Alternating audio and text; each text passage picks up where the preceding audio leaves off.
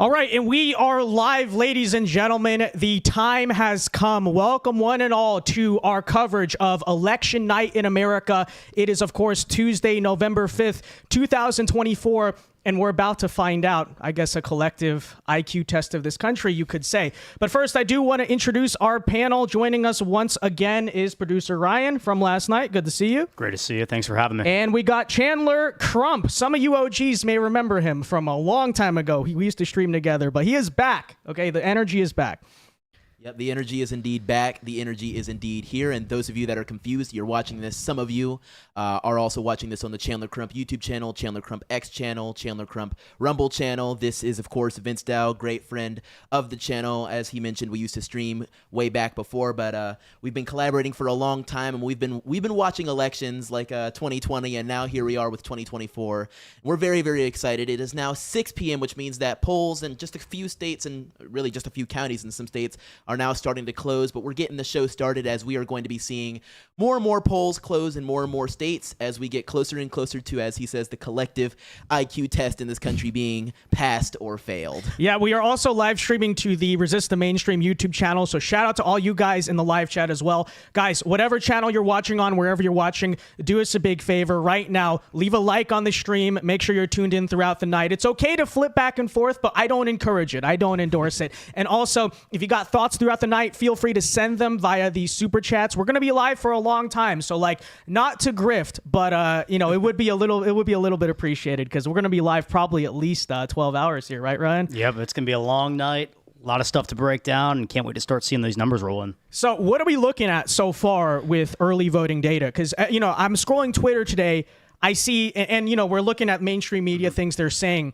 It seems like turnout in rural areas across the country, you're talking about Pennsylvania, though, especially, has been through the roof. Very long lines. Scott Pressler has been reporting that. I saw Fox News' John Roberts has just said that Kamala Harris will need 700,000 votes in Philadelphia in order to pull out the win in Pennsylvania. For context, in 2020, Clinton only got 560,000 votes in 2016, and in 2020, Biden only got 603,000. So according to John Roberts, at least in Pennsylvania, for her to take that state home, she's going to need to somehow surpass the urban turnout of Biden in 2020, which at this point seems very unlikely, but we'll see when polls close how people actually voted, right?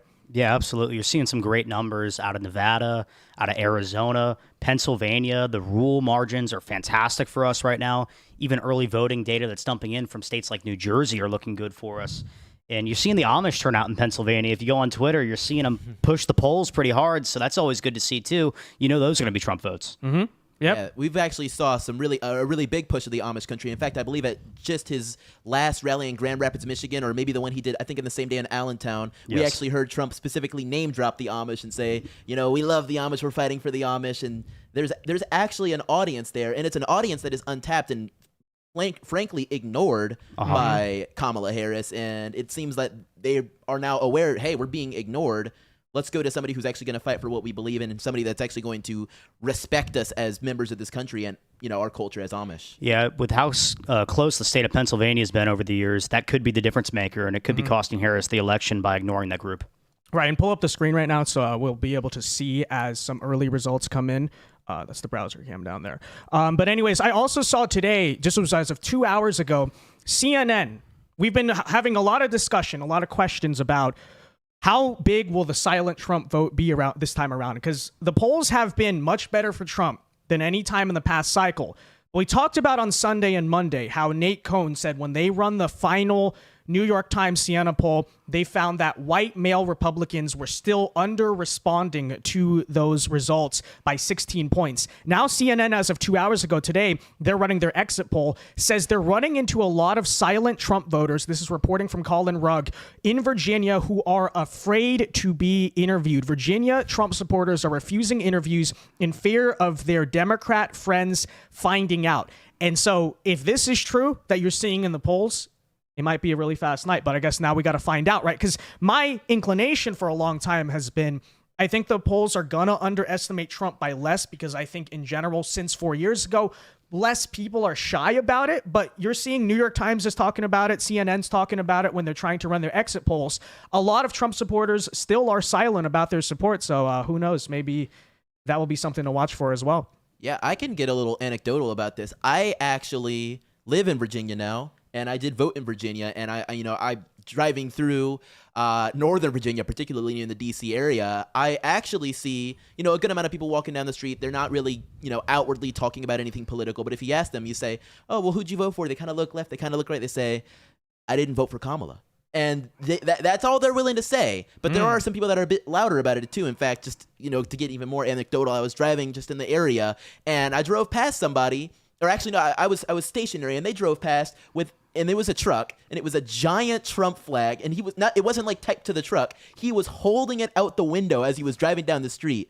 And I was like, this is the most insane thing I've ever seen. Keep in mind, Northern Virginia, like, maybe 15, 20 minutes from the capital city, Washington, D.C., where people think of it as some sort of liberal swamp. There's nothing that can be accepted. 98% Biden and probably 99% Kamala, some, insane number like that. You wouldn't imagine anything other than pure adherence to this blue culture. And we have people driving around with Trump flags. I think the enthusiasm is somewhere we haven't seen in a very long time, particularly in comparison to 2020. And though I think that silent vote is there, and I can say with certainty I might even be a part of that if somebody asked me right in front of a polling place, maybe especially if I was surrounded by a bunch of people wearing Harris walls, hats, and things of that nature, I wouldn't want to say, oh yeah, I voted for Trump. That silent vote is definitely there, but I think the enthusiasm is there as well, insofar as people are sick and tired of how things are right now, and people that might have been a more quiet and a more meek vote for Biden because they're like, oh, I don't know about Trump. He's kind of extremist.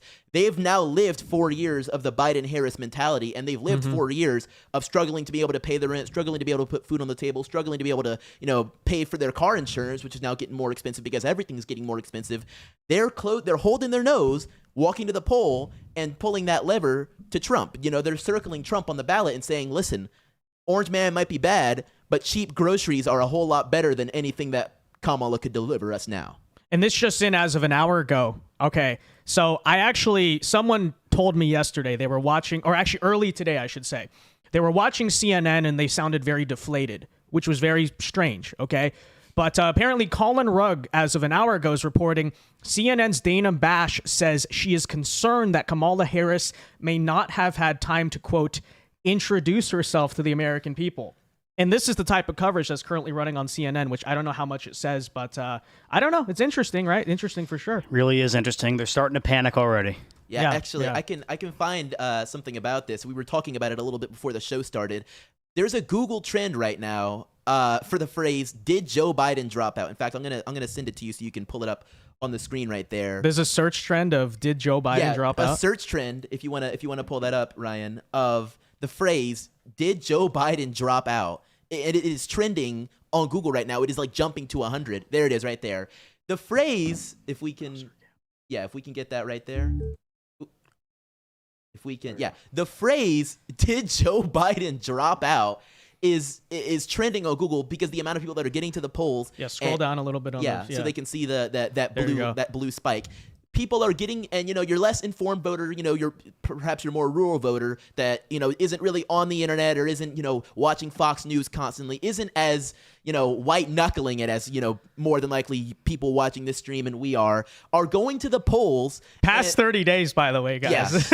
So yeah, in fact, click into the image right there. Click into it so we can see. I don't know if it give you the it doesn't give you the date at the bottom, but that spike right there is November 5th. Jumping, and the dotted lines are because the data is still rolling in, and it is jumping because people are getting to the polls and not expecting to see. Well, who's Camilla? They're about to vote for Trump, or maybe they were planning to vote for Biden, and they get there and they say, well, who's Camilla and Harris and Tim Wells? Who are these people? Where did Joe Biden go? Okay. This is possible. Go over to New York Times, folks, because we do have some very early election results. Not that they're exactly that meaningful, but in the state of Indiana, we got small vote dump. Trump is up there right now, 71 to 28%. And in Kentucky, Trump is up 65 to 34. If you want to zoom in there and see which counties those are coming out of. Not exact. Yes, we got it at Kenton County. Casey County and Laurel County, Kentucky.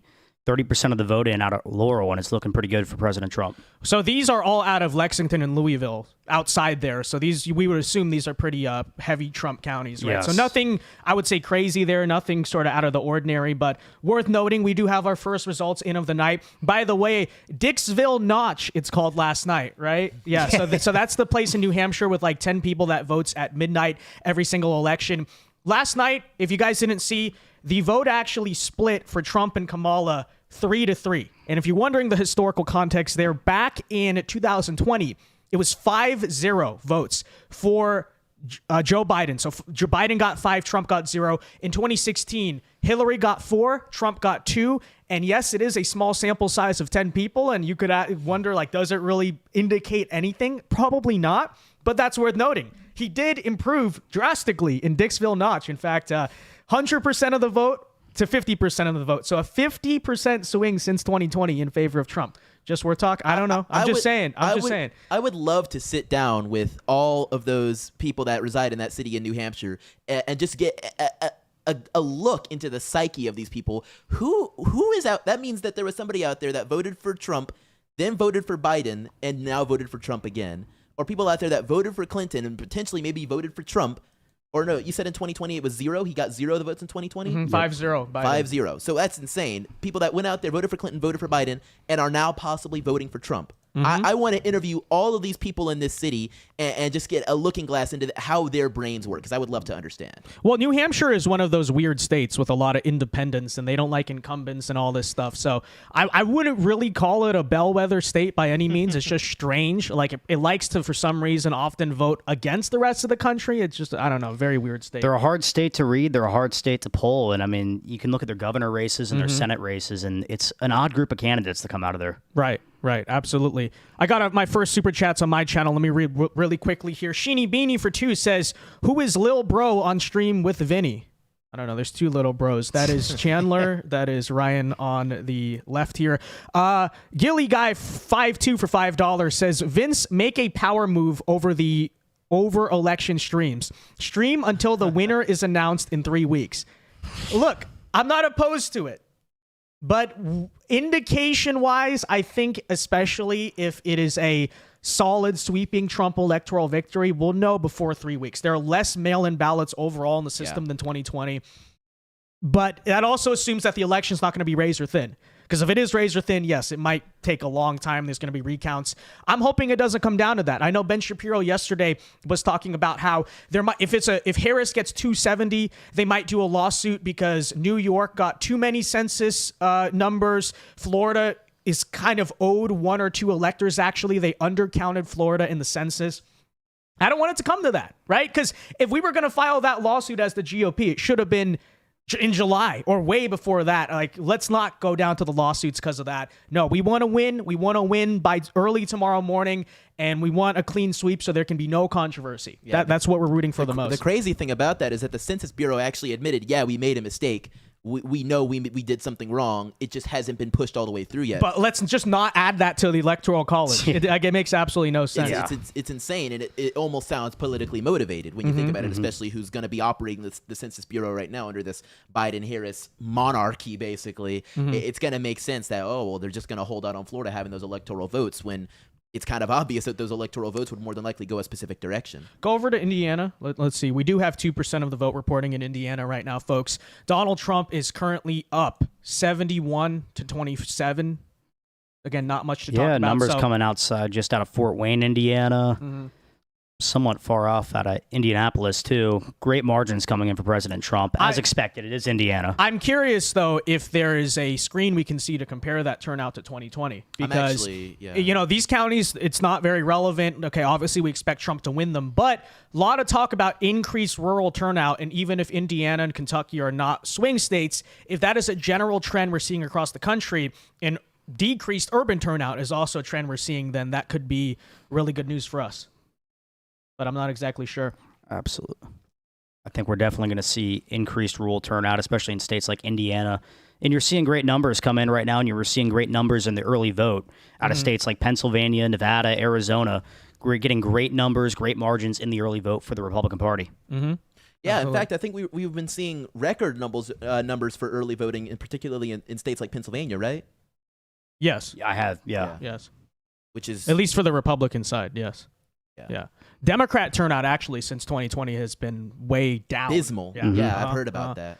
But yeah, all right. So small vote dumps out of Indiana. I kind of am curious right now. I'm gonna go look to see the 2020 results, because that way we can maybe compare what overall raw turnout is, or what we were seeing there. But Chandler, any thoughts so far on these 2%? Well, these are both states that easily went to Trump both in 2016 and 2020, if I'm remembering correctly. So there's not much to say here. More than likely, I don't believe Trump's going to perform worse in Indiana and Kentucky than he did previously. And I mean, if anything, I think he'll perform better, which will be pretty standard. There's more people voting now than there were before, at least available to vote. Obviously, there are more young people, particularly in Generation Z, that are coming of age and are able to vote in all these states, not just Indiana and Kentucky, but all across the country. And I actually want to touch on something really interesting that a lot of people have been talking about recently, and that is the stark divide between Gen Z men and Gen Z women, and their not necessarily party ideology or party caucusing with who they specifically register to vote as, like a Republican as a Democrat, but just under their ideology as far as being a conservative or a liberal. We have seen almost a monolith of Gen Z men identifying themselves as conservatives, and almost a monolith of Gen Z women identifying themselves as liberals. And so we've been seeing a huge push on social media platforms saying, hey, boys, from the conservative side saying, hey, boys, we need you to get out there and vote. We're seeing, not so great electoral numbers from the early voting, and we were looking at the demographics of men versus women out there. We need to get more of these Gen Z men out there to vote if they want the election to go red, if they want the election to go for Trump. And so we're seeing that this stark divide between the genders is going to be really important going into this election, especially in states like Pennsylvania and Georgia, where those electoral votes are going to be more than they ever have before. Yeah. So for instance, here in Wells County, you're seeing about the same margin. In 2020, Donald Trump got 77.3% of the vote in Wells County. And in 2024, with 57% reporting, it's basically about the same, right? 77 to 22.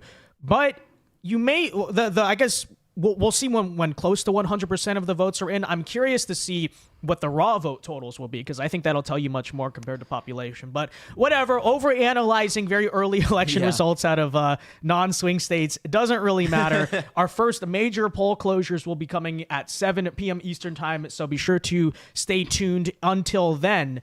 But we got mainly Indiana and Kentucky currently reporting right now. Let me go onto the map and see if there's anything else. And of course, Dixville Notch in New Hampshire. Oh, you can see how that could we on there. forget? How could we forget? Yeah, I've got to look at that. I have never heard of this, actually. I'm going to be honest. Never heard of Dixville Notch? I did not. Everyone knows Dixville Notch. Yeah. I didn't. I'm surprised nobody has called it. With the 50% split, I'm surprised nobody has called it yet. Well, it can't be called. It's 50-50. That's true. Because the whole town goes to vote basically at midnight is what How happens there. small is this town? But it's not even a town. It's six a voters. township, really. It's like a township, right? Unincorporated community maybe is the proper term for it. But no, I think you're absolutely right about Gen Z men. In fact, this is a Red Eagle prediction I heard him throw out, but may actually be true. Would not be surprised if Trump wins men 18 to 24 outright. I have heard that. And I just think about it, Arch, I don't know that many hardcore liberal men. I don't. At least that are straight, And but it's so we're funny. talking about 97% of men, right? So And you got to look at how hard the Harris Walls team is trying. Right. You got to look at it like they're throwing out all these Gen Z liberal boys to go on all the YouTube channels and go on the news places and take all these pictures saying we're the white guys for Harris, and it's kind of like you're looking at these dudes and you're like, man, I feel like I could bench them all in my sleep. Like there were dudes. There was the Navy guy on Twitter who said the most hilarious thing, and people were like, whoa, what are you saying? But I don't even know if I should make direct mention of it, but he said, like, you guys all look so weak, I could, like, own you. And it was the most hilarious thing ever because of how hard that they're trying and how much it's failing. If you just look at the numbers amongst them, and I think you're right. I think that the Trump campaign and Republicans could legitimately take the Gen Z male vote outright. It's entirely possible. 100%, especially when you see how badly Kamala has been underperforming with men, worse than Yes. Trump's doing with women. So Wow. You know, I mean, they had Kamala down 17 points among men and Trump only down 12 amongst women. So I think we're going to see a big bump in Gen Z men turnout for President Trump. And Ryan, I want to make mention of something else, and I want to see what your opinion of it. Do you think that the Joe Rogan endorsement that came in basically at the 11th hour, just yesterday evening, do we believe that that's going to really push the needle, not so much for saying, oh, do these Gen Z men support Trump, but are they actually going to get out and vote for Trump on Election Day? Do you think that's going to excite them? It may fire up a few people, but I don't think it's enough to actually make a difference in some of these swing states. I think it's a great endorsement. It's better late than ever, but I think it was a little too late for any impact to really come out of it. I think it's not going to impact the race in itself. It's more reflective of the realignment you're seeing there, honestly, with young men, probably more than anything else. But guys, we do have some early exit polls out of Pennsylvania. And keep in mind, exit polls will fluctuate throughout the night. Yes. But I don't know if we want to call this an election alert, Ryan. But feel free to do it. Yeah, there you go. There we go. Guys, NBC News, according to Open Source Live, has now released their first early exit polling out of Pennsylvania in terms of favorability rating. Trump 47, Harris 46. Should put that up. Yeah, we should put it up. We'll do that in a second. But that is out of Pennsylvania. And then keep in mind this, combine that information together, right? So on one hand, as CNN talked about in their exit polling in Virginia today, it might have been exit polling or focus grouping. I'm not sure which they were trying to do. Same idea. They were reporting that huge litanies of Trump voters were unwilling to talk to those pollsters.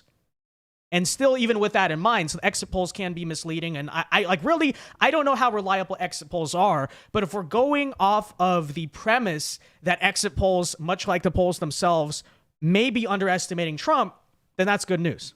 But yeah, it's hard to extrapolate. These are great numbers coming out of Pennsylvania because a lot of people that vote for Donald Trump don't even view him favorably. Correct. Yeah, exactly. And I think that's the biggest thing is I expect Trump to be down in a lot of favorability polls, but the fact that he's up in Pennsylvania, I think shows it's going to be really good night for him. Especially, I think you're right. I think, and on both of those points too, on the underreporting, like how many people are just refusing to talk to pollsters, and the fact that this, if we're taking this tweet at face value, if they were actually asking, "Do you like Trump?" rather than "Did you vote for Trump?" that could be really straight doom for the Harris campaign. In fact, another tweet that we saw from this account, and I might send it to you, was that the Harris campaign was putting out warnings saying, "Do not read too much into results from Florida."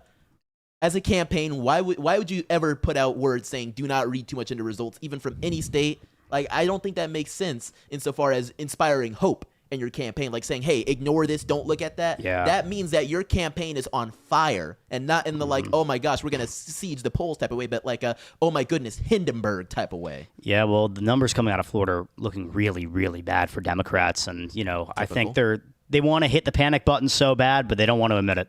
Yeah, They're scared, and I think there is a good amount of fear going into this because they realize that they've spent so long attached to Joe Biden as a candidate, and he was okay, but he didn't really excite the youth vote. And now we have Kamala Harris, who not only doesn't excite the youth vote, doesn't excite the male vote, almost repulses. No, the not male almost. Vote. He does. Certainly, does, 1,000% repulses the male vote. They're almost offended at the way that she has been running her campaign and the way, the Mamala and the Kamala Mamalan. It's all cringe.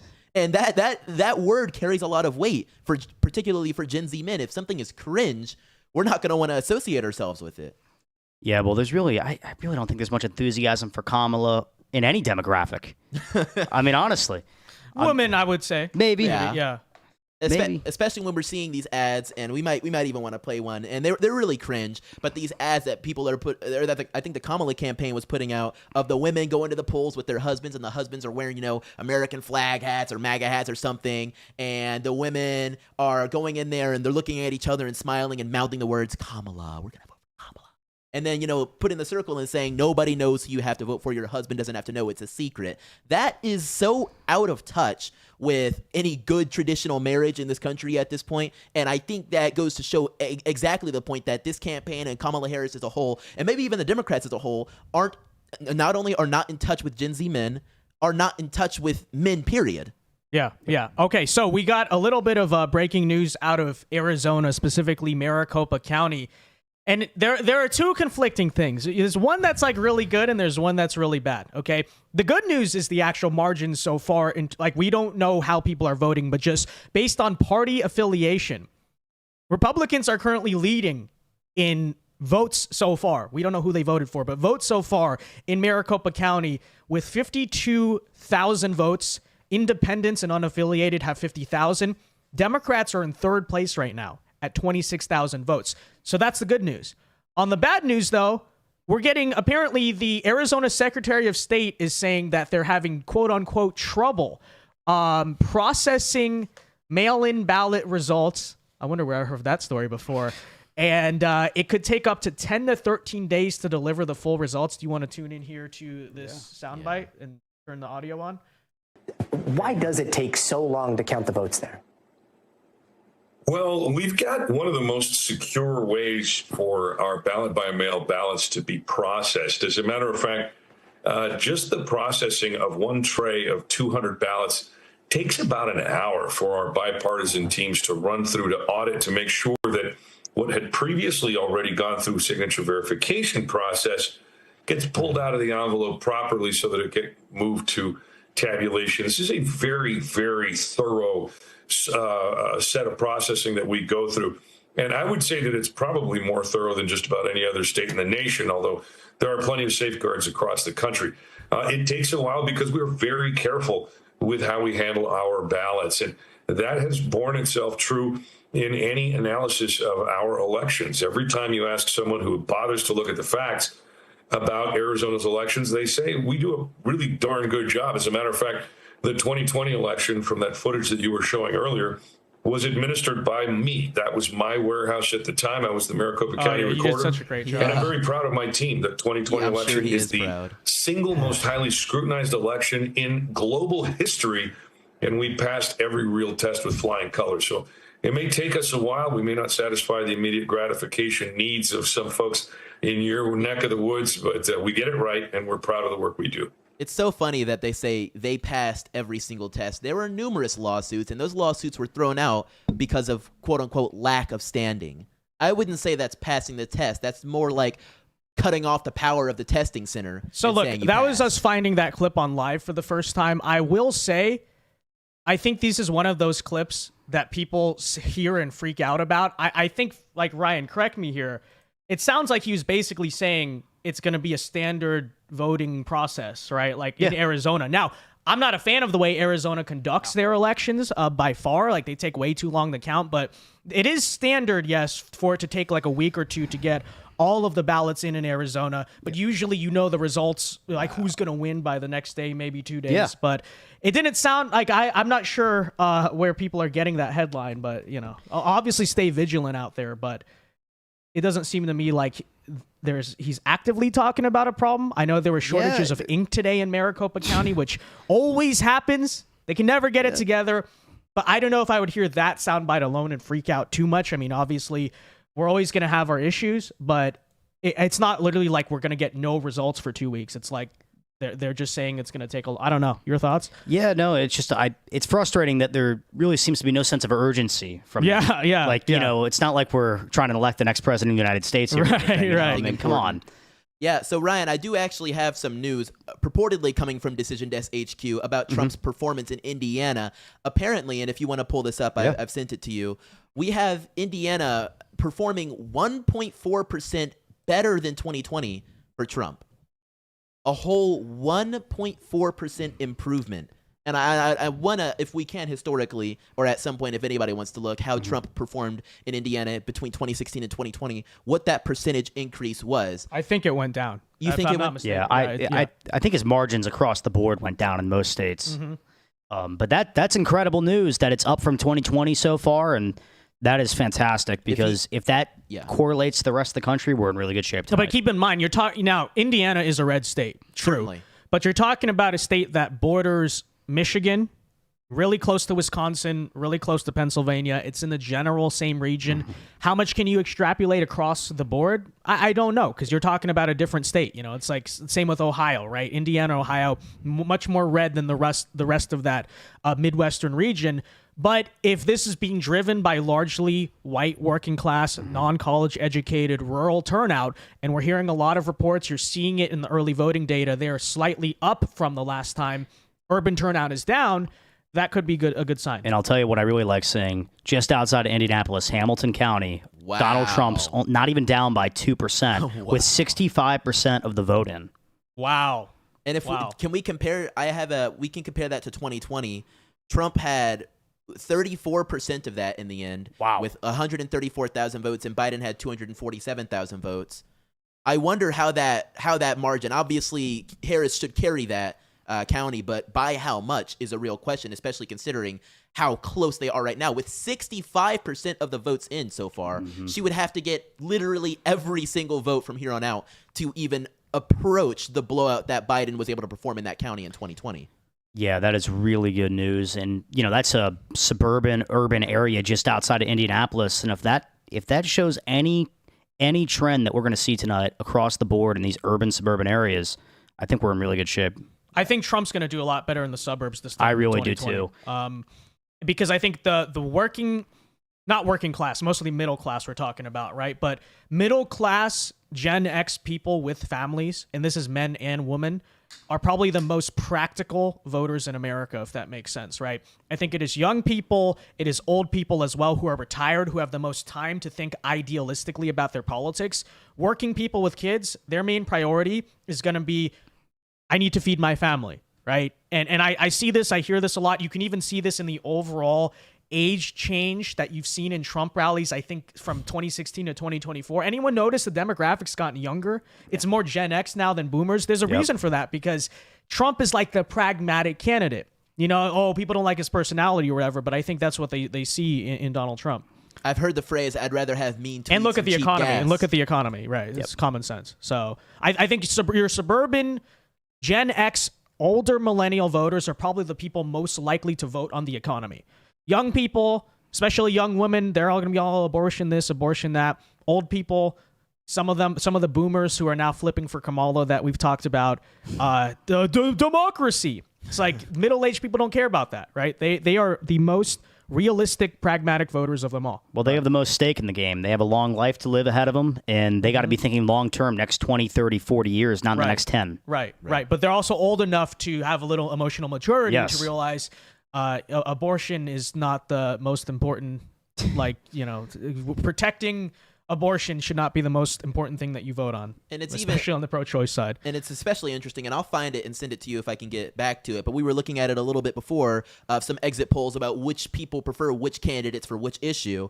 And we saw Trump in the lead 7 points on the economy. Trump in the lead, was it 4 points on immigration? I think I might have those flip-flopped. And Harris in the lead for abortion only by 6 points. Yeah. Which is Harris's best issue. Which is her landmark issue. It's basically all they ever have. Like, you know, that you see all the videos from her campaign. The number one thing, you go up and ask somebody on the street, why are you voting for Kamala? Oh, because I want to protect women's rights. You know, that type of thing. The way they've spun it is disgusting. But no matter what, and we know what Trump's stance has been on abortion quite clearly, and he's made it very clear for the entire campaign trail, and the Republican Party has gone as far as adopting that as their stance. We've seen all of this, and we've seen the way that the Democrats have hammered as hard as they can on the issue the entire time, and it looks like it's not even working out that well for them. Guys, we have a major exit poll that just dropped. Just in from Fox News, their exit poll showing 70% of Americans say the country is on the wrong track. Only 30% say on the right track. Historically, that is very bad news for the incumbent party. But scroll down a little bit. Here's what's really, really telling. Top issues for Americans. 39% said economy. Boom. 20% said immigration. Boom. 11% only said abortion. As for their approval rating of the economy, only 37% said the economy was excellent or good. 63% said not so good or poor. And as you can see, according to these same voters in the exit polls, that is by far the most important issue currently that they are voting on.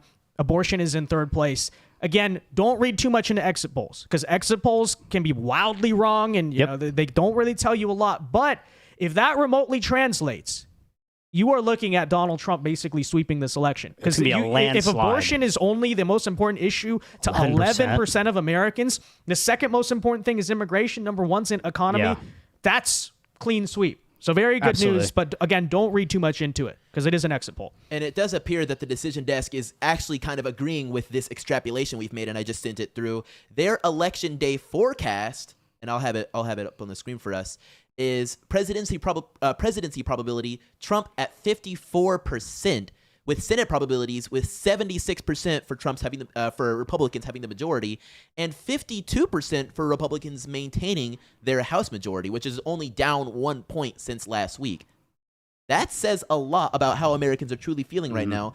Combining that with that Fox exit poll, and I would love to get more information about, how they conducted this poll, where they're asking these questions in particular, but combining that context with, these extrapolations is telling for how much Americans are hurting under this Biden-Harris economy right now, and how much, and like you said, those unfavorable direction or track, how bad that is for the incumbent party. It's really true.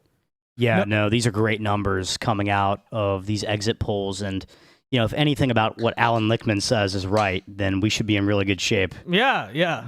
Because, the economy is what impacts the election, right? Among other of his, my keys, 11 keys or whatever it is. My keys, give me my keys. All right, Noah Radcliffe for $5, thank you very much, says, I was skeptical when you said the men were voting later, but of 3 men I talked to at work today, 1 voted yesterday and 2 are voting today. That's what I said, right? Yeah. Men love to naturally procrastinate. There's a reason why we are all the ones in the mall on Christmas Eve. Yes. Scott Pressler was reporting very similar things. Charlie Kirk. I don't know if we have actual data on the male turnout, but people are seeing with their eyes. Look how many men compared to women are in the booth on Election Day. And that's the only thing we're missing so far is very good margins in the early voting, but we just need all of the mainly Trump-supporting men who are waiting till Election Day to make sure they go do it. And it's a home run. Well, all these people across the country saying they saw the same thing, a bunch of men in line on Election Day. Yeah.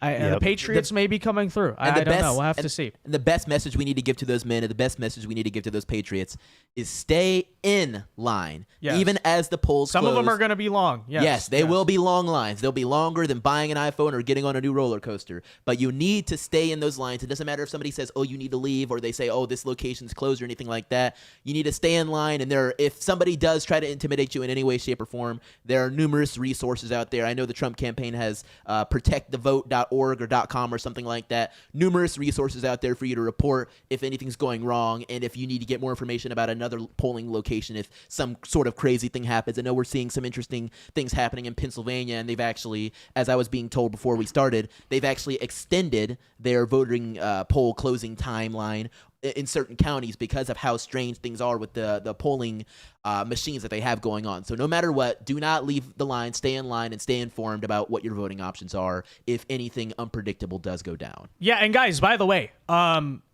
some people may hear the polls are open longer and freak out because they think, oh, that's actually a good thing in Pennsylvania. It's a good thing. Because overwhelmingly, Republicans are the ones voting on Election Day, and you have a lot of lower propensity white working class voters in that state that are Trump voters, right? That's something that people are still trying to get caught up on, is that nowadays the Republican Party is actually the lower turnout, lower propensity party, and that has a lot to do with how Trump sort of changed the demographic alignment of the political parties themselves. Not going to get into it, but one thing I will say, it's only 6:45 p.m. Eastern time, so if you're watching the stream right now and you've not voted, they're still open basically everywhere, right? Yes. Yeah, Georgia, they're about to close. Yeah, so you got to get in there. You got to get there fast. Gotta get there quick. But You still got an hour for North Carolina almost. So if you tune out this stream right now and go vote, you'll be excused. Okay, that is an excused absence, honestly, from the stream. But we're hoping everyone in the audience so far has already voted, and that's why they're here.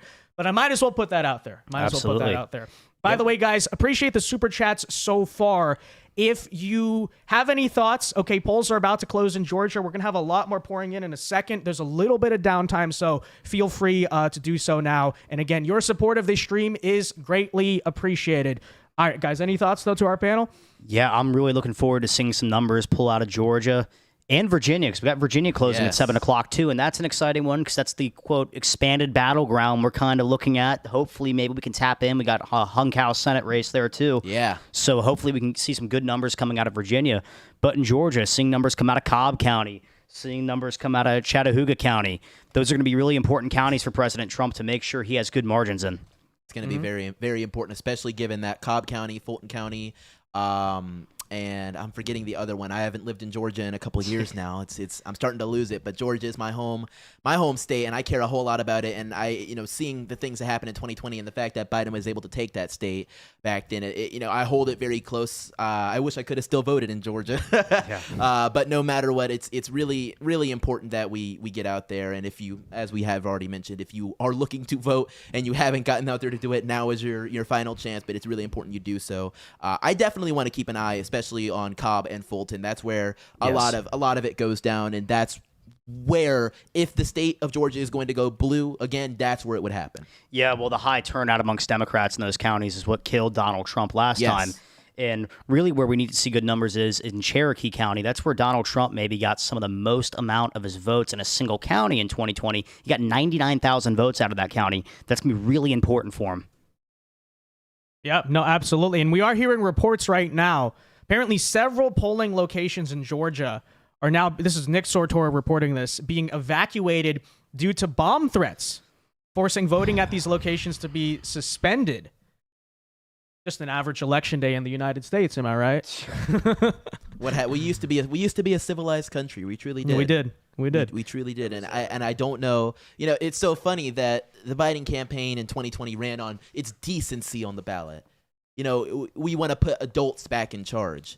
Mm-hmm. And I'm not pinning blame on anybody. It could have been a Republican that did this, but just, But motive-wise, knowing who votes on election day, either just some foreign agitator, which is possible, very possible, or it is, I'm just saying. They ran on turning the temperature down in the country. They ran on, he wanted to be the uniter in chief. Mm-hmm. We haven't seen that.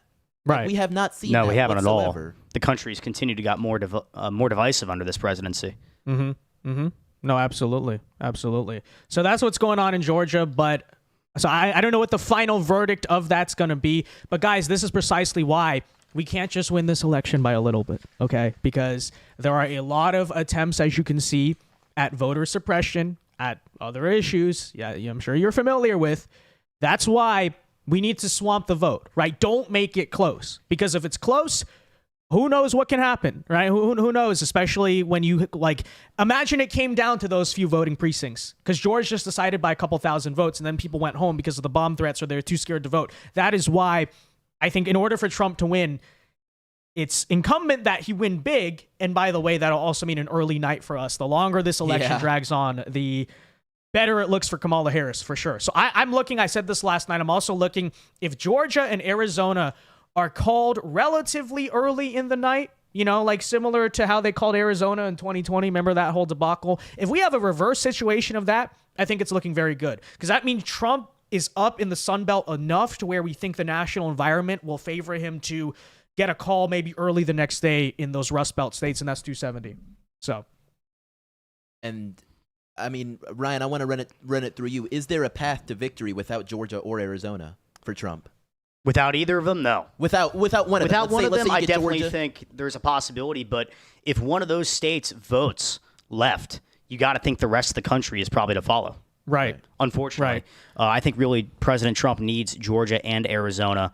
But, I mean, there is scenarios. You lose Georgia, you lose Arizona, you pick up Nevada and North Carolina and pop off a couple Rust Belt states, and all of a sudden you got yourself to 270. And I don't think in this election the battleground states are going to be wildly voting apart from each other. You could maybe make a case that, North Carolina, Mark Robinson's scandal will just drag him down so much that it'll be an anomaly. Even then, I'm a little skeptical. But yeah, Georgia, Arizona, I think are mathematically, there is another way. I guess you could technically maybe get there, but it's very unlikely. I would not count on it. Especially when the Rust Belt usually just votes together.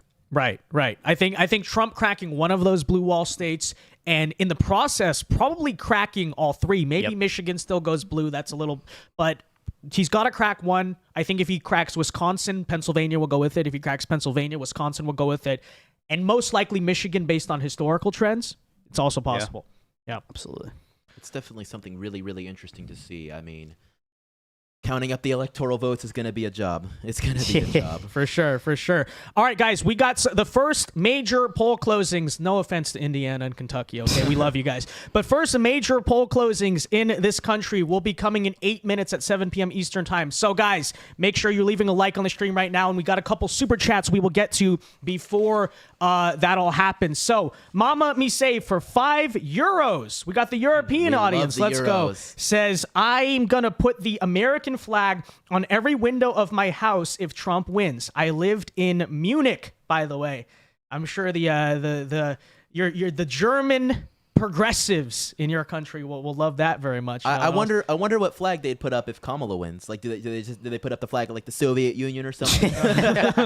we have people calling her Kamila, and I think that's really creative and very funny. Yeah, but thank you for the €5, Mama Mise. Ho Trang Cali. Shout out Vietnamese name there. Says they just sent a sticker for $20. Thank you very much for the 20. Appreciate it very much. God bless you. Preem for $5 says, you do great work, Vince. Stay based. Shout out to my boy Kenny and his brand new baby girl. God bless your family always. Trump is inevitable. God bless your family too. Thank you for the 5. And we're praying on it for sure. Okay. Trump shall be inevitable. It So shall true. be. It shall be inevitable, and it shall be, as they say, We too will big to be rig. unburdened by what has Unburdened. been, aka the Biden-Harris presidency. Very true. Very true. 6:53 p.m. here, ladies and gentlemen. Major poll closures will be coming soon, mainly in Georgia. I believe also Florida and a couple of other states, though, right? Florida, Virginia. Is that what you just said? Parts Parts of them, Florida, yes. I believe. Parts of Florida. So Yes. it is truly, truly the calm before the storm. But guys, based on early voting data, exit polls, how are we feeling right now? Maybe like 1 to 10. Scale 1 to 10, I'm feeling 7.5. I'm feeling 7.5. I'm feeling good, but obviously we haven't seen many real votes out there yet. I want to see the real votes, and I'll feel a lot better. Yeah, we can definitely make a lot more as we get into it further. I'm definitely sitting at a good 6.8. I'm at a good 6.8. I'm definitely leaning to a solid Trump victory. I'm seeing more interesting things. I was just reading a post about how in Indiana, and I might have to find it again, but Indiana, he's actually underperforming in some counties in comparison to how he did in 2020, which is very concerning. I'll look into. Are it you and see if looking I at can- Red Lion politics though? Because that No, guy's that- just dooming about everything. No, okay? that- Everyone that- ignore Red Lion politics. It was tonight, not okay? him. It was some other place, and I looked at it and it was just like, I can't even look at this. But I'll look into it and see if I can find it again. But it was like, it's things like that shake a little bit. And they don't shake my resolve, but they make me want to operate a bit more logically insofar as saying, okay, wait, it's possible things turn differently. Who knows? But I'm feeling good. More often than not, 6.8 is where I'd rank myself. And I'm going to find that post and see if I Yeah, can find feel free to let us know, by the way, in the live chat so far. I guess I'll meet you guys in the middle. I'm about a 7. I think most of what we see so far, especially in swing states, early voting data, exit polls, even though they're not very reliable, so don't trust those really. It looks good for us, but there's just still so much we don't know. And we're not going to know until the results actually come out, which will be coming out in 5 minutes, ladies and gentlemen. So everyone brace for impact. Here we go. Brace for Here we impact. go. 5 minutes till we start seeing some results rolling from Georgia, South Carolina, Virginia, Vermont. So it's going to be good. Keep in mind, by the way, guys, I believe Virginia is a red mirage state, right? Which means that I believe so. the I remember that back from 2020. So We're going to see the bump early. So Republicans are likely to be winning Virginia very big early. Democrats are going to close the gap. But given everything recently, who knows if they actually make that gap all the way. Florida, we're talking about blue mirage state, correct? Democrats go Actually, first? I would say I'm unsure just because of how good the numbers are That's coming out true, of though. Florida. Yeah, You that's may true. not That's even true. see much of a blue mirage. Yeah, looking here in our state, I mean, what do we have? Like a million vote lead on them or It was something like that? unbelievable seeing the numbers rolling this crazy. morning. It really was. This is true. It's This is great. true. It's great. Chris Rudin for $10 says, I'm going rogue red. Republicans 330, Demon Craps, 205 electoral votes. So I think that's like with Virginia, Oh my all the goodness. potential flips there. Thank you for the 10. Appreciate the prediction. Shout out to Chris Rudin. Hopefully you are enjoying the stream. And Jesse Mosley for $10 says, I just started following you a few weeks ago. I love your channel, and you're the first person I will give money to. Well, thank you for the $10, Jesse. We appreciate it very much. And look, it will go to a good cause because next year, gonna have a much bigger studio, much more up to date with the content, and it'll be great. So greatly appreciated for the 10, Jesse. Thanks for the super chats, guys. And just while Vince is shouting out the folks on his channel, I also want to give a huge shout out to my standard people. I love seeing Death Metal Rocks in the building. That's one of my standard people we have over there. Big shout out to AO26, all the folks we have in the chat. Austin says, I love this. Thank you so much for joining us, Austin. I really appreciate all the folks tuning in over on my YouTube channel. As many people, and I've limited many times, my YouTube channel was demonetized for over, I think, 2 years, but we finally just got monetization back. So really interested in bringing more content to the channel. So shout out to all the folks that are joining us there. I really appreciate it. Austin actually says, how does this stream not have more views? I don't know. That's a good question. Why don't you share it with your friends and let's solve the problem? It's the fault of the enemy from within. Okay, enemy they've been from within. sabotaging the content. They made the tiny Chinese gremlins made the monitor fall down yesterday, and it was why we were like 20 minutes late to our stream yesterday. Yep. But no notable tech issues so far. Fingers We crossed. have- Fingers crossed. Okay, no election interference. We'll call it so far. Election night stream interference. So. All right, I might have an election alert here, which is a new exit poll from CNN. Vince, based off of what you're seeing, you think this is worthy of an election alert we got here? Out of Georgia, a CNN exit poll. Go for it. Let's do it. All right, I just sent it your way. See if you can pull it up. That would be great. But we have a Georgia exit poll. Who do you trust more to handle a crisis? In Georgia, from CNN, we have Trump at 51% and Harris at 47%. And I assume the remainder going to other third-party candidates. That, in my opinion, spells doom for the Harris campaign's chances of being able to take Georgia. Maybe that's If the exit poll is extrapolating too accurate, far. though, which is Obviously, also if an the issue, exit but- poll is accurate, and if somebody's going to say, I don't think Kamala can handle a crisis, but I'll vote for her. I don't know who's going to be out there saying they trust Trump more, but would vote for Kamala. But to me, that doesn't look great, especially considering this is coming from CNN, who, in my opinion, would more than likely try to ask this exit poll in Fulton or Cobb, some really deep blue county. If we want to zoom in somewhere really close to Atlanta, I really doubt they would get very rural with it. I would imagine if they were getting, we have Cobb, Fulton, and other counties around it. I doubt they would get further out from that. Especially considering CNN is headquartered in Atlanta. I've been to their headquarters. In fact, it was around the area where they were counting votes, funnily enough, is very close to where their headquarters was in 2020. I think that's not good for the Harris campaign, in my opinion. And I think that definitely makes the state feel a bit safer, at least in my opinion. Definitely, absolutely. If we can trust the exit polls. Guys, it is Yeah. 6:59 p.m. Eastern time, which means Seconds away. seconds away from our Imminent. first major poll closings. Again, no offense to Indiana, Kentucky, in the United States out of Georgia, Florida, and Virginia. This is all parts of it, not all of the full. Made a mistake earlier. It is actually Florida closed at 8 o'clock and 8:30, depending on what part of the state you're living in. Yeah.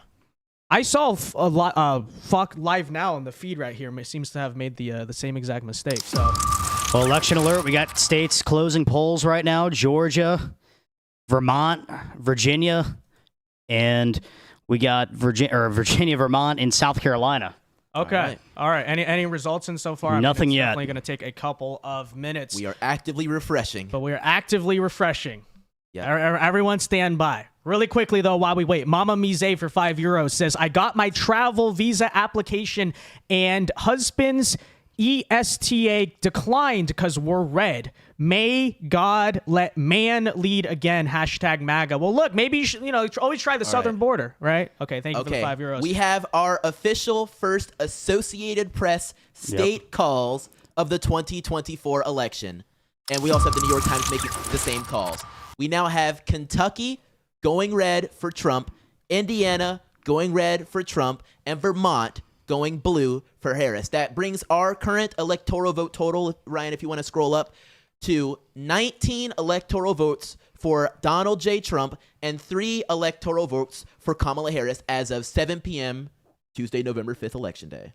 Shut it down. Stop the count. Stop the count. Stop the count. Right now, that means enough to me. Yes. Now, we also have some results coming out of Florida from the Associated Press. Do we have that up? It's our third tab up there if we want to switch over to the Associated Press. We have results coming in on Florida. Now, we have a very sharp lead for Trump in Florida so far. 55.9% of the vote with 530,000 votes, with Kamala trailing by more than 10 points at 43.3% with 410,000 votes. How are we thinking of that performance, Ryan, with your guru knowledge? I'm loving the numbers right now. Up big margins, and I mean, I think it's what we expected when we were seeing the numbers rolling this morning of just the massive gap that we saw with Republican voters versus Democrat voters. And that shows a lot for the voter registration push the Republican Party did in this state for the past couple of years. Although I will say, I think that Florida is not necessarily going to be the predictor of the rest of the country that people, even like comparing trends back to 2020, I don't think it's going to be a strong predictor necessarily, just because the state has changed so much. Also, it's Florida. Like, we're just different. We're the same state that's basically immune to the waves that come on midterm years. We always just vote how we want to vote. So I'm not sure that is the strongest indicator yet so far. Now, what might be an indicator of sorts will be Miami-Dade County. That will be something to watch because we have a lot of Latinos in that county, and there has been a lot of wondering and discussion about Latino support for Trump, and if the county of Miami-Dade might get closer to flipping this cycle. It probably will flip this cycle, if I'm being honest with you. But even the issue there is that the Latinos are Cubans. Yes. Right? And Cubans do not have a major population outside of Florida. No. If you can look at a place with a high... Let's talk about, I guess, the Puerto Ricans, right? How are the Puerto Ricans going to vote? Because that's an issue in Pennsylvania. Or... predominantly Mexican with some Central American in Arizona, Nevada, how those communities are voting, that might be more indicative, in my opinion. But your thoughts on that? I think you're right. And you do make a good point about the Cubans. I definitely am wondering about the Puerto Ricans. Now, to touch on that, basically, we had the comedian who was at the Trump rally, and he made what many considered a tasteless joke. Now, here's the crazy thing. I am part Puerto Rican, and I didn't take much offense to the joke, and a good amount of other Puerto Ricans I know, both, in the office and other places, did not take much offense to the joke. And in fact, some were like, the joke is so funny, maybe that will get me out to vote for Trump. But the Kamala campaign jumped on it extremely hard and said, "Oh, we'll have Bad Bunny out here saying, 'Do not call my territory trash,' anything like that." So a lot of people have been wondering, will this have a big impact on Trump's support with Latinos and particularly with Puerto Ricans? The word is still out. Yeah. And like I said this at the time it happened, Latinos in general have some of the thickest skin of like any sort of 100%. demographic group. And so how many of them were really offended by it? I'm not really honestly so sure. Yeah, well, we got numbers coming in from Broward County, and as expected, I mean, it's not going to look great for President Trump there, but going up to Jacksonville, Duval County, which he lost in 2020, it's razor thin right now with 66% of the votes in. Yeah, and I'll pull up the historic for Duval County if I can. Yeah, if I'm not mistaken, I believe Trump won it in 2016. It flipped to Biden, but I could be wrong on that. Yeah, so it did flip to Biden, and if you're right about 2016, it did flip to Biden in 2020 with 51.2%. And can I have you hover over it again? We have a much razor thin margin here with that, and that's with 66%. So that's 2/3 of the vote in. The 100% in 2020 was 252,000 votes for Biden and 233,000 votes for Trump. And keep in mind two things. Election day votes are the ones that are going to come in Florida. It's a blue mirage state. But then also, Duval County historically votes a couple points to the left of the state of Georgia itself. So Florida, as in general, probably not the best bellwether indicator. Duval County can be a very good indicator of Georgia, which I'm seeing there are results out of very early ones. If you want to scroll up there. Yep, I'm seeing them. Or not? Yes. Less than 1% of the vote in. They don't show what county it's from, but yes. Yeah, ladies and gentlemen. Stop the count. Stop the count. Donald Trump currently leading in the state of Georgia by 9. Unclear even which county it is from at the current moment. Us, yeah. But they're there, okay? 1,500 votes for Trump with 1,200 votes for Kamala Harris. It's interesting. It's Shut it interesting. down. Shut it Start down. playing YMCA. Yeah. Hold on, I'm coming. Yeah, pull It's out the time. dark MAGA hats. We're taking America back. It's true. But let's go back to Florida, because this is a state that is heavily reporting at the very least. Yeah, and I think Jacksonville's a great indicator of Georgia just because of its proximity to the Georgia border there. There's a lot of people that work in Jacksonville or even live in Jacksonville that have family in Florida, work in Georgia, or family in Georgia. There's a big connection to the people of Jacksonville in the state of Georgia. Yeah. South Georgia, North Florida, basically the same place. Interchangeable. Yeah, interchangeable. People, funny, more Dogs fans there than Gator fans. It feels like Oftentimes nowadays. right? Yeah, nowadays. Also, I see results out of Tampa, and that is another Pinellas County. Pinellas County. Kamala Wow. Harris, very narrow lead, less than 1%. Keep in mind, so I believe those are all counties that DeSantis took narrowly back in 2022, correct? Yes, but he's kind of the anomaly of the state because of Right. just how incredibly well he did in 2022. Right, but I mean, it's looking so far like, I think, at least in Florida, that Trump is not going to really do all that much worse than DeSantis. No. Because keep in mind, DeSantis narrowly took, Tampa Bay, that whole area. I believe from memory here, Orlando and Broward County were the two major places. There's obviously like the college towns and stuff, but the Yes. two major places he didn't win, the only places he didn't win, Palm Beach County, which I'm very curious to see results of. That's where Trump lives. It's been blue for a long time. DeSantis actually won it very narrowly back in 2022. Miami-Dade went red. Yep. So if Trump basically runs, like, he's going to run a little bit behind DeSantis, but if he's running in a pretty good position, I mean, you see Nassau County. That's a very Nassau Republican County. Very, county, but- very Republican. Yep. Those are pretty thin margins in Pinellas between the two. Absolutely. And looking back in It wouldn't be surprising if he won Pinellas County. No, I wouldn't be Ron shocked DeSantis either. took it, right? Pinellas. I and believe Ron Hillsborough, DeSantis yeah. did take Pinellas County. Yeah, and looking back at 2020, we have Biden at 49.6% in Pinellas with Trump at 49.3. So it was a county that was turned blue. Yep. We could see something very interesting this cycle with that, especially considering we had DeSantis. You said we had DeSantis take that in 2022. Yes. Yes, Yeah. he won everywhere except the Tallahassee area, the Gainesville area, Orlando, which is Orange County, Broward County, which is Fort Lauderdale. Besides that, he basically swept the entire state, if my memory serves correct, right? Yeah, I believe you're correct on that. And we're a there good you amount have of the amount of the way in Pinellas. We have 34% of the votes counted there, so we only Right, have and keep in mind, 2/3 left, Florida counts and their those are- election day votes last. Last. So you should expect the Republican margins to go up. Not that Florida, Not that- yeah, I again, was is about to a say, swing yeah. state at all or a good indicator, but the one place in Florida that could be is Duval County. Duval, yeah. So we'll Yes. see how that votes. Keep an eye on that. Georgia, Still no new results out of Yeah, I was just Georgia. about to Oh, they say. updated what county it's from. Oh, well, Twiggs it's County. Twiggs. Yeah. Yeah, yeah. Okay, Yeah, that makes sense. yeah. And that's very close to Macon, so it's kind of your more very rural to kind of suburban county, closest to Macon, not super urban. So it's a county that would make sense to kind of go for Trump. I'm actually going to check the results for it in 2020 and see if I can get a comparison for us if I can. We had Twiggs 53.3% for Trump in 2020, and that is a very small county actually. It only adds up to maybe about 5,000 votes. So with half of the votes in and Trump at outrunning by 54%, one. Yep. he is outperforming so far. And that's By actually a 1%, county yeah. Trump flipped in 2016. Is it? interesting. Yes. And he was able to maintain that in 2020. Yes, he was. He grew on his margin. Clinton won 48% of the vote there in 2016, and he flipped it. Solid. Yeah. Solid. Okay. So good numbers so far. That is really good. Is We'll have to it keep is an it eye on still it. true we're underperforming in Indiana? Like, did you? I did you not verify find my that? source for that. I'll have to look deeper into it. It's a state that's been called. Right. So, and if we can check on the results of it. I actually have it at 14% with Trump at 61.3% and Kamala at 37%. And if we compare that to, let's say, 2020, if I can, let me see if I can scroll up to it. It's really. I'm mainly just curious to see, like, Yeah. what is turnout in inner Indianapolis, rural areas, and then Yeah. suburban areas. How are people voting? I mean, it You know, I appears think there's those a are the two lot bigger- of just rural vote out here that has just not even been registered yet. Yeah, nothing. But yet. go to that. What was that? The blue county right Yeah, there, Hamilton. County. Hamilton. So that has not moved. It right? hasn't That's changed basically much, about though, the same. count they're bringing in, though, either. Yeah. Yeah. Well, that's 65%, almost 2/3 of the vote Yep. in 2020.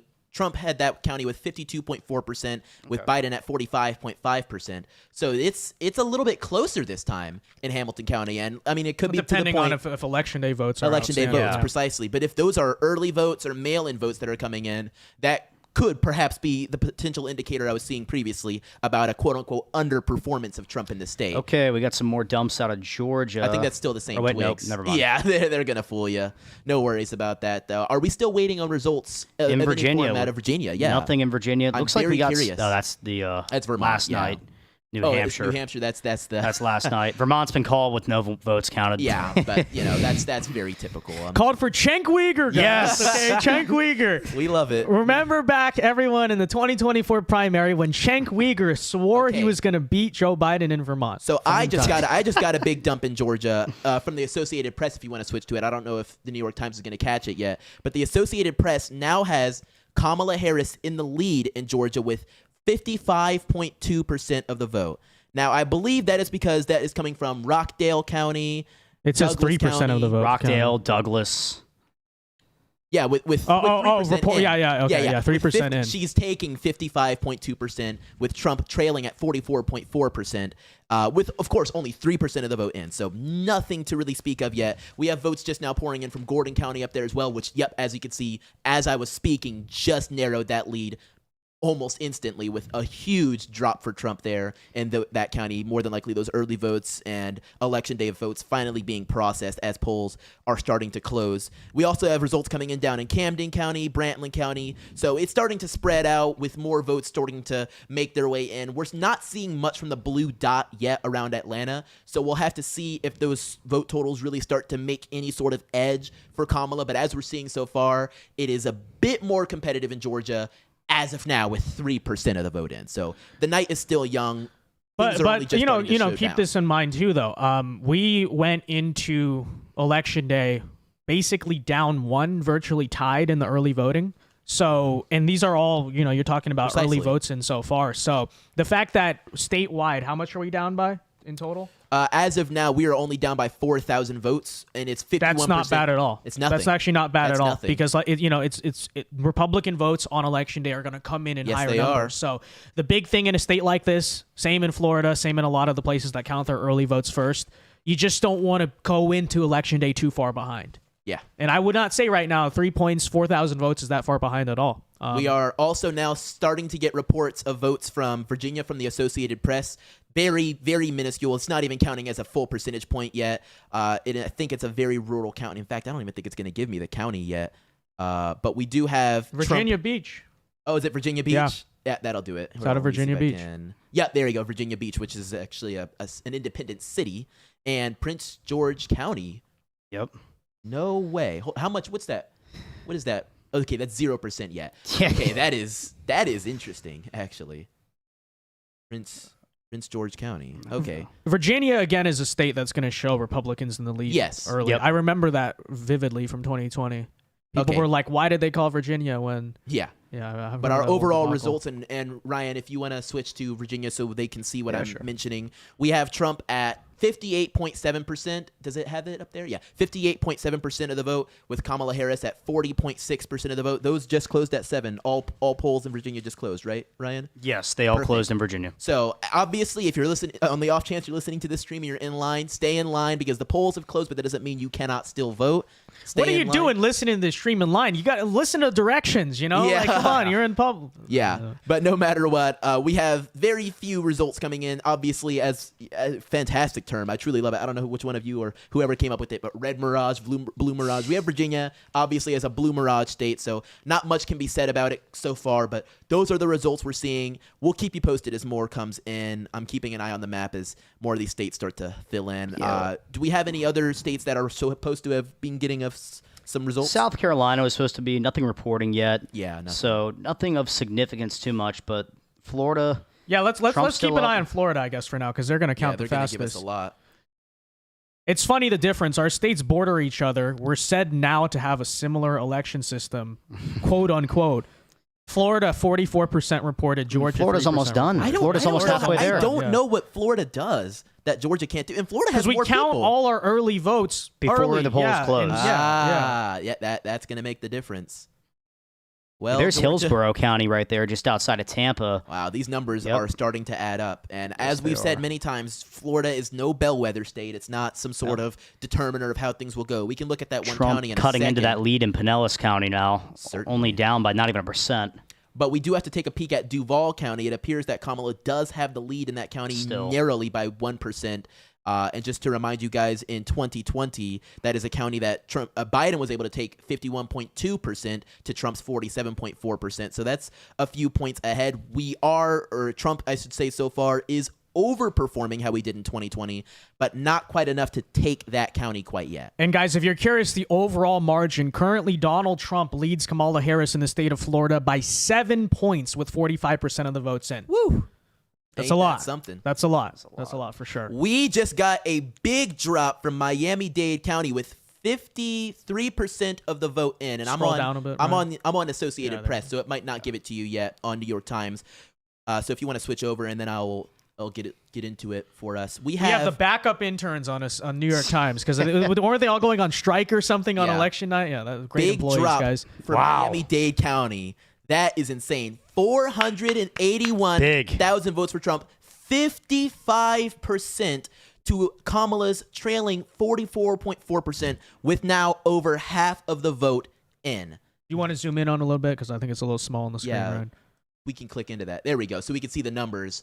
People know what I'm talking about. 2,000 votes for Jill Stein. Isn't that something?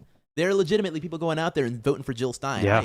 I love it. Well, the Greens usually get 0.51%. I mean, that's not abnormal, right, Ryan? No, you got the principled people that if they're a Green Party member, they will just stick with the Green Party no matter who's on the ballot. Free Palestine. Yeah. Isn't that what that PSL party is, right? Wasn't that? I've heard of that. Isn't that what? Maybe that's what Cornel West started. No. Yeah, he maybe. started I don't even something see else. him registering on here, Cornel West. I don't know what think he's happened gotten to a him. I don't single think vote. he's on the Florida ballot. From my there you recollection, go. yeah, I did not see his name. Yeah. Jill Stein, yes. We are also now getting some results out of Leon County, where Tallahassee resides. And very we do blue, have very blue, very by the way, blue, guys. very blue. But Kamala is not taking 2/3 of it. She's at 61.8% with Trump at 37.2%. Stein getting And to about give you- 0.5%.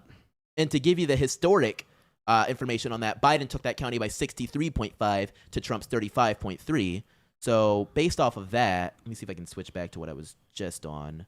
I think they just don't want to call Florida yet because Kamala is underperforming. the lamestream media is trying to bait you. Okay, keep watching. Don't tune out too early. That's why I Don't won't tune call out Florida. too early. Yeah, we're at 53% guys now reporting in Florida. Donald Trump still maintains the same 7-point lead. 53,000 to Kamala Harris's 46,000. In raw vote numbers, that is a difference of 3.2 million to Kamala Harris's 2.7 million. So we're talking about a round of 500,000 vote lead so You far. take a look at Pinellas County now. All Very early votes, interesting. by the way, guys. Yep, Yeah. right. I mean, he's on the verge of taking the lead in Pinellas. Very close. And just to remind you guys, I'm going to just keep giving us the historic information here. We have Biden with 49.6% of the vote in 2020 to Trump's 49.3%. The margin between those was almost less than 1,000, with Biden at, listen closely, 277,450 and Trump at 276,209. In comparison to that right now, that margin is with Trump in the lead Yep, now it at just 49. updated. Yeah, do we want to do an election alert on that? Yeah, Shoot, right why now. not? Drop Why it. not? Ladies and gentlemen, Donald Trump has just taken the lead in Pinellas County, which is around the Tampa Bay area. Chandler, what are we looking at numbers-wise compared to 2020? In comparison to 2020, just to give it, and right now we are sitting at 54% of the votes counted in Pinellas County. So we're not making any predictions. We're not saying anybody's going to take it.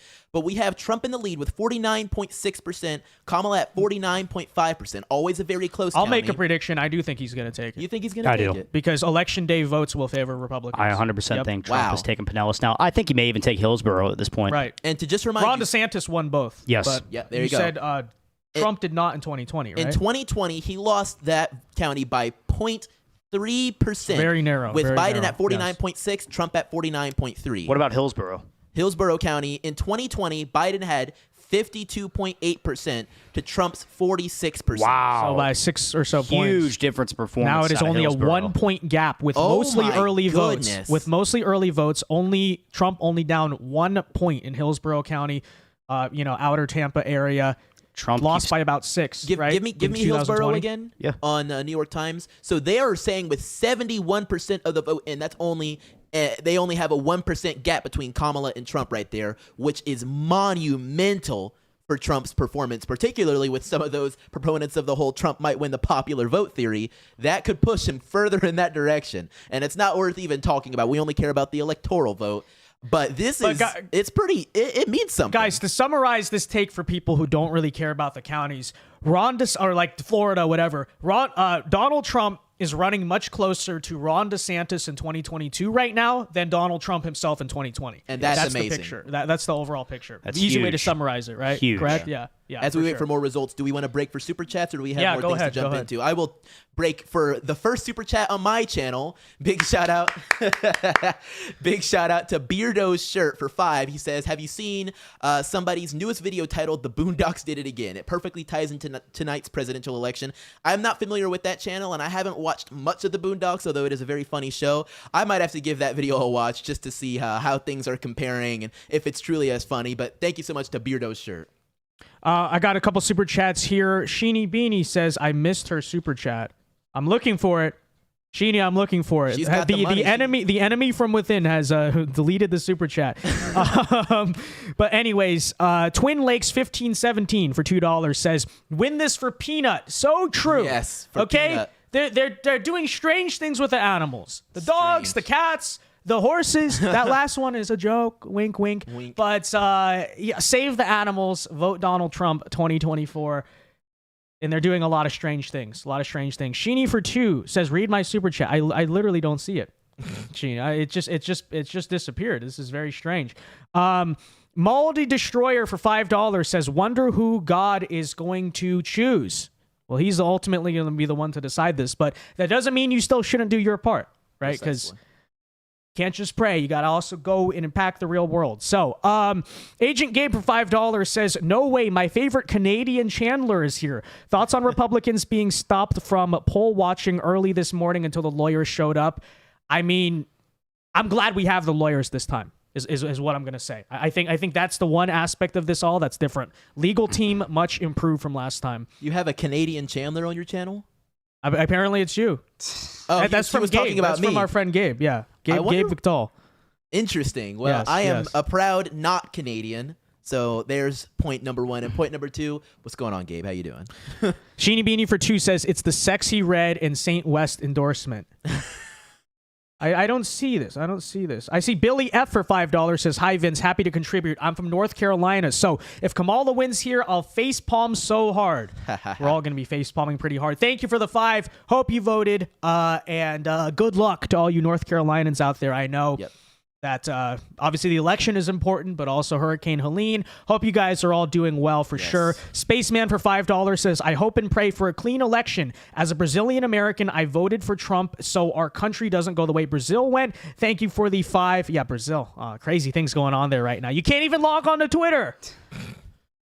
But, you know, the greatest threat to freedom is Putin or something. You know, it's like the same similar things are happening in the West. I mean, let's be real about this, guys. Let's see. I'm trying to look for your super chat. Oh, here you go. Sheeny Beanie for $5 says, don't forget Scamala and her party stole the nomination from Joe, instigated the summer of love, tried to impeach Trump twice, and lied about Russia collusion. And on top of all of that, they're just not very funny. They're not very funny. They don't know how to make a good joke. Maddie Mac for 5 says, please shrink your boxes when showing the map so we can read what numbers are when you highlight things. Ryan, I think that's going to be mainly you just zooming in and making sure you're zoomed in on OBS. Like, look back and forth to see what it actually looks like there. But yeah, thank you for the $5, guys.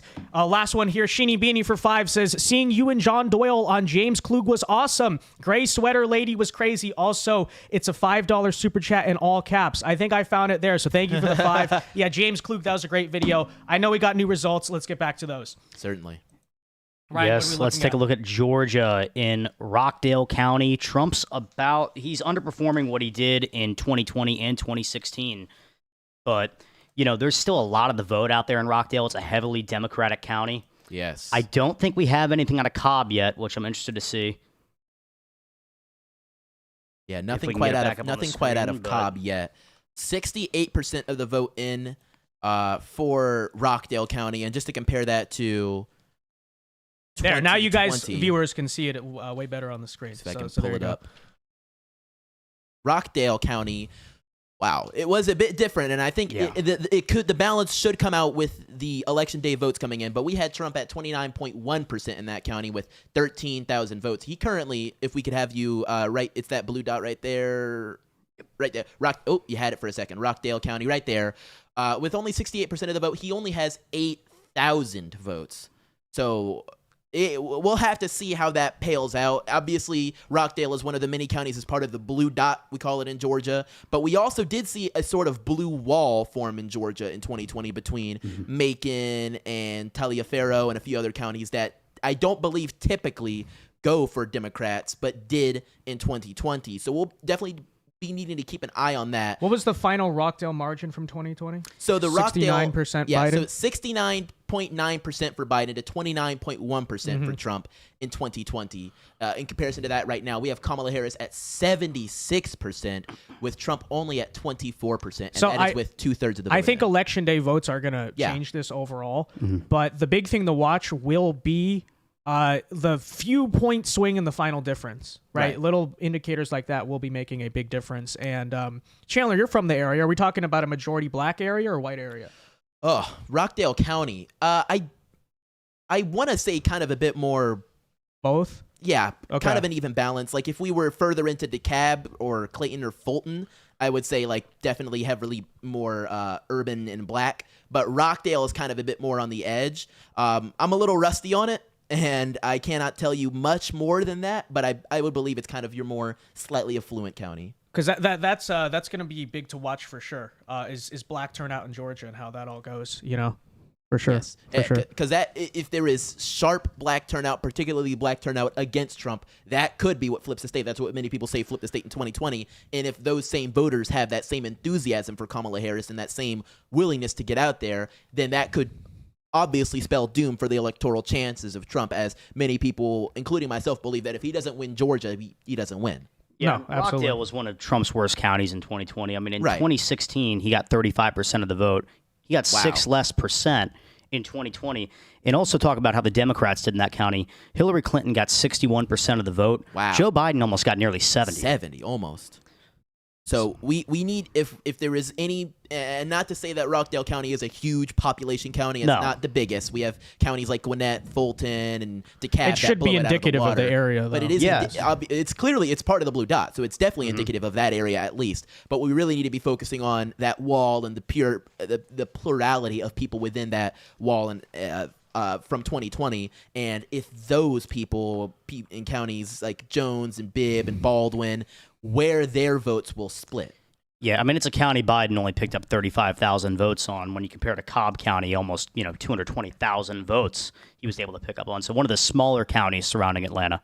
Yes. What about in Douglas County, ladies and gentlemen? 71% of the vote in. Kamala Harris is leading 66-34 compared to Trump. Chandler, do you have the 2020 numbers there? Yeah, I have the 2020 numbers right here. We have Biden, and Kamala does so far with 71% of the vote in appear to be outperforming Biden this time. Biden in 2020 had 61.9% of the vote, with Trump at 36.8. Kamala is at 66%. Now, bear in mind, there is still, what is that, roughly 29% of the vote still left to come in. That The question's going to be how will election day votes, how Yes. many of those are in How there many? for Trump, and how is that going to swing it? Yeah. And this was a county that another county Trump lost big margins in 2020. 2016, he had 43% of the vote, dropped down to 36. 36.8. I mean, big margins lost and big margins gained for the Democrats. Clinton got 54%, Biden got 62. So this is a county that Trump really needs to do better in this time around. Right, right. And so far, it doesn't look like he is. No, unfortunately. Which could be indicative A lot of the vote out, though. turnout. And that is a scary thing to say. In total, Trump got 25,454 votes out of that county in 2020. Do you have the total he got in 2016? Because you said it actually got worse in 2020 to 2016, correct? The area has grown in general. It though. has. I Oh, don't I can think- tell you it has yeah. grown. It is growing. Yeah, I mean, the entire monumentally. Southeast has grown tremendously over the last, I'd say, 6 to 8 years. But particularly that blue dot of Georgia, I can tell you with certainty, counties like Gwinnett County and Rockdale, particularly Newton, Henry, Clayton, all of that area have grown exponentially, particularly with a good amount of gentrification. A lot of, I hate to say it, but white people moving into an area to be. You hate to say it, racist. I do. What's wrong with apparently. white people? There's nothing wrong with What's that. wrong But with white the people? point I'm making is that they're knocking down a house that used to have maybe 3 people in it, and then building a building that has 400 units in it, Right. and you have these fresh college students or your Californians or your New Yorkers moving to Georgia to say, oh, I want to live in the South, but they're going to vote for Kamala Harris. But That's guys- going to flip Georgia. Guys, the good news is currently as it stands, stop the count because Donald Trump does have a 15-point lead with 7% of the votes in reporting so far in Georgia. Yes. So We're not dooming yet. And of course, it is very important to state we only have 7% It's of the nothing. vote in it. it's all going to come down to how many of those final Yes. outstanding election day votes do break for Trump. And also, who knows? Maybe in Fulton and DeKalb, right, the inner DeKalb. Atlanta area, DeKalb, you may see a different a drop off in turnout there. That is also a possibility. It right? is. It is entirely possible, especially because Because we're looking right now at sort of suburban, exurban Atlanta, if I'm correct, right? Yes, Yeah, yes, so outer definitely. Atlanta. So inner Atlanta is going to be the big population. Like, where is that really? How is that going to vote? Yeah. That's what you got to look at as well. That's what needs to be. We need to take a close look at that. How many young men are going to be willing to get out there and vote for Kamala, especially with how she's been carrying herself in this election and the issues that she's been focusing on. There have been a lot of young men in the inner city of Atlanta that have struggled financially and are struggling with this economy currently. And we saw the exit poll of people that say, listen, we don't genuinely think Kamala is going to be good for the economy. And we also saw another exit poll that stated people care the most about the economy. Who are a good amount of people that need to care about the economy? Young African-American men that live in inner city, like downtown Atlanta, that need to say, hey, I'm focused on what's in my wallet. Even if I don't necessarily say I like Trump or I'd want to vote for him, I definitely don't think I'd want to vote for Kamala. It's entirely possible for them to say that. So we'll definitely need to keep a close eye on it. We still only have 7% of the vote. Embarrassingly, and it just jumped to 8%. But embarrassingly enough, the polls did close 33 minutes ago, and we are still only 8%. So thanks, Georgia. Yeah, and I'm really interested to see once they start counting votes in Fulton County, is Yeah. Harris going to be closer to Biden or Clinton? Because Yes. Clinton had about 69% of the vote in Fulton County in 2016. Biden had about 72.5%, and Trump only lost 1% in 2020. Yep. And Ryan, I believe are we going to drop an election day alert for Yes. each state that gets called? Because we now have the state of West Virginia. It has officially been called for President Trump. Now bringing our What a total. surprising flip. We're shocked. Surprising We're flip. shocked. If we could scroll up, we'll see the now current electoral vote counter is Trump with 23 electoral votes and Kamala Harris with 3 so far. The Associated Press and the New York Times have called it for Trump, with bringing our total to that currently. So there you go. Yeah, 23-3. We have the lead. So we have far, the lead. We have the lead. Don't blow the lead. Don't blow the lead. No we Matt should, Ryan behavior we should today. now Okay. also start to pivot as we have results coming in from, as we see, New Hampshire and South Yep. Carolina. So if we want to start jumping into those Yeah, boys, I New think we Hampshire. shall. Let's dig in. Let's dig in. It's going to be a meal. And this is a state, guys, by the way, for context, that Republicans, Trump does not expect to win, but last minute there is a little bit of buzz. So Yes. this There is was an some issue heat. we have to figure out what happens. And it's not exactly a battleground state, but it's not exactly a blowout state either. So if we Right. take a look at the numbers we have so far, and I'll compare those to 2020 in a second, we have Kamala Harris with 56.3% of the vote in New Hampshire, with Trump at 42.6% of the vote. Bear in mind, with only 4% of the votes counted so far. To compare that with 2020, we had Biden with 52.7% of the vote and Trump at 45.4% of the vote. So it does sort of look like Kamala Harris is performing substantially better than Trump in this state, which shouldn't mean a lot particularly. But we're talking about 10%, 13%, 8% of the votes in so far. Yes, No- and nothing the big substantial. important thing to notice is that those counties include Concord, which is a big city area, and that's what has a good amount reported so far. The rural areas of the state have yet to report that much. So who knows how well this could be for a performance. I wish we could like draw, a timeline for 2020 and see how how Biden was performing at this point and see if Kamala's outperforming so far. But historically looking, Biden ends up with 52.7%, and with only, something like 4% of the vote. 4% of the vote in. Who knows where that goes? And in fact, it looks like it's already dropped a little bit insofar as how she's doing. I'm not sure. It's still really, really early on, but we're keeping a close eye on it as more of these states start to close. We get more and more results. We're starting to get our first drops from North Carolina too. Let's take a look. All right. And they don't have the counties, but yes, you can see the numbers here. So I'm seeing slightly different numbers from the Associated Press. Okay. But we have North Carolina with somewhere around 69% for Kamala and somewhere around 30% for Trump, with 74,000 votes for Kamala Harris, 32,000 votes for Trump. Important to note, and we're seeing it right there. All it the is blue almost areas are going exclusively first. those cities, including Raleigh and counties nearby between Raleigh and Greensboro, which is a huge metroplex area within North Carolina. A lot of blue voters there. If I can pull it up with 2020 real quick, I can give you some comparisons there. Obviously, North Carolina was a state that Trump won, but almost, I don't want to say narrowly, but not as comfortably as one would like. Trump won that state with 49.9% of the vote, with Biden at 48.6% of the vote. Now, it obviously remains to be seen, but if we get closer into, say, Wake County, which contains Raleigh, I believe, and yes. Ryan, I'll have you hover over Wake County right there. So Wake County has Kamala at 72% with Trump at 27%. Biden only took that county with 62.2%. And now it's important to note that's only 6% of the votes in. But I would honestly think that if Kamala were to take it as far as Biden did, she would almost need to have more than what she has right now, with those assumingly being early votes or mail-in votes that have already arrived and are almost have been pre-counted, so they just kind of snap in. If we have those election day votes come in at the end, we could see that margin between Trump and Kamala in that county be actually as narrow as we've ever seen. At least that's kind of my projection of it. It may be Hillary Clinton numbers. Hillary Clinton won 57% of the vote there. So if, obviously they closed in on North Carolina there, and Biden, another just county in the South that he did really well in 2020. It seemed to be a trend. Guys, I'm trying to pull up the swing map from 2020, but unfortunately Jeff Bezos keeps trying to steal my money. Unbelievable. Sorry. We'll be back here in a second. Okay. But yeah, 2% so far, mainly blue areas. Kamala Harris does enjoy a lead in North Carolina. What are we looking at in terms of Georgia?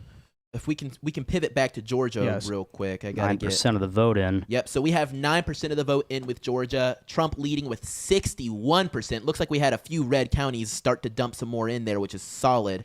We have Houston County. I know good and well about that. Camden County. A lot of those counties more in rural Georgia, northern Georgia as well. Bartow County, a solid Trump county in the past, is now reporting with 75% for Trump back or in 2024. And to quickly compare that to 2020, if I can find Bartow again, Trump had that county with 74.6%. So already a better rate outcome for Trump so far, only by a little bit, but that could be telling in some way, shape, or form. But of course, this is to say with only 9% of the vote in Bartow County. Although, you have a different number up there for votes in Bartow County. I have 9%. You have 78%. So yes, there's something strange going on. I'm going off the Associated Press, and we have and that New York is Times as well.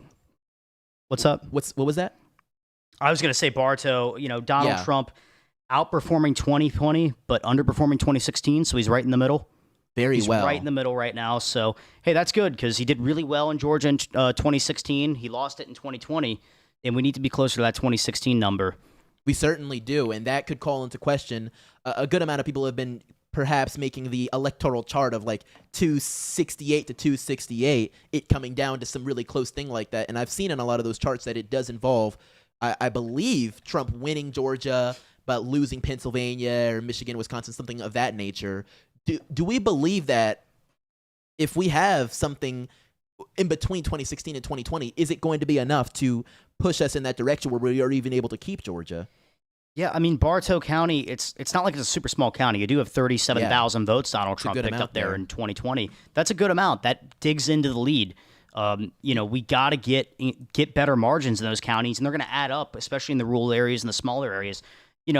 The Democrats are going to do really good in counties like Cobb and DeKalb, and they're going to do really well in those counties. They're going to get big dumps of ballots. There we go. But the Republicans got to slowly chip away at their margins. Well, hold on. Give me that number again. You said he got 37,000 votes in 2016 there? Yes, 37,000 votes in 2016, and you could actually see the raw number out there right now if we can pull that up. Yeah, I actually have it right here. We'll pull it up in a second, but we have Trump already at 31,498 votes with only 78% in. And if I can compare that to the 2020 number he had in Bartow, he had 37,672 by the time it was at 100%. So based off of that, I could make the projection that Trump's going to it looks like he got basically the same amount of votes in 2016 and 2020, but it looks like that county's either had a population boom or there are a lot more residents of Bartow County that are willing to get out there and say, hey, I'm voting for Trump. I'm pulling that lever. I don't care if I live, down the street from Atlanta. I'm gonna do it. Because if he's already at 31,000 and we only have something like, what is it, 78% of the vote in, that is major, in my opinion. At least. Very. Can we go, guys, for a second to the swing map? I just put it in. It is the third tab right there. So the reason I wasn't talking on stream was because I was having a minor stroke trying to get past the evil Jeff Bezos firewall. But firewall. This is what we're looking at. So, in terms of how much have these places, when we're talking about them, actually changed since 2020? And when you look overall at this map, let me zoom in here a little bit for you guys so you can actually see it. You are noticing in the southeast more red overall than blue, right? I look at a lot of these counties in Georgia, for instance, if we could zoom in, will it even let me zoom in? I don't know. Jeff Bezos, your site is terrible. But Douglas County, as we were talking about so far, you did see a shift there of D+7, but a lot of areas in Georgia, you're seeing shifts. For instance, Houston County R+1. Houston County, R+1 it's pronounced there. Strange. Screven County, Georgia, R+9 difference with 59% of the vote counting since 2020. So you look at the overall Southeast, same thing seeing in South Carolina, same thing in Georgia, Florida, everywhere. As you could expect, has shifted red. So that's an interesting trend you're seeing there. Now, on the flip side, we don't have too much out of the Midwest so far, but it is interesting to note. Not sure what could explain this trend potentially, but if you look right here, Indiana, you're seeing large swaths of Indiana, which has already been called, I believe, for Donald Trump. We're not expecting it to necessarily go blue, but significant shifts in most of the votes that have reported so far in terms of being more left-wing, more Democrat favorable in comparison to 2020. So we talk about that Rust Belt, which we have no results out of yet. That could be a little bit of a concern, but also interestingly, that bleeds over into Kentucky here. But the further you go east in Kentucky, so you're getting close to Pennsylvania, right? They call it Pennsyltucky and Ohio. The further, notice guys, east that you go on this map, in this part of the country, you get closer to like the Appalachian Mountain Range. Here you are seeing mostly shifts to the right from 2020. So who knows how that's going to impact Pennsylvania, for instance. But we obviously know 8 p.m. Pennsylvania polls will close. Where goes Pennsylvania will go the nation. And that is definitely worth looking at. So we have it, guys. All right? We don't have to do the whole, Google it in 2020. We got the map right here.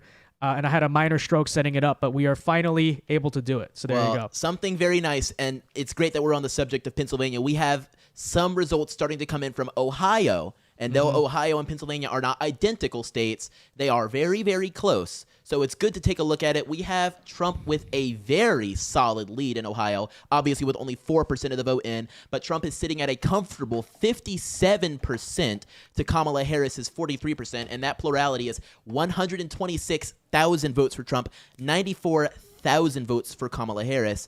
And I believe Ohio is notable because it is a state that Trump was able to win in 2020, but not quite at numbers as well as that. Trump won Ohio in 2020 at 53.3%, with Biden at 45.2%. So Kamala so far with only 4% in does appear to be underperforming. However, I do want to take a closer look at some of these counties that are reporting, because it could be something interesting to see. These aren't exactly the huge counties reporting in yet. This isn't Franklin with Columbus, or Cuyahoga with Cleveland, or Lucas with Toledo in, but it is showing not as terrible of a performance for Kamala as I would personally expect. I think the biggest performance we have might be Mahoning, with Kamala in the lead, 54.1% right there, with 26,000 to Trump at 22,000 and 45%. Ryan, what were we seeing in 2016 with Ohio, particularly in those counties? Well, 2016 was the year that the Republicans finally won Ohio, right? You know, Romney lost it, McCain lost it, and you had Bush win it twice. And I'm not familiar too much with these counties, to be honest with you.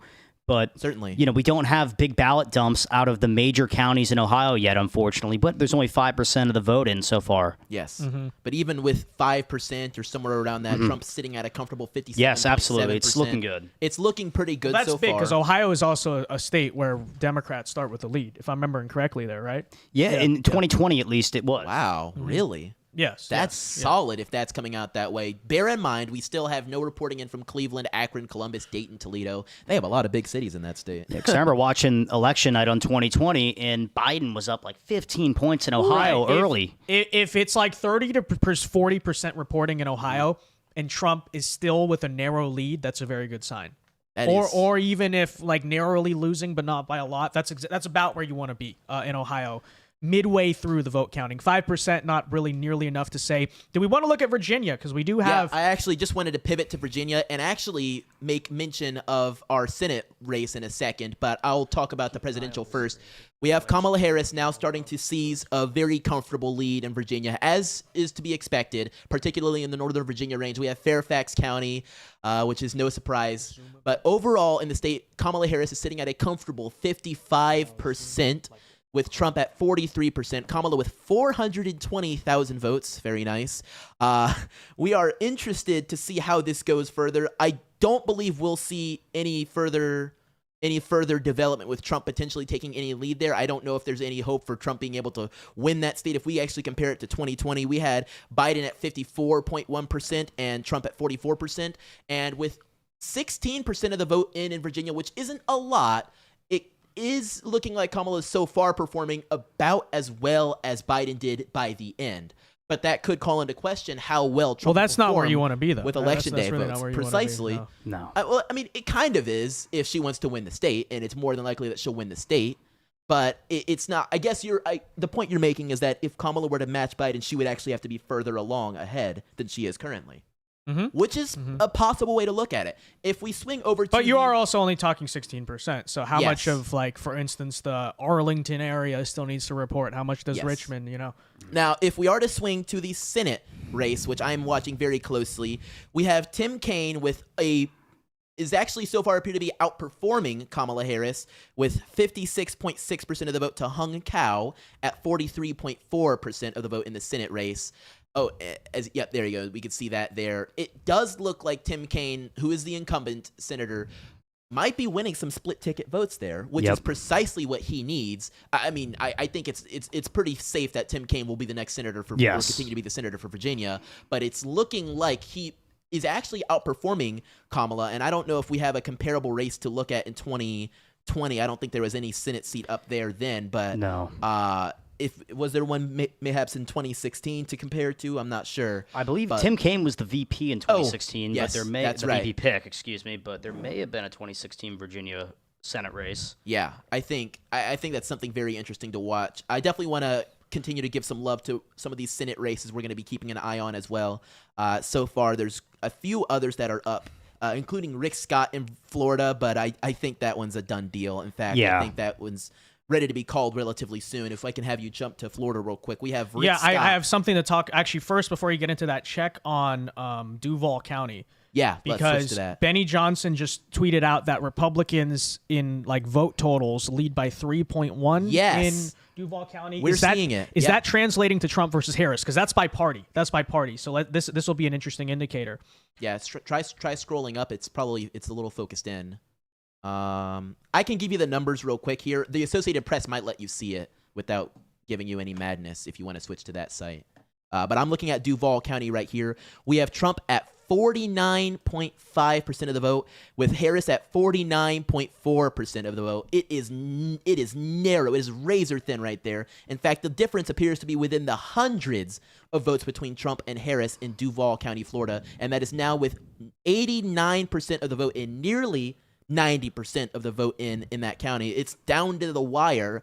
And to give you guys some perspective about how good this is for the Trump campaign, in 2020, Duval County, Biden took home 51.2% of the vote, with Trump only getting 47.4% in 2020. So it does appear that Kamala is underperforming in comparison to Biden in 2020 as we look now. Well, it's looking like, 2024. considering there's election day vote mainly outstanding, that Trump is going to win Duval County outright. Yeah. Again, guys, why is that important? Because a lot of Florida, don't pay close attention to it because it's not going to be a strong indicator. But Duval County historically is a similar bellwether for the state of Georgia. It tends to vote a little bit to the left of Georgia. So if Donald Trump is winning in Duval County, according to Benny Johnson's data in terms of raw turnout today, Republicans were beating Democrats in turnout by 3.1, and there's still a couple votes left to be counted. Trump has a narrow lead. That is a good sign for the state of Georgia if the historical indicators there are still true, which, of all things, again, greater Florida, how similar is it? Don't really care. But Duval, Jacksonville area, and Georgia, I think still could be interesting, like bellwethers overall to be looking at there. All right, we have an election day alert. I want to say I just sent something to you via Telegram. We have the decision desk now raising their probability of a Trump win. As of 7:25 p.m. Eastern time, and if you want, you can check. I just sent it to you there. Donald Trump has a 61% chance of winning the presidency in 2024. And guys, that is an increase of what it was going in, which was 54 to 46. So which is insane. Decision Desk just raised their chances for Trump by 7 points. I mean, what does it mean? Who knows? I don't know. We're still very early on. Very, very early. We have 8 minutes until a few more states start to close. You know, I'm looking because we have these live feeds in studio of like other people's streams just to be watching in the background. I don't know. I'm looking at Cenk Uyghur's face right now. He doesn't look too happy. I'm not sure. I'm not sure. I don't know if we want to tune in for like 30, 60 seconds and hear what he's saying, but he doesn't look too. He looks pretty stressed. Anna Kasparian on the side, she is a little nervous. Very interesting. Very, very, very interesting. Yeah, we actually have something interesting with the decision desk. It appears they have actually called South Carolina for Trump already, but have not quite called West Virginia. So that might be the slight discrepancy you're seeing in the electoral votes. It doesn't matter. They're all going Trump. Yeah, they're going Trump. Not a big difference, but we will keep you guys updated as more states are called between the Associated Press and the New York Times. Those are who we're going to follow tonight, even though they're kind of wacky sources other times. Yeah, so in terms of raw party turnout, Republicans versus Democrats we don't know who they voted for, to be clear. In Miami-Dade, turned out Democrats by 2.9, in Hillsborough County by 2. Wow. So we'll see what the final margins are there. You know, there's some like party splitting, or what does that really mean? How did the independents vote? That's another thing we don't necessarily know. But very good turnout in Florida. Duval is big. Morris, New Jersey, one of the most densely populated counties in New Jersey, that Biden won by 5 in 2020. Republicans are plus 18 over Democrats in the turnout. Wow, that's monumental. Don't know what that means, but Ryan, you had some late rumblings about New Jersey and early voting all that there. stuff you're starting to see in the early voting. I mean, in a state that has, I believe it was 900,000 more registered Democrats than Republicans, they were winning in the early in-person vote. Wow.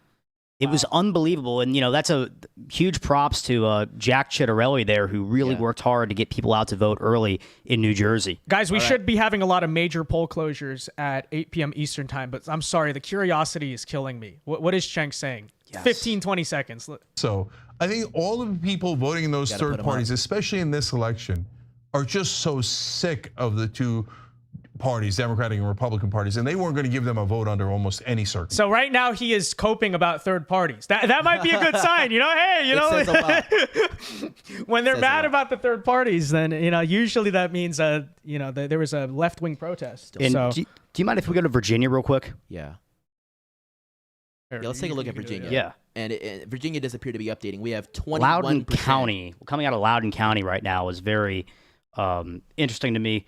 Harris up 17 points to County. Biden won by 25, and that is with 95% of the vote in. Now, bear in mind, and I know this one. I know a little bit from Loudoun County. That is a county that went to Glenn Youngkin. Yes, it did. And what was that? Was that 2021? 2021. And that was the big flip county that did it, particularly from the whole parents are domestic terrorists rhetoric that was coming out around then.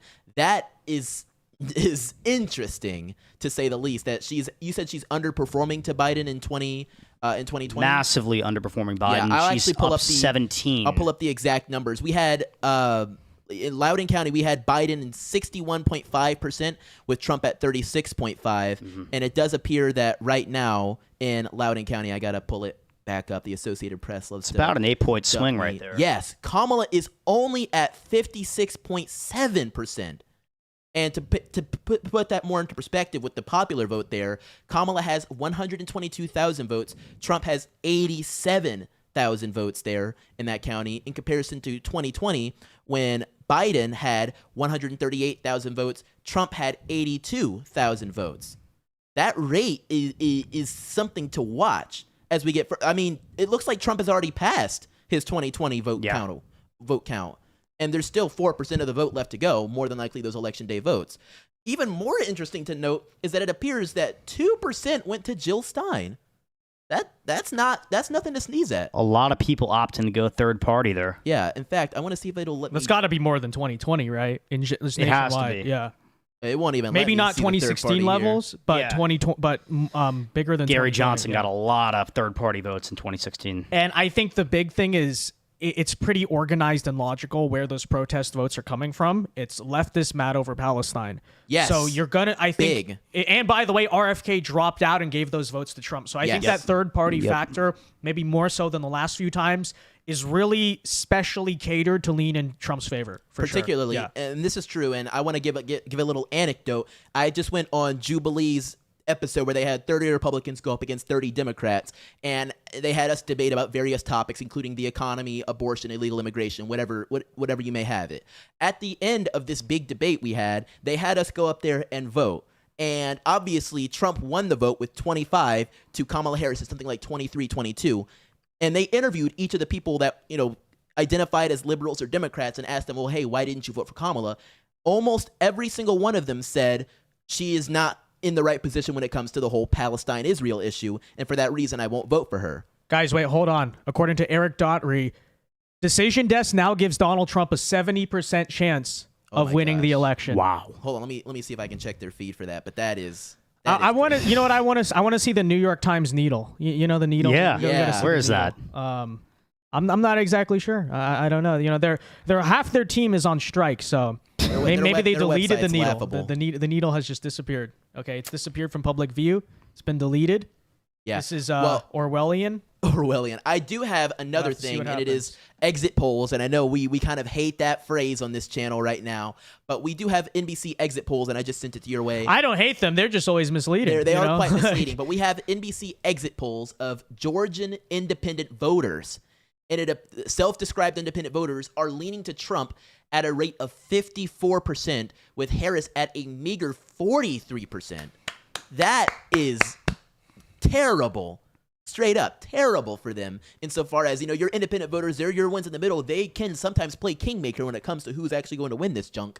And they are not for Harris at all. Which I expected, by the way. Because independent voters, their number one issue is the economy. Yes. So they swing for Biden in 2020. Now they're swinging back to Trump. It makes sense. It shouldn't be surprising. 100%. No, because even the low propensity, quote unquote, independent who's voting solely on abortion, they're not really an independent. They're probably registered as a Democrat. The people who are genuinely unaffiliated, don't really like both candidates overall, most likely to go to Trump just because of the economy. And you saw that also in the Fox exit poll that had economy as the number one issue, immigration as second, and abortion was third, only down at 11%. All So right. those two exit polls are sort of in line with each other from what we'd expect. I have something of note when it comes to Ohio. It's looking like Bernie Moreno might be approaching a flip of the incumbent Senator Sherrod Brown. Am I correct on that? Sherrod Brown, the incumbent? He's got Yeah, Sherrod Brown is the incumbent. So we have Bernie Moreno with 50.1% of the vote, with Sherrod only at 47.4%, which, and with 14% of the vote in, that's looking not horrible. And a Not lot horrible of for the rural campaign. votes still out there. A lot of rural votes still out there. Meanwhile, we have Columbus more, is still out there, though. Yeah, it is still out there, and that can come in. But we have. Oh, I have Columbus on here. I do. Yes. Oh, it just updated big. Hold on a second. Okay, we have a big update on Ohio on the Associated Press. They just got a big dump in with 22% in now. We switch over. We have Kamala Harris at 681,000 votes to Trump at 623. Percentage-wise, that is 51.9% for Kamala, 47.5% for Trump. But that big dump just came from Franklin County, Columbus, with 39% of the vote in, obviously 69.8. Very Because of select GOP counties. lawsuits, by the Yes. way. So that's All in right. our favor. All We right, also I have poll closings in New Hampshire, New Jersey, Massachusetts, the rest of Florida, the Panhandle that had not yet closed yet. So quite a few poll closings here. So And here we go, we- guys. Now we start to see real results. And I don't know if I want to drop on Soon. another election day alert, but we have numerous states coming in being announced as called for Trump. We have South Carolina called for Trump, Florida called for Trump, Alabama, Mississippi, Oklahoma, all now called for Trump. Meanwhile, we have Massachusetts, Connecticut, Rhode Island, and Maryland have all been called for Kamala Harris, bringing our election day electoral vote to 95 for Trump and 35 for Kamala Harris. But we are starting to see some results pour in for Pennsylvania, which is where we're going to be spending, I think, a lot of time tonight checking in. Obviously, we have a lot of that coming from Pittsburgh, but so far, as of now, we have Kamala Harris at 133,000 votes to Trump at 49,000, with Kamala taking a scathing 72.5% plurality, with Trump at 26.7%. But very, very important to note, the only county that appears to be reporting so far is Allegheny County, with Pittsburgh within it. And obviously, Pittsburgh is a really big city. If I compare that to 2020, for instance, let me see if I can get Allegheny County in Pennsylvania from 2020. We had Biden win that county by 59.7%, with Trump at 39.2%. We're still very, very early. Polls have only just closed mere minutes ago. But so far, Kamala is performing quite well in Allegheny County, as she should. But who knows how far that will take her if she's already at 25% of the vote in and only having 72.5% as far as a percentage goes. It's still anybody's race, and it's anybody's state, to say the least. And guys, I do want to point out, a lot of the race calls we've seen so far have been largely inconsequential states. Like, no one is surprised. Oklahoma, Right. for instance, just got called. But I should be pointing out that the state of Florida, right at 8 p.m. Eastern time, was called for Donald Trump. That is something that is historically unprecedented, even considering that the state has changed a lot. It's moved more right wing. The fact that they called it already. Currently, we're looking at 85% of the votes in Florida. Donald Trump is enjoying an 11-point lead. We're looking at a margin of 55 to 44 over Kamala Harris. That is big, right? And it's funny, Ed Krasenstein was talking a while about how there was going to be a blue Florida. There clearly is no blue Florida. As I said about an hour ago, Trump looked to be running much closer to 2022 DeSantis than his 2020 self. I think DeSantis won by close to 20. It was like 18 points or so. Trump in 2020 was, I believe, 3.5 or 4 points he won Florida by. Yes. So he's trending a lot closer to those DeSantis numbers than he is to 2020 numbers. Again, Florida, probably not the best indicator of the national election because it's just changed. But what are we looking at in Duval County? Duval County, a very narrow lead for President Trump there. I mean, but like we talked about earlier, it could be an indicator of what is to come in South Georgia. Yes. Right. Yeah, and another thing to make mention of, the plurality when it comes to the popular votes are already approaching 2020 levels with 83% of the vote in. I think we might see Trump crack 6 million total in Florida, which could be big for his popular vote numbers. It could push him over 80 million totally across the nation. I'd imagine it's possible. He's at 5.2 million popular votes in Florida. In comparison to 2020, when he was at 100%, it was 5.6 million votes in Florida. So we're already approaching 2020 levels with still almost a quarter of the vote to go in Florida. That's looking really good, and even though we have a really close margin in Duval County, we have Trump at 49.5 and Harris at 49.4. First of all, it's looking like, again, Election Day votes come last in Florida. Trump is going to win Duval County by a very narrow margin. He is. Again, we're going to say it again. National elections, this tends to be a bellwether of how Georgia's going to vote. So... And by the way, to the left of it. So Duval County votes to the left of Georgia very slightly. So Trump looking like he's on track to win Duval County. If the historical trend there comes through, then that is a victory for Trump in Georgia as well. Because again, that is a county that Biden won by 51.2%. And as Vince is saying, we had it go blue in Georgia in 2020. And Ryan, I don't know if you have the 2016 numbers for Duval County, but how did Trump perform? It was a very narrow loss. I don't have the exact number on Duval County, but it was a very narrow loss, just like it was a very narrow win in 2016. Precisely. And it was a very narrow loss in Georgia. Yes. In 2020. Yes, a very narrow loss in Georgia in 2020. But the point I want to get into as well, and it might even be a moot point, but to say in 2016 he lost Duval County but won Georgia.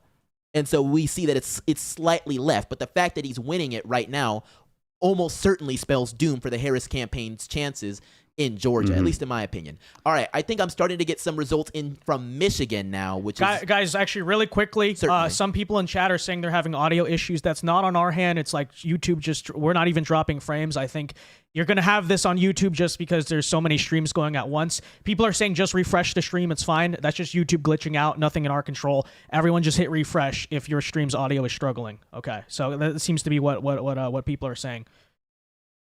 So anyways, results out of Michigan, we were saying? Yes, very small results, just 2% of the vote in. Harris up 77% to 22. Looks like it's coming out there of Oakland County. Scroll down, Ryan. Oakland County, a Democratic stronghold there. A little more, yeah.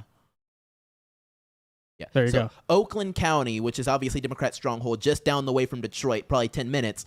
We have Kamala Harris with 76.7% of the vote there, to Trump at 22.1% of the vote there. And to compare that to our 2020 historical data when it comes to that county, Oakland, we had Biden at 56.4% and Trump at 42.3%. So it looks like Kamala might perform about as well. These are early ballots. They are really early, and it's really early in. But with 14% of the vote in already in that county, who knows? I mean, with 22.1%, Trump isn't performing as bad as he could be there. And Michigan is a state to watch because that state could really, in my opinion, if the Democrats and Kamala isn't able to take Michigan, that will really harm their chances of pretty much anything else working out. What do you think, Ryan? Yeah, no, 100%. And I think obviously we have to see a lot more out of Michigan get dumped, especially in Grand Rapids here, Flint. Dearborn, Michigan, which is going to be really interesting to see how that turns out with the Islamic population there. Yeah, big county to watch, guys. Big county to watch. Yeah, that's true. That's all very true. We are also starting to get a few results out of Texas, and that's going to be a really interesting race to watch. We are actually very, very close, and let me take a peek deeper in to explain this a little bit. Yeah, so all around Dallas, we are starting to get results for that election there. We have Trump with a narrow lead at 50.2% and Kamala at 48.5%. That's with 16% of the vote in. And as many people know, Texas is a very interesting state. They're fighting really hard to bluify it as much as they can. And we have a few big cities there that obviously are going to tend to go blue. But trend-wise, I'm actually swinging a little bit to the right in comparison to 2018 and 2020. Yeah, especially I think Fort Worth, correct? Fort Worth, currently 76% of the vote in. Now, this is a place that was trending very blue for a long time. Right now, with 76% of the votes counted in Tarrant County, which is Fort Worth, Texas, Donald Trump currently leading Kamala Harris 52% to her 46%, a margin there of close to around 40,000 votes. And let me see if we can get some data on what that compares to back in 2020. I actually have it right here. Okay. Yeah, so in 2020, Biden was able to take Tarrant with 49.3%, Trump trailing with 49.1%. in 2020. So those numbers. That is so according to the Washington Post right now, we're currently seeing a 6-point swing. Wow. So basically in 2020, Tarrant County was essentially tied. It actually went Democrat by 0.2. Now in 2024, Republicans currently with a 6-point lead. That is monumental. That is. And again, does it really represent a lot across the country? Maybe not. But Fort Worth, Texas is essentially a suburb of Dallas, Texas. Yes. So you are looking at similar voters there and having to ask, well, a long time we've seen the suburban voters trending away from the Republicans because of Trump before abortion and then Dobbs and all that.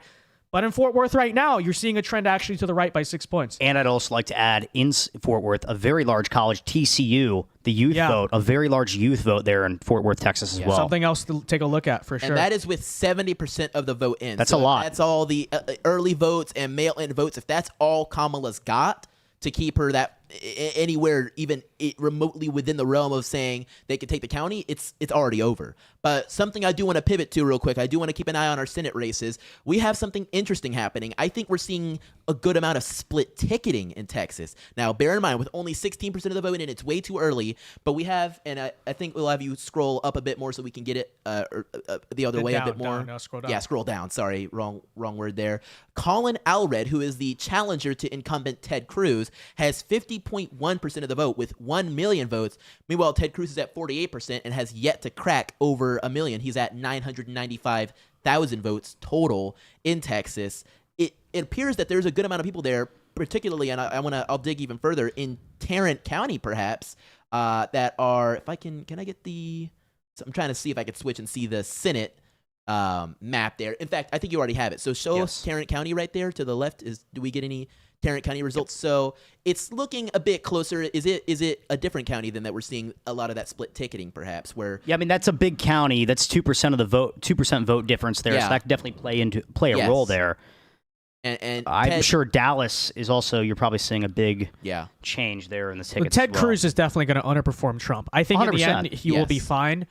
But if some total miracle happens for the Democrats, I think it's because Ted Cruz needs to stop eating people's children. You know, frankly. He needs to stop eating people's children. He needs to stop going to Cancun during the freeze, even if he had planned it months in advance. That is just, I heard people getting postcards. I actually got a text from a lady who lives in Texas saying, "Hey, I just got this thing in the letter saying it's a postcard from Cancun. It's Ted Cruz saying, 'Come join me so you can avoid the freeze.'" And it's just like, ooh, that's just scathing. And so a lot of Texans, I believe, might start to feel like he. Well, he's never been a strong or popular candidate. He has not. Really. Or at least since he ran against Trump. Yeah. 2018, almost lost, came very close to that. Yeah, almost lost to Beto. Yeah. That's very tight race. Embarrassing. And Beto has lost every race he's won, has lost every race he's ran in, and he could almost beat Ted Cruz. Mm-hmm. Yeah. That says a lot. And how about Hung Cao here in Virginia, kind of tightening the lead there? Perhaps. Let's take a look. Yeah, we have. Wait, guys, drop all these Senate. We got a lot of new data out of Georgia, Drop so let's go everything. there. Yeah, let's go to Georgia. We'll circle back to Hung Cao a little later. 37% of the vote now in Georgia. Donald Trump currently enjoys a 57 to 43, right? A 14-point. Is the math there correct? Yes, a 14-point lead over Kamala Harris, and this is considering the fact that vote dumps have been coming out of Fulton County. I actually want to make mention of that. So we are seeing quite the disparity. Trump is performing so far 2 points better than he did in 2020. We have Trump at 28% of the vote with 84,000, Kamala at 71%. In 2020, Biden took Fulton County with 72.6%, with Trump only at 26.2%. So we're already seeing Trump perform like 1.8%, 2% better, and that's with 57% of the votes in. So it looks like he could only improve in Fulton County. Not like we're saying some pipe dream of Fulton County going red, but that is, as we've been saying so far tonight, monumental. That's not just beating his 2020 numbers. That is beating his 2016 numbers as well. No way. And look. Yes. And what I said earlier too, right, is inner Atlanta is really the blue dot for the Democrats, not the outer Atlanta, because it's just population-wise. And we were just in Fulton County. And we experienced that, especially with young black men. So this is going to be big. We should also look at maybe what the raw turnout numbers there are as well. But yeah, right now, Kamala certainly not outrunning Joe Biden in Fulton County, and this is 57% of the vote in. We'd expect a lot of election day votes are still left to be counted, so that's big. That's big for sure. Trump running behind a little bit in Douglas County, 2% behind his 2020 numbers and a pretty significant margin of his 2016 numbers, but he's making up for it here in Fulton County. Yeah. So that's interesting though, right? Because in Fort Worth, that suburb of Dallas, Texas, Republicans are doing better. Right now in sort of maybe it's an exurb closer to that of Atlanta, doing a little bit worse. I don't know what it means. I'm not an expert on those areas in particular, but Fayette County is a tough one. It's really within that blue dot, but I think it's like the weakest area of the blue dot. In 2020, in fact, it was carried by Trump at 52.7% to Biden at 45.9%. So it generally goes red. I don't know how it did in 2016, but it's not a big blowout county, but I think it's sort of indicative of how well somebody can do there. And though Trump won it before, he needs to win it big. And so far, it looks like he's doing that. I want to say he is doing that at 50.7% with only 75% of the vote in there. It's looking pretty good for Trump insofar as how well he can perform in the state as a whole.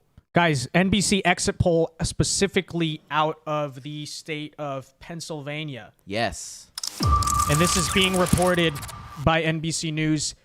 President Trump is leading Kamala Harris among independent voters in Pennsylvania, 50 to Harris's 44%. And when you've looked at the voter registration numbers so far, it's pretty clear independent voters are going to make a significant difference in this election. If Trump's winning them, I guess slightly, right? 6 to 10 points. That's what all these exit polls are showing across the country. Very, very good news there. By the way, another alert for you guys. Donald Trump is currently poised to flip Miami-Dade County in Florida. I was thinking so. Yep. That is currently on track to happening. Good for Miami. Florida is starting not surprising to be honest. To become Trump country. Now, if we actually pivot, or we're still on Pennsylvania, I do want to make note that with 7% of the vote in, we have Kamala at 73.2% with Trump at 26%. Start the count. Start the count. But here's the thing. They're going to be done in Philadelphia County, in Allegheny County, in Northampton, and a few of the other areas that have or Lehigh County, areas that have large cities within them. They're already starting to run out of votes to count. Philadelphia's at 15%, Allegheny's at 30%. Those are where you'll see the big plurality of Harris voters, and she's not performing as great as she should be so far if she is to, in my opinion, be able to take that state as a whole. By the way, she's underperforming Biden in Philadelphia County by like 7% right now already, and that's with 15%. And scroll it down a little bit so we can see a bit better for the folks. And it's there. Okay, great. And that's a county Biden had 81. Oh, now it just updated. Okay, so now she's sitting more at 87%. Yeah, she's slightly overperforming him now, but they're only 16% of the vote in right there. Yeah, hold on. Let me see if I can get that in there. By the way, while you're looking at that, more exit poll data for you guys out of NBC News. Certainly. In Pennsylvania, I don't know how accurate. This is basically a margin of error, but worth noting. Exit polls in 2024, 83% of the electorate was white. Only 81% was white in 2020. So 2% more white electorate and 2% less black electorate. 9% in 2024. In 2020, it was 11%. So very marginal. Who knows really what that means, but it could suggest perhaps that black turnout is a little bit down, and you're seeing similar results of that in Fulton County. So that, statistically speaking, demographically speaking, is a positive exit poll for Donald Trump. In Wisconsin, trust on crime and safety, Trump leads Kamala Harris by 6 points on crime and safety. So not exactly surprising. But we now have some updated Decision Desk percentage analyses. We have political polls, Decision Desk saying Trump has a 72% chance to win the general election. They're just turning the dial more and more. But even more so interesting, we are seeing from the Decision Desk, Donald Trump has a 76% chance of winning Georgia. That is huge. I think we might be getting close to a call soon. I would not be surprised if we start getting, especially as we approach 48% of the votes in, more of those counties are starting to flow on in. It's looking like, particularly, and let's take a closer, deeper dive in, for instance, Fulton, Cobb, our blue dot, and Rockdale as well. I think I want to take a look at Rockdale. We have Kamala at 74.8%, which I believe does not approach what Biden did in 2020, does it? Let's take a look. Rockdale in 2020, Biden had 69.9%. So she appears to be overperforming so far in Rockdale, but perhaps it's grown a large amount. But if we take a look at Fulton County, Douglas County, those, and if we're seeing how much they've actually reported so far, 76%, 54%, 70%, they've got a lot of what they will have already done. And they are not approaching or are only slightly passing Biden levels. And these are in counties that, of course, are going to grow. One thing that's a little concerning for me coming out of Cobb County, that's a county that Hillary Clinton flipped in 2016 and Biden won as well. Yeah. Biden got 56% of the vote there. Kamala is at 57%, so slightly outperforming Biden. Cobb is growing huge. I think Atlanta is sprawling. It is growing in a sprawling way. Like the counties that surround, it's not just going to be Fulton or Forsyth anymore. It's Cobb County is becoming a big area. So that county's never going red again. I didn't know it ever had gone red.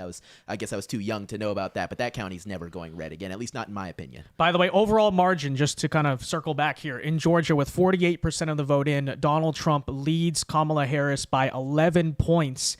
And that is a raw vote margin of about 200,000, right? A little over 200,000 votes.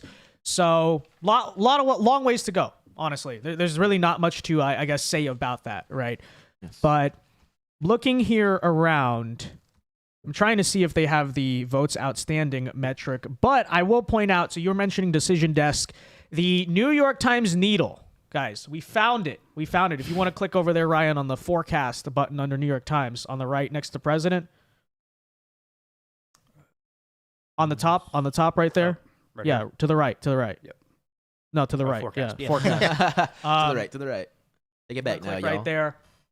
All right. They're very slightly leaning Trump. They're saying Harris is going to win the popular vote by 1.4. Donald Trump wins the Electoral College with 274. Wow.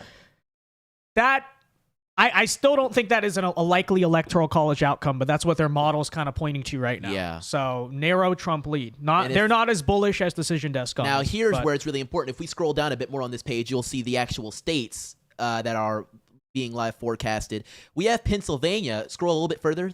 There you go. So we have Pennsylvania in the middle there, very close, but it's saying Trump 0.2 alongside Nevada with Trump 0.2. So that's probably where their 274 number is coming from. It's taking into account both Pennsylvania, which is necessary, but Nevada, which would be a good pickup, which would be solid if I do say so myself. Absolutely. But this is mostly based on polls, right? Yeah. Except for states where there are actually votes in, but the rest is just what they think is going to happen based on polls, which is useless. Useless, in my opinion. Especially when it's coming from the New York Times. Like, for instance, Wisconsin. This is a state I keep saying if Trump wins Pennsylvania, he's going to win Wisconsin. It comes down to demography. It is destined to happen. But they have Harris winning 53%, like a 53% chance to win because 0% is reporting in Wisconsin. So they're just going off the logic, well, the polls show her winning Wisconsin. So that's the issue with this model is you're combining actual polls or actual election results, I should say, with the polls. And to me, that is can get kind of confusing, right? Well, hey, you asked for the model. They're going to be different. I'm just pointing it out. We're giving as much information as we possibly can. Well, and Georgia's lean R right now. It was toss up when we went to the forecast. New York Times now has it Times. as a lean Republican state, ladies and gentlemen. No surprise there. That means at the very least we're still in this. If we were in an alternate reality where Kamala wins, Georgia would be lean D right now. Yeah, Trump outperforming his numbers in Columbia County by about 1% right now. So those are good numbers coming in there. Those are big Republican votes. But like I said, guys, a big thing to watch in this election, if Georgia is called fast, then we're in a lot better position. The longer Georgia takes to call, that's a problem, right? It's only 8:25 p.m. Eastern time. Still several hours probably before we will see a call in Georgia. But if they now have the needle at lean R on New York Times, well, that is in line with my forecast that, hey, if it is a good night for us, Georgia will be a quickly called state. So now, speaking of a state that might not be, oh, never mind, it just updated. I was actually just going to make mention of Ohio, which, according to the Associated Press and I believe the New York Times as well, was just blue for a second. But I think as I was about to make mention of it, it had just flipped back. We have Trump in the lead at 49.7%, with Kamala at 49.6%. It is very, very teetering right there, but a lot of rural votes have yet to come in. Obviously, the New York Times has it as a likely R, which is definitely solid, and I believe that's what we saw in 2020. So we're not very concerned, but I was making notice of that. If we were to actually take a peek at their Senate results there as well, if the Associated Press will let me see that again, we will actually see that we still have a sort of toss-up between Bernie and Sherrod Brown, with Sherrod at 50.2% and Bernie at I think our numbers are different here. I have Sherrod at 50.2 and Bernie at 47.4. So it's looking like we have a bit. Yeah, I think I have more. I have 36% in Ohio, and New York Times has 30. Just updated. Oh, just there it is. Yep. Okay, cool. Just spoken into existence. So looking pretty interesting right there so far. We're not so sure how that's going to go, but it looks like there's a good amount of split ticketers in Ohio. Definitely. Well, Sherrod Brown's been a very popular Senate candidate there for a while. I think he's on his going for a third term now. Goodness. Yeah. Yeah, he's been there for a minute. Yes.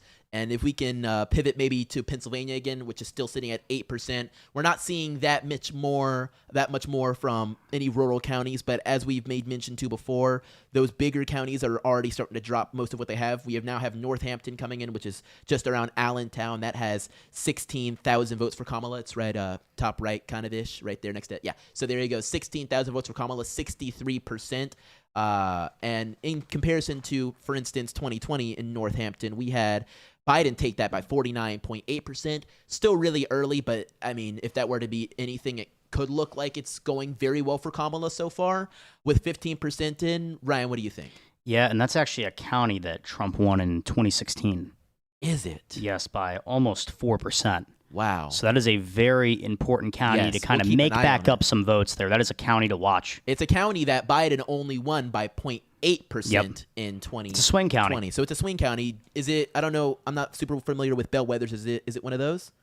As far as in recent memory in the Trump era of politics, it would be considered one, yeah. I'm not sure.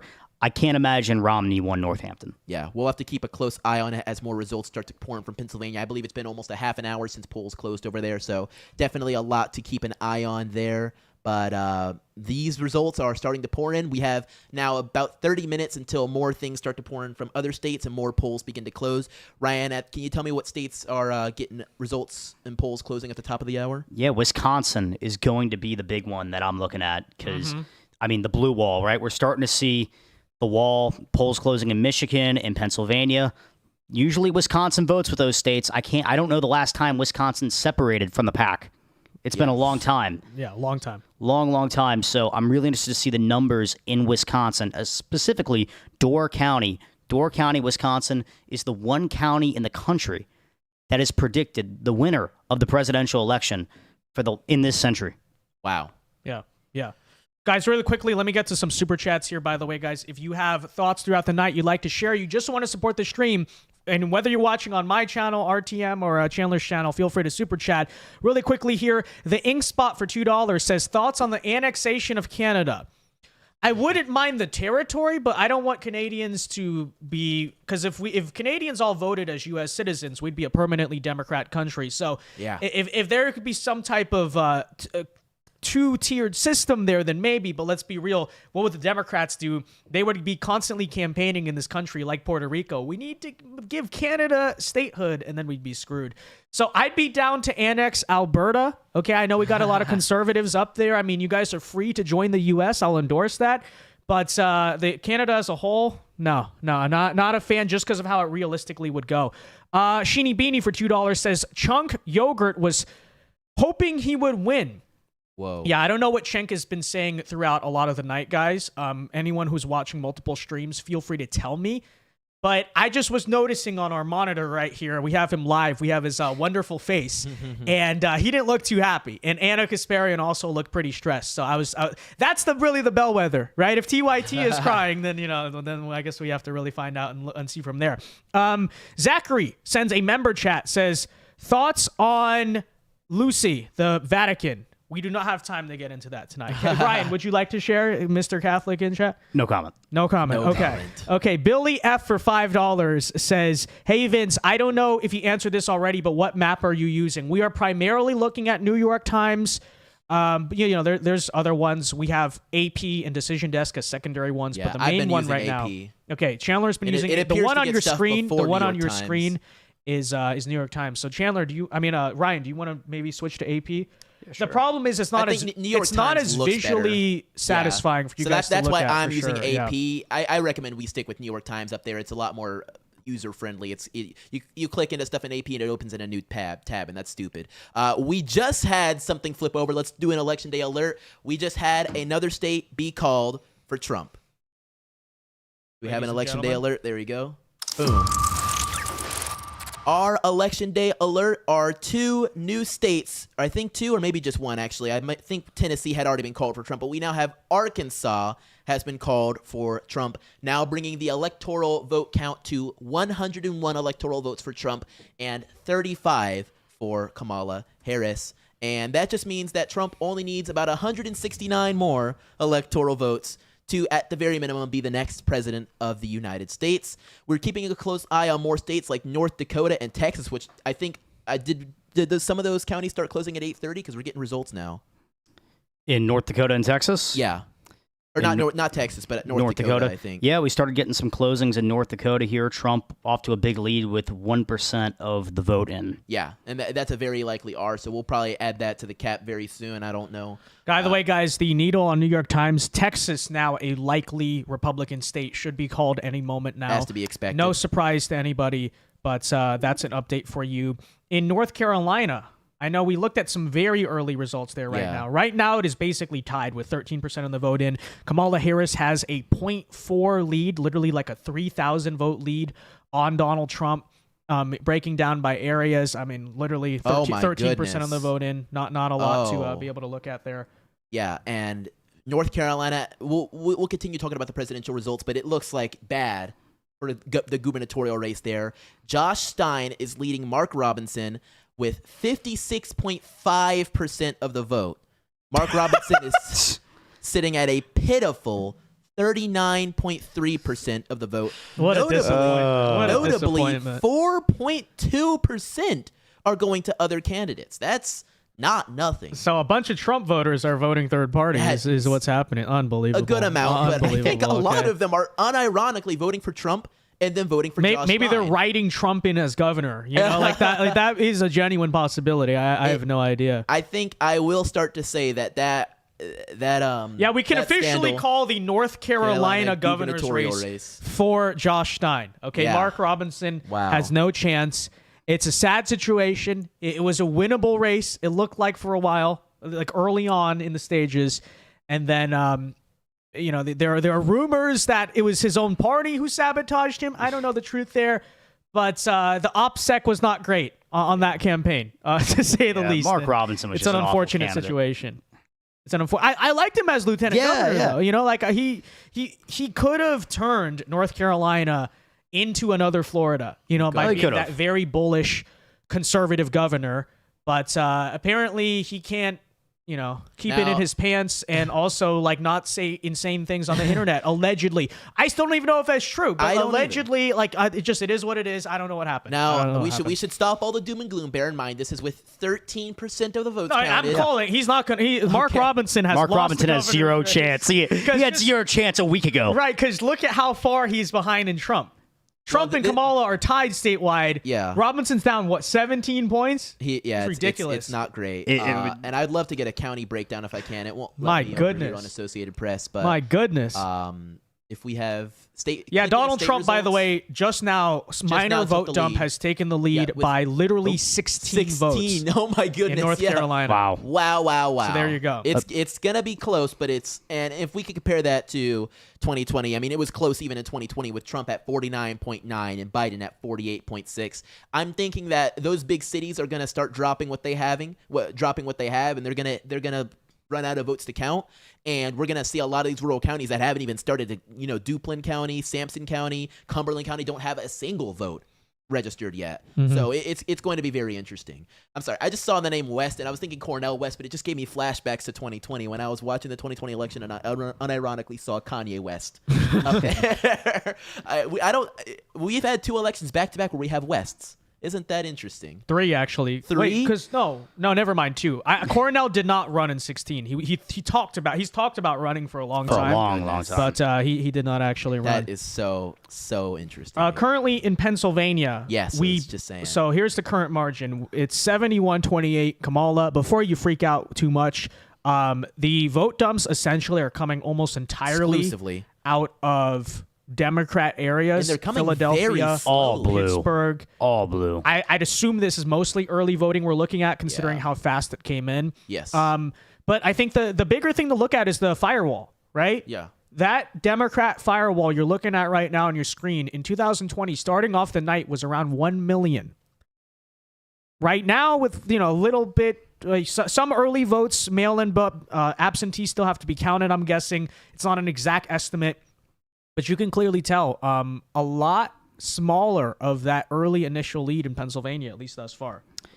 Yeah, Northampton's still a little concerning. 15% of the vote in now. I mean, that's once again we talked about earlier, a county Donald Trump won by nearly 4% in 2016. He needs to do a lot better in that county that he lost by, what was it, 0.1, 0.2% in 2020? Yeah, He's if we- got to yeah. do better than that. Yeah, and I think 15%. But keep in mind the election day surge. Yes. Yes. Pennsylvania's not a big early in-person voting state. Yeah, if you in want to fact, vote in many early, counties you you have basically to. can't. Yeah, you basically cannot. So Yeah. something to keep an eye on there. Yeah, I would say until we start getting about 30 to 40% of the vote in, That's it's going to be true. hard to really make any Yeah, conclusion. and there's in no Pennsylvania. feasible way Kamala Harris can gain that much in a county where we had 85,000 on one side, 83,000 on another. There's no way in which she's able to gain that much of a plurality that what we're seeing so far is going to actually mean a lot. With 17% in Pennsylvania, as we know, especially lately, is a state that's been a little bit problematic with their vote counting and everything that's going on. And I just watched another one start to pop in. So it's looking like really only the big cities are able to drop anything so far, and those rural counties that are super far out there take quite a bit more time to actually start getting anything in. So it's still anybody's state, anybody's race, but it's too early to say anything insofar as that bellwether, modern day bellwether like Northampton could mean much. And something a little unfortunate we were holding out hope for right here, its neighbor, the state of New Jersey, has been called. Holding out hope to narrow some margins there with some of the early voting numbers we were seeing, but they did call it for Kamala Harris. A lot of the votes still Fake out there. news. They're gonna retract the call. They're gonna retract. Mike Crispy hasn't voted yet. He's storming into. It's like Arizona. They ballot called it too box. early. Yeah, we also now have the state of Delaware has been called for Kamala Harris. I'm heard Joe Biden has been seen celebrating on the beach instead of. Oh, he's not celebrating. Yeah, I know. No, he he's not hates celebrating. Kamala. But So that the now current brings- electoral college margin, scroll up, Ryan, Yeah. is 52 Kamala Harris, 101 Donald Trump. Yep. Stop the count. Stop the count. Real. Stop the count. It's 101 votes needed to win the presidency. New Hampshire is right, now guys? a actually lean Democratic. Lean. Lean. Only lean? Has that been a state that? I believe it was likely. Yeah. I mean, in 2020, we have Biden at 52.7 and Trump at Yeah. 45.4. How's it looking right now? Kamala Well, at 54, 45, but only 26% of the vote in. Mhm. Yeah. And counties like Carroll County that Donald Trump's going to do very well in, only 11% of that vote in. Belknap County, about half the vote in. I think we Lot actually. So of keep vote in out mind, there. guys, right? In 2016, Trump almost won New Hampshire. Didn't almost did. Wow.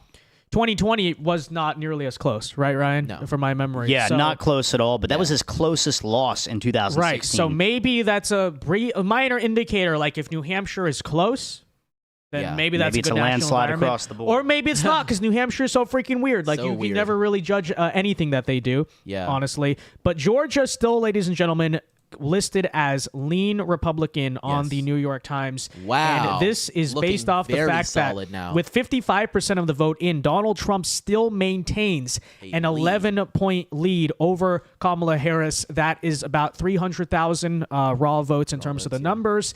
And this is, can you go to Fulton County? Let's take a look at where we are. That's really a place of interest in terms of turnout and center of Atlanta. Fulton County actually has 70. Oh, you have 79% of the vote in right there, with 71% for Kamala, 28 for Trump, and it has cracked 6 figures for Trump, which is always just very impressive to me. I love to see it. Our 2020 total saw Trump at 137 in the end, so he's already approaching his 2020 total. And Biden won that by 72.6%, with Trump at 26.2%, with only 20% or 21% of the vote left.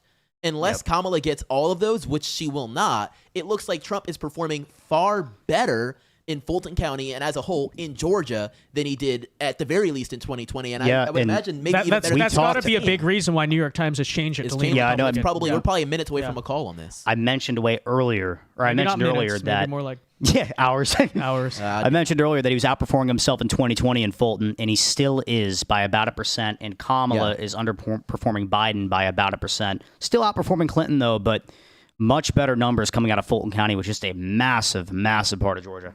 Benjamin James for $5. Thank you very much. Wants us to check out Virginia. Harris +1 with 40% in, and the margin is shrinking with every drop. Woo. Wow. Yeah. New York Times only has it as lean Democrat, not likely. Not likely. Lean. So, favored to win, but not where you need to be in this state. I got to give a huge shout out to St. June Park on my channel. He is infamous on my channel for being a very strong supporter. St. June drops $100 and says, first 100 electoral votes, go Chandler. Thank you so much, St. June, for tuning in with us. We've been dialed in, and we're going to keep giving you that sweet, sweet news. I cannot wait for our next 100 electoral votes. Alan Smithy for $2 says, I watch TYT hourly to see if Cenk is sweating yet. Well, can we get an update on that? Some of you guys in live chat need to help us out in this regard. Let us know. What is Cenk saying, And please clip it for us if you can, because, if this election goes the way we're hoping, we got years of content to make out of that night. So, that'll definitely be something to watch. Guys, we currently have over 1,100 people in our live chat, which might be a record. It's definitely quite a bit. 18,000 people have viewed the stream so far. Make sure you leave a like. If you're new, if you just found this on YouTube, make sure you're subscribed. And if you got thoughts throughout the night, feel free to do so via these super chats. Also, the best way to support our channel. Let me check and make sure there are not any on Streamlabs. All caught up there. Appreciate the support, you guys. Big numbers. And Virginia right now only listed as lean Democrat. Which is something insane. I want to talk about is Union County in North Carolina here. Trump is outperforming himself by about 2% right now from 2020.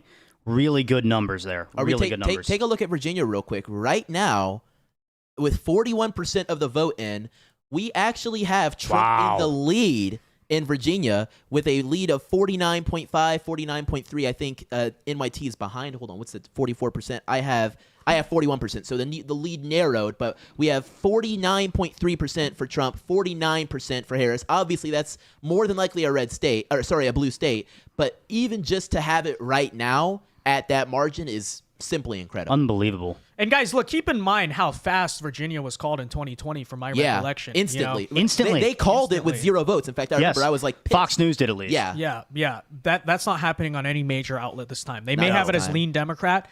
Virginia's not key to our path to victory, but if that takes a long... See, like I said, Georgia, early in the night, I said you want to see a fast call in that. Yeah. If Virginia keeps going and it's still not called, that is good news for the rest of the country as well. So that's sort of a reverse indicator. If Virginia takes a long time to call, that's big. All right, we now have a brand new Election Day alert. Go ahead and cue it up. We have a new state that has been called for a candidate. The state of Illinois has been called for Vice President Kamala Harris, now bringing the electoral vote total to 101 for Donald Trump and 71 for Kamala Harris.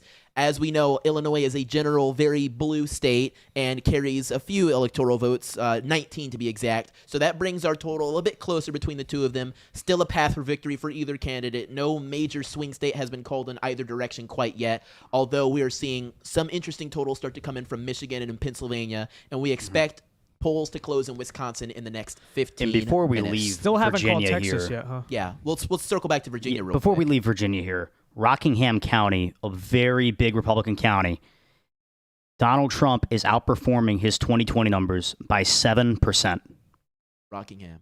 7% in Rockingham. Donald Trump only got 30,000 votes in 2020 from Rockingham. Wow. He is at 20,000 with only 58% of the voting. Wow. That's looking really good. And how does that compare to 2016, Ryan, if you have it?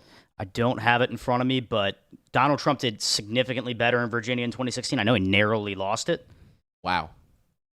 That says something, just to put into perspective how crazy This could be a 2016 long night if you're waiting on Virginia to be called. Yeah. That is very Like I true. said, the longer that goes, the better news it is for Trump. 100%. Yeah, 100%. Virginia's got a lot of suburban white voters that Trump had lost Yes. in 2020.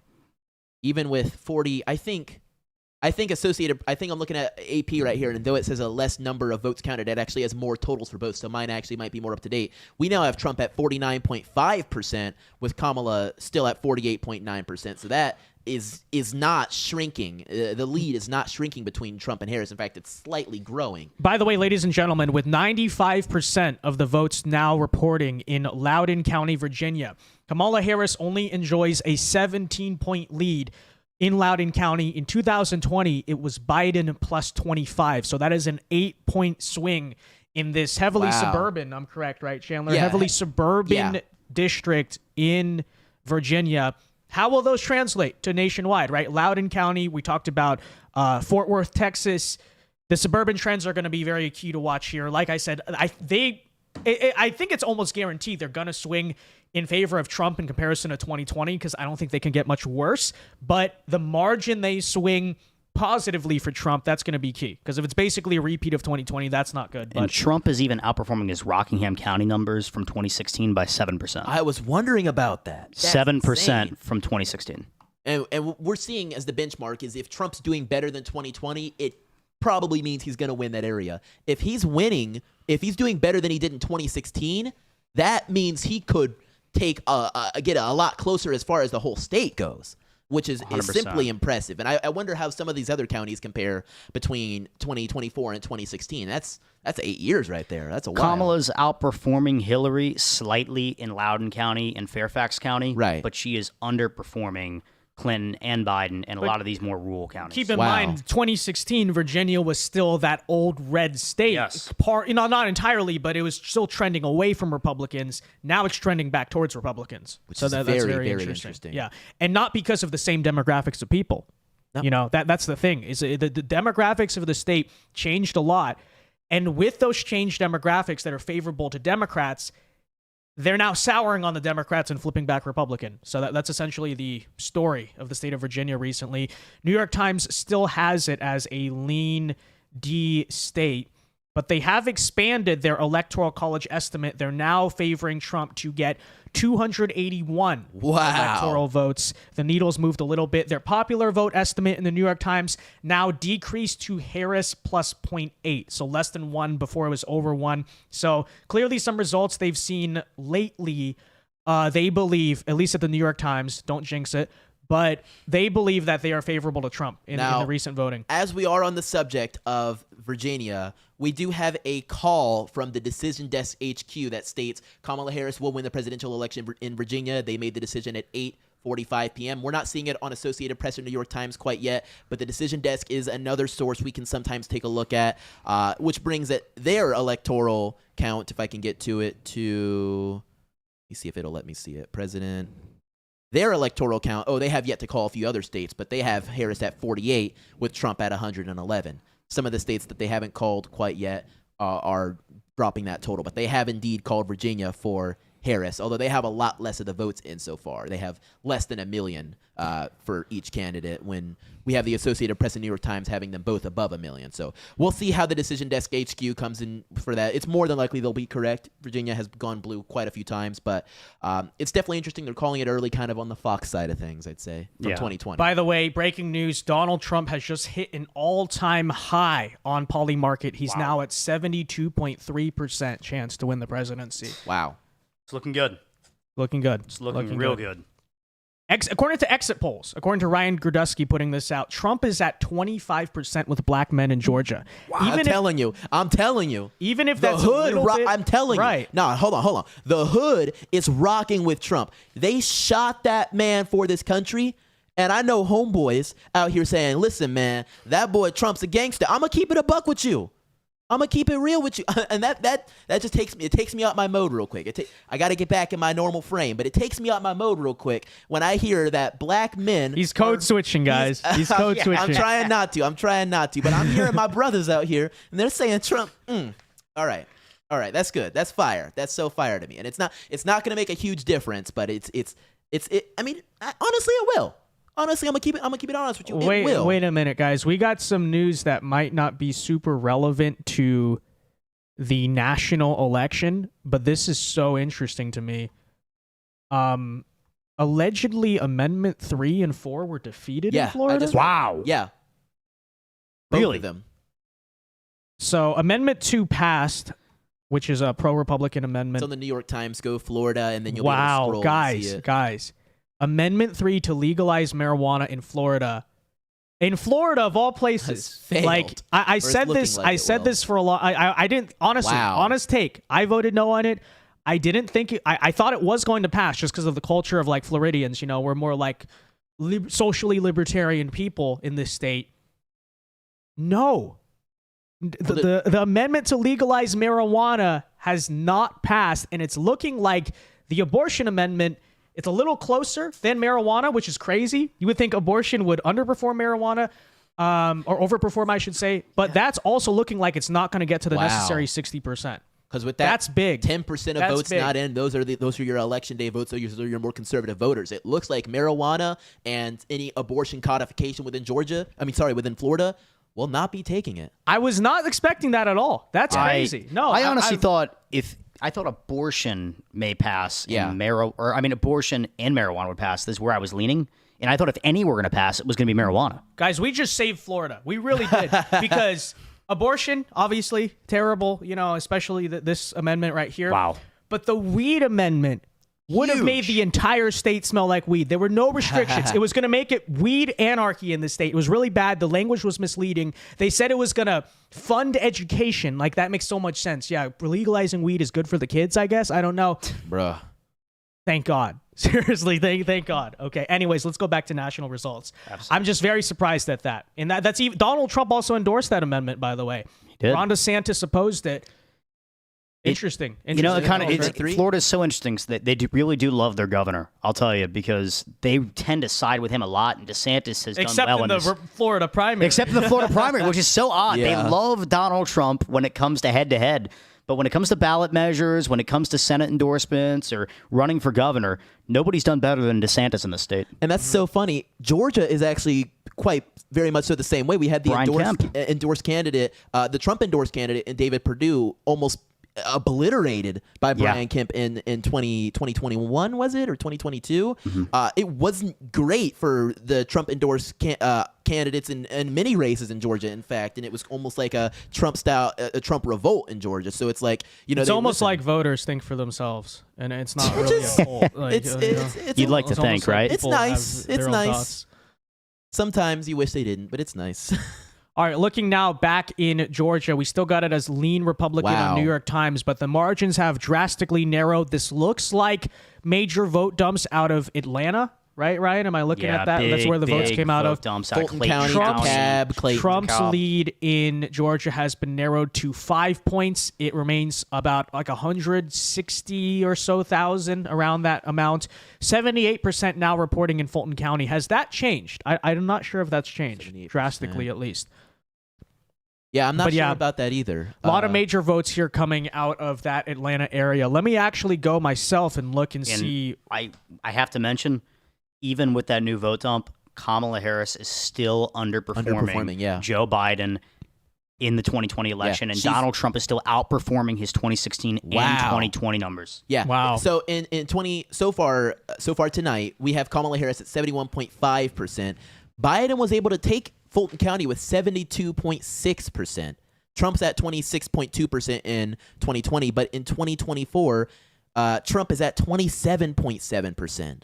And that's not a small amount of people that are actually going out there in Fulton County. And I think it's some of my brothers out there in Fulton County and going and pulling that lever for Trump, which is really impressive. I mean, Kamala Harris is at 290,000 votes. Trump's at 112,000. We had Biden at 380,000 by the end of it. And Fulton County is at 70% or so. We have 70. We had 78% for Fulton County. Up on the New York Times and Associated Press has it around 70%. There's only maybe 30% or so, maybe around a little over a third to go. It's looking like she might not be able to catch up to Biden's popular level there in Fulton County, and that's a really important county for a Democrat to take if they want to flip Georgia. Yep. Yeah, I don't think we're far from a call. I don't think we are.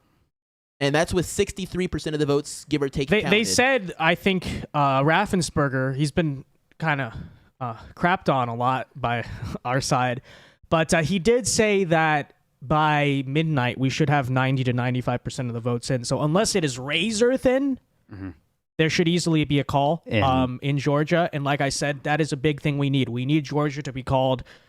It can't go to next morning and we're still trying to figure it out. It needs to probably call sometime around midnight, and that would be a good sign. This is a Midnight, cool map 1 a.m. right about here. And I mean, about look that at time. this.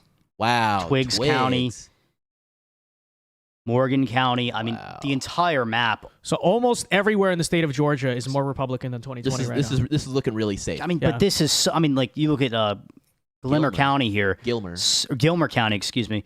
Such a small margin increase for Democrats compared to some of these huge Republican increases. And that's probably just population increase. Well, yeah, there, simply put, like what we're seeing so far, and this is not all the data, but rabbit. based on what we're seeing, the Been votes are not there for Democrats to win Georgia. no, they're not. There's numbers are not there. And if we didn't explain it correctly, what we're looking at is a swing map from 2020 to 2024. So to the right means it's swinging to the right. If to the left in blue, it means it's swinging to the left. You see the whole state of Georgia right there with the swings, all in red. A very similar red to Florida, actually, which is interesting so far. Now, Atlanta, that's going to be big because we still don't have swing map data out of that. But that's big. By the way, guys, my stream on VinceDow YouTube is almost at 1,000 likes, so let's get there right now. We've got 1,200 concurrent viewers. Feel free to super chat, support the show if you got any thoughts. Let me read one right now, actually. Iron Spider 1734 says, New Jersey native here. I'm so disappointed in my state. I mean, look, I still think, though, the final margin's going to be a lot closer than historically is true. Like, what are we looking at in New Jersey right now? Let me see. Donald Trump's only down 10 right now. Wow. Okay, so That's better than that's not normal. horrible. Better than normal. And to you know? compare that to 2020, if I can find New Jersey, Trump was down by more than 10 last time, just about. Biden was up 57.1%. Trump was at 41.3%. I think we're seeing a red shift in New Jersey as well. Yeah. No, Solidly. I think the margins will definitely be closer this time. And who knows, maybe next time you get a Republican governor. You came very Absolutely close in possible. 2021. We have an right? election next year. Yeah.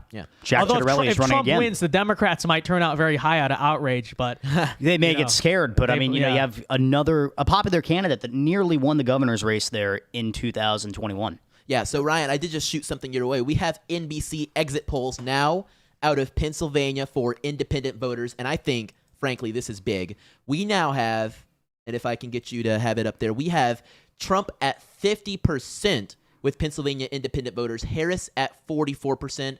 Those are I read NBC. this before. Those are NBC exit polls. This Huge. was, I guess, this was 50 minutes ago or so, Huge. but this is pretty huge. And like I said, it's an exit poll. Who knows how much you can rely on it? But it is definitely very interesting as we wait for more results to come out of Pennsylvania. They appear to be taking their sweet time tonight. They only have about 15% or so of the votes counted. But well, I think keep in mind in Pennsylvania, they're not allowed to start counting mail-in ballots until their polls close. wow. So they're going to take forever. Yeah, they're going to take a very long time. But hopefully by 3, 4 a.m. we'll have a good picture of it. That Right. should be good. Yeah. That should be good. We now have just exactly 1 minute until polls close at 9 p.m. in an assortment of states that Ryan is about to provide you now. Yeah, no, Wisconsin is the biggest state that is about to close here at 9 o'clock. The last big battleground state out, I guess you could say East, Midwest, which will be very exciting to start seeing some numbers pouring in from Wisconsin Yep. as then we if are about to hit 9 o'clock. And then if we continue down, what closes at 9:30 or 10? When do we start seeing in Arizona? Yeah, I believe we're going to see Arizona at 10, but let me double check. Sounds good. Sounds good. Just keeping an eye on things. I want to give a huge shout out to all the folks we have tuning in with us live here tonight on Vince's channel, on the Resist the Mainstream channel, and here on my channel as well. I want to give a huge shout out to Michael Weber, and we have Shanna M. Huge shout out. She says, "Hey Chandler, long time no see. I'm in and out on a few streams. I just saw your live notification. Can you believe these stats? Here we go again. I think it's too early to say here we go again. The numbers are looking not horrible. We're still waiting on interesting things to happen in Pennsylvania, but Georgia, Florida, Some vote And dumps we out have of an Georgia, by the electric- way. or Some we have an vote jumps out of Georgia. If you want to Yeah. take a look. Yeah, sure. the margins remaining pretty solid for Trump there. Very. Still Trump +5. Yeah, Yep. still Yeah. Trump +5. It's looking really Minor See good. vote. if Fulton County still Trump outperforming. Yep. Doesn't really look like any new dump there. No, yeah. I think we're seeing a lot of the dumps in the rural northern Yes. counties there, which are all going to come out. We have an election alert. Dude, Polls have closed in Arizona, Wisconsin, Nebraska, Iowa, and New York. It's time. It It's is time. time. So that is basically almost the entire East Coast now Yeah. has poll closure. Also, Still waiting for you on the West Coast. All right, Arizona. Come on. Tampon Tim's state of Minnesota has closed its polls as well. very well. It's time. It is time the to flip upset of them. the century. Looks like they just We can officially make a call, by the way. Donald Trump will win the state of Louisiana with Yep. its 8 electoral votes. Nothing surprising there. Shout out Louisiana. Shout out our And- Cajuns in chat. We also Okay. have another call for Kamala Harris in New York. Now bringing the electoral total count to, if we can scroll up a little bit. Oh, it's not up to date. I don't think they've got something's here that they don't have. Oh, we have Wyoming, South Dakota, and North Dakota, which have also been called by the Associated Press. Not quite yet. by the- Nebraska's 2 electoral votes statewide just got called by the Yep. New York Times as well. Yeah, so we somewhere around between 99 for Kamala Harris and 120 for Trump. There they go. They're going to roll in on the New York Times. I as know well. the New York Times just called their state of New York, but I'm very curious to see what the final margin is going to be. Yeah, there. that's I what don't- interesting to watch. I don't think Trump's going to win it, but course it not. could be within 10. Yeah, and the big easily. thing about the Northeast push here, that especially that Trump made an emphasis on it, especially because there's so many toss-up congressional races in the New York metropolitan Yes, area, yes. that it's really close. It's not winning that state. Nobody ever thought that he was going to win New Jersey or New York. It's Right. closing the gap in Yes. carrying along those congressmen across the finish line. House races in 2022 in New York are what gave Republicans the House. Absolutely, That was and it's different. what Yep. could do it again. There's 5 really key toss-up races in the New York metropolitan area. We now have another call from the decision desk. They have now projected Donald J. Trump as the winner of the election in Ohio. We have yet to see the Associated Press or New York Times follow up on that, but that will raise the electoral vote total by 17. It was looking a slight bit more competitive in that state at the beginning, but as we expected, more of those Republican votes in the rural counties started to roll in. We aren't expecting anything too crazy in Ohio, although we will keep an eye on that Senate race they have there. That is no. What is relevant about Ohio is if he performs more in line to 2016, yeah. then we're expecting in the other Rust Belt states he'll do the same. And it- 2020 he dropped off a little bit from 2016 in Ohio, so that shift comparatively in Ohio is going to be very important to watch, even if the state is going Republican yeah. He is regardless. outperforming his 2016 numbers That's by about fantastic. 2%. And I think we can see the result of that because it looks like he might be carrying that Senate candidate in Bernie Moreno potentially across the finish line. We're only halfway there, but Bernie has a narrow but noticeable lead at 48.8% to Sherrod Brown at 48.5%. Both of them in the 1.3 millions, but with Bernie at 1.394 million and Sherrod at 1.387 million. The numbers are negligible, but it looks like it's going to come down to it in Ohio against Sherrod, who we previously mentioned was a 3-down incumbent or so, 2 or 3 down incumbent in Ohio. He's got some strong name recognition, but it appears that people might be voting a straight ticket in Ohio as of now to carry not just Trump, but obviously Bernie Moreno perhaps as well. I mean, guys, keep in mind as well. election day votes still largely have not been counted yet in Ohio. Yes. Right? This is a state where Democrats usually start with the lead. And you said Trump is currently up by 6 with just half the vote in. Yes. Mostly election day votes to go. Yep. Bernie Moreno's narrowly up. I don't know the math there, but don't be surprised to see a +10 in Ohio for Trump. At this rate, we'll see. We'll see. call. Now, Republicans are voting earlier, so maybe the margins there are a little different. But if you see a kind of a repeat of those historical trends, then yeah. Because election day votes still waiting on that in Ohio. Whoa. We are getting information out of New Mexico now with 41% of the votes counted. It is a... Oh, wait. No, sorry. Is that Senate? No. 12% reporting in New Mexico. I have 41% here. What is that saying? We have... Okay, I don't know what's going on. Okay, with New go over to Mexico AP, right now. right? I'm Go on over to AP AP, right yeah. now, yeah. Just to give you guys a little method into the madness here. We have Trump in the lead or in some sort of three-way tie. What is going on? Is this some sort of glitch?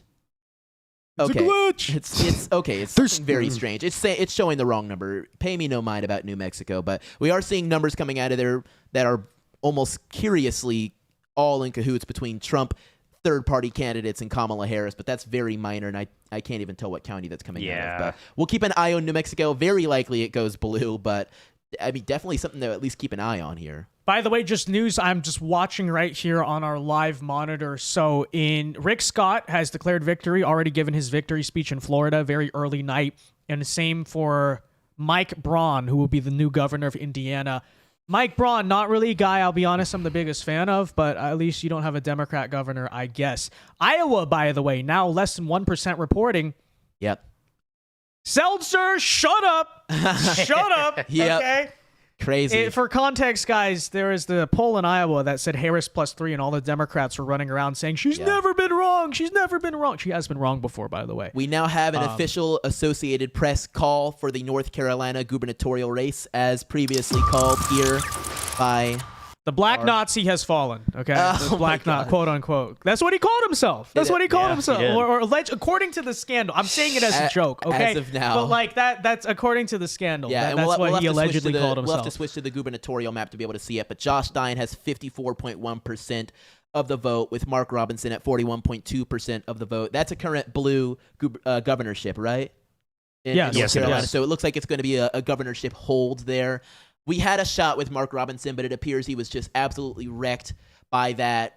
Hey, he crazy narrowed thing the that gap a happened. little bit, though. Look at did. that. Look at that. Yeah, Mighty between Mark. last time? Mighty Yeah. Mark. Hey, he may Yeah, he may he did. lose North Carolina in the same margin that Trump's going to lose New York. Wow, that's not. I don't even know what to say to that. Actually, I don't even know what to say. If you would have told me we're going to lose That New is York by the same margin unbelievable. as North Carolina, I'd probably I don't know. That's closed so the gap, it's- right? We It's a closed the great. gap. It's a great That's point. true. It's a great point. Yeah. I mean, Trump's at 27% in New York to Kamala at 72.6%. So Oh, okay. I don't think it's that. Well, close. New Jersey, early he's votes, though, outperforming right? Like in New mail-in. Jersey. That's with 15% is. of the vote in. So I mean, you know, Where's it that? could Where's get that vote closer. coming from in New York? Which counties?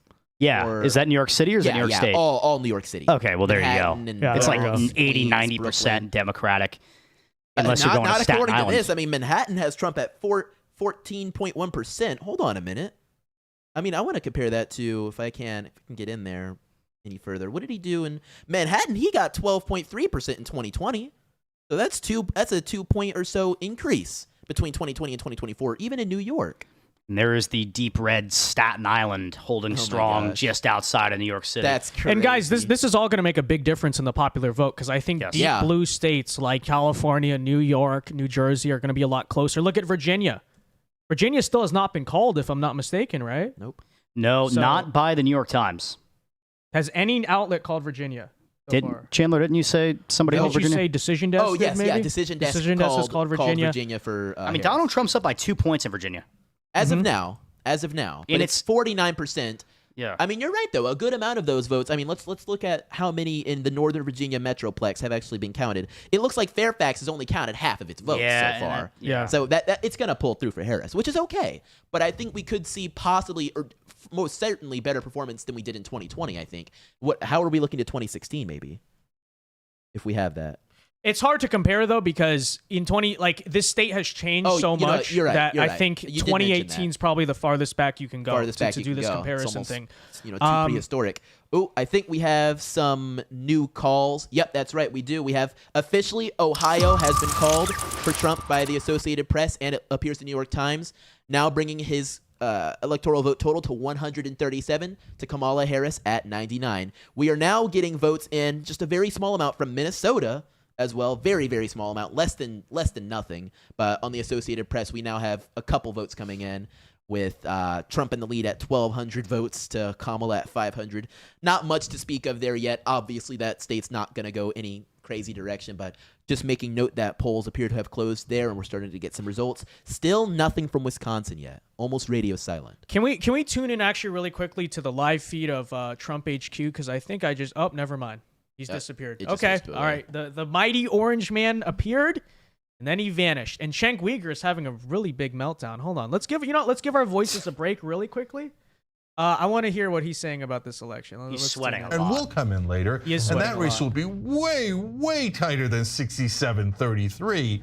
So don't take the early results as any kind of indication. Once it's an indication, we'll tell you, right? Once you get over 50%, that's an indication. And then there are other factors involved. But I don't, so that's the mirage we're talking about. Whether it's in a blue state or a red state or one that's leaning, trending Kamala or trending Trump. But John, her outperforming in the counties vis-a-vis. Yeah, look, you can't really read too much into it, but he's obviously nervous. He's look incredibly angry all night.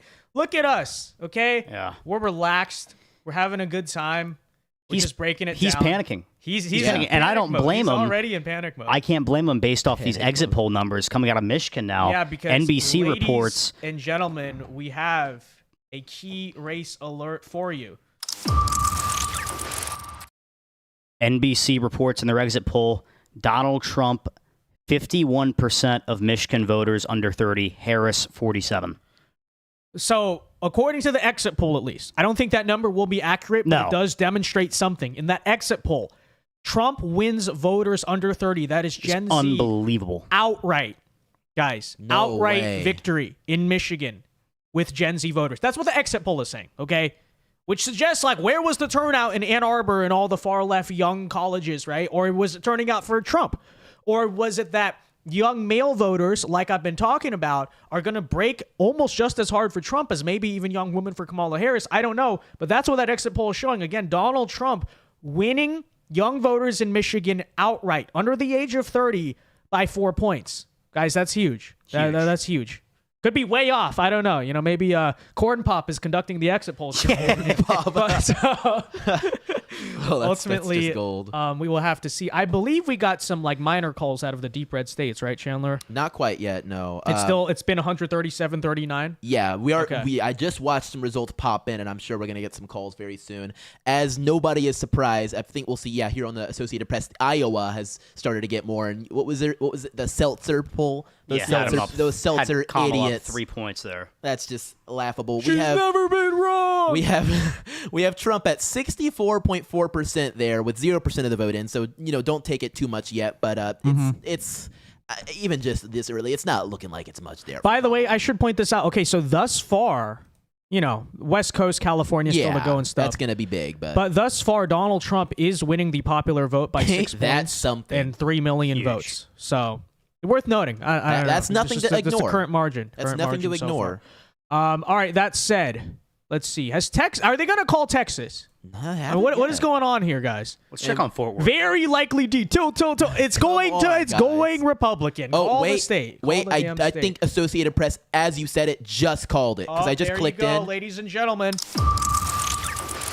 We can now project that the state of Texas, with its 40 correct electoral votes, will be going to Donald John America. Donald John America. So true. Okay, so they finally did it. So there you go. All the talk of a blue Texas, a blue Florida, that was more like just Ed Krasenstein. There was one guy saying it, but they said, they sent Bill Clinton to Florida.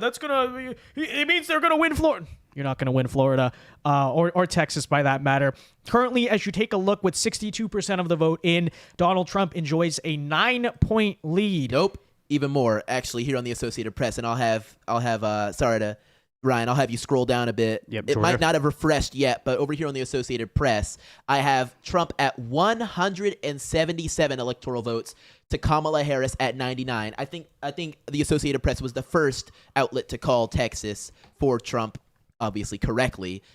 There you go. The New York Times now has it as well. So it's looking pretty solid there. Texas will not be flipping blue, and that brings our electoral vote counter to less than 100 away for Trump running away as the presidential nominee or president-elect tonight. By the way, in Florida, currently with 95% of the votes in, Trump is winning by 13, almost over 1.4 million votes in total number. So Ron DeSantis, Yes. Ryan, correct me. I think the final margin was about 18, right? 17, 18. I think you're 2022. spot on right there. Yes. So Trump looking like not going to quite get to DeSantis 2022, He's but damn that close. is very close. Yeah, 10 Yeah. points more than what he did in 2020. And to plug So- us in even further, really quick on Florida, as we're talking about it on the subject of Duval County, let's check in. We have Trump at 49.7% to Kamala at 49.1 or 0.2%, with 94% of the votes in, give or take. It's looking like Trump more than likely is going to take Duval County, which will, as we more than likely assume, have a cascading effect on Georgia as a reference there. I still think we're close to a call. I still think we're close In to a call Georgia? in Georgia. Yeah. At least I wish. At least I wish. I hope. But Duval County, a lot of that vote out is going to be in-person vote, which is going to sway heavily Republican. Certainly. And I think it's going to be very, very interesting to see, does South Georgia here follow It the definitely trend? will. And I think Yeah. it definitely will. All right. I think we should take a peek at Kansas real quick while we're swinging through a few things. Now, it's a very likely R state, but I do want to make note of it for anybody that's been eagle-eyed and watching as the state is looking blue right now, but that's because Kansas City, Topeka, which are, Shawnee, Douglas County, and Wyandotte County, are basically the only counties of size that are reporting in so far. And even with that metric, understood. Kansas City, for instance, has Kamala at 62.4%. But if we take a look at 2020, Kansas City, that's Wyandotte County? Yeah, Wyandotte County had Biden at 64.6% by the end of it. And Kamala is only at 62.4%. Yeah, and we're getting our first dumps here in Wisconsin. Yeah. And numbers are looking good. Are we? Just outside of Milwaukee, Donald Trump, Waukesha. 61% Wow. of the vote, with 20% in. Let me get some history real quick. You said Wisconsin, and we're going to look at Waukesha right here. So Waukesha did go to Trump in 2020 by 59.6%, with Biden at 38.8%. So it looks like Trump so far is overperforming how he did in 2020 in Wisconsin, which bodes very well for the state as a whole by just about 2 or 3 points there, with Kamala underperforming Biden by also about 2 or 3 points there. And that's, bear in mind, with 20% of the vote in. That's not nothing. No, that's a significant amount of votes out of Waukesha. And keep in mind that the swing in Waukesha, especially since they burnt it down, right, Yeah. that is the place in 2020, maybe something to watch for And sure. something to watch too is that is exactly on pace with Trump's 2016 numbers in that county. Fantastic. Round of applause right there. Go Packers, go Badgers. So I'm very interested in the The fact Badgers here are storming the polls, guys. that we have a disparity between Wisconsin and Michigan as of now. Do we think that that's going to resolve itself, Ryan? I think so. You're looking at where these votes are coming out of, outside of Detroit and Ann Here, Arbor. scroll your yep. faces. There you go. Very liberal Ann Arbor, Yeah, University Ann Arbor, of Michigan Detroit, right yep, there. yep. Detroit, obviously, in Oakland County is going to go very heavily blue. Oh, yeah. We have yet to see a lot of these rural counties out here But keep in start mind, reporting votes. look at next to Grand Rapids, Ottawa County. Yeah. Oh, well, only 2% of the vote in. But keep in mind, that is where Donald Trump did the final rally of his 2024 campaign. As he was in should. Grand Rapids. Every So, time, in fact, since yeah. 2016, I Yep. believe. I don't know if he did in 2020. He might have. No, done he it did in some- 2020, Okay, yeah. Okay, he did. He has ended every single rally at Grand Rapids, Michigan. So you guys better come through, Grand Rapids. Yeah. Yeah, he visits you more than he's visited this place. I'm so sure of that. Okay, let's see what else we are looking at nationwide. 21% of the vote in Pennsylvania, is now in. And Kamala Harris's big lead, that is the Pennsylvania election day firewall that the Democrats talk about, has drastically narrowed. I think last time we checked, Kamala Harris was in the 70s, if I'm correct, percentage-wise. She's now down to 59% with 21% of the votes in. And you see still a lot of the remote and rural counties in Pennsylvania still have a lot of vote to go. Pennsylvania is going to be a slow state because they are not allowed to count their absentee and early mail ballots until Election Day, which is insane. Okay, because then your signature matching, supposedly, I don't know if they really do, but your signature matching, you're doing this and that. It's election night. You know, that's why Florida comes so fast. All the early votes, they already know. They're boom, counted. Okay, now we just count the Election Day votes and we're done. It's fast as heck. Everywhere else, though, Wow. especially Pennsylvania, just mind-bogglingly insane. Yeah, and as we're seeing, we actually have Butler County. Trump does appear to be outperforming Dave McCormick, who's running for Senate there against the incumbent Bob Casey. McCormick's at 39.3%. Bob Casey's at 58.4%. Correct me if I'm wrong, but McCormick ran previously in Pennsylvania for a statewide office, right? Yes, for Ryan? governor back in 2022, and it was very unsuccessful. Very unsuccessful against Shapiro, right? Yes. Yeah, so it looks like No. You're thinking of Doug Mastriano. Oh, yep, I'm thinking of Mastriano, McCormick, McCormick ran against Dr. Oz. Yes. that's In right. primary. Yeah, In the yeah, primary. primary. Yes. And then In the he primary. lost to Oz. Fetterman. Oz lost to Fetterman. Oz lost That's to right. Fetterman, That's where yes. I'm remembering McCormick from. But- So McCormick is not looking great so far and underperforming Trump currently. But I mean, guys, we expect almost in every single Senate race in this country, there might be some exception that we look at the end, but you expect Donald Trump to outrun the Republican Senate candidates because our field is relatively weak, all things considered. Right. You know, Dave McCormick, I don't know if he's a terrible candidate or not. I've not heavily followed that race. Yeah. But you're running against someone with, I believe, right, a lot more name recognition in this case. Yeah. Sherrod Brown, same thing. Although Bernie Moreno is a good candidate. In Ohio, But- yeah. I was just about to take a And peek keep in at mind, that. for a Republican, Trump enjoys uniquely high popularity in those Rust Belt states. Yeah. So you go there as And of the another people. Republican candidate, it's a lot harder. Yeah. So And it's hard when you're running against somebody like Bob Casey, who's been relatively popular there and has held office there for a long time. right. And also, from what I've heard, everything about it from consultants and things, Dave McCormick ran an excellent ground campaign. It may just not be enough. Yeah. Maybe, yeah. And speaking of may just not be enough or may be enough, Bernie Moreno in Ohio, just to give you guys an update on that, if we can switch over, we have Bernie at 49.8%, Sherrod at 47.3%, and that's with about 56% of the vote in. This is a state that I believe we did already call for Trump, who's enjoying a very comfortable lead at 54.1%. So as Vince made mention of, Trump does outperform other candidates in their races. A lot of split tickets there somehow. Especially in the Rust Belt. Especially in the Rust Belt. But Bernie Moreno does seem to be flipping the script as opposed to how Dave McCormick is performing so far. However, Ohio is a lot more developed insofar as how many votes they've counted in comparison to Pennsylvania. So a lot more to see very, very soon, but we are continuing to keep an eye on things. But it's looking very good because you're going to see this R margin, Republican margin in Ohio, go up as more votes are counted. Like I said, Blue Mirage State. So you could probably make the call now or close to now that Bernie Moreno will be unseating Sherrod Brown, I would say. Ryan? I think would you so. confirm? I really Yes. do. I think we talk about the Blue Mirage. Yes. You know, every time you watch Ohio in these elections, it always seems like a large Democratic lead early. right. I really Right. think Bernie Moreno is not trailing far enough behind Trump, I think, to lose this race right now. Yeah. No, absolutely not. Absolutely not. Ohio is really... You know, we always talk about Florida being the safe red state. Ohio as well, though, too. It's You know? becoming that way. It used to be Yeah, just like Florida, the ultimate swing state. Right. And now it has completely gone deep red at almost all levels. This is the last piece of statewide office they have. Speaking of which, can we look at Iowa really quickly so I can dunk on Ann Selzer once again? He might not Okay. want to right now. It's It's kind of 10%. flipped. Yeah, Likely R. Where? Likely- Let's zoom in on it. Let's Yeah. zoom in on it.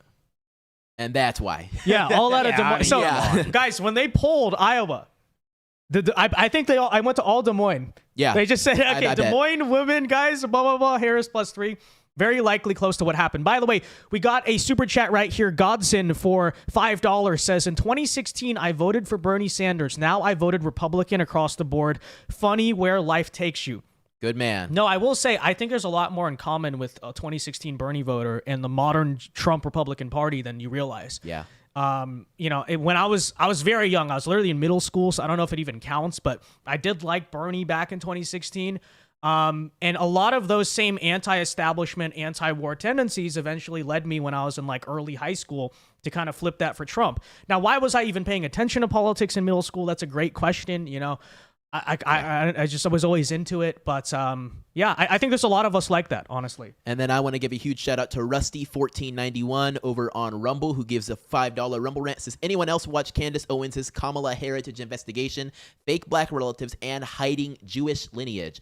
Very, very interesting. I've been hearing a lot of fascinating things about Kamala's background and history. A lot of people have been calling it into account and into question. And I wonder particularly if black men, not only do they think Trump is more gangster, but they call into question Kamala's so-called black card. Does she actually possess one? Many people have been asking this question, and I wonder if that's going to, play a key role in this election as we see things going forward, particularly in Georgia, but perhaps maybe other states where the urban vote carries a lot of weight. I think she hit it for two reasons, right? If it's true, is the Palestine demographic and black voters. Yeah, definitely. Which shows how fake she is as usual. Shows it. Very true. Can't even be honest about it. Yeah, good numbers here for Trump in North Carolina, outperforming his 2016 numbers in Scotland County and in Union County. Very nice. Yeah, we haven't looked at North Carolina in a while. Not much. Let's go. What's the They have yet to margin call it. It's at 50%. Yeah, they have yet to call it, but 51-48. It's looking really good for President Trump, leaning R, according to the New York Times. But Union County is big. I mean, that's a 2% bump from 2016. That's a lot of votes there. 82,000 votes with 94% in right now, just outside of Charlotte. And to compare that to our 2020 numbers, in fact, we can find Union. Trump had 61.3% back then, with Biden at 37.2%. Trump is enjoying far better performance in that county than he did last time around, which is very, very good, I would say. Not that he lost North Carolina, but, well, it's always a good thing when you perform better in a state that you solidly win, because then it means you can perform even better in states that you don't solidly win. Or states that are swing states like Pennsylvania. I'm curious to see. So it's the western part of the state that got affected by Helene, right? Yes. Yeah. Have we seen evidence so far of decreased turnout? I don't believe so, right? No. I don't believe so at all. Not quite. These are very rural counties, and a lot of the votes in, and these look, I mean, I'm not familiar with the size of these counties and what they usually return at, but Madison County here, Trump has 8,000 votes with 95% in. In 2020, he got 7,000. That's more than he already has. Yeah. Wow. So increased turnout from 2020. Increased turnout. Yep. Very minor Increased election turnout. alert, not even worth of the bumper, but I think we did get one of the Nebraska districts called for Trump, so that added. Oh, actually, I think it District added 3? 2. I think it added 2 to his. He just went from 177. Or to 177, now at 178. So he's at 178 electoral votes to Kamala Harris at 99, though we expect those other districts of Nebraska to follow suit and be called very soon to bring Kamala to. Well, the probably second about district 101. maybe. Is it the first or the second, Ryan? It's Omaha. the second district. district. Yeah. So second district's gonna come down on the wire. We'll have to see what and happens she's there. up by a reasonable margin. Yeah, if you guys that's with can see 46% that there. in. Yeah. That's very interesting. There is a scenario where that second district could bump her to 270 in a razor thin election, but I have heard of that. Yeah.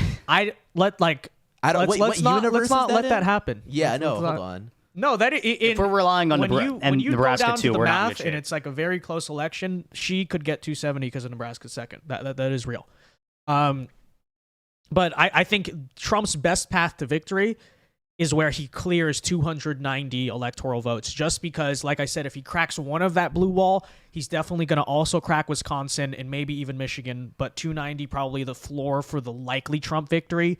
There is a scenario where he barely clears 270, but just, again, considering the blue wall kind of breaks together, I don't see a scenario where Trump wins like 272 or something like that. I don't know the exact number, but I think, again, Trump winning this election, he's going to get over 290 at least.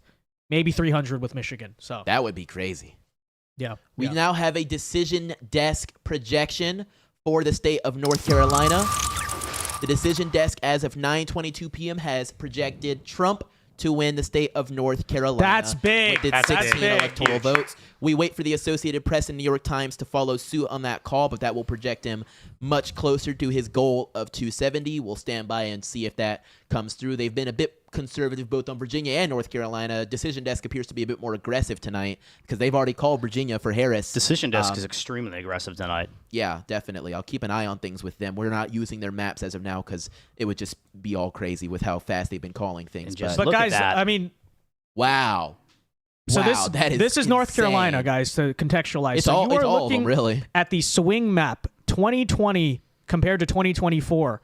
In 2024, almost the entire state of North Carolina is voting to the right of what it did last time. So that's probably a key indicator of why they made such an early call in North Carolina. And like I said, the faster we can call the Sun Belt, the better a position Donald Trump is in.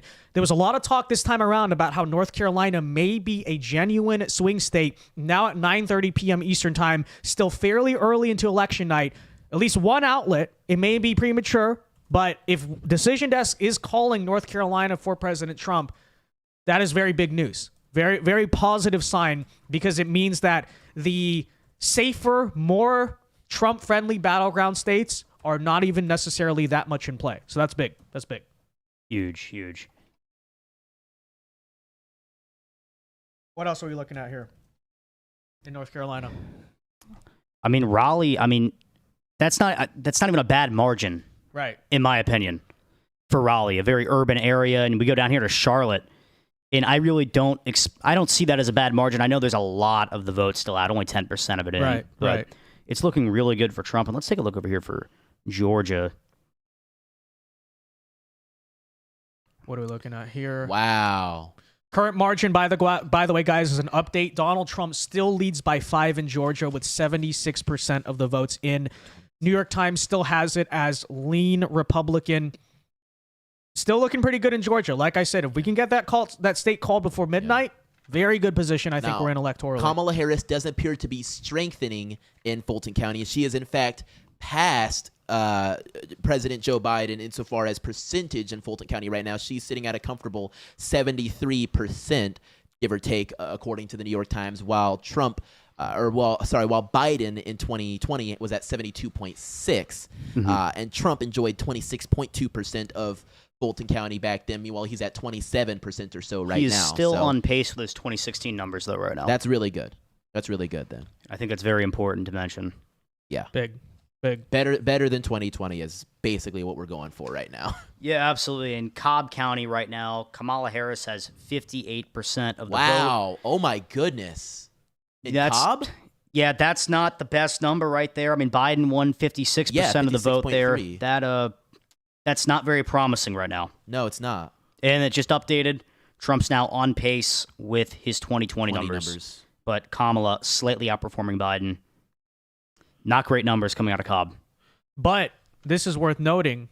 In the rest of the state, go to the swing map right now. The swing map. All red, Yeah. except some of the Atlanta area. All has red gone. except the Atlanta area. So is to be this is, expected. we've been saying for a long time, this election's going to come down more so to turnout than persuasion. Is rural turnout going to outperform and is urban turnout going to underperform? That's still up in the air so far. But if she is even running the same as Biden 2020, if she's in line in Atlanta, but the rest of the state, as you can see, is voting more red right now, Wow. then that is probably why Trump still enjoys a 5-point lead in Georgia. I think this turnout issue is going to be a big one for Democrats. I think they're just genuinely not really excited for Kamala Harris. I don't even think they were really excited for Biden either, but definitely not for Kamala Harris. And we now have 75% or so of the vote within Georgia. That is not a small number considering how things are looking right now. They would need the next quarter of these votes to basically all be for Kamala if they were to shrink that lead. I mean, Trump has almost a 3 million or so, sorry, not a 3 million, but hundreds of thousands vote lead, 300,000 vote lead on Harris right now with 2.1 million to Harris at 1.9 billion. That's not anything to sneeze at. He's at 52.2%. Now just jumped, to 52.3%. She's at 47.1%. She has yet to pass the 2 million mark. And that definitely means something. And guys, all that talk, I know people are concerned about this, about the overseas ballots. You know who that is in Georgia? That's the military. That's the military, yeah. Okay, so don't worry about the overseas ballots that are going to come Friday. They're going to swing hard for Trump, number one. Number two, can you go to the live forecast on New York Times? Go over one tab there at the top. Wow. They have now moved, officially guys. leaning Trump. It was a toss-up for basically this entire stream so far. New York Times now has the election as lean Trump at a 69% chance of victory. Her popular vote estimate at the beginning of the stream was over 1 point. Now is down to Harris plus 0.4. They think Trump's going to win 287 electoral votes based on the current margins. Like I said, I think realistically he will clear 290 if he wins, that is. This model will change throughout the night. But so far, based on what they're seeing, Nate Cohn, as of 10 minutes ago, for the first time tonight, our estimates indicate that the race leans toward Mr. Trump. And if we scroll a little bit further, it'll actually show us which states they're starting to call in which direction. We have Pennsylvania now looking at Trump plus 0.5. Wisconsin and Michigan also leaning towards Trump, according to the New York Times. Now, we don't know how many results they actually have, particularly for the state of Wisconsin, quite yet. But what we are seeing is that they are adjusting their estimates accordingly. And right, if we because the beginning, I'll just interrupt real quick. No, go ahead. The beginning of the night, Michigan and Wisconsin, Harris had a minor lead. Pennsylvania, they had us tied. Wow. Yes, that's true. Yeah. So to me, that indicates they must have seen something in turnout or, urban turnout, rural turnout, something in the early voting data so far that says, okay, Trump looks like he's going to be having a good night there. Also, Nate Cohn, as of now 10 minutes ago, is 9 minutes ago, about a minute ago, math there. Trump is a narrow but clear favorite to win Georgia and North Carolina.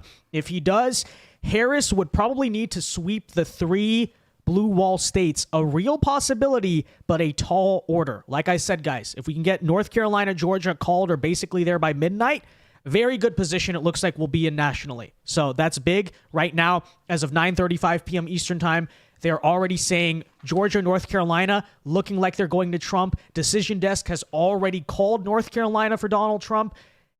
That's good, right? That's good, because then we can kind of stop worrying about the Sun Belt as much and focus more on that Rust Belt. And like I said, if you don't have to fight as hard for the Sun Belt, most likely the Rust Belt will narrowly lean towards us, is what I would say. They have got to be sweating right now. They have got to be. Look at Cenk. He's mad. Look at him. Look at him on that screen right there, guys. He does look like he wants to rip somebody's face You guys off. can't see it, but we have these monitors here. Look, Cenk is... He's sweating a lot from that forehead. My gosh. He has not looked happy all night long, though. I really got to say. Because he didn't want Kamala to be the candidate. Yeah. We're declaring war on the Democrats. Wow. The establishment. Okay. We have some fun numbers out of Virginia right now. I want to take a peek at that in the Senate race in particular. If we could switch over, we have Tim Kaine with a only narrow lead at 50.9%. Hung Cao at 49.1%. Let's go, Hung Cao. The margin between them is less than 50,000 votes, which is not nothing. That's not nothing, and we're starting to get more of our margins out of Fairfax, Loud, and we're not calling this race in his favor or anything. There's still a lot of votes to be counted there, but in Fairfax, they only have 40% of the votes left to be counted. Meanwhile, a lot of rural counties don't have that much yet. I will say, Hung Cao, even if he doesn't win tonight, probably won't. Very legitimate shot at the Virginia governorship in the future. Because they're one-term governors. Because, one-term governors, he won't be unseating a long-time incumbent. I like the chances there. For sure. I believe that seat is up next year. It is up next year. And we have the current Lieutenant Governor, Winsome Sears, who has already announced for that race. So I'd be very interested to see how that primary goes if Hung Cao does say, all right, I'm going to run for governor instead. I'd be very interested to see how... That's going to be an interesting GOP primary. That would be very fascinating. And one thing worth mentioning here, in Fairfax County in particular, is Hung Cao, the guy who ran against Tim Kaine in 2018, was Corey Stewart. Corey Stewart only carried 26% of Fairfax County. Wow. Hung Cao now sits at 32%. That is a big swing in a huge area. Oh, my goodness. And then if you go over to Loudoun County, Corey Stewart had 34% of the vote. Hung Cao now sits at 42%. Wow. By the way, Nash the Neat for $5, thank you very much, says, I'm not a religious man, but I pray that Trump wins tonight because I don't want to think what will happen when he loses. Thank you for the 5, Nash. I totally agree. I totally agree. Very true. But let's not, let's not think about it yet because we're in a good position. We're looking solid right now. We're looking solid. The margin has shrank in Pennsylvania. We have a lot more votes that have poured in, and it's looking a lot more It is now within 7, Yes, ladies now and within gentlemen, in the 7. state of Pennsylvania. 30% of the vote in. Yet with 52.9% for Kamala Harris and 46.3% for Trump, the margin between them is less than a few 100,000 now. And that is with Philadelphia County only at 22%, but Allegheny County at half of their votes in Pittsburgh, and Lehigh County at 18%. There's still a bit to go with those big cities, but keep in mind, those rural counties haven't even begun to start dumping votes yet. Something worth mentioning in And something Philadelphia worth- County. yeah. Donald Trump is outperforming his 2016 numbers by 2%, and Wow. Kamala Harris is underperforming Hillary Clinton She is underperforming Hillary in Pennsylvania, in Philadelphia County. in Philadelphia County. Philadelphia County. Wow. That is a statement, folks. I think the New York Times in their enduring wisdom might actually be pointing things in the slight right direction this year when it comes to how they're feeling about Pennsylvania. And that's still with only 30% of the vote in. We still have a while with that. And as many have mentioned, we won't start seeing more solid results from them until maybe 10 p.m. I know someone in chat was asking, I'm assuming you're a fellow Floridian here. We are broadcasting the stream from Florida, by the way. Amendment 3 and 4. New York Times has both called that neither of them will pass, okay? Currently with 92% of the votes in the state of Florida. No is at 44% for Amendment 3, and it is at 43% for the abortion one, Amendment 4. And keep in mind, they need 60% for these things to pass.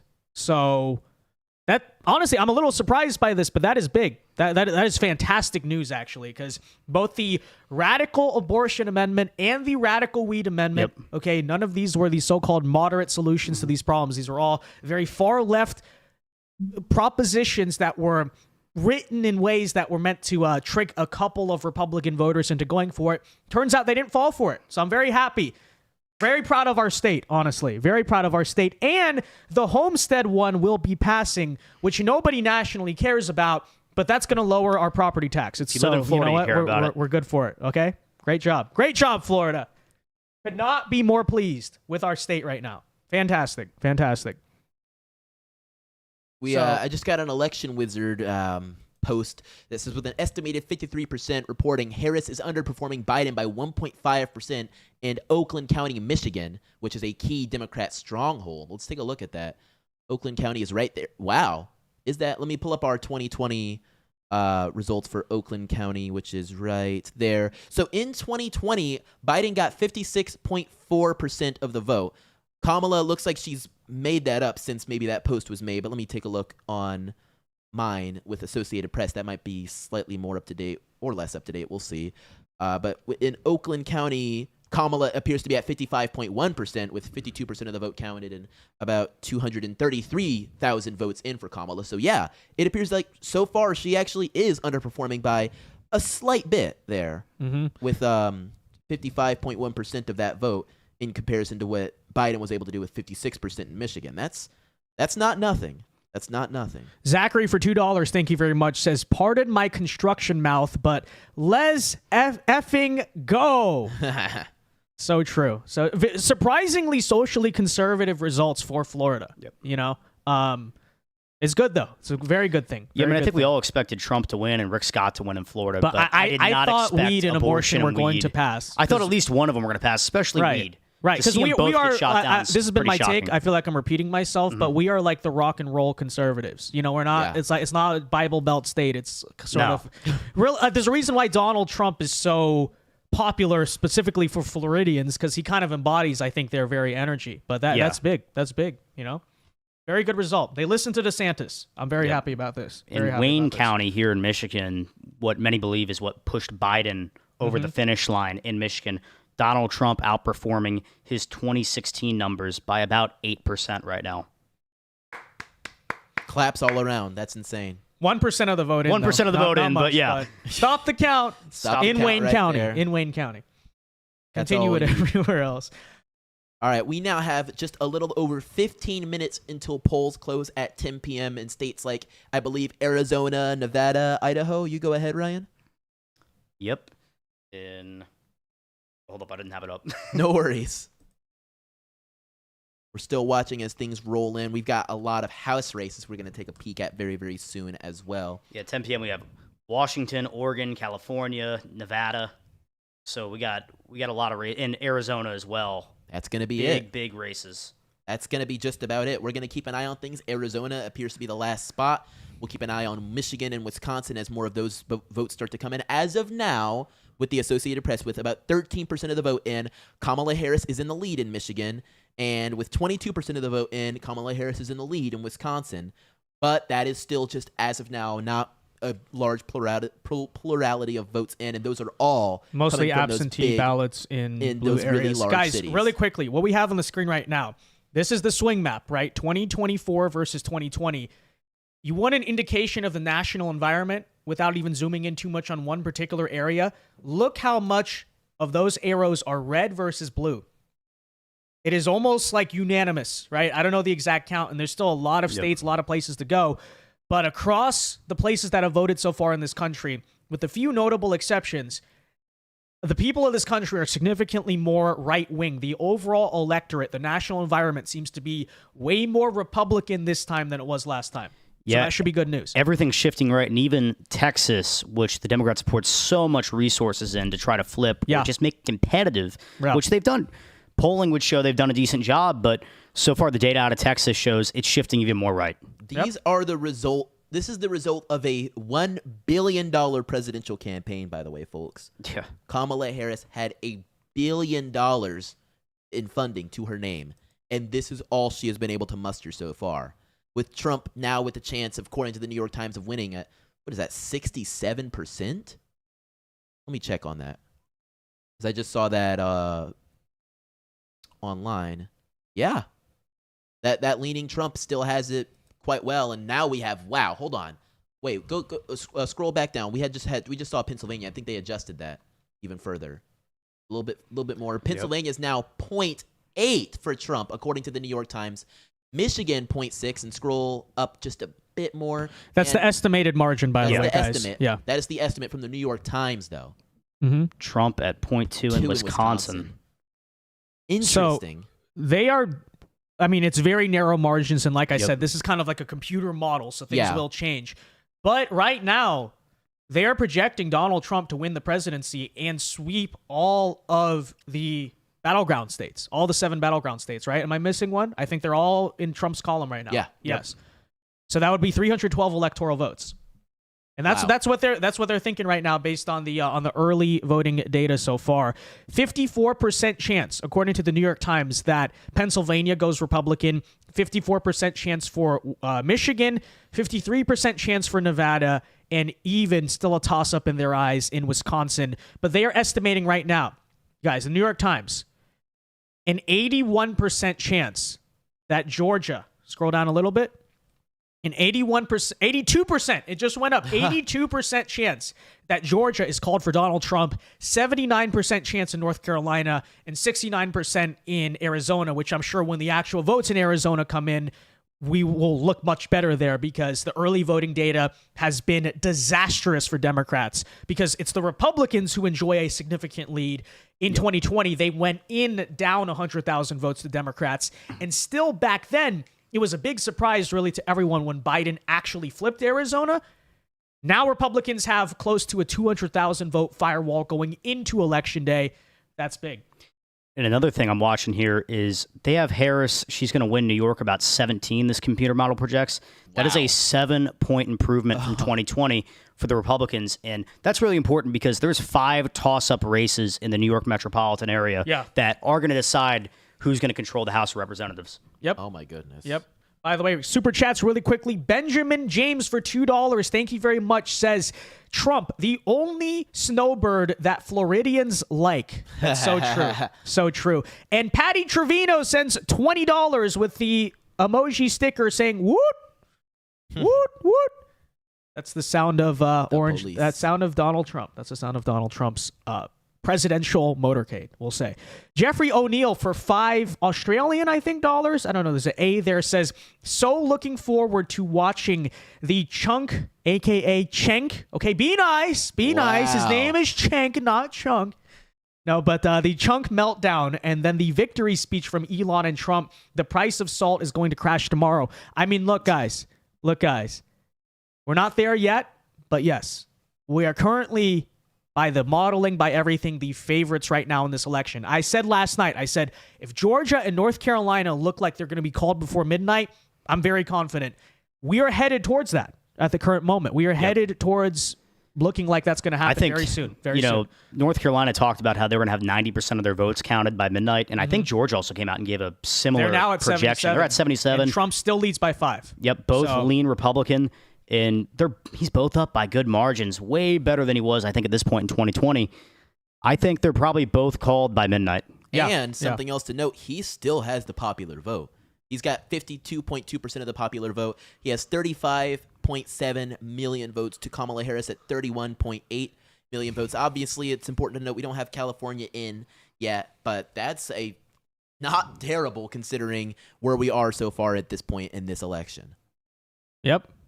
Oh, absolutely, guys. Let's take. What a are we look looking at in Iowa? Let's. I Well, know actually, your I mouse is want right to. there. We'll I get just, if we're with the seltzer poll, I just I'm had to obsessed with Iowa. Listen, we I need feel to you. prove her, and there's no There's no, results. haven't there's no changed. results haven't there. changed. She's not going to be right. No. It's not even worth But I it. want an early call. I want her to be wrong by like A lot. 10 o'clock. Okay, that'd be so Real. funny. I do want to take a peek at our Senate race in Ohio real quick. Bernie Moreno is actually expanding that lead as we get closer and closer in, as you predicted. He is now sitting at a comfortable 50.7% to Sherrod Brown at a meager 46.2% with Bernie Moreno. And I think I have more up-to-date results here because I have Bernie at 2 million votes and Sherrod at 1.8 million votes. According to the Associated Press, I'm thinking we might get kind of close to a call for a Republican flip in the Ohio Senate race there between Bernie and Sherrod. That's looking kind of impressive there, if I'm being honest. Yeah, for a very popular incumbent, Bernie Moreno is doing a really good job. Yes. If we take a look at Michigan, however, the same cannot be said. Although Michigan is much, much earlier on, it's only got, according to the AP, about 14% in. Elissa Slotkin, or Elisa, is sitting at 52.6%. And Mike Rogers is sitting at 44.7%. Neither of them appears to be the incumbent. However, I believe Michigan currently has a Democrat senator, right, Ryan? Yes. They do. Yeah. So Mike is the underdog in this race, but he definitely did is. narrow it a lot in the kind of final days. So did Eric Hovde, and I believe Dave McCormick too, right? I didn't follow that race as closely, but McCormick actually cut the Yeah. lead closer than Mike Rogers did. yeah, Okay, we yeah. can actually take a peek at Hovde in Wisconsin. He's actually outperforming Rogers right now. He's sitting at a comfortable 46. and guys, wait, let me interrupt really quickly. Go for it. Not that he matters, but Alan Lichtman, I was watching. He just called Georgia, or he just filled it in red. It seems for Didn't? He was on 270 it and looks he so just disappointed. called it. He just Wow. called it. He looks so disappointed. My keys. He looks like he's going to cry. He looks like he's gonna cry. His keys. He's They finally going to may get end one up wrong. being wrong. He's gotten several wrong, by the way. Let me just say that. Oh, he said, oh, well, the popular vote. Gore won the popular vote in 2000. So then he claimed he predicted it correctly because he said Gore was going to win. And then 2016, he claimed he got 2016 right because he said Trump was going to win the popular vote, which he didn't. So then he switched his model again to say it was for the Electoral College. So this guy is the master of shifting the goalposts. I'm sure somehow if Trump Whoa. ends up winning, Alan Lichtman will still claim that he got it right. Yeah. All But right. this we man have looks an like he's gonna election cry. day alert as of a few minutes ago. Right now, we have the state of Ohio, according to the Associated Press, has officially been called for President Donald Trump. He now sits at a strong 188 electoral votes to Kamala Harris at 99 electoral votes. We also have Bernie Moreno still with a strong lead, now an even 51% over Sherrod Brown, who appears to be floundering at 45.9%. The Associated Press has a bit more updated numbers on this one. It's looking quite strong for Trump and Moreno in Ohio as we speak. And guys, keep in mind, look at the final margin in Ohio, because if Pennsylvania takes a very long time to count, you can compare, okay, did Trump overperform 2020 or match 2016 or even overperform 16 in Ohio? That might also be a strong indicator of what happens in Pennsylvania. Especially in those bordering counties. Yeah. Yeah. I also want to switch gears real quick here to Wisconsin.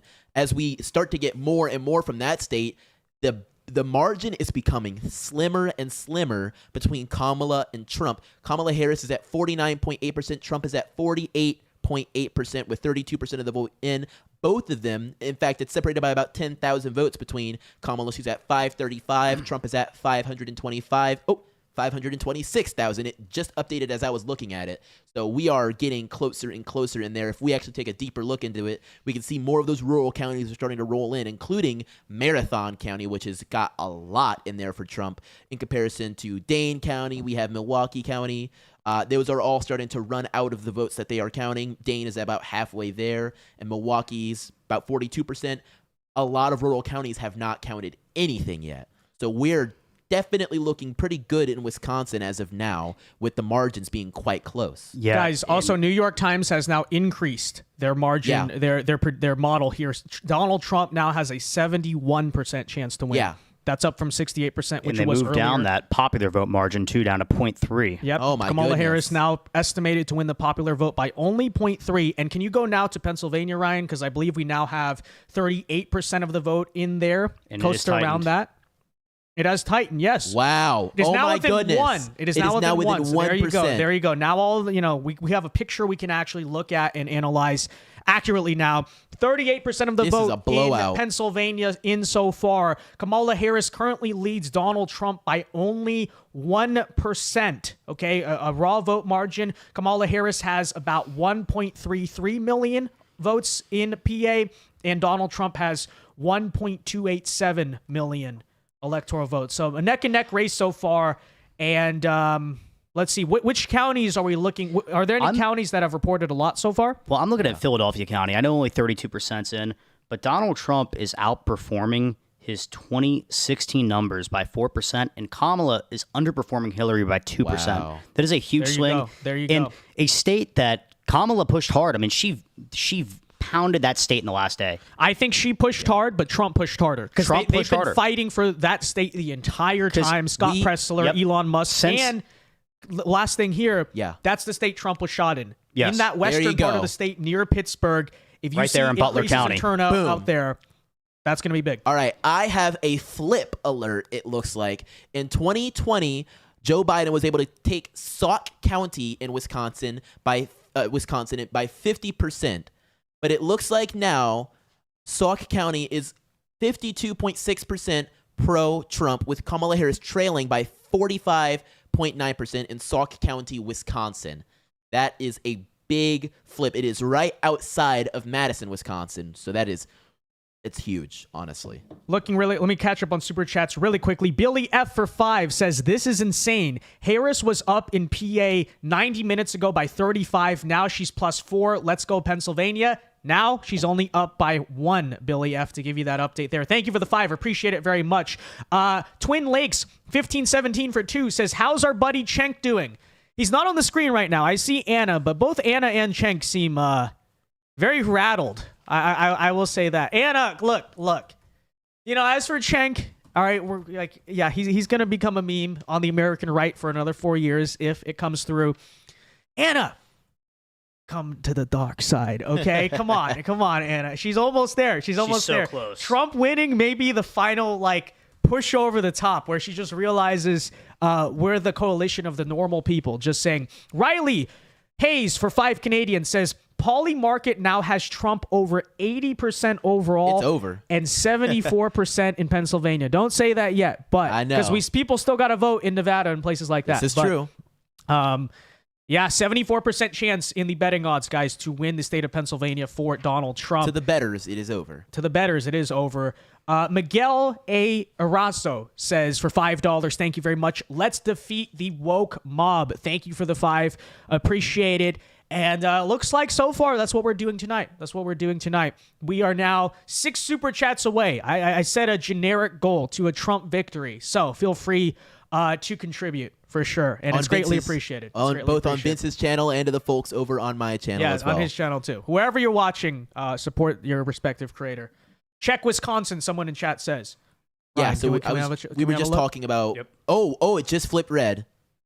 Yep. As of now, we just got. I don't know what we can call that, but with 34% of the votes in, Trump is now at 49.4%. I have the Associated Press, and Kamala's at 49.1%. Looks like we had a few rural counties just start dropping a whole lot more, including Waukesha, which has a crap ton in there. Let's take a look at Waukesha right there, right to the left of, yeah, look at that, 121,000 votes in Waukesha, and out to compare that to 2020, Trump had 159,000 votes, but that's only with 75% in so far.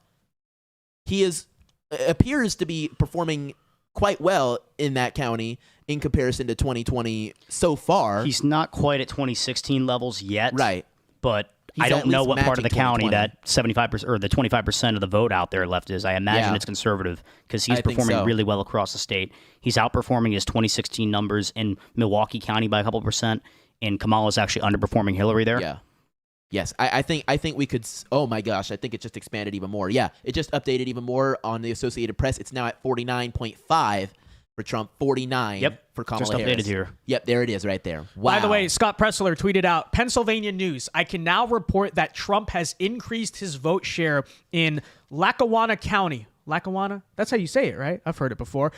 Which is Scranton, Pennsylvania There from you go. 2020. Kamala is struggling to reach Biden's numbers in this Democrat county. Yep, by yeah, maybe 3.3. because you're not old Scranton Joe. You are a Bay Area San Francisco communist. Big surprise. I know. Wow, you can't win white working class voters? Yeah, color us shocked. The signs were always there. As the CNN guy keeps saying, the signs were always there. They were always there. You were never Scranton Joe. Even senile Scranton Joe might have done better in at least Scranton, Pennsylvania than Kamala Harris. Just saying. Wow. But anyways, let's see. I'm scrolling Twitter right now to see if there are any updates and analysis from people in particular. Scott Pressler has called North Carolina. Might be a little early for that. Let me go now, though, guys, to take a look. It is now 10 o'clock, which means we should start to see some more states popping in. Particularly Arizona. We're going to be keeping an eye That's what we're gonna on be seeing. Arizona right Nothing now. reporting right now. 188. I'm going to keep an eye on his electoral votes because I think we're going to get a few calls within the next couple of minutes. Oh. Okay, sorry, I saw something else. Okay, there it is. All right, we've Can got we our look few at calls. Minnesota really quickly? Well, actually, I have an election alert call Okay. to go through first. Quite a few, in fact. So let's go ahead and throw the hammer once There you again. go. We have the state of Utah and Montana have both now been called for Trump, now bringing him total electoral college votes to 198, with Kamala Harris still at 99 electoral college votes. Switch to the AP there. That's what he's looking at. Yeah, Ryan? so if we can switch to the Associated Press, you'll be able to see that's Minnesota. So if you have a page where it's just a pure I one, think it it's doesn't the let first you one get on, back. on the left. That that one. one. Yeah, that one Yeah, will there be you go. it. You should be able to see 198 with Montana and Utah having been called. The Associated Press has been a little iffy on this. You might have to close out and reopen it, which is a little rough, but we can confirm that the Associated Press have called it. We expect the New York Times to follow Trump is shortly. winning so big, they're shutting down the internet, okay? It's not working. All right, and oh my Look at these goodness. election results All right. here. This is Yeah. the brain of the Kamala campaign right Go now. ahead and okay? ping us They're- back. Ping us back to put us back to New York Times. Yeah. We have big numbers coming in from Arizona already. Trump with a strong lead at 58.1%. No county delineation quite yet, but with 4% of the votes immediately being posted, Kamala has a strong. What's the opposite of a lead? She's not in the lead. trailing. She's She's in a trailing hole, yeah. by 41.1%. Is what she's currently and at. look, by the way, I think based on the trends you've been seeing in this election, there is No. a strong chance Maricopa County goes to Trump outright. Yeah. In fact, who knows? That may be almost inevitable at this rate. I'm not actually sure. Wow. But just based on the early vote data, that is Yeah. I think at something this I'm point, I'd watching. be And so surprised far- if Maricopa didn't go Right, to Donald right. Trump. So far, Trump is outperforming how he did in 2020 in Pinal County. He is at 58.1%. In 2020, he had 57.9%. So he's About the improved. same.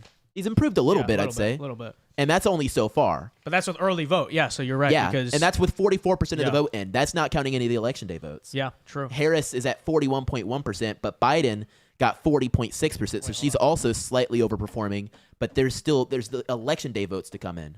Really quickly here, guys. I'm just watching the Fox Live Now feed. This is a live look, guys, at the Kamala Kamala. Harris watch party, Oh, if I'm not man. mistaken. Yeah. You can see Look at the hat. looks on their faces. They're They know. They know. Okay. It's coming. Look at borders them. are Look at closing. them. Look at them. I don't see Oh, a smile no, in that there's building. not a They all smile. look nervous. Oh, my gosh. That's your bellwether right Oh. there, guys. That is your bellwether right There it there. is. Look at their campaign. Look at Cheng's face. We're in a very good spot. All right. Yes, it is The looking. Rust Belt's got to come through, but we're in a very good spot so far, Yep. guys. Very good spot. Okay, just wanted to react to that really quickly. What else were we talking about? Still watching North Carolina and Virginia. Neither have yet to be called. However, I do have to make mention and make note that with 2/3 of the vote in, Trump is still in the lead in Virginia. He has 50% of the vote to Kamala Harris at 48.3%. That is something to make mention of. Take a look at Virginia real quick, right up there. Yeah. So I don't know what's going on. I mean, I think maybe a lot there's of that count from Fairfax still out there. still out there for sure. It's not like we're not expecting it to go Trump's way or No. anything, but it's strong. I will say Very. stronger than before, and he still currently has the lead, which is always impressive to see. North Carolina is also looking rather decisive. They're both kind of in the same kind of realm, or not really. North Running- Carolina looks like he's going to perform quite well there. neck and neck with Georgia right now. Really? Yeah, same percentages right there Yeah. between the two states. Got it. Yeah, that's what you mean. Yeah, Yeah, for yeah. sure. That's what we're seeing. We're starting to get results in from Oregon, and I think we're going to start getting some from Washington. We're not expecting anything crazy out there.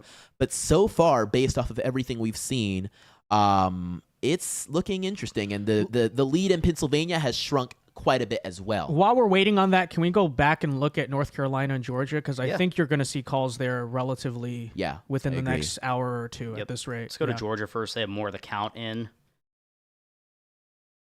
It doesn't look like it's changed a lot. Or no, Not really. more votes are in, but it's still a 5-point lead for Trump. Yeah, right? nothing has Right? really changed. And once both again, over 2 Donald million. Trump on par with 2016 in Fulton County. Fire.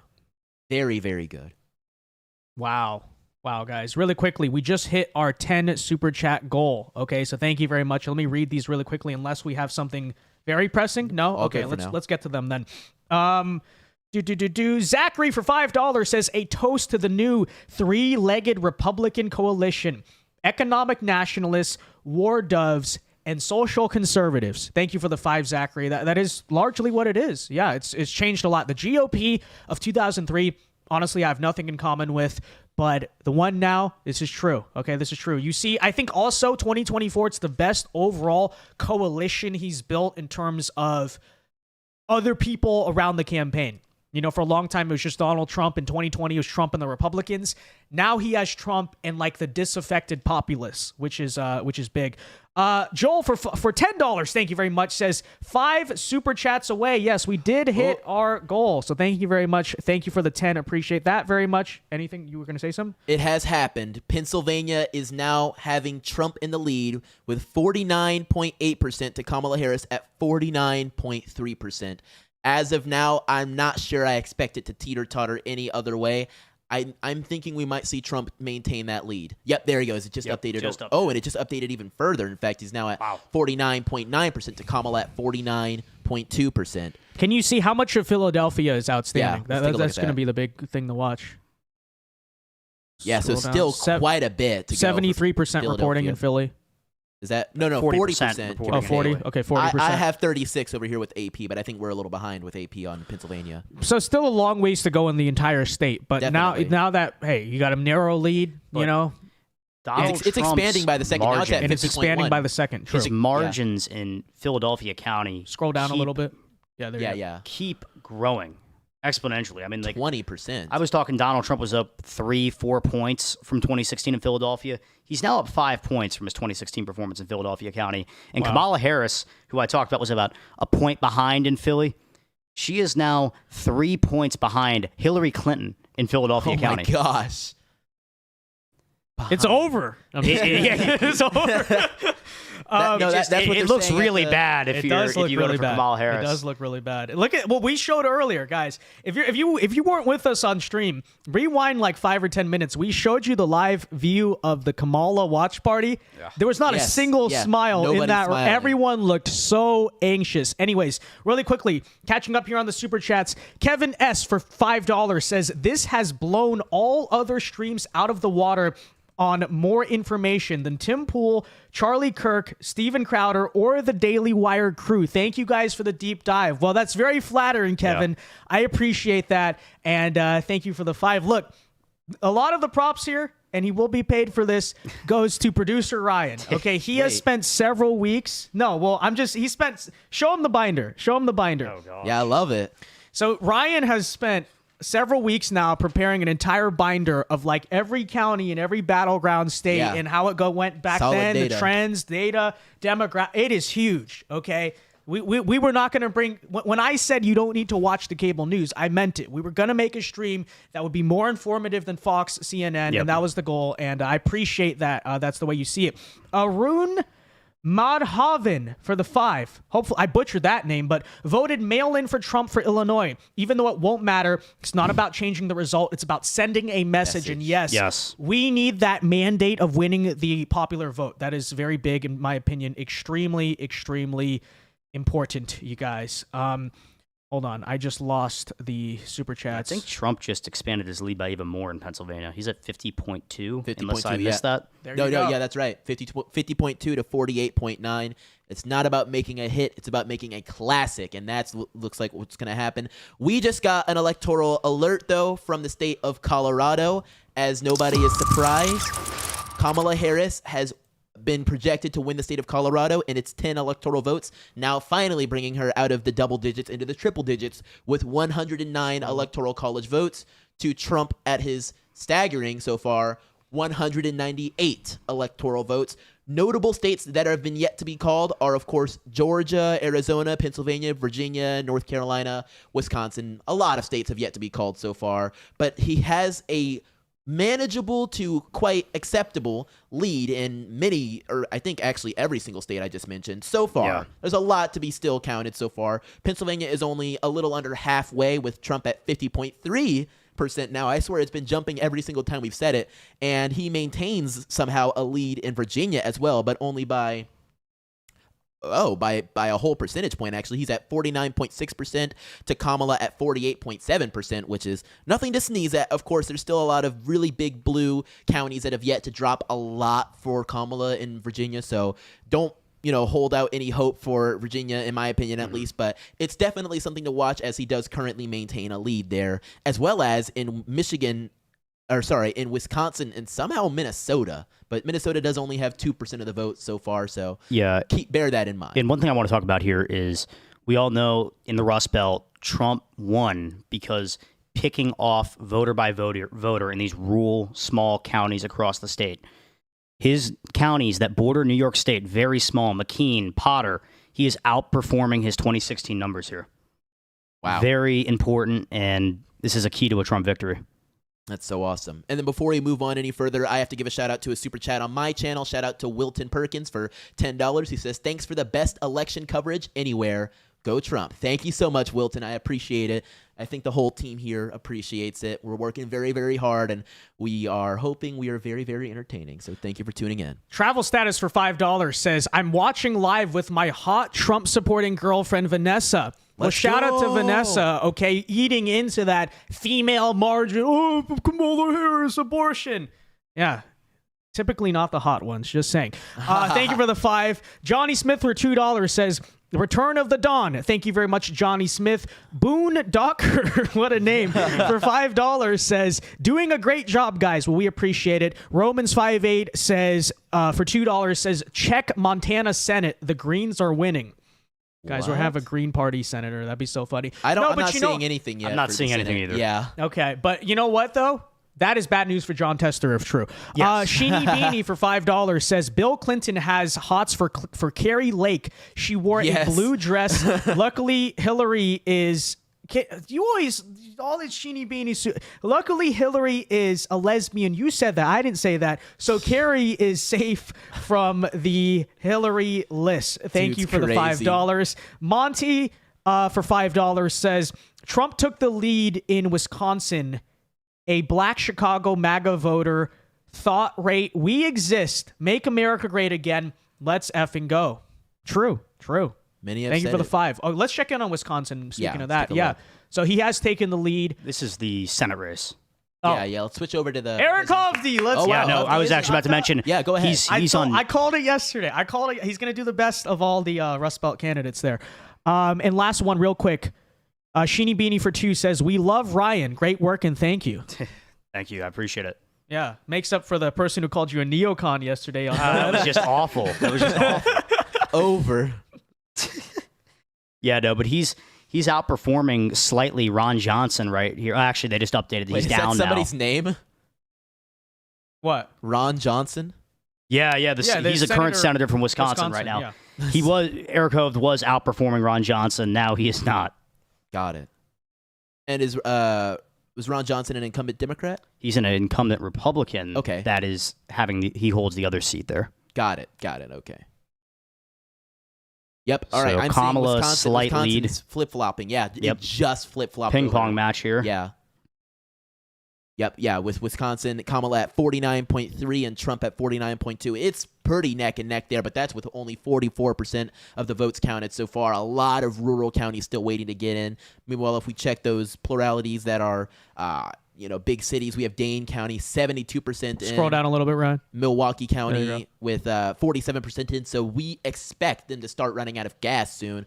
Big Republican county in Waukesha is at 78%, so a lot more to go insofar as what's to be counted in Wisconsin. It's still anybody's state there. It could go, honestly, either way, and there still could be a path for victory, particularly for Trump, even if he doesn't win Wisconsin. Do you think, Ryan? Yeah, no, I'm feeling great about a Trump-Wisconsin victory right now, just looking at some of these numbers they're rolling in. Right. Doing good in Milwaukee, Madison, and Dane County, not bad. Yeah. I haven't looked at any numbers in Door yet, and I don't think they're out, but it's looking good so far, but only 44% of the vote out. Long, long way to go here in Wisconsin.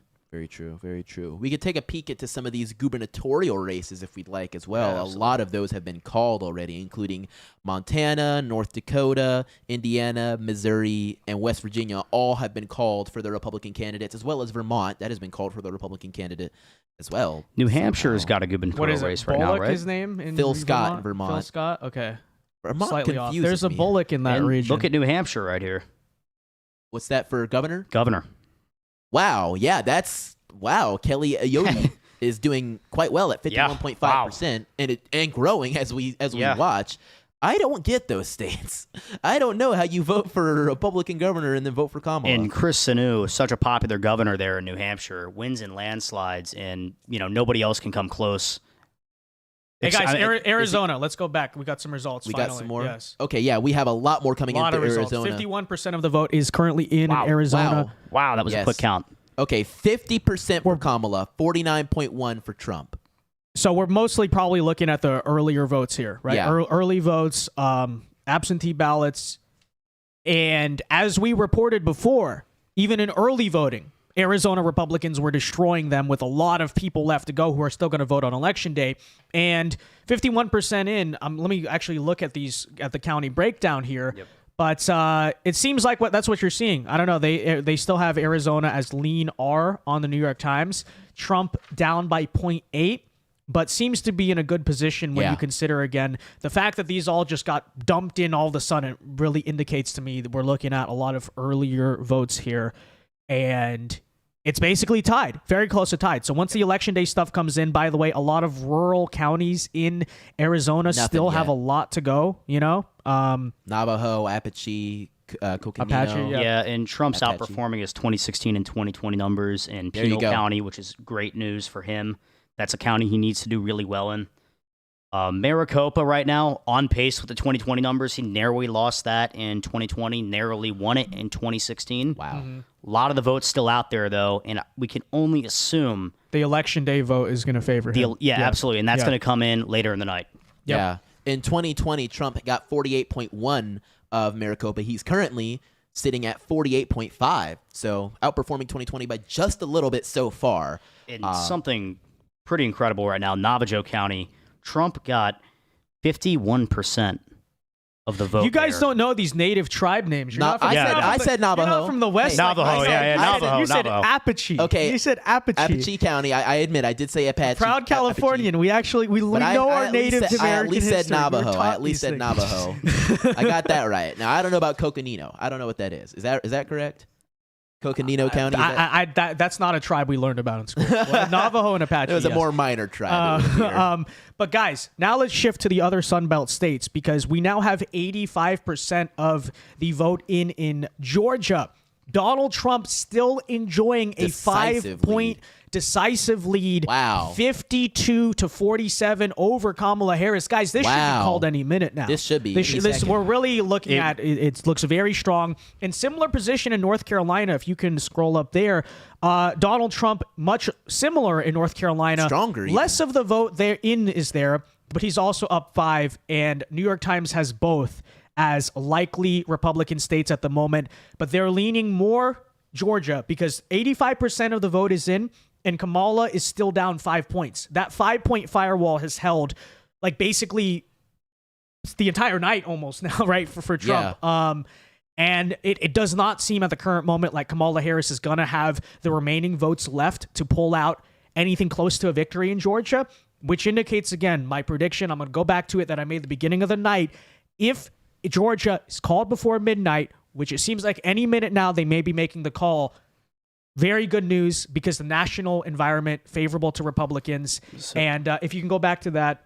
I just want to, really quickly, before we leave there real you go. quick, Anson County here, just outside of Charlotte, Donald Trump in 2020 lost that county by 4 points. Wow.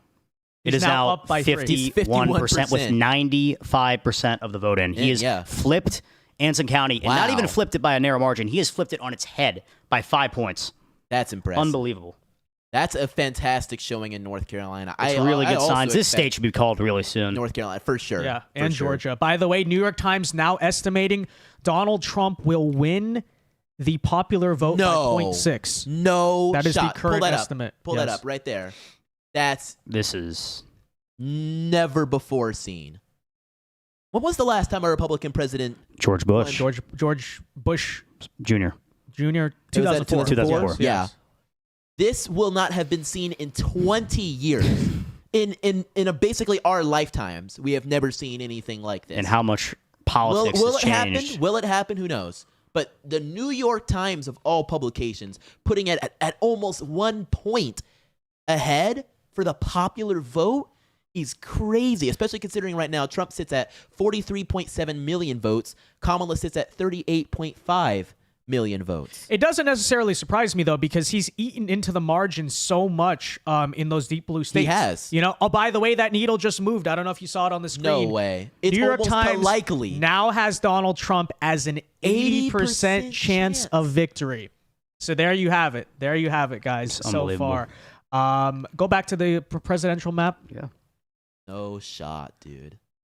See if there's any new dumps in Arizona. Larry Hogan also just conceded in the state of Maryland. There was some thought maybe he could pull off something. Not happening.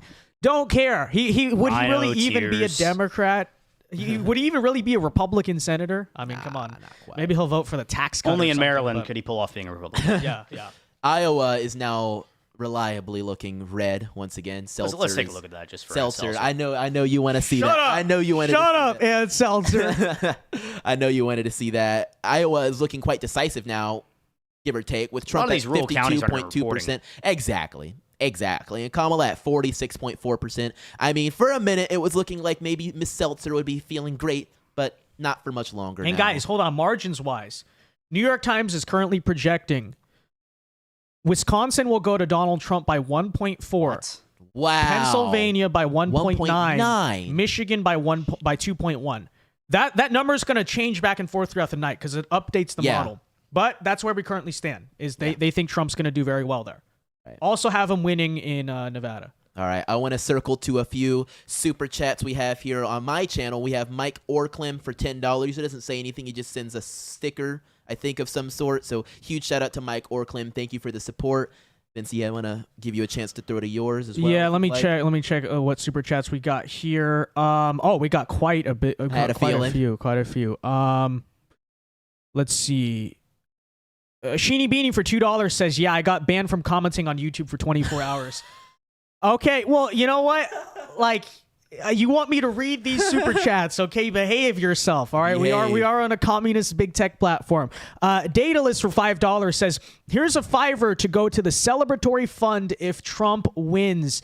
So true. We're gonna throw a rager. We're gonna throw a MAGA rager if he wins. MAGA party. MAGA party. So true. Sheeny Beanie for 5 says there was a overweight woman in a green dress, and I said she looks like an avocado. Apparently this is harassment, but I think someone just snitched. Okay, thank you for the 5, Sheeny Beanie. Zur Gaming for $5 says, Air Force enlisted airmen here voted Trump and hoping he wins for the sake of national security. So true. I made this point in my video yesterday, last video before the election, by the way, and I thought it was important. I said, look, young men, our lives are literally on the line, and there's a reason why we are the agents of change throughout history. I'm very curious how that vote margin's going to end up. But first, we're looking at the actual results. That's Illegal Mate says, for 2 Australian or whatever that A is, dark gothic MAGA energy. So true. Shout out Elon Musk. Big difference he will make in Pennsylvania, I think, in the end. Anthony Wiseman for $20. Thank you very much. Says, Vince, thank you for putting together such a great and informative stream. My wife and I found you after your amazing Vice appearance, and I've been watching ever since. Keep up the solid work in college, and good luck. Go Trump. That's so true. I don't think my college performance has been great in this election year, but you know what? The country's more important. Thank you for the 20. God bless you. And Zachary for $5 says, I promise you if Trump wins and abolishes the selective service, at minimum, I'm enlisting in the reserves. Thank you for the 5, Zachary. But you got to make sure some neocon or Democrat doesn't win in 28. So that'll be something to watch. Thanks, guys, for the super chats. Again, if you want to have your message read, have any thoughts, wants us to check up on something, you got a race you're interested in, feel free to do so via the super chats. And your support for tonight's stream is greatly appreciated. We got some positive reviews so far, so glad you guys are enjoying the show. And let's check back in, guys, on Georgia. They gotta call it soon. They gotta call it soon. They gotta ring the bell. They gotta throw There's the no towel way. for Harris. This is like Still a lot out in Fulton County, but you can go here to Douglas. It's almost done. and that's a Democratic with stronghold. 91% of the votes in, and it looks like that new dump came out of the Atlanta area, right? Yep. Okay. Yeah. Trump still enjoys Whoa. a 3-point lead in Georgia. I gotta take a look at something real quick here.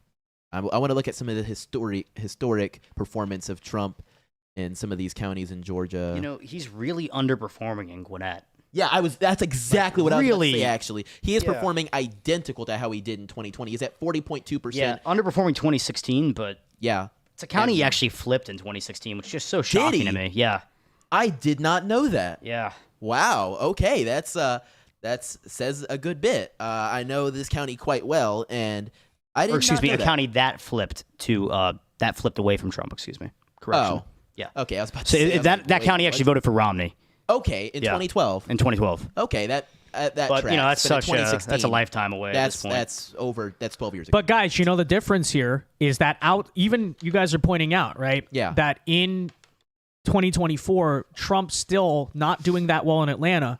Yep. But in the rest of the state, that has trended significantly more Republican. Yeah. We've been how long have I been saying on this channel? It's going to be more so. we can pull up that shift. Yep. Yeah, it's Right going to here. come. It's all going to come down to turnout. You know, it's The persuasion Atlanta- more than turnout. The Atlanta wall here, it's all shifting left, but the rest of the state has shifted hard right. Look. That's why you can't stay home, right? That's turnout. That's And- what we call turnout right there. And what did we talk about when the Florida polls closed? This northeast Florida, Duval County, Yeah. Baker County, it's going to Scroll down, mimic a scroll lot down of on the- South yeah. Georgia. Scroll down. There you go. And we're seeing exactly that across the state. What's happening in Duval is happening in South Georgia. There you go. There you go, ladies and gentlemen.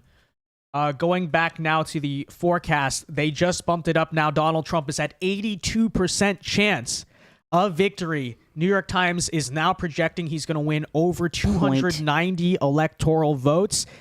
And 0.8 of the popular vote they're projecting. that's the same. Oh, is it the same? That's the same, yeah.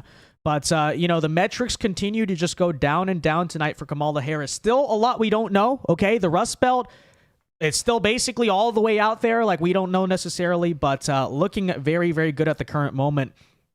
And Georgia, that call's coming any moment now. Any moment now. Go to Arizona. Let's see what we got going on there.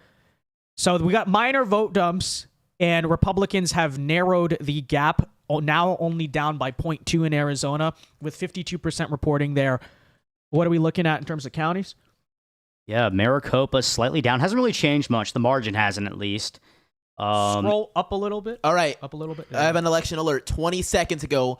According to the decision desk, Ladies and gentlemen, we have a major election you wanna say alert it? for. No, I was trying to be dramatic. Okay. All right. We have a major election alert from the Decision Desk HQ as of 10:26 p.m. Eastern Standard Time. It is projected that Donald J. Trump will win the presidential election in the state of Georgia.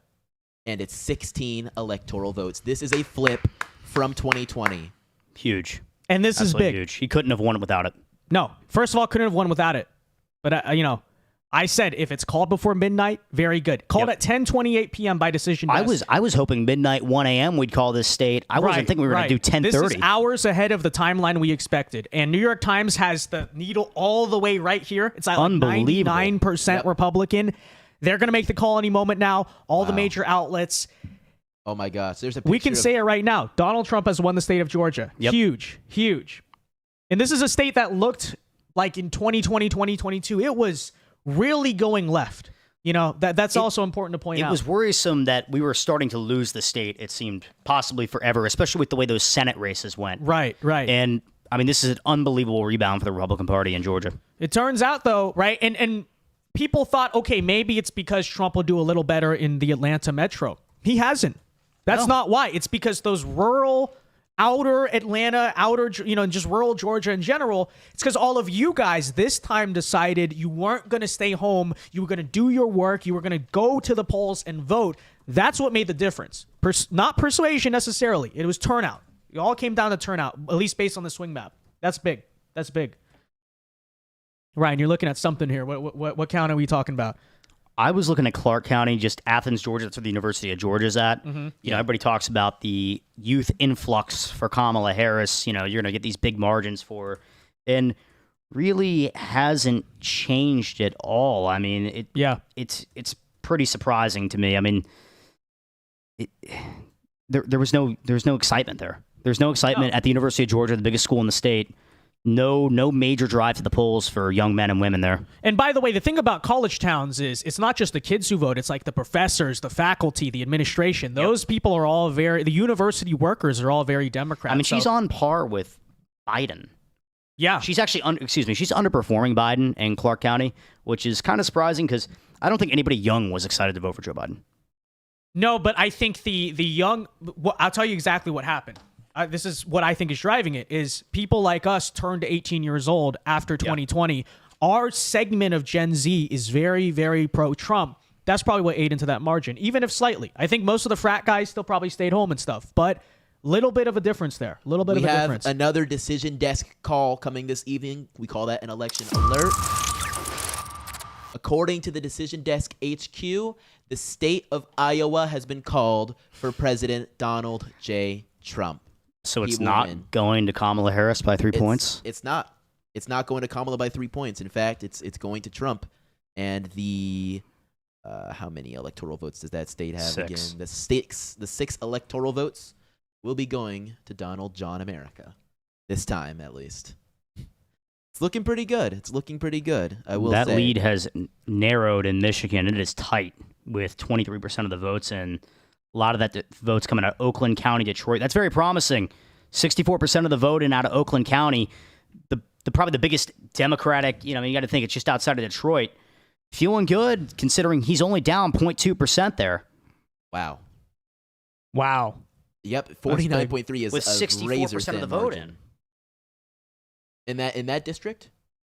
Yes. Or in that county, I should say. In that county. Yeah, there it is. Yeah, that's impressive. With still a lot of rural counties not reporting anything quite yet, and we still have yet to see the Associated Press or New York Times catch up on those calls. Those are the aggressive decision desk calls, but we believe that they'll be matched. Well, we'll call it twice. We'll call Georgia it twice. So When there'll be the two big guys clips. call it. Yeah, the big guys call it.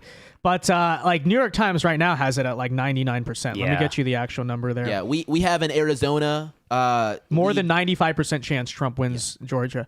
We have an Arizona lead change as well. We now have Trump in the lead with 49.7, Kamala at 49.5. We expect a bit more tit for tat there as the evening goes on, but we're now at 53% of the votes in, so over half of the way there in Arizona. It's looking very promising. And wow, is that Maricopa County almost a dead tie? Yep. Wow. That's exactly what you're seeing. Yep. So currently, New York Times has Wisconsin at a 62% chance to go for Trump, Pennsylvania 62, Nevada's at 59% only. That's it. You know, I could still see a situation where Trump wins all these states except Nevada, because it's just like it was always a mirage. You know, that there's a possibility, but they still have Trump at a 59% chance in Nevada, 65% in Michigan, now more than 95% in Georgia, and 88% chance to win in North Carolina. Those calls will be coming very soon. In fact, what are we waiting on at this point? Donald Trump has won Georgia. He's very close to winning North Carolina. And his lead in Pennsylvania is expanding as well. Wow. Okay, let's go to Pennsylvania. Yeah, he's at 50.9% in Pennsylvania. That's it right there. That's what we need to watch. According to the New York Times, he's at 51%. Wow. With Kamala at 48.1 or so. Scroll it down a little bit. 2 million for Trump sorry. and 1.9 million for Kamala. This is not looking good for the Blue Crew tonight. Well, you saw them. You saw them like 30 minutes ago. They were all anxious. Where's Cenk? He's not on the TV. He's not on. They took Cenk off of TYT. No, Who's this lady on the screen? We want Cenk. I actually just read that he left the show for the evening. I read that online. He left the show for the evening. I read that. No, you're lying. You're lying. You're lying. You're lying. He did not right leave the show for the evening. No. I don't know if he has, but I read that online. No. According to this guy, Cenk Uygur just left his own show. He left. Wait, you know what? He left his own show. We gotta go. Wait. Here, I'll send it to you. We're clipping this. Guys, apparently it is being reported that Cenk Uygur live has left his own show. He walked off of TYT. The election's not over. It's looking very favorable to Trump at the time of recording this. New York Times has the election at like 78, 80% chance that he wins. Apparently he left. We got to tune in. Okay, we got to see this. Because I was watching the live monitor and I was like, where did Cenk go? Why is he not on the screen? All right, let's tune in. Let's see why Cenk Uygur allegedly left his own show. Oh wait, no, this isn't a video; it's a screenshot. Okay, but we have. Yeah, the we feed do. Right here. We do have the live feed of TYT, you guys. Oh my gosh, I can't believe this because we wanted to see his full reaction. All right, he's robbing us. How dare he? Frankly, how dare he leave his own show? Hold on, let's tune in. There you go. It's a dead heat in Pennsylvania and Wisconsin. And that's not live. Whoever wins that we went back a couple minutes. Michigan, Wisconsin, Pennsylvania is going to win the election. And right now it could go either way. As expected, well, only by us. The two sides that thought it was going to be a blowout. As it turns out, not a blowout. As we expected and told you guys, it is as close as it could possibly be. So stay right here. We'll be right back. Okay, so they go to break. Thought that was gonna be like the Bill O'Reilly do it live, like cuts he just what a coward! What a own! Everywhere you look, things are getting more expensive. Okay, so this is an ad.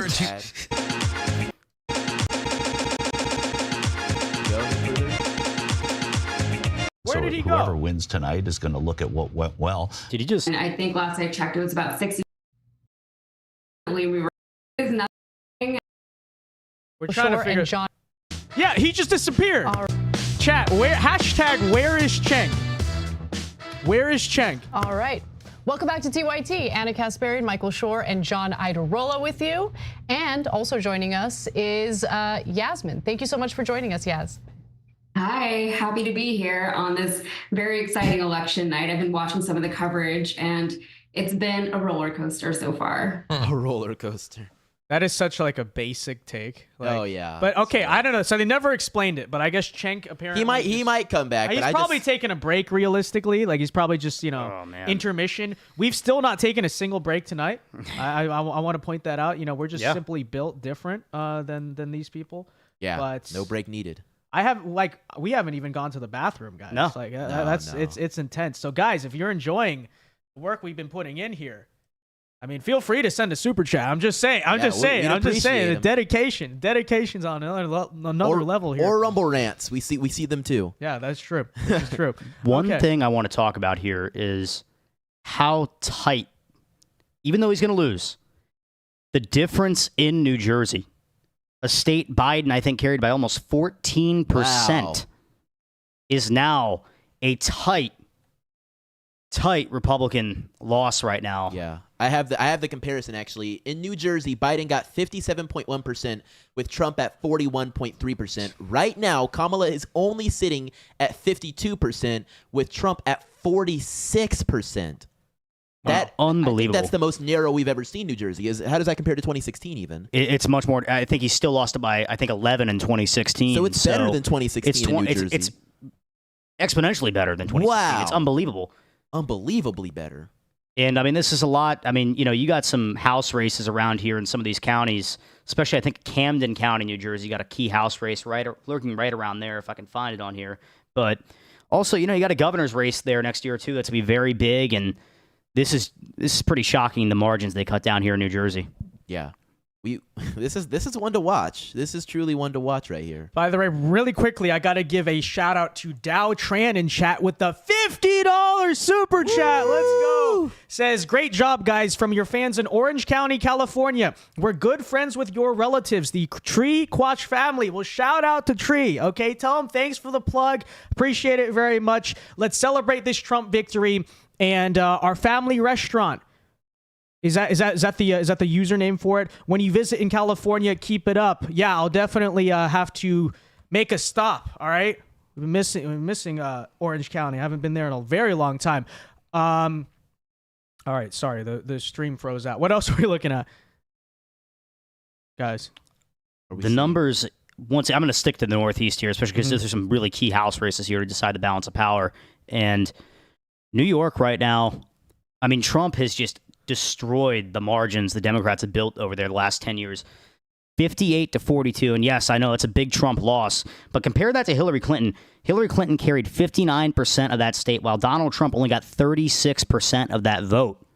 That is a huge, huge improvement from 2016. Wow. And if you cut to 2020, Joe Biden got 60 and Donald Trump only got 37%. I mean, this is This is how Donald Trump carries across the congressmen down here in Staten Island and Suffolk County. He's going to carry them across the finish line tonight. That's the hope. That's the House right there. Yep, that is the House. Jackson for $5 says, Trump voter here from Augusta, Georgia, really hoping we stay red. Thanks for the work, guys, and God bless. God bless you too. It's all but decided. Decision Desk has already called it. New York Times has it as like a 99% chance he's going to win Georgia. They're holding out just to keep the Kamala people excited slightly. But that call is coming very soon. And Trust me on that. We are tied in Arizona. And speaking of calls, we now have a brand new election alert for a new state called. As of 10:40 p.m., the state of Kansas has been called for President Donald J. Trump, now bringing his total electoral vote count as of now to 204 electoral votes to Kamala Harris with 112. And this is not taking into account North Carolina. He just won Iowa. And Seltzer, he just won Iowa. Shut up. There you go. Yes. Wait, you know what? That's not even counting Iowa yet. We got a key race alert. Ann Seltzer is wrong. She had no clue what she's talking about. She didn't even know. Oh, that is counting Iowa. Crosstabs. Donald Trump has just won the state of Iowa, now increasing his electoral vote share to 210 folks. Let's go to Iowa. It's just 60 electoral votes away from the presidency compared to Kamala Harris's 112. This was the, quote, perfect poll, right? Yeah. It never been wrong. Never been wrong. Never been wrong. Unbelievable. There it is. Had Kamala winning by 3% here, please. What a joke. But you know what? I think it's worth noting, okay, if we pull this out, all of the psyoping they did, all the demoralization, and the patriots of this country just said no. They just said no. They just went and voted anyway. Big. I'm proud of us so far, okay? Now, Navajo County, correct? Yes, Navajo County. I'm going to get these Native American names right. Navajo County. Donald Trump right now sitting at 60%. Compare that to 2016, 51%. Wow. Compare that to 2020, 53%. Huge growth. Yeah, 53.4% in 2020. It's a 7-point growth. Wow, 59.7. That is a gigantic growth, and that's with 41% of the votes counted there. So a little under half. It's getting underway there, and if he keeps up the pressure as he is so far, that would That would definitely mean a lot for how they go. I have to give a huge, oh my goodness, huge shout out to St. June Park on the Chandler Crump channel. He is matching us with our electoral votes at $200. He says, second 100 electoral votes. Fight, Chandler. I want to do something historic tonight. Do a full Zoom real quick. I think we need to get every single person on every single platform in every single chat to drop in the chat right now the words fight. Can we get that going in the chat real quick? I think we deserve it right now. Fight. Huge thank you to St. June, and shout out to the folks in Vince's chat as well. I think you just got something from Hong Kong. Let me get all the way caught up here. Godson for $2 says Disney replaced Cenk with a brown girl. That's fun. No, that's true. That's what happened. That is what happened. Okay, so the gender divide in this election. Cenk will be a Trump voter now. Is the TYT stream crashing? Because it's like. Did you refresh it? No. Okay, yeah, just refresh. It's probably just like lagging out there.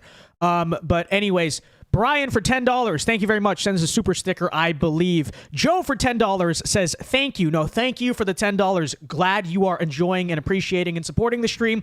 Ayo is my name for 2898 SGD. I have no idea what currency that is, but shout out to you, whatever country you're watching. Oh, it's from Singapore. From Singapore here. Good. Keep up the good work commentating, supporting Trump as a cosmopolitan Singapore. Do get influenced by U.S. cultural soft power projection. Don't want transgender men in female sports here. Very true. Universal. Thank you very much. God bless you. Appreciate it. I have to interrupt real quick. We have a key race alert. Cenk Uygur is back on the stream. Oh, no. It's over. And his eyes look very red. Oh my god! He went to the bathroom and smoked a joint. That's what he did. He was like, "Oh, I can't handle this." He can't take it. Unbelievable, guys. True. Unbelievable. Okay. Anyways, By Victor 1 says because you haven't taken a restroom. So he sent us $5. There you go. That's the price of hard work. Appreciate it. Also, I'm a software engineer. I feel like a lot of engineers are MAGA. I think you're right about that. Thank you for the 5. Quentel Tuba for 5 says voted for Trump via absentee ballot for Georgia by way of Gwinnett County. Oh, we're looking at your vote right here. Yeah. Last time Biden. Okay, so he's a flip from 2020. There you go. Welcome to the dark side. Welcome to the dark side. Dark MAGA side. Proud to vote for common sense instead of emotions. Let's effing go, bros. So true. Golden Thumb for 2 says hold your P for T. True. True, so true. Jay Smith for 1588 Hong Kong dollars. I don't know exactly the currency exchange there, but it's saying it's 204 US dollars. Says great work, guys. Woo! Appreciate the support all the way from Hong Kong. Yes. And this is big. Great stream tonight. By the way, may be the most viewed stream in the history of our channel. We currently have like 1,600 live concurrent viewers. And lastly, Adiodatus for $10 says, fight, proud Pennsylvanian today, MAGA. Thank you very much. And I believe with that, we are all caught up. Appreciate it, guys. Back to the election now. Yeah, I mean, Ohio is looking really good for Bernie Moreno right now. Really? Has there been a call yet? Or is There's no call. Yet. But he's sitting at a good 50.9% with Sherrod Brown at 45%. Now, keep in mind, a lot of this outstanding vote is coming from Franklin County, right in Columbus. I mean, that's going to be big Democratic ballots coming through. And Cleveland, Cleveland has a lot of votes still out, still have to go. Could still be anybody's race. It could be anybody's race there. Oh, by the way, I missed the Streamlabs super chats, guys. Ruman for $100 says, here's to dominating conservative media in the next 4 years. So true. So true. Many are saying this. Theo tips $25 on Streamlabs, says, proud Pennsylvanian here. Now, as always, the true Keystone State, MAGA 2024. Thank you, Vince and crew. Thank you very much for the 25. Big super chat there from Theo. Theo for another 25 says, proud Pennsylvanian here. Double up. Keystone State indeed. MAGA 2024. Yes. The stone of Pennsylvania is key to this election. I'm sure that's what the name means, by the way. Theo for another 25. Oh, my God. Triple up. No, sorry. Vinny Koo for 15. Thank you very much. Vinny says, big fan of your channel. Thank you so much for the coverage and in-depth analysis. Loving it. Grant, lastly here for $25 says, thanks for everything you do. No matter what happens, God wins. So true. So true. Okay, that said, finally, now we're all caught up. Back to the... no, we're not caught up. We're not caught up. They're coming in too fast. All right, let's do election for a bit, and then we'll get back to Oh, my gosh. So Pennsylvania right now, David McCormick, he's running neck and neck with Trump right now in Philadelphia County. He's performing just about the same amount as him. And David McCormick, 5 points better than Dr. Oz in 2022. Impressive. Very impressive. He's not running against a stroke victim. And he's not right. Yeah, I mean, this is a freaking hard race, man. Yeah, 100%. Oz had it easy, and he couldn't get 48% in that state. Wow. What's the presidential margin right now in Pennsylvania? What are we looking at here? From what I can see, we have a solid 51.1% for Trump in Pennsylvania to a pitiful 48% with Kamala Harris. I do expect that to shrink a good bit as Philadelphia County still a lot to go in Philadelphia. Half or so, but of Trump's its votes. Trump's holding that margin. He is holding that margin. Outperforming 2016 and 2020 by both. A very, very good amount. Very, very solid. Another state in which he's continuing to perform quite well is Georgia. He's at 51.1 as well, with Kamala also at 48.2. And I believe a similar-ish story in North Carolina with Trump 91% reporting, by the way, in Georgia. So almost yes, there. almost there. That state should be shutting down any minute now. Basically, every single swing state he is leading right now, as we speak. What are we looking at in Arizona? Okay, so in Same. Arizona, yes, 0.2% Very closer, lead, much closer, but 53%. That's going to be a very slow counting state, but we'll let you know as we get to them. Any other updates out of the swing states? Wisconsin, I think we have a lot of new votes in. And New York Times now has that as lean Republican, which is ahead of what Pennsylvania is. See, look, because Pennsylvania, I think, is still a toss-up, right? Go back to PA. Right. So they have PA still has a toss-up, slightly leaning Trump. Wisconsin, lean Republican. As I've been saying, guys, the polls in Wisconsin were going to be wrong. They always underestimate Republicans in that state because you have high amounts of non-college educated, white working class, rural voters. They're notoriously very hard to poll there. And currently, Trump has a 1.5% lead in Wisconsin. 57% of those votes are in right now. And New York Times projects lean Republican, slight favor right now in Wisconsin. Trump. Similar story in Michigan with 27% of the votes in right now. Trump leads 50 to 48%. And this is including the fact that Oakland County has 67% of its votes in. So they're one of the earlier voting counties. So a lot of the other places in this state, that is probably the reason they have it as lean Republican, is the outstanding vote share they think is going to break more so for Trump than Kamala. I think that's what they're looking at there, right, Ryan? 100%, and he's improving in margins just all around it, outperforming even 2016 numbers, which is pretty shocking to me. In Oakland County, this is a county that Kamala Harris should do really well in. And don't get me wrong, she is. She's up, but not up as much as she needs to be. Should be. Not as much as she should be. I mean, 50, she really needs to drive 53. That urban vote out to win this state and to win across the Rust Belt. I just watched the drop come through and push Trump even further up in Michigan, 50.8 to 47.4 now. Wow. That's looking almost decisive right there. And there's still a good amount of rural counties. There are still counties that don't have a single vote in Michigan counted yet. Oscoda County, a few others. Ontonagon County, Ontonagon County. I have never even heard of that one. Is it a peninsula, a panhandle? What do they call it? I think they call it a peninsula. Very low population, though, if I'm not mistaken. Very low, but it's there. You're not looking at big vote shares there. Right. But so let me go to Minnesota here real quick. Tampon Tim's. Wow. Look at this state. Look at this. Tampon Tim. And if I'm not mistaken, I feel like this was probably a likely Democratic state. Trust the plan. This is... Dude, I would love to see loving the numbers. Yeah, 9% of the votes in Minnesota. Donald J. Trump is winning Tampon Tim's state, 61 to 36. He could never show his face in that state again if they pick him, particularly for the purpose of whatever it might be, the Rust Belt. But even Minnesota, they can't even get his own state. I mean, it won't happen. The guy has such a big ego, though. Like, he'll find a way to weasel his way back. Honestly, Oh, yeah. Well, he just lied about being a football coach and taking the state championship. Lied about being at Tiananmen Square. Yeah, he lied about everything. everything. It's insane. I do want to make note and mention of Virginia. It has kind of returned to what we expect it to be. Kamala's at a solid 50.0, and Trump is at 48.4. Not really terrible margins there, but about to be expected as we see. And we're at 73% of the votes in, and I still think there's a lot of Northern Virginia counties that are still waiting to get their votes in. So it's about what we're looking at right there. And Virginia, that is to say. No call yet, though. Same with North Carolina and Georgia. I think they could easily make calls in both directions for all of those states at this point. Of course, still watching Pennsylvania, Michigan, and Wisconsin, though. But we're getting closer and down to the wire. And we actually have 7 minutes now until I believe our last couple of states have their polls close at 11 p.m. Of course, notwithstanding Alaska and Hawaii on their own time zones. But those are to go in there. Okay, then in that case, before the polls close, we want to get the super chats really quickly. Let's do it. Because I got a lot to catch up on here. Yes, okay. you do. So let's see here.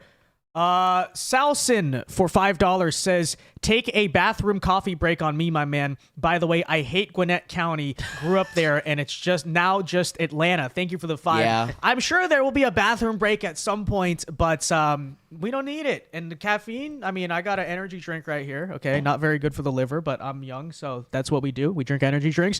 Okay, Wheel for $20. Thank you very much. Says, great work, guys. Some of the best election coverage I've seen. Thanks for the hard work. Thank you for the $20, Wheel. I appreciate it. We got to stream more. Okay, we got to stream more. After next year, guys, we're going to be streaming a lot more. Should have a better setup by then to do so. This is a temporary studio, sorry to interrupt. unfortunately. We have a key race alert. It's now projected that Bernie Moreno will win the state of Ohio. Yes. Which enshrines essentially Republican control of the Senate. It does. There you go. Probably 52 seats now. Wow. Yeah, At most least. likely. At Most least. likely. So there you go. Republicans, it's always been a favorable map to us. But regardless of whatever happens in this presidential election, although it's looking very strong for Trump, at least you know you'll have the Senate to resist it, right? If it somehow goes in the other direction. But right now, it does not look like that's happening. So there you have it. Bernie Moreno declared the winner in Ohio. Let me get caught up here. Carl Alma Jose for $10 says, car salesman in California, Filipino immigrant for Trump since 2016. I appreciate this stream and do not trust the media. Thank you for the 10. I appreciate you. I appreciate your support very much so. Julia for $20 says, I've been a fan since the Vice video and love your channel. This was my first time voting and I'm proud to vote for common sense. Thank you for being a great role model. You are in my prayers and God bless you. Thank you very much for the 20, Julia. God bless you too. Big support we're getting tonight. And Armand for $200 says, fight, fight, fight. Thanks for the great work to you all. Relieved to see winning bigly and enjoying the coverage and results. Excited about the new administration and his new X-Man team. Very true, very true. Last few here. We got to go through these faster, by the way. The ink spot for $10 says, the crying here in LA is going to be like the morning after Passover in Egypt. I've got a lot of gloating to do. Thank you guys for the great stream. Thank you very much, the ink spot. And whoa, Renee for $100 says, just go ahead and call it. You guys are doing amazing. All right, we'll call it in honor of Renee. Okay, Renee Decision Desk says, whoa, we are winning. Wow. Look at that. 300 electoral votes, estimate. 87% chance to win the presidency, and popular vote, a whole percent now for the first time tonight. Goodness gracious. Wow. And as of now, Trump has just passed over 50 million popular votes, with 52.5% to Kamala at 44 million and 46.2%. Look at these margins they're projecting in the Rust Belt. 2%, 2%, 2%. It's over. These are over. states, It's even in over. 2016, Donald Trump won by 0.5% in Wisconsin, Michigan, Pennsylvania, just a few thousand points or votes pushing him over the finish line. It's looking like this could be an electoral landslide. Can I just say, We're by the way, approaching. addressing, because we heard earlier Cenk say, the election is close, both sides are going to win. That is not a landslide. He's right about that. But that is not a razor thin election. That is a solid night, I would say. No, it's not a landslide necessarily, but you go back to 2016. Electorally, landslide-ish, flirted with it. As far as the popular vote, I mean, Hillary Clinton won it in every Rust Belt state, every battleground state was won by the skin of Trump's teeth. And right now, if these margins hold, this is not a close battleground states. I mean, he's going to beat the crap out of Harris. Absolutely. I mean, And these are huge margins. Speaking of beat the crap, when it comes to the Senate as well, we're seeing Michigan and Wisconsin and Minnesota Senate races, although we won't pay too much attention to Minnesota, but Michigan and Wisconsin, both with their Republican senators in the lead as of now, with Eric Hovde in Wisconsin at 49.1 and Mike Rogers in Michigan only at 49.6. 27% Dave in so Dave far. McCormick's still holding on. Dave McCormick in Pennsylvania, truly, yes. It's Still a very holding key on. state. That is very, very interesting. We could see quite a turnaround when it comes to this Senate control. You know what's interesting is, out of all these states out here in the Rust Belt, every single Senate race has about 1% for third party. You look at Ohio, I don't know who Don Kissick is. That's 3%. Yeah, that is love huge. that dude. Libertarian. Yeah. I mean, that is a huge share for a libertarian, high-profile Senate race. It's Very Ohio. They like Ted Cruz. Yeah, wow. yeah. How's he doing? He's doing pretty good. Good. Let's take a look at the returns. Wow. He declared victory about an hour ago, by the way. I Ted saw did? on the monitor. Yeah. Fort Worth, red. Wow. Yeah, well. Let's go over to see what Kari Lake's up to here. Almost 50% of the vote in. She's down. Yeah, she's not doing good in Maricopa at all. How's she doing A overall? lot of. I mean, she's down 10 points in Maricopa. That is a lot split ticket right there. Goodness. I mean, I kind of expected it, but for Trump being down to Harris by 2 points, and then him kind of tying himself so close to Kari Lake in the past couple years, they split that ticket that hard in Maricopa County, which doesn't surprise me, but I am surprised that it's that big of a margin. Wow. Yeah, that is really interesting to me. I mean, I'm not an Arizona resident, haven't been to Arizona that many times, but I do love that state. How is it that happens so much with Kari Lake? What makes her so?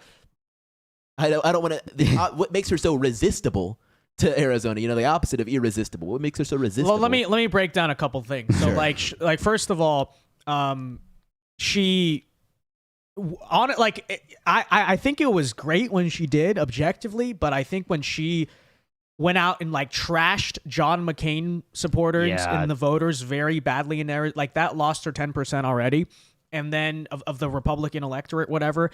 And then on top of that, this time around, she already kind of had this reputation as being the person who somehow lost to Katie Hobbs. Yeah. She said a lot of things in 2023 that maybe I don't 100% always disagree with, but you know, probably not the best for electoral purposes. But all right, we got a major race alert. We got to drop an election alert. The time is now 11 o'clock Eastern Time, November 5th, 2024, Election Day.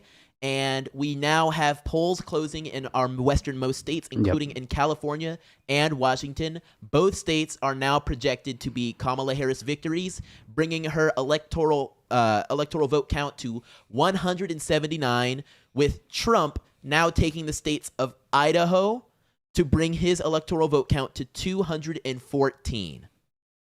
There you go. So those are so now, except for Alaska and Hawaii, all the major polls have closed on the mainland U.S. Give or take. I think Oregon, a few more might still be open, but I think we're mostly done now. Yeah. And we all know how Alaska and Hawaii are going to go. It's no surprises. Right. The meat and potatoes of this election is now all the polls are closed. We are just waiting for the votes to be so now this is real prime time, guys. We are really in the thick of it. Thick of oh this my goodness! Look, you want to talk about a red wave? That is, guys. Again, that's a swing map compared to 2020. Yes, it is. The whole country trended red, basically. The red arrows pointing to the right means they voted more right. They voted for Trump in bigger margins than they did in 2020, and this is just unbelievable. I'm curious now to see how. Look at New York. Look at New York. I know. Go up to New York. Look at New York. New Jersey's just littered with it. Massachusetts, Nantucket. Nantucket. I think in the end, this whole country is going to be red. I mean, look at this. Nantucket, 95% of the vote in, 8 more points Republican than in 2020. People are pissed. That's a liberal area. People are pissed off. People are sick. Look at Vermont. I mean, just there's nothing in the north outside of a couple counties here, Cortland County barely, and Yates County in New York State. I mean, none of these counties are going more Democratic. You know what this gives me so much faith in, too? That this is going to be a House of Representatives just beat down? Well, in that respect, but I'm saying that this shows you can only lie to the American people for so long. Yeah. You can only promise them so much crap and empty words and all this stuff and tell them everything's going to be free and everything's going to be okay and we're They're the fed up with government it, yeah. and You we're can't here to promise help. an opportunity and we know economy. you can't help us. You can't. Nope. Yeah. Nope. And they not that they can't. They don't want to. They don't want Yeah. to. That's more correct, honestly. They don't know how to. Yep. Davis Jackson for $5 says, "Hope to see you at McDinton's soon, Vince." Thank you for the 5. Hey, if we win, all right, we'll be there. We'll be there. 8 a.m. tomorrow. If we lose, I'm never showing my face ever again.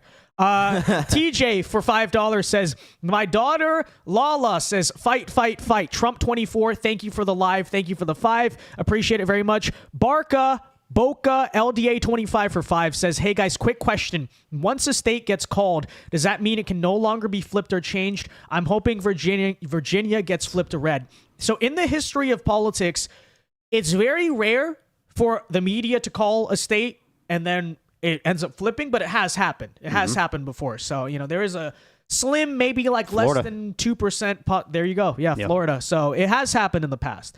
$10 from Green Harp Financial for the 10 says, "Vince, you're the young Walter Cronkite. It's getting late here. Cronkite, love your work. Can't believe you're just finishing college. You will hit 1 million subscribers in 2025. Cheers." Cheers to you as well. I appreciate the support. And big things. We call it Project 2025. No relation. No relation. Zachary for 5 says, "Back when I was vice president, Tim Walz in 2028 probably." So true. So he's going to claim he was the vice president. That's Stacey Abrams 2.0 coming for you. $2 from Twin Lakes 1517 says, "It's called the Upper Peninsula." Yes, so that's what I thought it was called. $20 from Niku. Thank you very much for the 20. Appreciate it. Green Harp for 10. Okay, I already read that one about the Walter Cronkite. That's like a word. That's I a can't hard pronounce. word. It's Zachary for $2 says, "Give Christie a thanks for eating the Democrats in New Jersey." Thank you for the 2. Okay, now we're all caught up. Finally with the super chats here. Yeah. Big support. Appreciate it, guys. Appreciate it. We've now way surpassed our actual goal for tonight, super chats wise. I appreciate it. It is now 11:05 p.m. Eastern time. What are we looking at? Let's take a look. Yeah, let's take a look.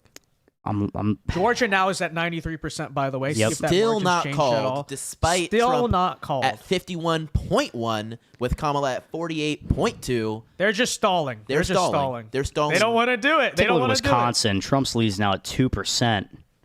Take a look. You said, wow, in the lead by 2%. Yeah, in the lead by 2%. Wow. With 61% of the votes counted, half of them in Milwaukee already done. Yep, he's outperforming his 2016 numbers by 2% there. There you go. Wow. That's like the litmus test right there. Look, if he's outperforming 2016 in the urban areas. Wow.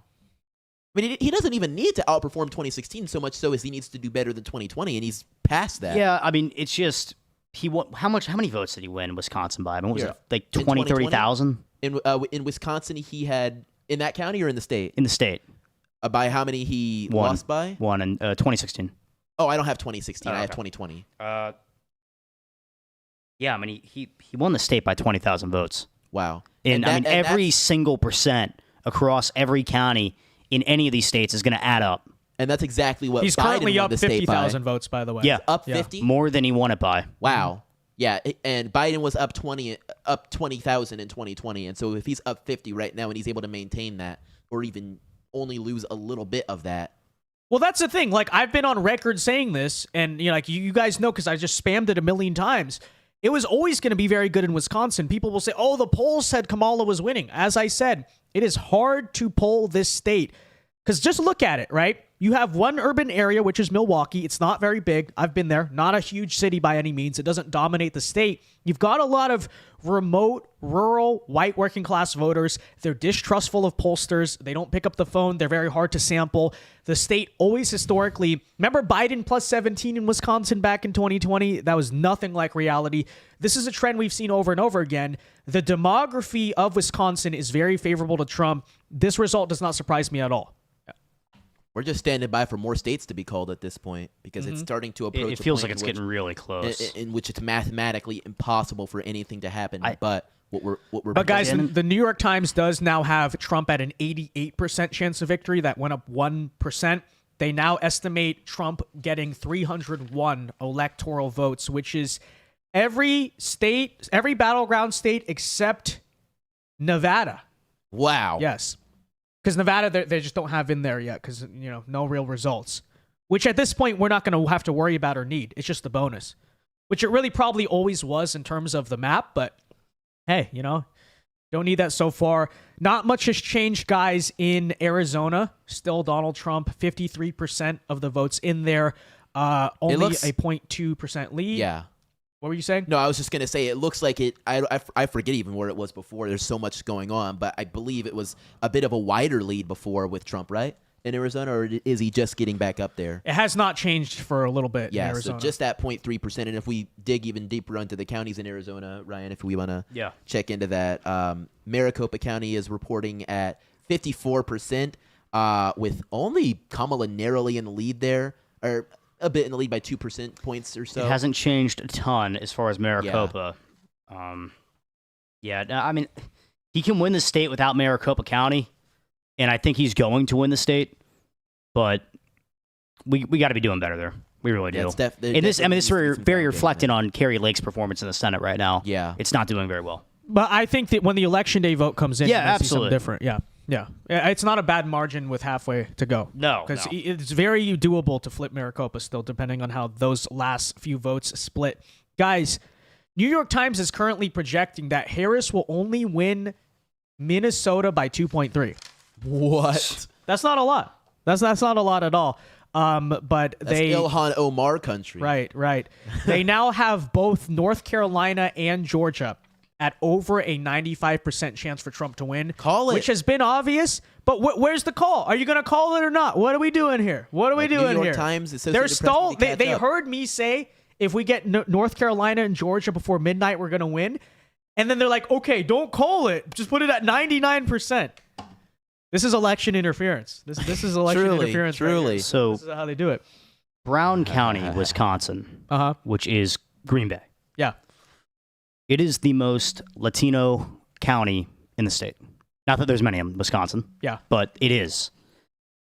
Joe Biden cut into Donald Trump's 2016 numbers by 4% in 2020. Donald Trump right now sits at 61 to 38%. And in 2016, he had 52% of the vote. And in 2020, he had 52% of the vote. Wow. And he now sits at 61% of the vote. Where is that one more time? Brown County, Wisconsin. It's Green Bay. Most Latino populous county in the state. Really big numbers. And we talked about, will the Latinos turn out for Trump? And, the realignment's been happening. This is it. This is it right here. The great shift. We're watching it happen. This is it. I mean, you call Puerto Rico garbage, and they say, you know what? You've earned my vote. Dang it. It's time. El Coquín. Yeah. But the thing about that scandal always was scandal and quote unquote, right? Yeah. Is even if Kamala won back a few points of Hispanic voters, she's still, metaphorically speaking, bleeding massively with them in comparison to 2020. So you're still looking at a huge realignment that, you stopped momentarily because some people are mad. It was never going to translate to mass Latino outrage is going to change the election because it was never there, right? Yeah. There's more outrage over immigration and the border than there ever was for some comedian's joke. And that's what you're seeing right there in Green Bay. Her name in Spanish literally means like what? Bad. Que mala. Que mala. That means like what, or kind of like how bad. Yeah. And that's so hilarious. Yeah. So kind of makes sense in my eyes that it's not going to do so great. Not going to do so great. Also in Iron County, Trump outperforming his 2016 numbers by 3%. You know, these are the little margins he's just picking off across each state, it seems, in the Rust Belt. And this is how he won in 2016. And, you know, that was the blueprint to win this election. Yeah. You know, make sure you keep it close enough in the urban areas and just pick apart the rural areas. And it's happening. It's happening, and it's big. He's up 3% now in Wisconsin. There you go. I actually want to take a check to Decision Desk HQ because I know they've been calling states a little bit quicker. Actually, are they doing a map? Okay, they are. Yeah, they've already called it. They've been called Georgia, but they don't have like a publicized map here for some reason. I don't know why. So it went from 88% to 89 to 88. Okay, yeah. So here, I'll send it to you. Not much change, but because Decision Desk has a more accurate and up-to-date map right now, insofar as where we are actually sitting with electoral votes, more than likely. So if you check into that right there, there's the link specifically to the one that they do for presidential race. We have Trump at 246 electoral votes and Harris at 169. This is taking into account actually calling Georgia and North Carolina, which the Associated Press and New York Times have refused to do so far, even though they're looking quite obvious. So just taking those into account brings us to a more, I'd say, fair reporting of 246. It brings you to Trump literally like knocking on the door of the presidency. Yeah. We'll still wait for the election alert once they send it through Associated Press or New York Times. Yeah. But that's just to give people in the chat a more active, real look at where things currently are. We're basically on the doorstep of it. We're just waiting for Pennsylvania, Arizona, Michigan, and Wisconsin, and that's it. Yeah. So for Kamala to win from here, Arizona, we're assuming, again, going to go to Trump in the end. Early voting data seemed like that was inevitable. Is it possible? Kamala will have to hold on to all three of the blue wall states. And right now, it doesn't look like that's going to happen either. So, you know, you have Trump already at 246 with Arizona. I believe that's what, 257? Am I correct there? 11 electoral votes? Yeah. So 257 electoral votes. All you need is one of those, either Michigan or Pennsylvania, most likely Pennsylvania. And you got it. You got the presidency. So good position for us right now, guys. Very good. Very good. Knocking on the door. So Cenk Uygur has tweeted for the first time since the first polls closed. Wait. This is newsworthy this for is sure. An election alert. Ladies and gentlemen, Cenk Uygur has tweeted. What are we looking at, Ryan? At 10:40 tonight, he said, either side can still win, but here's what turned out to be bullshit. I just sent it. A Kamala Harris landslide. I knew I shouldn't have believed all the optimistic Democrats who were buried in a delusional bubble. Here's a lesson Democrats will never learn. People hate the establishment. So true. So true. You know, on there, I agree. I agree with Cenk. Yeah. Yeah. Well, you know, I mean, Cenk, like, I think he's secretly a Republican. No, I don't think he's like he's secretly he secretly wants. I think he, even though he's delusional sometimes, like he's one of the few leftists that's genuinely well-meaning. Yeah, I think. He is. Like he actually is a bleeding heart, old school kind of progressive, I suppose. And we see him on our screen right now, just melting down. Very, very funny. It's not as bad as 2016, but for him, because it won't. Nothing be will ever top it. Yeah, it's not surprising. Yeah, but honestly, for me, it's gonna feel better than. In the back of his mind, I know he kind of like knew it could have happened. Right. And oh man, Cenk. He hates Harris though. Yeah, so many people he does. Yeah. He does. Yeah. He made a lot of excuses. He'll never. He always.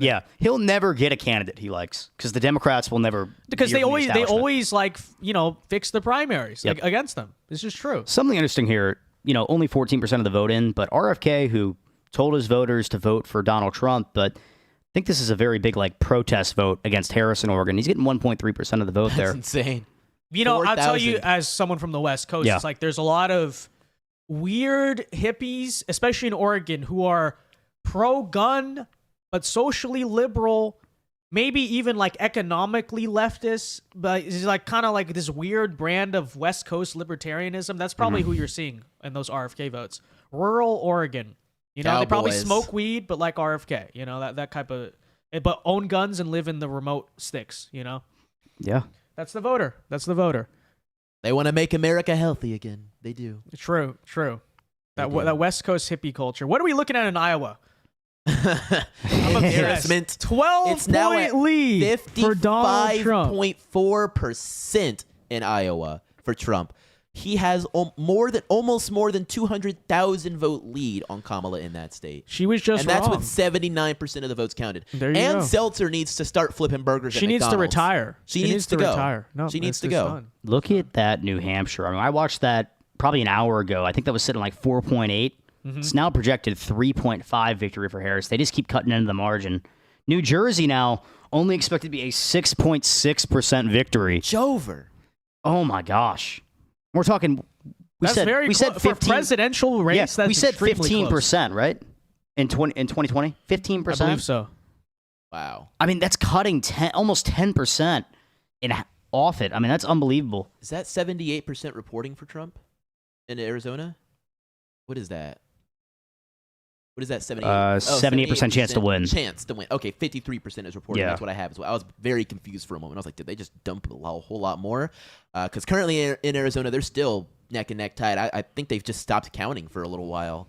We haven't seen anything new. Arizona's going to take forever. Yeah, I would say maybe at midnight you get a minor vote dump and we see what we're looking at. You know. Here's something interesting.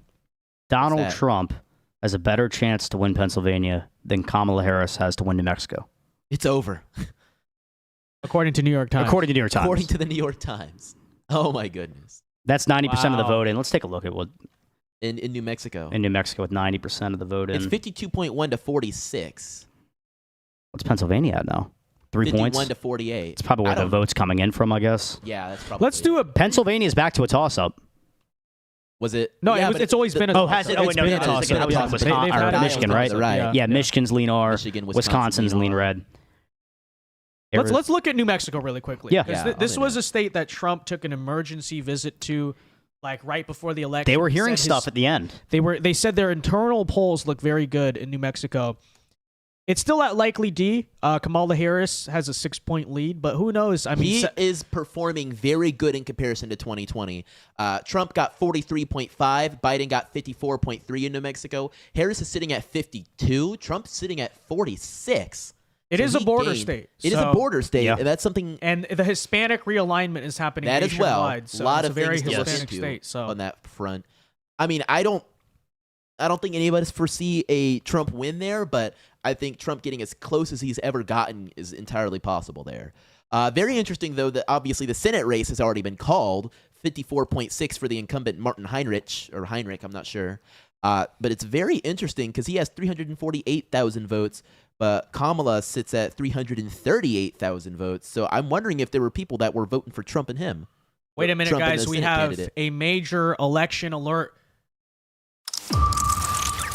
We've been hinting at it for some time. It's long seemed inevitable, but the New York Times and all of the major outlets, including TYT right here on our screen, lol, have just called the state of North Carolina will go to Donald Trump.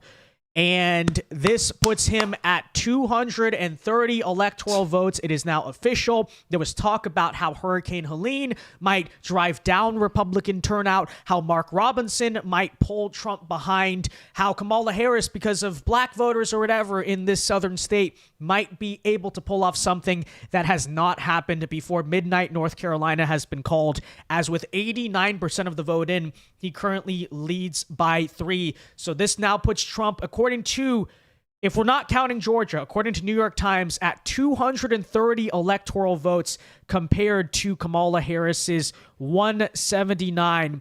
And it is completely true. He is knocking on the door of the presidency. We expect a call out of Georgia basically at any point now, because that is now at 94% reporting. Donald Trump still ahead by 3. It looks like the final margin, Trump probably will win by 3 in Georgia, unless, maybe 2, maybe 4, but probably about right. So that call really should be coming, frankly, right now, but we'll see about that. We'll see on that front. So yeah, there you have it. One Sun Belt state you can check off for Trump. Now just got to focus on Pennsylvania, which is now at 77% reporting. Can we go up there, Ryan? Yeah. All right. Major Wait, switch to the screen. There you go. With 77% of the votes in Pennsylvania, Donald Trump still enjoys a 3-point lead over Kamala Harris of 51% to Kamala Harris's 48%. The raw vote totals there a little under 200,000 votes in the lead. And can we go county by county? Let's take a look. Yeah. The New York Philadelphia Times County. is currently listing it as a lean Republican state. The odds, according to them, 68% chance that Donald Trump wins the state of Pennsylvania. He is a narrow but clear favorite at the current moment based on what we're seeing. So this is a big one right here. Centre or Center County. I'm not sure how to pronounce that, but Center County. Center County. This is a state, even in 2016, when Donald Trump won the state of Pennsylvania, he lost by 2%. He is now leading by 5%, Wow. with 82% of the vote in. I mean, that's a blue county.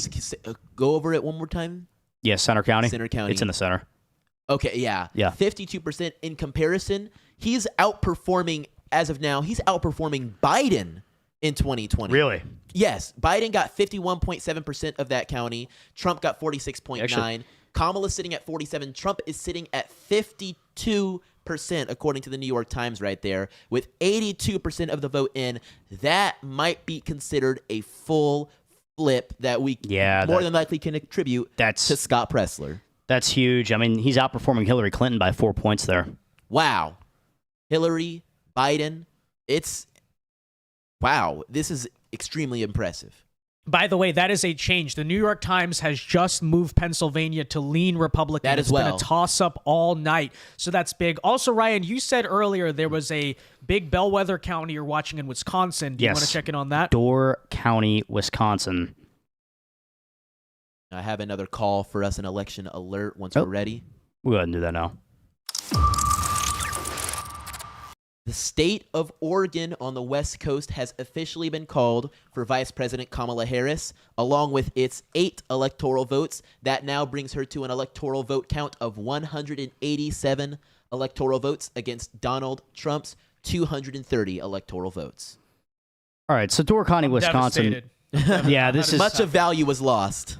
Wow. Yeah, I mean, streaks are meant to be broken, right? Yeah. Yeah. It is called every presidential race correctly, not only at the state level, but at the national level, as a county this century. And with 95% of the vote in, Harris up by 3, it's totally opposite of the state, which is pretty shocking. But there we go. Trends are meant to be broken, and Door County looks like it's going to vote for Harris, and I think Wisconsin's going Trump. But there's still 400. Wait, the raw vote total. It's close. It's like it's 400. very close. Yeah, that's true. So it might say greater than It may. 95%, but there still could be. It very well could. Yeah. It very well could. So that honestly is kind of hard to say, if I'm being realistic. Yeah. Any other counties you're looking at in Wisconsin here? Yeah, let's go to Ashland County.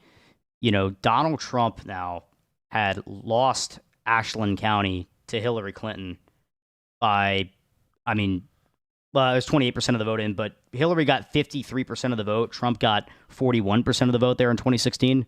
I mean, that's a complete flip. I mean, there's not a lot of votes in there yet. And in 2020, Biden had 54.8. Yeah. And Trump had 43.9.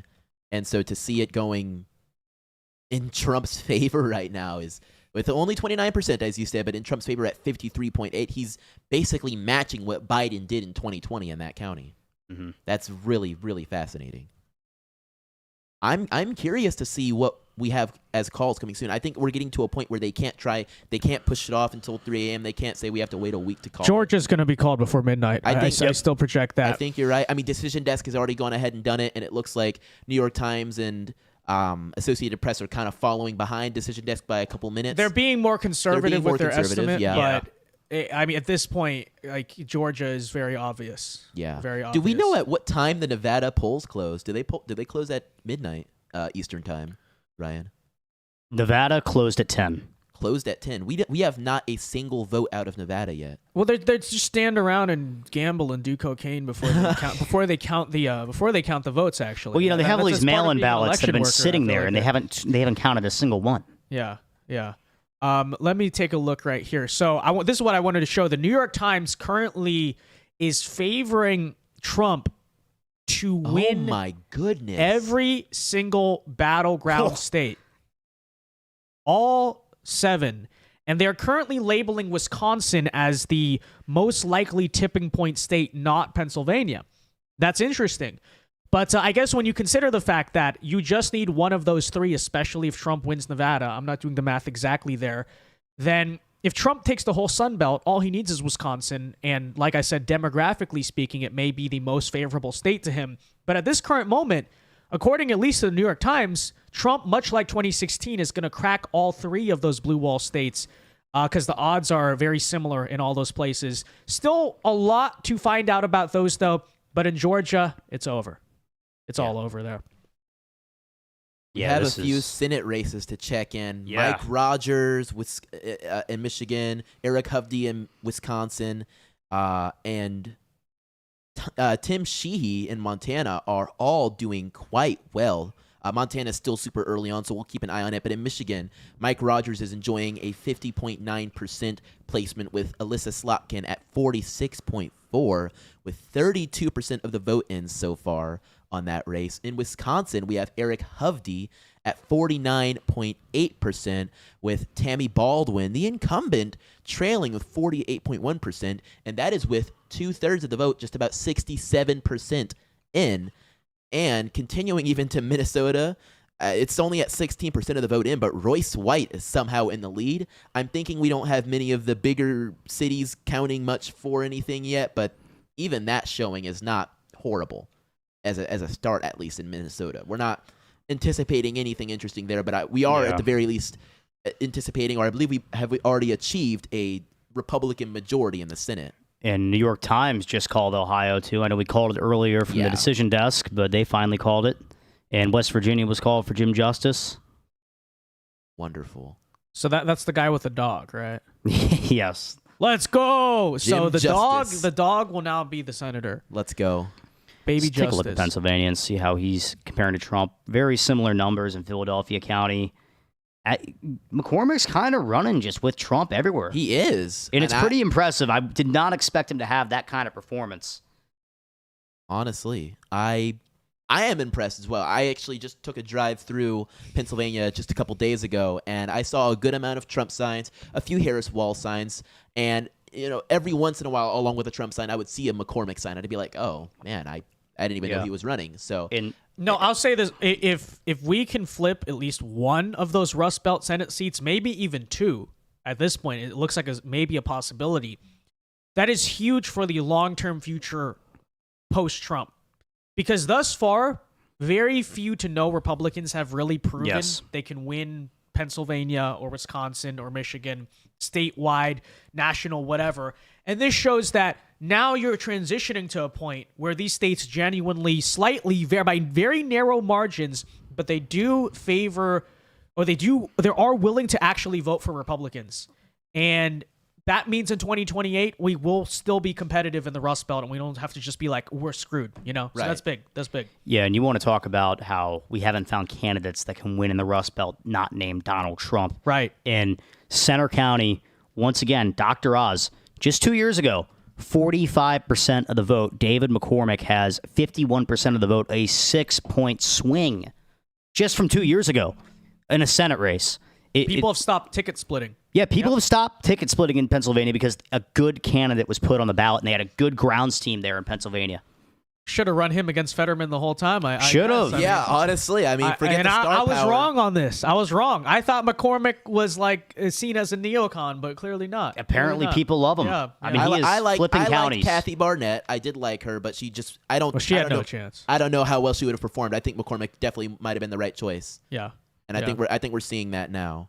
Yeah, I mean, 4 points better in Erie County. I mean, this makes me wonder how Fetterman will fare. I mean, that's a long time. If they run a good candidate against him? Yeah. But he's also moderated so much. Yeah, he has. Oh, he really has. Yeah.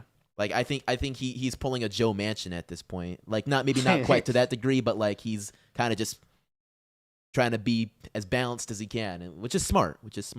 In Beaver County, a very key county for Republicans, a county they really have to win to win Pennsylvania. And Dave McCormick's at 62%. Dr. Oz only carried 52% of the vote in that county. Wow. In fact, Dave McCormick remarkable. is outperforming how Trump performed in 2020 Guys, there. we have a take from Ed Krasenstein. Oh, boy. Okay? This should be fun. It's becoming more evident that Trump will win. 30 minutes ago. America spoke. That's right, we did, Ed Krasenstein, Mr. Florida, because that's how he talks. Florida's gonna go blue. Florida's gonna go blue. Fort Myers, look at me.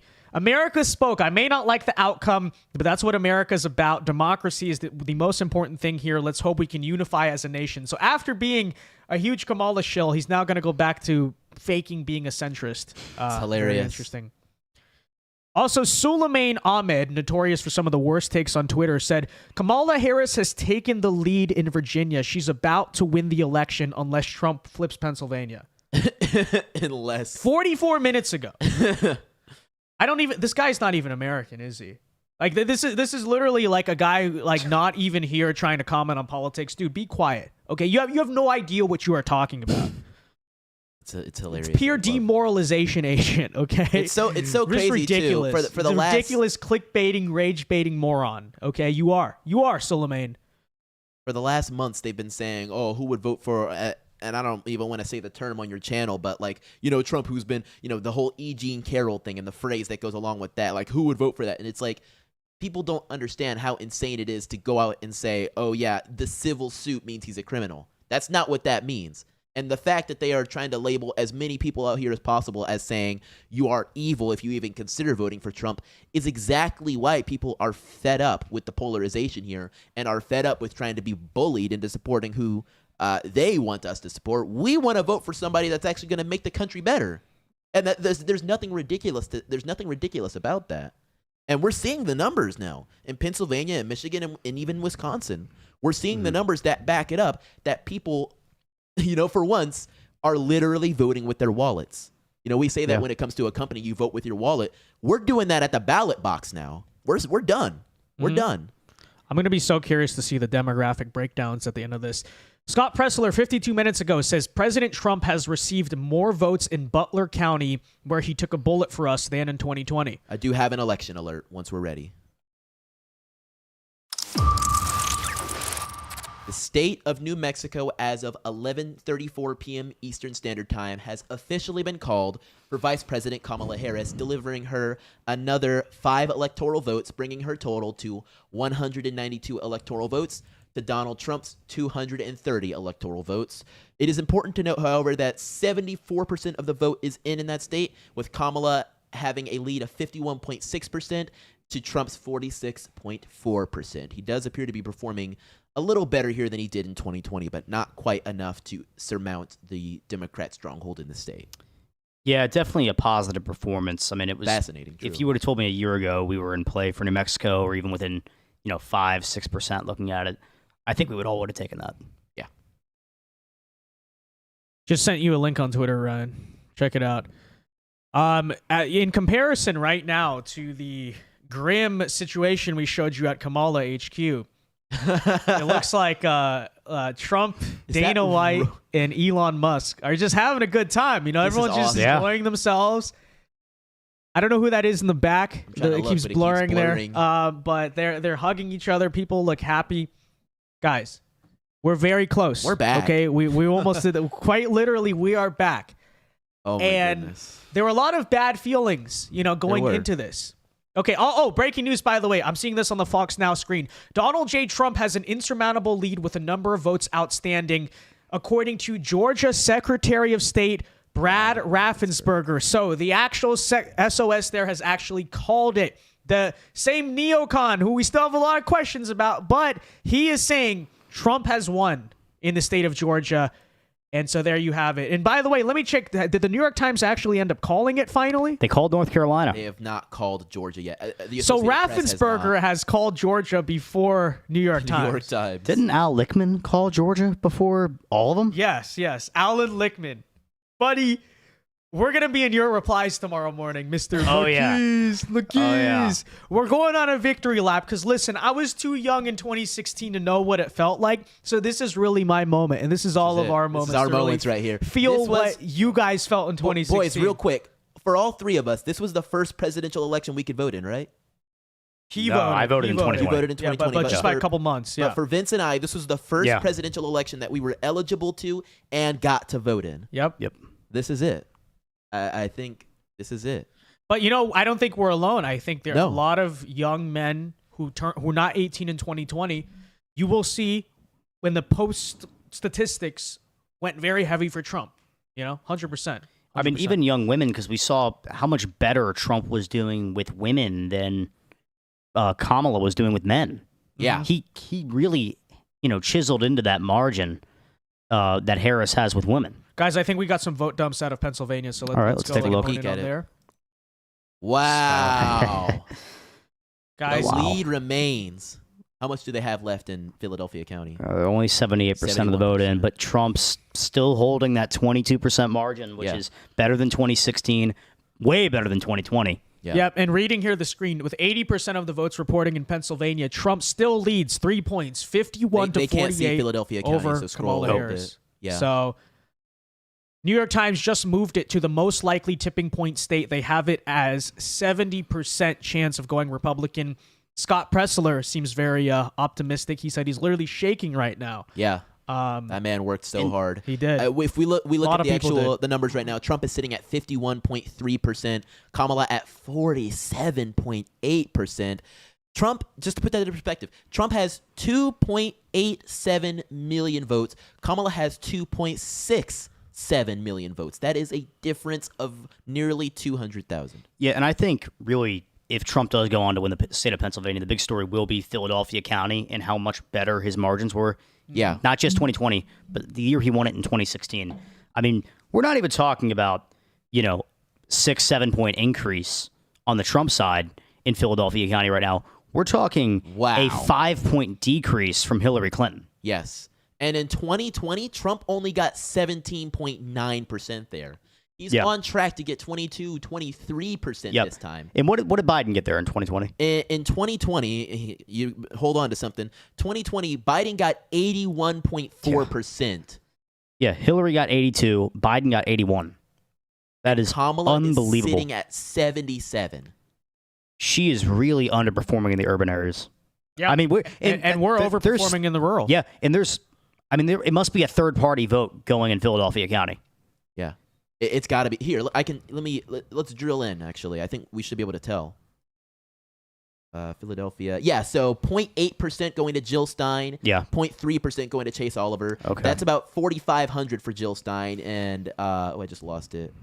And 1,700 for Chase I Oliver. think there also is a reasonable explanation for it, What's that? which is crime is Yeah. ridiculous in Philadelphia. Drugs Yes, are it out is. of control. Drugs are out of control.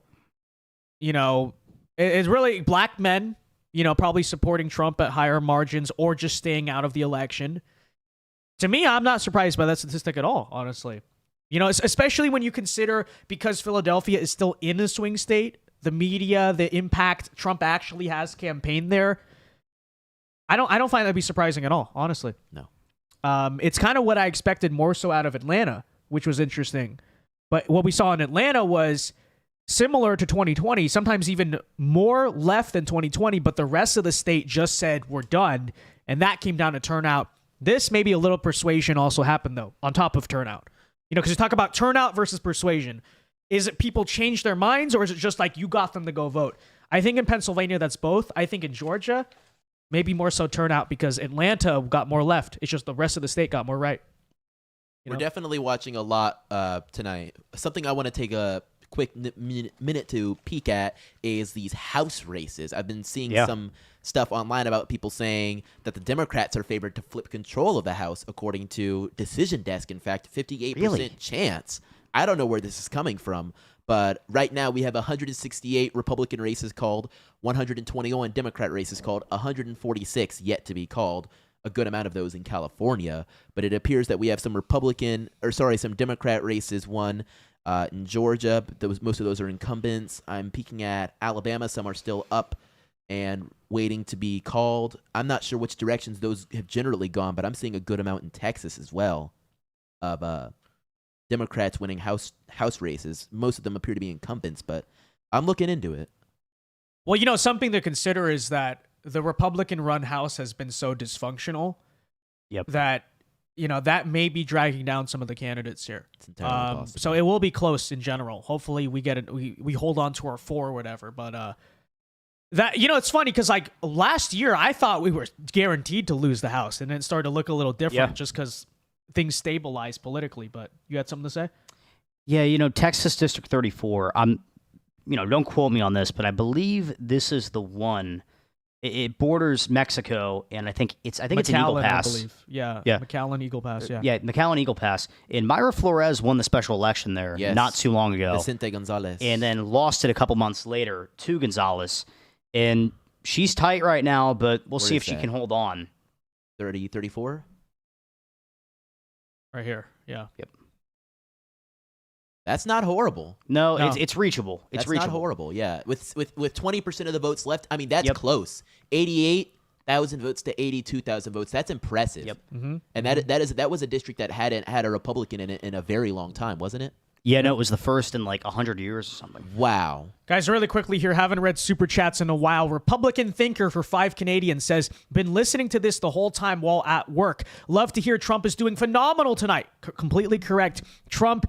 It is insane to think that Trump may win the popular vote. It's insane to think that this whole comeback really did happen when you put it into perspective. But we'll focus on that after we get the results tonight. Monty is Asaru for $2 says, does Trump have a chance at Minnesota?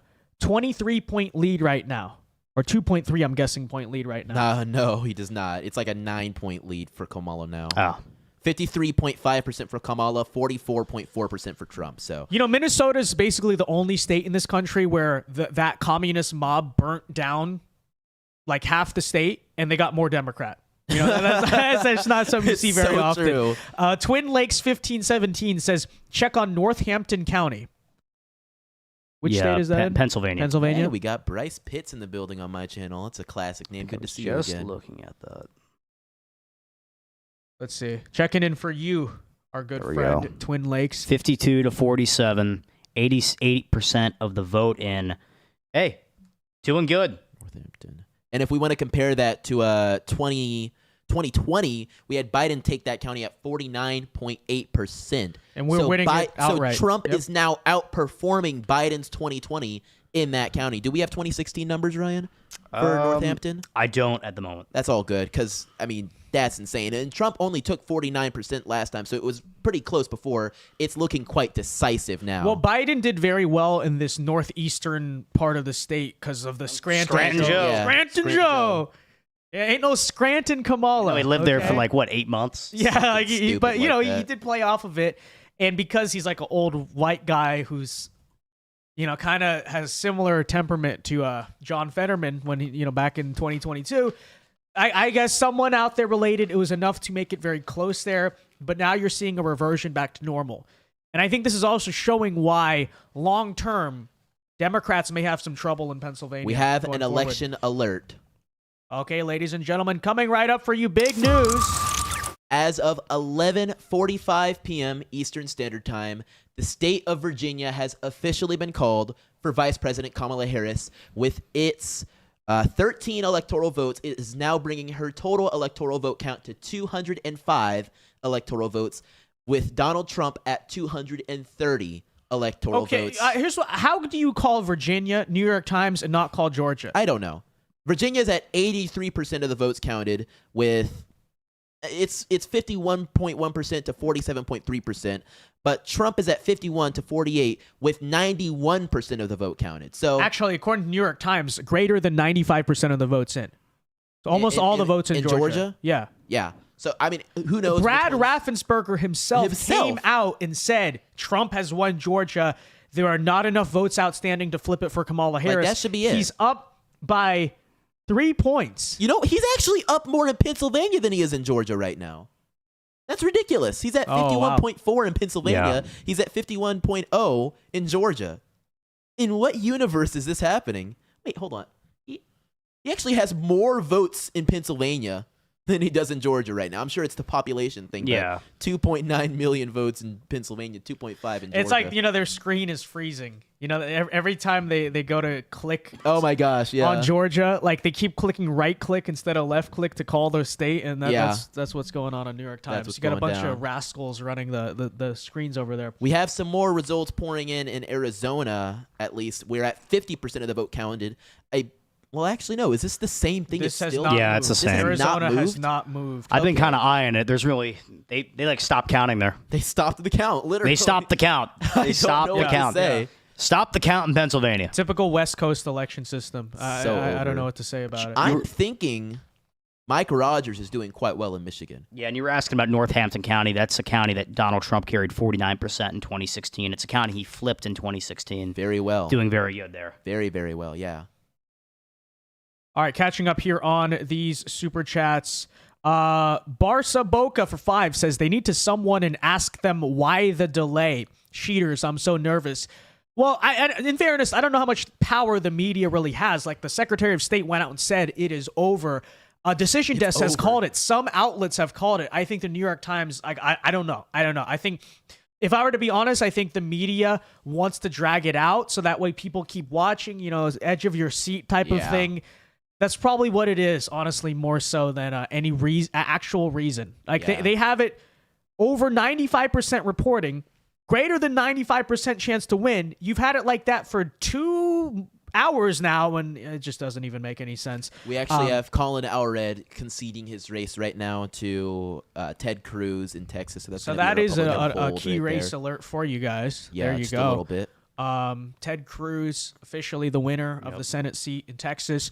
Turns out all those ads worked because I saw a million Ted Cruz ads. I live nowhere near Texas. Yeah. But currently, what's the margin right now? I think In the Senate. Yeah, he's giving his concession speech live. By the way, guys, we're watching it on the monitor. Yeah. About 10 points. That was it's better than I thought he was going to do. Yeah. What does that put us to as far as a count? Does that certify us at 50? That does certify us at 50.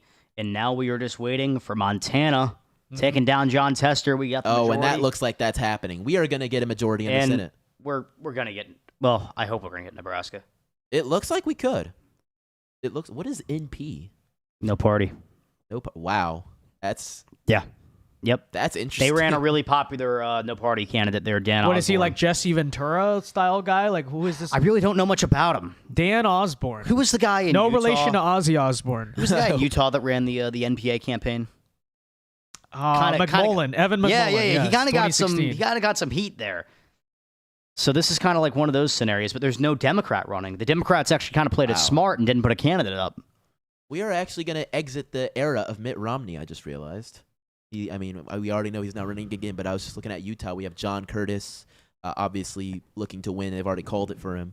It's gonna be the end of an era right there, you know? Is that guy much better, though? Probably not. I don't think John... no not. slander. I don't know him that well, but from what I've heard, doesn't sound like he's all too much better. I mean, I don't know. Yeah. Who knows? No slander, but we'll see. We'll see. Still waiting on more the Rust from... Belt's still holding strong. Yeah. Guys, it's getting close. It's getting close. Not the margins, but the New York Times now has Donald Trump at a 91% chance at victory. Dude. And look, before people say 2016, this is not the beginning of the night. This is almost midnight. We're 10 minutes away from midnight. New York Times now has Trump at 91% chance to take the presidency back. They're estimating he's going to win the popular vote by 1, and 75. They now have Pennsylvania 75% chance it goes Republican. Look at Nevada. And they have rated it as the most likely tipping point state, aka the state that's going to give Donald Trump 270. I have a hard time disagreeing with that. And they even put up Nevada now. Nevada, 60%, what is that? What did that say? 64% chance. I'm really confused as to I don't think there's any numbers reporting there There yet. has not been a single I vote think that's just counted in based on Nevada. polling. Honestly, polling and turnout. it still wouldn't surprise me if Nevada somehow goes blue. Yeah, It seems like we always just get always overestimated. think we're going to win man. Nevada, and we Every don't. You know, time. so like I wouldn't be surprised. But 2020 was pretty bad in Nevada. Yeah. if we can flip it, hey, that'd be nice. It would That'd be be nice. welcome, but it's not necessary. Cherry Just- on the top, I guess. Just for Cherry on fun. top, whipped cream.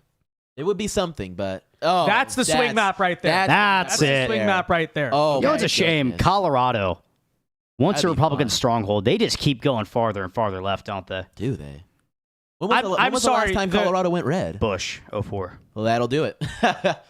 The cope that Cenk and many other putting out that this is supposedly a close election right now. Yeah, like elections in America are close these days. Yes, like that's how the electoral college and partisanship works. But that is not a close election. That is like the whole country by modern standards is pissed at you and is pissed at Kamala Harris, pissed at Joe Biden. That's what that looks like. That Yep. swings from 2020 for people who are That just is new to the angry stream here. working class Americans. Yes.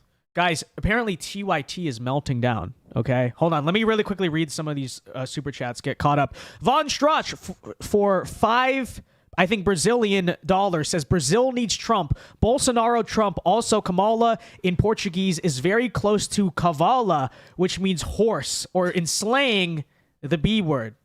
There you go. That fact check true. Andrew for $5 says, Thank you, Vince, for being a voice of reason for us Gen Zs. God bless you, sir. Never stop doing what you do. Love the content. Thank you very much for the $5. We don't plan to. For at least for 4 more years, it's gonna be a nonstop party in the USA. So true. Party in the USA. Pistol Pete for $10 says Australia is praying for Trump. No more wars. Thank you, Pistol Pete, for the 10. That's and a fire name, Pistol Pete. Pistol Pete. There you go. I think that's the name of the Oklahoma State mascot, actually. Andrew V for $5. Thank you very much. Says, thank you, Vince, for being... Okay, I already read that one. Thank you for being a voice of reason. Appreciate that very much. And Scotty for $10 says, Trump has already won. If we give Trump the states he's dominating, he comes out to 301 electoral votes. While if we give all the other states to Kamala, she can only come out to 236. There you go. Very likely. As soon as they call Pennsylvania or Wisconsin, it's over. Yeah. It's over. Anyways, I got to run to the bathroom really quickly. I don't know about you guys. Do we want to take a quick break, come back around midnight? We have not taken a break yet so far, guys. We've been live for almost 6 hours straight. That's impressive. Impressive display of endurance. But yeah, we'll be right back around midnight, guys. Should we go to the breaking screen or should we just tune into TYT? I feel like both are legitimate options. I wouldn't here. tune into TYT. They might strike you. You know them. That's true. That's true. Okay. All right, guys. We're gonna take a quick break. First break of the night, probably only break of the night. We'll be right back around midnight. Don't go anywhere, or tune into TYT for a few minutes and come back because it looks really funny right now. I'm just saying. It looks fantastic. See you guys. We're so fucked.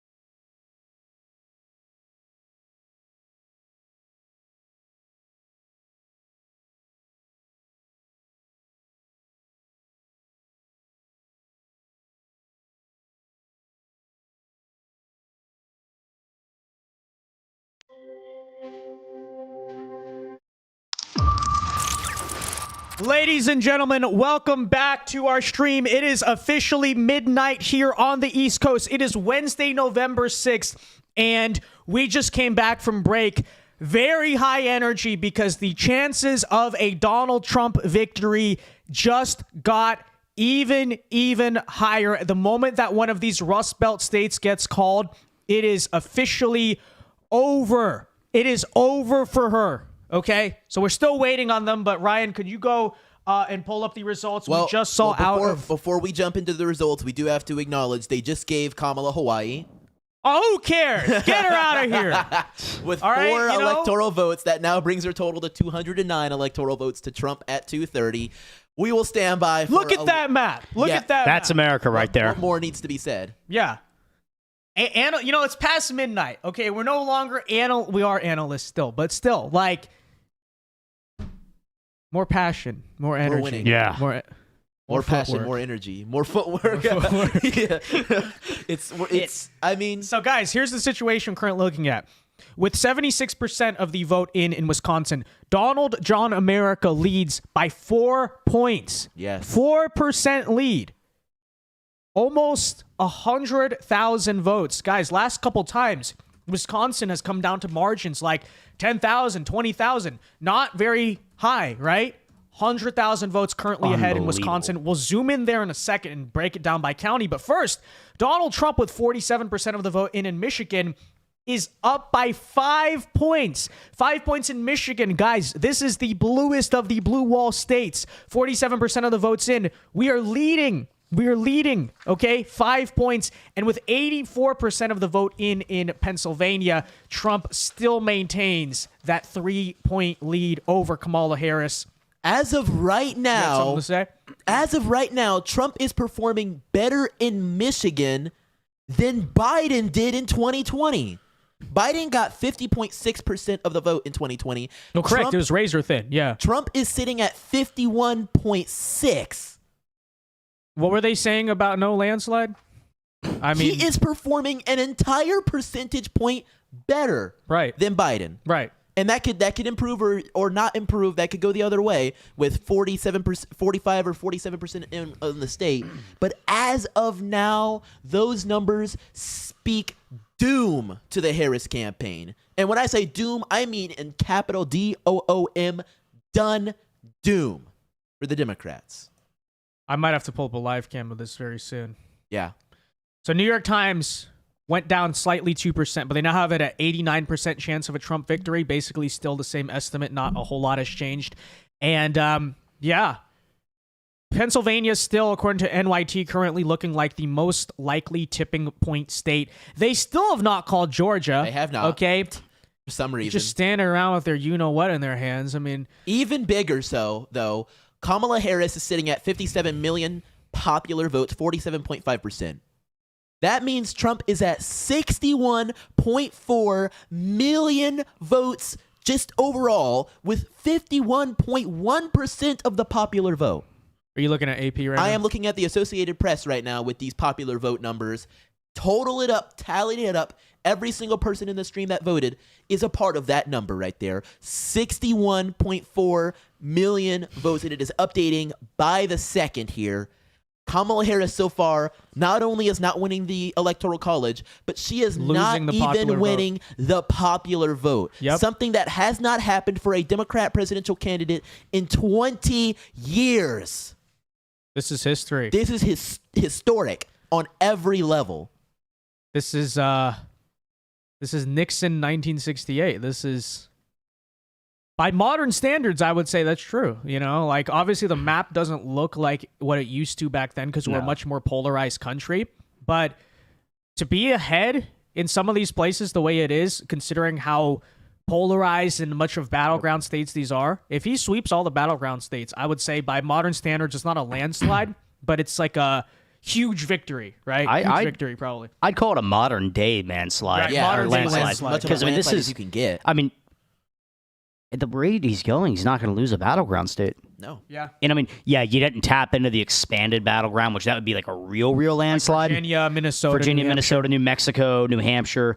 But I mean, gosh, I mean, when you're looking around the country, in states that he's not going to really, no chance of winning or whatever, But you're looking at the margins he's cutting into, like states like New Jersey. I mean, 10% better than his best year, 2016 there. New York, too. I mean, 13%. This is a state that, Trump lost by 17 in 2020. The account Kamala's wins has not posted for 2 hours. Where are you, Victor I think Shi? that tells you Who runs everything this you need to account? know. He literally runs that account, by the way, huh? Can't Nothing- hear you. Nothing from Harry Sisson in an hour. Nothing from I'm doing this in your end zone. yeah. On Nothing your home field. from Victor Shi's own account. Nothing for 2 hours. It is Silence! radio silence. Radio silence in from the paid Paris camp. Well, you know what it is, in fairness? I think at midnight, their paychecks from the DNC run out, right? After the election. So Yeah, maybe that's the end of the I'm not contract. They paid said, to tweet "All right, no anymore. more posts. I It's give it over." up, right? I give it up. But They're embarrassed. Yeah, it's that's like funny. the whole Beyonce thing. Like they only paid her to appear and speak. They didn't pay her to perform. They didn't pay them to keep posting after November 5th. yeah. They say you didn't buy that package. They're I'm like, we're out. dipping. We're out. done. We're out. If you won, maybe we would continue to, but not. Nope, it's over. That's hilarious. With, That's so with good. Trump at 51% in Pennsylvania, with 84% of the votes counted. I mean, we're starting to approach territory they might need to call Pennsylvania. Well, Ryan, can you break it Pennsylvania down by county? That's Yeah, where we absolutely. really got to see which votes are left in this state. Yeah. Yeah, They're a all lot of leaning this Republican. outstanding Philadelphia vote County. is in Philadelphia County, which obviously is concerning. But, I mean, Trump is But having what about margins. rural areas? Yeah, I'm Like, rural areas. Yeah, scanning yeah. them right now. They're all at 98, 99, 95. You have McKean County, What is that? McKean. borders New York State, How many just is that? across from Erie. That's probably 47% of the votes in. That's it. Yeah.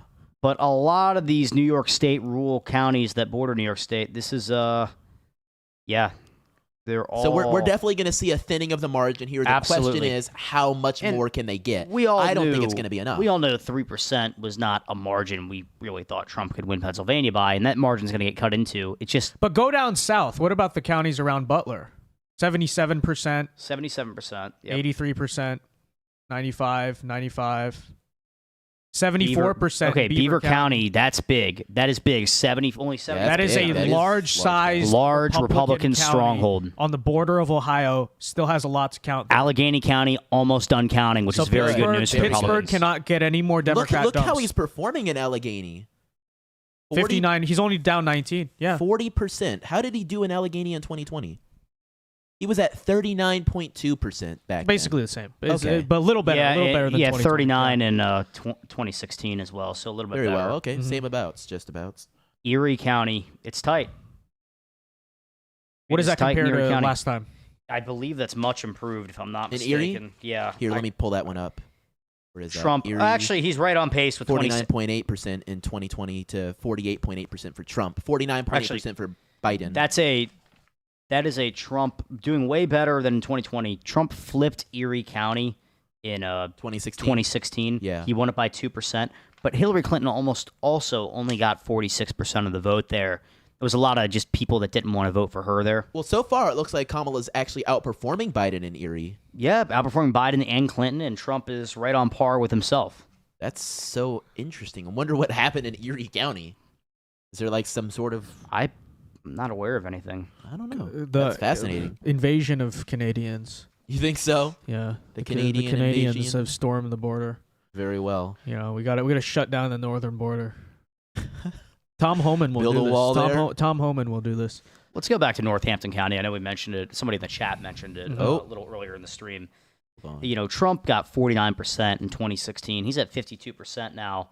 And yes, Kamala is doing better than Hillary in Northampton County. But Trump is, he's matching her with the margin gain. That is really good news. Big news. Big news. Cardi B just tweeted this out an hour ago. We need a Hail Mary. Well, Didn't Tim she Walz, literally Tim Walz support Trump? calls pick sixes. So Yeah, Tim Walz calls pick sixes, okay? Tim Walz runs a mean pick six. Everyone Runs a knows this is mean how pick football six. coaches speak. Let's see here. I'm trying to look. Are they going to call Georgia? What are they doing? Standing by. Raffensperger said You know- Trump won Georgia, and New York Times is still.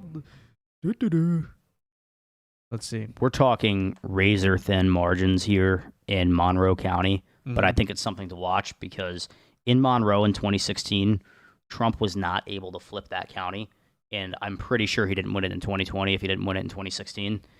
He lost that county by 1%. He's running neck and neck with Harris right now with the votes almost that's done. Insane. Because in 2020, Biden got 52.6% in Monroe. Trump got 46.2%. So the fact that they're tied with Trump with a very, very, very slight edge with almost 95% of the vote in, that is a gigantic swap.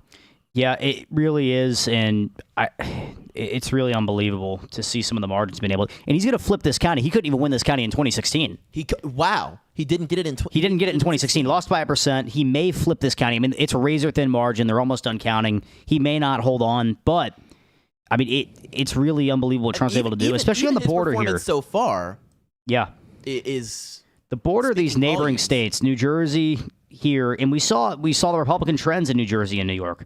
And look at all these. He's outperforming himself in all these bordering counties, these states, and it's helping him. It's helping him a lot. It truly is doing wonders. Still waiting for quite a lot of votes to come in some of those states like Montana and somehow Arizona. I think we're starting to get into territory. We need an explanation of what's going on in Arizona. They always do counted that. Votes it's just horrendous. It's insane. But let's see here. So we got a slight vote dump in Michigan. Michigan, in Pennsylvania. Pennsylvania. Margin didn't really change, though. We're talking a couple thousand votes. Still 51 to Kamala's 48.1. Looks like some of that was out of Philadelphia County. Kamala is doing a little bit better. Okay, now 86% of the votes in Philadelphia. Trump's margin got cut into by about 1%.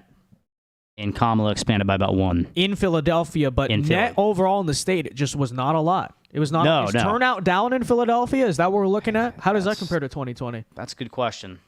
Because in Philadelphia County? Yeah. In Philadelphia County, let me see if I can get it into it. It's a small county to select. Can I get that? There you go. Philadelphia County in 2020, Biden got 81.4%. Trump got 17.9%. But look at, so Biden, the raw votes that Biden got was 603,000. Trump got 132,000. Kamala is currently at 477,000. Wow. It looks like just overall turnout for her just may be down, right? Like black voters did not show up in the inner city or whatever it is. I wouldn't necessarily I wouldn't even say nosedive, but maybe down like in the end probably 20, 30,000 votes. You know what it was? That's a big difference. I think it was that Meek Mill endorsement. Homie said, wait, Meek Mill is endorsing Kamala? Yeah, I'm good.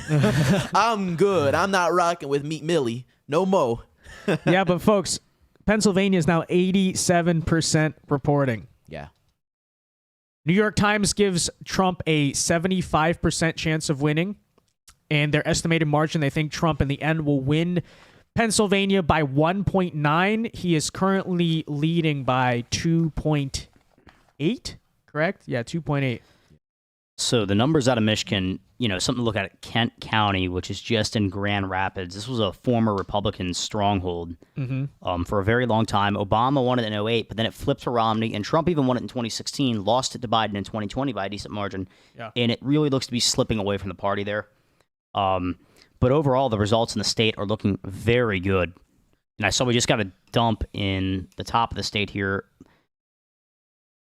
So now that we're starting to get a lot of data, can we look at the swing map of the Rust Belt? Because we haven't really broken that down very much so far. Oh, my goodness. Look at that.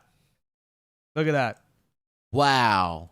You want an indicator that Trump's going to win the presidency? It's that right there. That's it. Across the Look at Pennsylvania. Look at Pennsylvania. Look at New York. Look at New Jersey. We need to call Look at Virginia. Oh, my gosh. Yeah, this needs to be called. Call it. No, well, I mean, there are still outstanding votes in Philadelphia. Yeah, absolutely. That's what we Penn's not done, and Michigan's only half the votes counted, but the margins are looking fantastic. Once Philadelphia is at 90 to 95%, and if Trump's still in the lead, it's done. It's done. Pennsylvania's done, and Trump will be very close to the presidency. They still need to call Georgia. I don't know what they're doing there. Arizona needs to report some votes, but at that point, yeah, Trump is all but there to 270. All but there is the perfect way to say it. These numbers. I would argue he's all but there already. I would agree with that as well. But once with 86% of the vote in Philadelphia County, I'm telling you this that much though, more. once Pennsylvania, if they call Pennsylvania or Wisconsin, finally, I think New York Times, for instance, will stop being so conservative about this, and they'll just say, "Okay, Georgia, finally we call." I don't know what they're doing on that. You know, they don't want to be. What is their logic even? I don't think they want to be like Fox, where they got so much heat calling Arizona like right off the bat. Yeah. Right, but what votes are even outstanding in Georgia? The overseas ballots They that just come they from just the want to make military? it seem a lot Like, closer. They want to make it seem a lot closer than it is. They want you tuned in. She's down 3. She's down 3. That's not possible, you know? The layman I doesn't mean, it's know this. all. I mean, there's barely any of the vote out. Mm-hmm. Wait, I just found one with 40%. What was that one? And There you go, 43. Burke, Burke County. County. Oh wow, that's interesting. Let me Which take, Donald Trump leads in, by the way. Let's check. It's near Let's check Augusta. 2020. Rural county outside of Augusta. Burke County. 'Cause it's looking. Yeah, Burke was a county that Trump narrowly-ish took. It's a smaller county. It's only got like 10,000, maybe 10,000. Right, but the county, give or take, is 50-50. Okay, Yeah. so it's small county 50-50. That's what you're waiting on when Trump's up like 140,000 votes? Fulton's 100%. Trump- The blue dot is all in. Trump got- Atlanta's done. Yeah, they already voted. I mean, Trump won 48% of this county. It was only 4,000 votes in 2016, and then in 2020 got 4,400 votes, 50%. This is, I mean, there's got to be somewhere else. She's down 120,000 Yeah. votes. It's Clark County. They Burke even County's not have gonna it make the very difference. likely Burke are. County's not going to make the. They've had it. It's like this. That Yeah. needle's about to The break, needle doesn't go okay? any further. Okay. You been know at- good and well, New York Times. Stop playing. You've been at 8,000 RPMs for the whole night. You got to switch gears. You're going to blow your engine out. Okay. It's gonna fall out the car in Yeah. the middle of the highway. Literally the case. I don't know So what they're true. waiting on here. I see Adam Schiff is making his victory speech. I presume. Yeah. No So surprise sad. there. Steve Garvey. Not a chance in California, unfortunately. But we do like the guy. He has a very similar facial structure to Ronald Reagan. Does So he? he was trying to tap into the old California, but sadly it did not happen. Let's get to our super chats really quickly here. Billy F for 5 says, just checked the TYT stream. Cenk looks like he got mugged or something. Well, I'm watching it right here. I see Anna. She does not look very happy. You know what? Let's tune into the audio really quickly. Let's hear what they're saying. Was voted out of her congressional seat because even the Republican Party has changed in regard to their views on neoconservatism. You know, the True, big Anna. cover-up in regard to Biden's mental health, that was a giant mistake by the Democratic Party, and they're suffering consequences for that. We have to be real about this, guys. We just do. And you know, magical thinking isn't going to help the Democratic Party. They're not going to win with magical thinking. They have to come to terms with the mistakes that they've made, and it shouldn't be a close election, but it is. And it's not looking good for Kamala Harris. Many have said this. It's over. It's over for Over, Kamala Jover. Harris. But anyways, thank you for the 5, Billy F. Zachary for 2 says, Hail Mary, full of grace, the Lord is with thee. So true. So true. Peter for 5 Canadian says, this is not just a win for all of us, but it's also the end of a terrible regime. The future finally looks bright. Peace and love from Canada. Shout out our Canadians. Yes. All right. Showing up in force tonight with us. We love it. Your next election, Trudeau is going. He will fall. He will fall. He needs to. Scotty for 10, thank you very much, says Trump has already won. If we give Trump all the states he's dominating, I think I read that already, but thank you for the 10. Appreciate it very much. Oh, Dean Withers just posted something just absolutely disgusting. He says it's Typical. getting increasingly more likely that a Arist. yeah, with the one with the P though, not with the C. Yeah. The even worse one. Yeah. Will be the 47th president of the United States. Cope and That's seethe. dang right. Cope and seethe. Goodness. Oh, tomorrow morning is going to be so fun. Oh, it's going to be great. We're going to have I cannot wait to massive. see the compilations again. I cannot wait to see the oh, compilations. they're coming of- back. What if we find that same lady that had the no with the green. Imagine we find that same lady. She has, of course, gained 30 pounds and has now become a man since then. But what if we find that same person out there? Yeah, I really want to see it. Oh man, it would be great. It would be. It'd be something to see. I cannot wait to see if them for them to call more anyways, states. Let's just keep an eye solely on the Rust Belt right now. What are we? Any updates here? You know, I think Wayne County. We talked a lot about that county in 2020. One of the real reasons Biden got pushed over the finish line. And right now, Wayne County. If I can get this to pull up. Where is that? Right there, just near Detroit. Oh, we're talking about Michigan. Yeah, Wayne County, Michigan. Kamala right now is 62 to 36, and I know only 17% in. But if we compare that to 2016, Donald Trump carried 29% of the vote there, and Hillary Clinton carried 66%. Trump's overperforming, Kamala's massively underperforming, and the margins were about the same for 2020 as well, I believe. Wow. And that's the state, that's the county with 100,000 people of Arab descent. And that's playing a huge role. There you go. We were talking about that. We talked about that. Dearborn, that was something. That's Dearborn, Michigan. Wayne County's Dearborn, Michigan.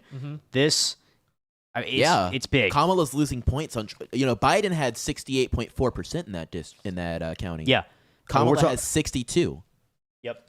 She's losing. Well, the polling on Arab Americans literally did say that they were down 30 points from their historical margin. Yeah. It was literally that much. I mean, Trump had yet to crack over 30.6% anytime he has run for the presidency in that county. He's at 36 right now. He is at 36. I'm seeing him at 39 on. You're seeing him at 39. Times. Yeah. Well, then right we there. haven't gotten updated. 39%. Yeah. Oh, just updated. Yeah. All right, we just went from 17 to 25%. There we go. Sorry, guys. She's we're at showing you something you couldn't even 58%. see. She is at 58. She has lost 10 points on Biden now in that district. In that county.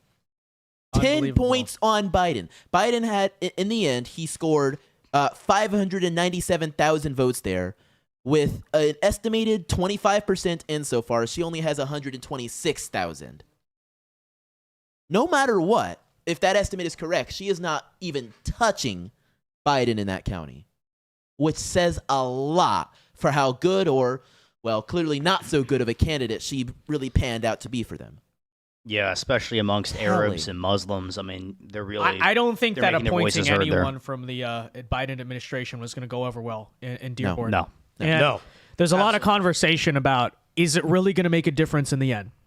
The answer right now is yes. That you really screwed yourself over with this whole Israel-Palestine issue. Yeah. You shouldn't have banned them from the DNC. You shouldn't have pissed them off. You should have picked one side or the other,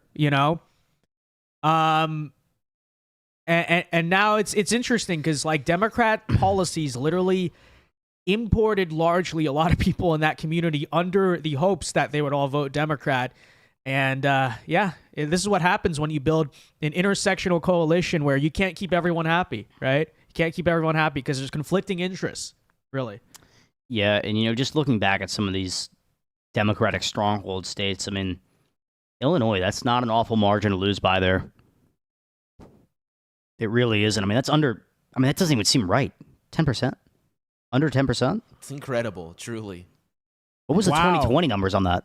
2020 numbers on Illinois? Yeah. As a whole? Trump's within 9 in Illinois, guys. Oh, my goodness. Biden had 57.5% in 2020. Trump had 40.6%. He has improved 5 points. These states with big liberal cities, Chicago, New York, New Jersey metro area. He's winning the popular vote. He's winning the popular vote. He's going to have a popular vote, convincing popular vote victory. These people in these cities and surrounding areas are sick of it, and you're seeing it. This isn't a 1 or 2 point gain from 2020, 2016. These are 10, 15 point gains in these big liberal cities. This is unbelievable. He's holding at 51.1% as far as popular vote goes, and Kamala is still staggering at 47.5%. And bear in mind, their biggest population state, California, is 43% of the way there. That's giving her 4.6 million there.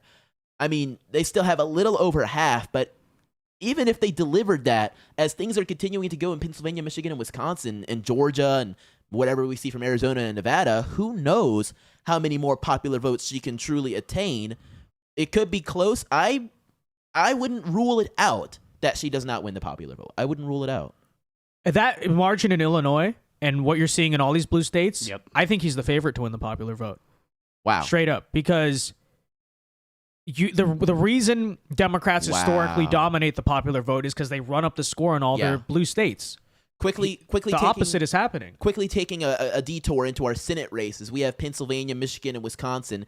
Dave McCormick is still in the lead at 49.3%. That's now with 85% of the Pennsylvania vote in. Shifting now to Michigan, we have Mike Rogers with a decisive 50.9%. Bear in mind that is still with only 52% of the Michigan vote in, but that is strong and telling. And then are we going to move to Wisconsin? Because we have Eric Hovde around the middle between the two with 50% in that state, with 81% of Wisconsin closed Scroll out. down, Ryan. Scroll down. Oh, yep. Yeah, to show off Milwaukee County and all those. I mean, that's a fantastic Still got Milwaukee to performance. go, but he's doing well. All three of them are doing quite well. There's a serious chance, one, if not more than one, maybe even all three. That's a little long shot, but still, of the Senate candidates in the Rust Belt wins. Yeah. That's incredible. And you know what it also shows? Is that the American people are not just fed up because Biden was senile. You know, that was the cope. The only reason Biden was down 1 million points to Trump was because of the debate. But he was losing before the debate. He was. He was not popular before the debate. They are, as a whole, pissed off with this administration, but also the reflection of the fact that that is what liberal policies represent. It's not even just national Democrats, it's the local ones. It's the ones running these district attorneys' offices and mayorships of blue cities that have gone completely into the ground. You know, it's places like Philadelphia. As a whole, the American people are tired of this crap, and it's not just a Biden thing or even a Kamala thing, because clearly if the down ballot candidates, besides Kerry Lake and Mark Robinson, obviously, are doing this well in races where the Republican is not heavily scandalized, that tells you a lot about where the American populace is, ideologically. And they did end up calling that Nebraska Senate race for Deb Fisher. Okay, so there you go. Republicans 51. officially... That was the game. Guys, Or we the whole, officially I should can say we have a key race alert here at 12:27 a.m. Eastern Time.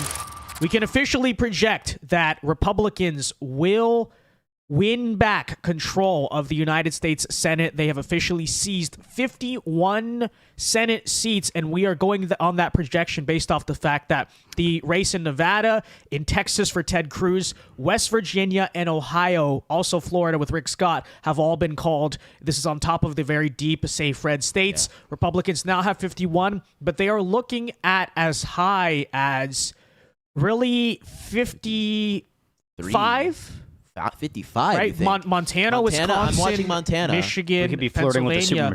supermajority. You could be flirting with 55 if all three Rust Belt candidates who are currently in the lead end up winning. What do we I think think- realistically 53. What are I we think that's a thinking- realistic What are we margin, thinking but- of Sam Brown in Nevada?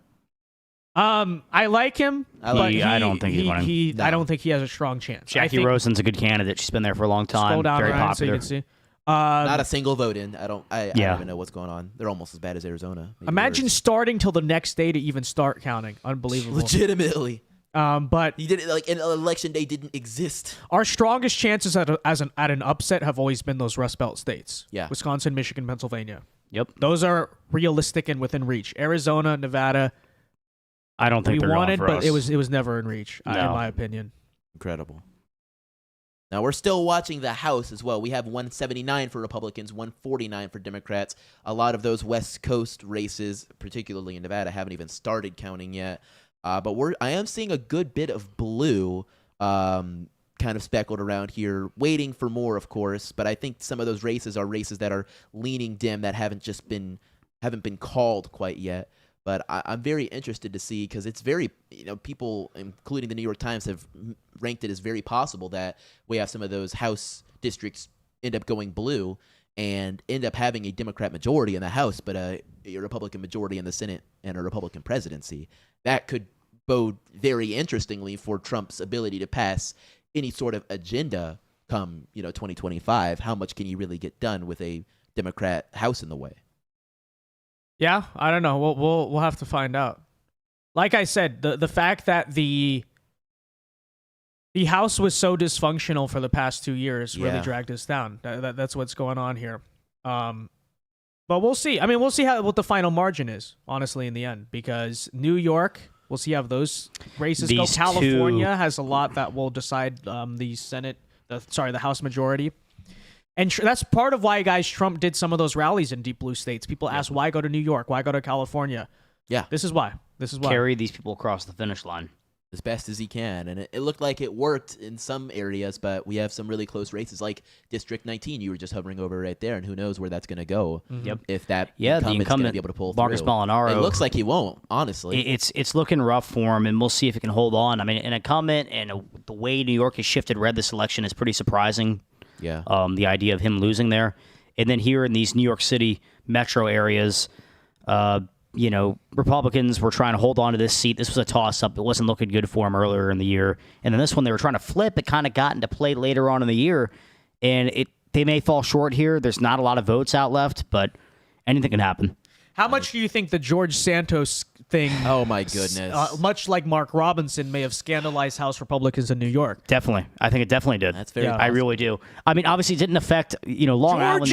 Yeah, Long Island's very conservative, and they didn't really, really no effect out here. They carried with ease, but these seats right here, this is going to be tough. And then, I think when you get to New York State, it didn't affect him too much, but it's not looking great. Mike Lawler is going to hold on, which is good. Okay, really quickly, a couple super chats here. Tree, good to see you, man. For $2 says, great job, Vince. Cousin Chad, so proud. Question mark? I believe so. I hope so. I hope so. Thank you for the 2. Good to see you, Tree. Car and Sports 123 says, I'm 31. I was there when Ben blew up on the internet. It's awesome to see you guys usher in the next generation of right-wing media. I wonder if we see the Dems do a Tranuary 6th. Remember Tranuary 6th? They did this they stormed the state capitol in Tennessee. Oh, you had all the theater kids. That was actually hilarious. Yeah. The guy thought he was MLK, What did Brandon Tatum? Brandon Tatum got him. Oh wait, no, that's Sean King, Martin Luther Cream. Yeah. But no, that Martin was Luther Cream. That was a whole situation. Talcum X. Talcum X. Mr. Chicken Ball for $2 says to Ryan Mainley, please check New Jersey. Kamala is doing so bad. What do we see I in was New Jersey? just looking at New Jersey a few minutes ago on my laptop I have beside me, and the lead has been cut. We talked about 6% earlier. It's been cut even more. We're down to 5% now in New Jersey. Wow. With just 10% of the vote left. And I mean, this is just unbelievable because this is a state that Trump had lost by not just double digits, 15, almost 20 points both times. Yes. This is a Democratic stronghold. 13, Republicans haven't won it since the Reagan era. And this is remarkable what we're seeing. The turnout in New Jersey for Republicans, this is all the work of Jack Ciattarelli and Donald Trump doing rallies in the New York City area, turning out Republican voters, flipping the registration and closing the gap. And we're seeing it pay dividends right now. And they'll try to carry this momentum into 2025 in the governor's race there. It's going to be very important because I think Phil Murphy's termed out at that point. Yeah, it could be really interesting to see. I mean, comparing it to 2020, Trump has absolutely flipped the script. Yeah. Biden performed 57.1% there, Trump at 41% there. Yep. Kamala is down to 51, Trump is at 47. Those are numbers you see. Those are, I mean, pretty close to numbers we're seeing in other states. It flipped the other way. It's almost like it's becoming potentially one of those quote unquote extended battleground states. Yeah, I mean, if this goes the way keep that up. Yeah, if this goes the way we, it's trending and it's a 5-point win, you get the right candidate in there in the right time. This is all of a sudden a legitimate state that's in play for Senate races, for presidential races. We could actually pour resources into this state. Mm-hmm. This is very exciting. House races, this changes the landscape of everything. And we always knew somebody like Donald Trump had the ability to carry this area very well because these are his people. This is where he's from. Right. Yeah, that just topples the chances of anything. Like, if we're actually able to make that not only just an extended battleground, but something that can actually swing. Yeah. I don't think Democrats would ever really have a path to the White House without New Jersey if they aren't able to switch something else. If it's not even about winning. The New Jersey. unfortunate news, though, out of New Jersey is I'm looking at the estimated vote remaining. Yeah, it's not great. yeah, It's not yeah. great. So the final margin is probably going to be like Harris plus 6 or 7. Yeah, but that's okay. But that's pretty good. But you know what? This I'll is tell you very what. good. If the momentum carries and now the margin's close enough to where New Jersey's not a state you don't even have to campaign or put funding in, because that's what it's been for the Democrats, 15, 20 points almost. I mean, we're pouring resources out of states like Georgia, North Carolina, Minnesota, Wisconsin, Michigan, Pennsylvania, Arizona. We're pouring the Democrat resources. They're going to have to put them in New Jersey to hold their margins and carry their people. This across the could finish line. be the Virginia of the next 4 years. Yes. Potential. This I could see this it. could be what we're talking about, totally see flipping big House races, possibly Senate races if in the right year. Presidential, they got to pour resources in, and really flipping the governor's race. I think Jack Ciattarelli, if these numbers hold, Jack Ciattarelli should be the favorite in 25. All right, we have an election news alert here from the Harris campaign. Where have we heard this one before? It has been officially announced that the Harris campaign will not be making any statements tonight about the election. Where have we seen this before? They will not be making any sort of speech. This is coming from We're the so open bad. source zone, but I imagine This is other it. sources will soon come to follow. It appears that it will be radio silence from the official Harris campaign. However, we have been seeing really a few quickly, tweets from... how do you send that many people to your watch party and you're not going to at least say something? They all just showed up for nothing.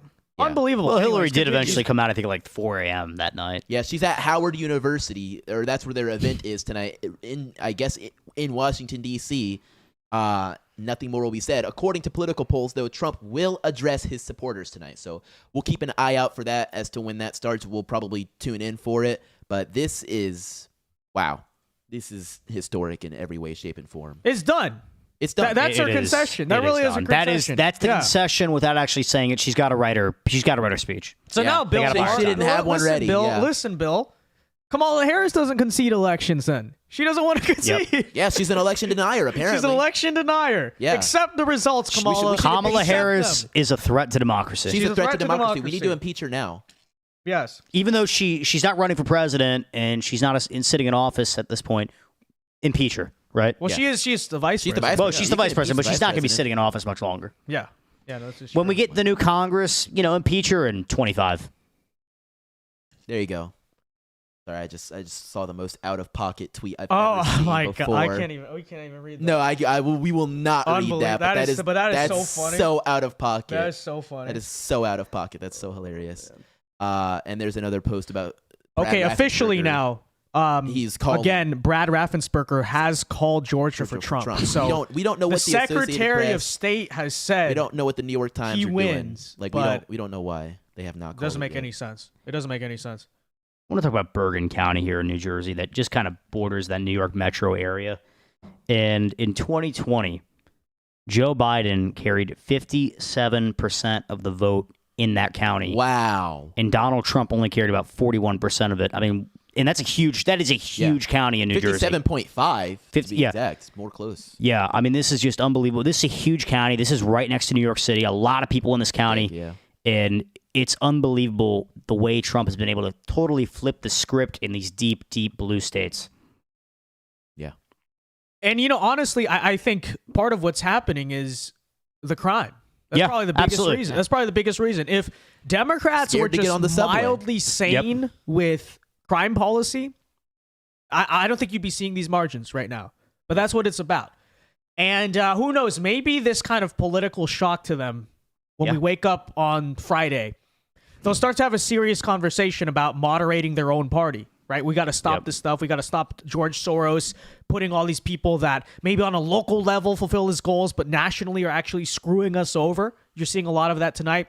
And long term, that'll be good for our politics, right? Long term, it's better that the far left is not, the clowns are not running the circus or whatever the saying is. Oh boy. But something to think about for sure. I think I have something to highlight here from a tweet, and I just want to confirm it. But apparently, Trump has won Starr County, Texas, and I want to see if I know where that is.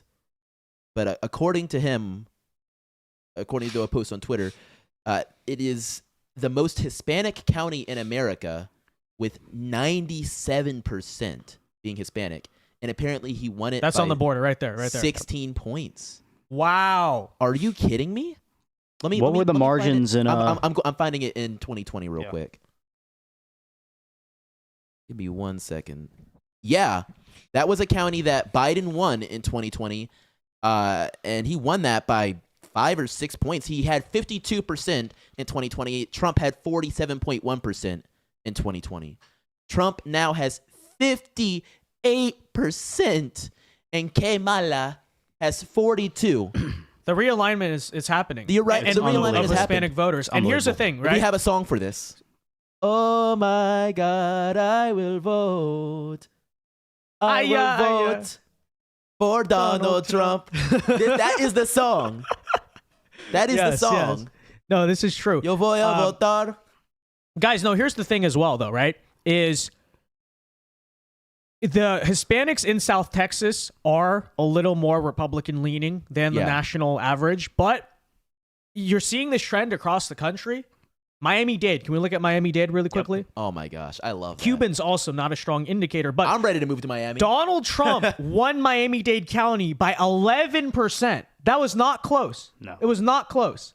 Swept Miami-Dade County. So what that indicates to me is that when we look at Arizona and we look at Nevada, even if those Hispanic trends are not as strong, the fact that they're happening indicates Arizona, Nevada, once they actually count some freaking votes, should be very fast calls as well. Because that Hispanic trend is just happening across the country. Miami was strong, 53.4 for Biden in 20. Yeah.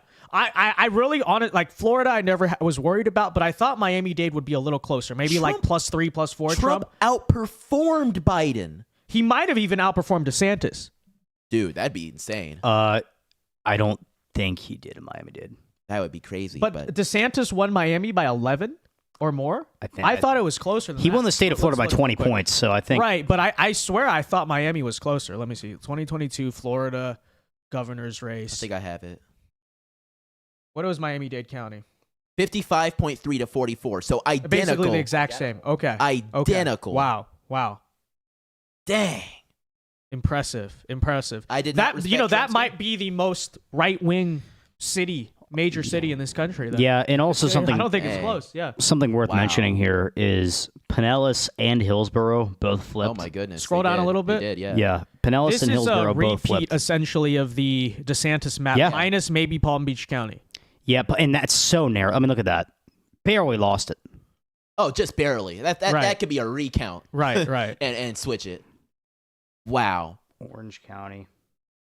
Unbelievable. I mean, guys. you could be approaching just like all red. Biden won 61% of Orange County 4 years ago. Wow. These margins are unbelievable. Wow. Let's see this. They truly are. The whole state went red. The whole state shifted red. I'm moving to Florida, boys. I'm doing it. Yeah, I'm getting come out join of Virginia. I'm moving to Florida.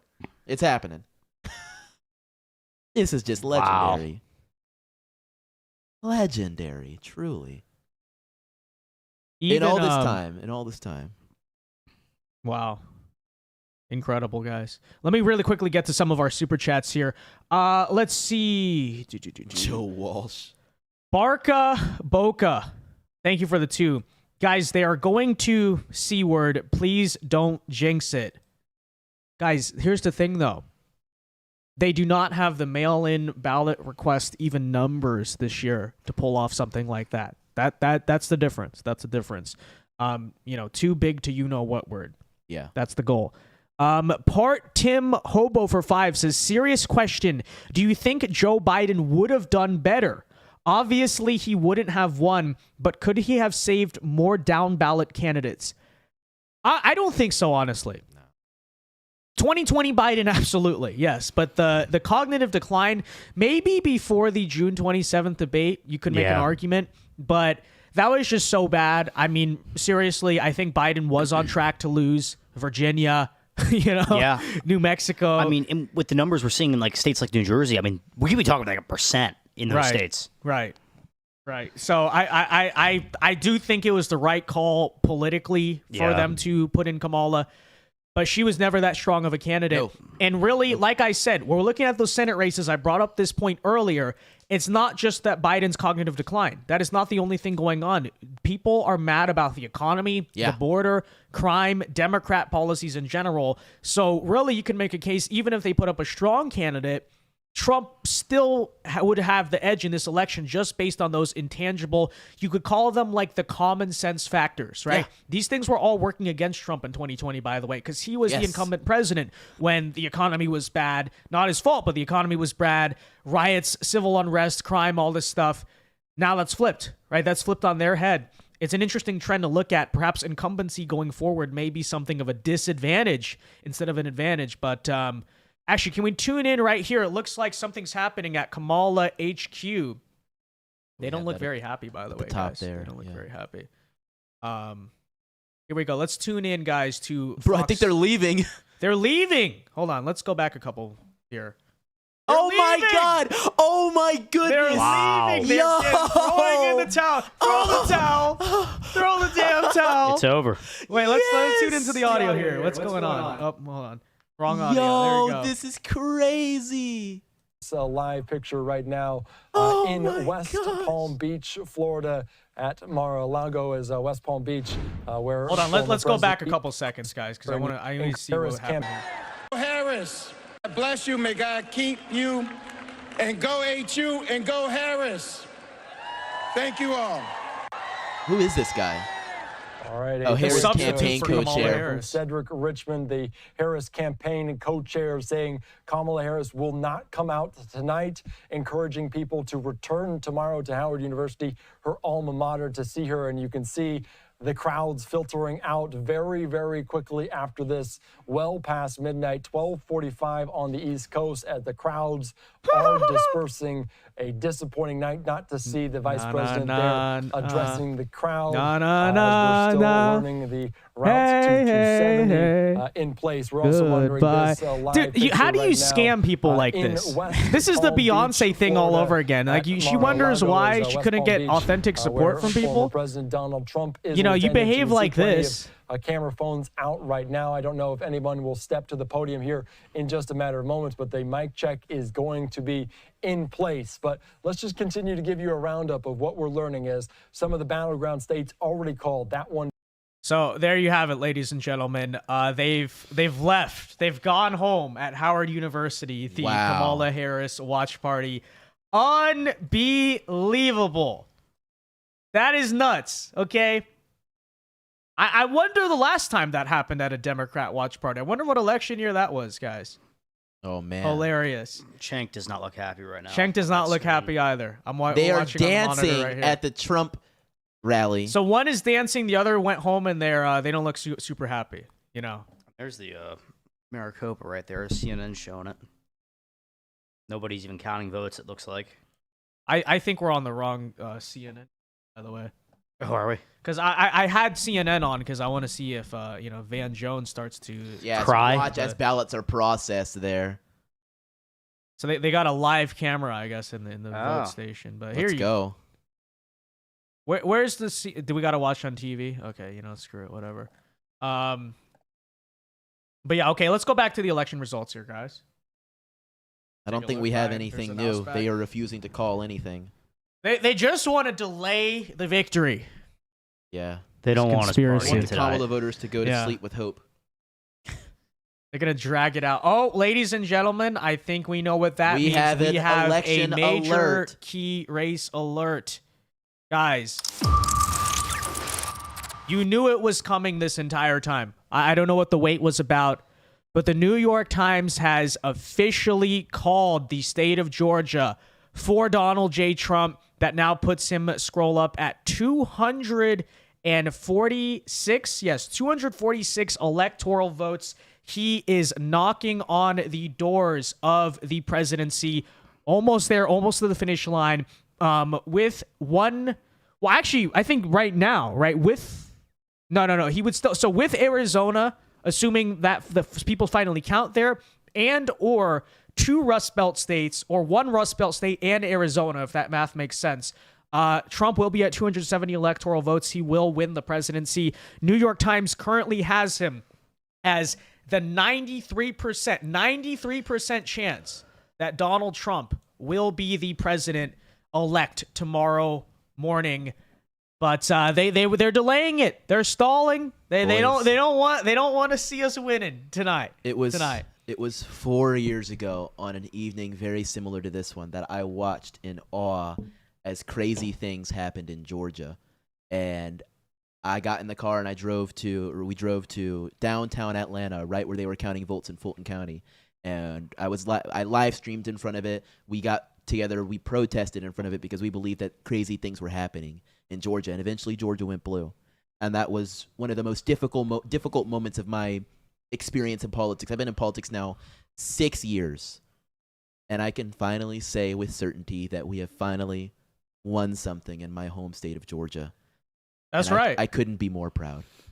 Because after 2022, it seemed like that state was lost. I mean, 2018. You have to remember. 2018. The only victory we were able to take was Brian Kemp against Stacey Abrams, and even that was very, very, very close. Right. And then we had just some stupid stuff happen with the Senate in 2020, and we botched, and we got Warnock and Ossoff, and we still have them now because we botched it again in 2022 when we had Warnock up against Herschel Walker, who I at this point still believe was a fine candidate. Could have been better, but it just the scandal didn't break in October. Yeah, scandal just as it always happens to go with black Republicans somehow in major races. I don't even understand it, but now here we are finally with a red Georgia on the map, and though we aren't flipping any Senate seats in Georgia, none of those are up. I think maybe we could see something in 2026 because that's when Ossoff is up, and I'm excited for that. Because, man, I'm ready for it. We're going to take Georgia back, ladies and gentlemen. We are going to take Georgia back. So true. Yes. Ooh. Guys, Harry Sisson and Joy Reid are already melting down. All right. I'm scrolling on Twitter right now. Harry Sisson says, it's really depressing to see how many people voted for the felon, rapist, fraudster who lies constantly. Many Americans failed their fellow Americans tonight. You're damn right I did, Harry. Yes. You're damn right. Joy Reid just called Florida an extreme right-wing fascist state. I don't know. I'm living here. It's pretty nice. There's a lot of things you could say about Florida. An extreme right-wing fascist state. Really? I mean, Chandler, you're the outsider here. You're visiting. What do you think of it?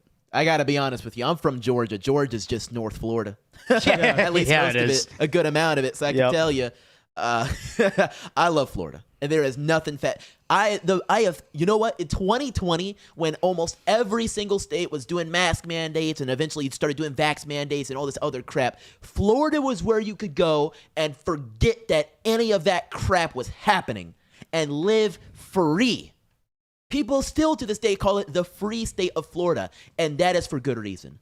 Florida is one of the proudest states in this union that stands for freedom. It's why so many people, particularly Cubans that had to escape from the communist dictatorship of Cuba, didn't decide to move anywhere else because they went from one extreme to the other, and that is from absolute communist dictatorship to pure red-blooded American freedom. And that's why they have stayed in Florida, and that's why we have finally flipped Miami-Dade County red, because we crave, deserve, and desire, and will get our freedom. I will vote for Donald Trump.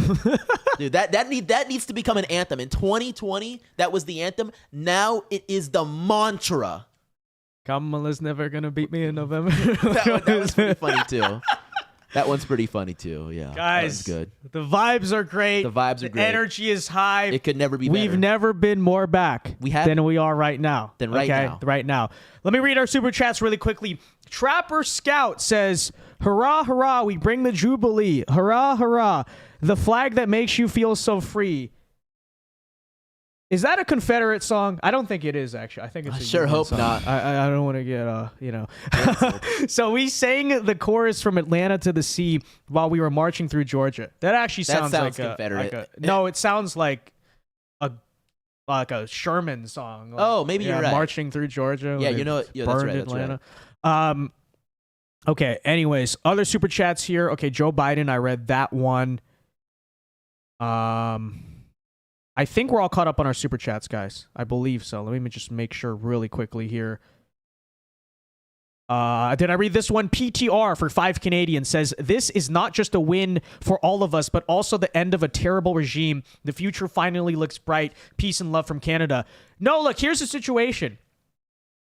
You know, I don't think Trump's going to necessarily fix this country entirely in 4 years, but it sends a long-term message, right? That it's possible. It's possible to stand up to these people, to beat the system. This is really only just the beginning. But I don't think Elon Musk or any of them were exaggerating. Like, it would have been the end of America. Like, this was our last chance to do it. And we still got a couple states to call, but it looks like we did it, right? We're holding on a little longer. It's going to be a long road ahead still the next several decades. But, like, this was big. We needed this, okay? The American right, the patriots, whatever you want to call them, needed this moment. And this is something we're going to remember for the rest of our lives. Truly. For sure. I mean, put into perspective the amount of damage that could be done and had been done in 4 years by the Biden-Harris administration. Now Cenk is screaming. Now Cenk is screaming. Yes, he is. Oh my gosh. And now transplant that with how much positive can be done to a country in 4 years. Imagine what could happen. Imagine how much winning we can do. So much winning that, as we've said before, you might just get tired of it. But the winning will not stop. Guys, No, I think. Hold on. I think We gotta go to TYT. Yeah, we got it. He's shaking his head. This is so hilarious. This is He's crashing out. guys. And I think we have Dave McCormick up there declaring victory in Pennsylvania. Is that? I think so. I think that looks like a victory speech to me. Oh, wait, no, just leads. I don't think he's sending his supporters home. I don't know. Is an understatement. She is, this is something we decided to do together. Something that we felt honored to try to do. It was a mountain to climb. He leads by 2 points. None of this would have ever happened without Dina. So thank you, Dina. Outstanding. And now I want to just ask the question, who's ready to save America? 11% outstanding. We got to do it. We've got to do it. And listen, this election night's not quite over. Not too much. But about 85% of the vote is in. And we've looked at where all the rest of it coming, and it looks like we're headed in a very good direction. All right, guys. So there is Dave McCormick giving. Okay, yeah, Cenk is crashing out. Yeah, he is pissed. Look at the fire behind him. This is vintage Cenk right here. Hold on, we got to do an intro for this, okay? Hold on a second, all right? Ladies and gentlemen, we have a key election night alert for you. Cenk Uygur is officially crashing out on stream. Oh my gosh, look at this. We have not listened. We've just been seeing he's just seeing him get angry on stream. Guys, let's go back a couple seconds and tune in because we got to hear what's going on over at the Young Turks right now. He always does it. You know, you always can count on this. All right, let's tune in. This is going to be great. All right, there you go. Congress. Because that is you did go talk about woke mind virus. A lot of that is BS. There's a Washington mind virus. Money. Money's supposed to lead to victories. You raised $1 billion. Where the F is our victory? One more thing. So why do I keep talking about it? Because it's so obvious. And it is indisputable. So if Kamala Harris, this was a plan that I wanted to get to Tim Walz, but I'm not connected enough. I'm not rich enough. I didn't donate enough, so I couldn't get to Tim Walz. What I wanted to say to them is try to pass paid family leave in the middle of the election. Again, they would have been like, oh, that's like 1% risk. No, that's so risky. Be civil. Don't do anything. Play prevent defense. Who the hell told you you were winning? Why are you playing prevent defense? Because if you try to pass paid family leave in the middle of the race, okay, I get it. That's unconventional, right? Well, what would have happened? You put the Republicans in a super tough spot because they got to either sell out their corporate donors. Guys. Their corporate donors. I think you might have to pull a song. I will vote. Oh my gosh. Donald it's so Trump. funny that he says, Republicans have corporate donors when in the same breath he says Kamala has $1 billion. Yeah. I know, Where do you right? think that's coming we're from, the my only ones friend? with the corporate donors, really? Like Trump only had they like gotta sell out the 400 average million. American. 84% of Americans want paid family leave. You go out there and you say, I'm going to save those moms. I'm not having you send them back into the assembly line a day after they give birth. Bro, You're what? going to pass paid family leave now, or you're going to pass it the day after the election? after we kick your ass and take all your seats. So which He's one is gonna it gonna cry. be? He sounds And like he's then about that to would break. force He's the about to Democrat- cry. the Republicans to play defense and go, no, I'm against mobs. I'm against 84% of Americans. Oh, that's interesting. I don't want them to have paid family leave. And then they're in a super tough spot because even 74% of Republicans want paid family leave. Nope, nothing. Struggling. And they would never do that because they're This is not better that than 2016. smart. I And, know. They're so smart. They're so smart. No, these Democratic Let's see if leaders Anna are tries to, simpletons. talk 'em They're off the ledge servants here. of the donor class. So they go in there. I don't think she's gonna get a word in. Give me money, please. What's happening to this dude? He's flipping out. He's losing the plot. Look at his Okay, faces. what does that get you? And they say, "Oh, Jake, you're too angry." Too angry? What? You think? Does Donald Trump look like he's kind? Does he look like he's in a good mood? I mean, Bro, you have like Does he the seem White rattled? House burning down behind you. know. What kind of imagery is it? This is incredible. This is incredible. better than that time This Biden is- was in front of the red White House with his fists clenched. This is the crash out right here. This is the crash Oh out. my gosh. Oh my goodness. Ryan, what do you think so far of the TYT crash out? This is I didn't think anything could ever beat 2016. I really didn't. He's on the verge of tears. He is on the verge of tears. Oh my gosh. And I'll be honest, apparently- I'm seriously concerned for Cenk Uyghur's mental health right now because I mean many should be. Poor guy. He seems awful right now. Cenk, it's He gonna is be not in a okay. good place. Hey, Cenk. I mean, It's gonna be okay. I my wonder friend. how Brooklyn Dad Defiant is doing right now. Oh my gosh. We're checking in. We got the receipts. Let me take a look. Van Jones is about to cry on CNN. We might have to tune into that want soon. some Perhaps, sort of perhaps. reaction from their politicians. They want them to represent them, to fight for them. But that has never occurred to a Democrat Oh my gosh. outside of Bernie Sanders, and probably we never will. So look, I'm not. He's I crying. have no interest in listening to a single Democratic politician ever again. They can go kiss my ass. They can do whatever they want, and we never listen to them anyway. And He's watch in 2028. He's still going to endorse the Democratic Oh, politician. yeah. He Oh, said yeah. this Yeah. in 2016, 100%. and then supported Joe Biden in 2020. Once Bernie lost. Look at that freeze frame. What a fantastic freeze frame, guys. Is that why they call him the water buffalo? Wrong, always wrong, and they hate us for being right. Apparently, okay? Vouch is also crashing but out. They're not going to learn. You have to beat them in a primary. Guys, That's there's your going to be only so hope. much content tomorrow. And so if Oh, you it's say gonna be it's great. super hard I'm to beat them in so a primary ready because for of the the lying hypercut. sons of bitches on mainstream media who will smear you to no end, who will fight harder against progressives and populists than Republicans or Donald Trump or anyone else. Well, brothers and sisters, nobody said life was fair. So we got to go fight that mainstream media. We got to destroy that The mainstream media. mainstream media. It's filled with lies on top of lies about how the politicians are so They're mad they honest cannot and the defeat donors Donald have John no control America. over policy. They have 100% control over policy. Everyone in mainstream media is a liar who goes, oh, well, here's a bill. Well, I'm not going to talk about the donors at all. Look, Project 2025, Oh we're my going to goodness. fire every host on CNN and replace them with Cenk. Cenk's going to do Yes. a 24-hour The ratings will stream. multiply. The ratings will multiply. This It would is be the true. most entertaining crap ever. Yes. Okay, I want to see what Vosh is going in on. I want to see if we can see that because that's got to be entertaining. Apparently, and this was like an hour or so ago, before it was even as decisive as it is now. Teetering on the edge, melting down on stream, screaming at the Trump? chat. And you are based. It turns out Muslim voters actually voted for Trump. And you are basing this off of this. A single tweet. Election day vote in a Dearborn precinct. Trump, Stein, Harris. This is all it takes for you? That's it. That's all it takes? A single tweet? Okay, look at the Oakland County margin right now. Look at it right now, genius. Yeah. Muslim voters did either stay home or vote for Donald Trump. That's true. Numbers and names? That's it? One vote in one precinct and some numbers and names? Get a hold of yourself. He's tweaking hard. They're losing it.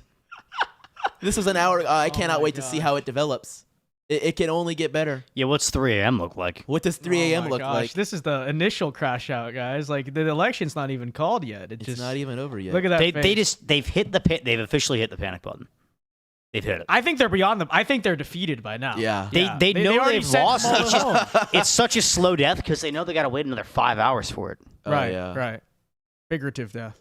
Oh, I think they're having an ideological debate. Oh, look at that. The donor class won the ideological debate again. But I won't call them the donor class. I won't tell you that it's corporate Republicans and corporate Democrats that are playing good cop and bad cop against you the entire time. So these Democratic leaders are the most useless people on earth. If they're not all fired, the Democratic Party is out of its mind. So as the voters, you have to understand, those guys have a vested interest in protecting their own ass and protecting their money and their privilege and their status. You need to fire them. They're not going to fire themselves. You think Chuck Schumer, Hakeem Jeffries, Kamala Harris, and all these people go, oh yeah, I got Jamie Harrison and Nancy. You need to fire them, but Cenk voted for her. So what? I don't understand. Nice freeze frame again. These freeze frames are amazing. Oh yeah, I guess we were the problem. We're finally starting to get results out of Nevada, folks. Okay, all right. Oh my gosh! In fact, we have a lot. Oh my goodness! Big dump. Big dump with 75% of the vote in Nevada. Trump is in the lead with 50.9%. Kamala trailing with 47.5%. Wow. Big numbers out of Clark County. Kamala Harris with a narrow lead against Trump with 50.1% to 48.4%. Take a look at that. Read it and weep. Nevada might just go red. Might. Not will, but might. Wait, they have the choice to vote for none of these candidates in Nevada? Yeah, remember Nikki Haley? They voted for none of the above. Oh none my of the God. above beat Nikki Haley. Yeah, in Clark County, Las Vegas, Trump only down 2. Yeah. Yep, guys. And I'm gonna quickly run up the numbers from 2020. In Clark County, Trump was at 44.3%. Biden at 53.7%. Kamala is getting absolutely clobbered, and even in the counties she's supposed to be leading in, she's not performing as well as Biden. She's only at 50.1. He was 3 points ahead of that. 3.5. Guys, we also have some key race updates out of Pennsylvania here. Yeah. Now at 93% of the vote reported. New York Times has changed it to likely. Trump. It's over. Because Donald Trump still leads by 3, 51 to 48, with 93% of the votes reporting in the state of Pennsylvania or Commonwealth, whatever. The Commonwealth, yeah. And I mean, I'm checking over here. What is the remainder in Philadelphia? Because for me, it's still showing 78%.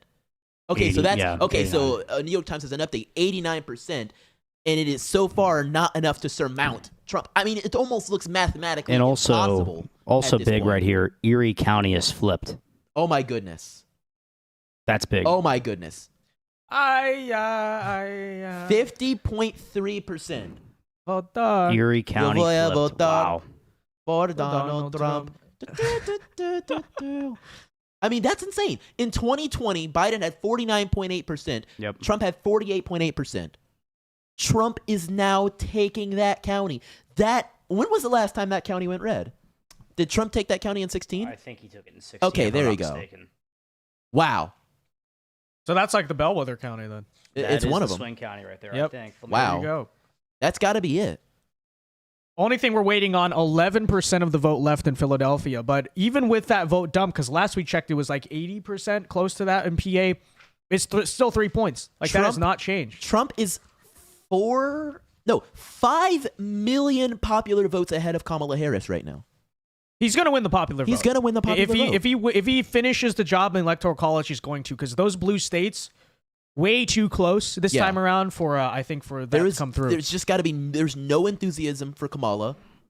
We have finally results coming in out of Alaska as well, obviously going about how you'd expect. I'm surprised they haven't actually automatically called it yet like they did for Hawaii, but 50. Well, Alaska sometimes gives you some, because they have ranked choice voting. It's just Yeah. a bunch of nonsense, but It's crazy.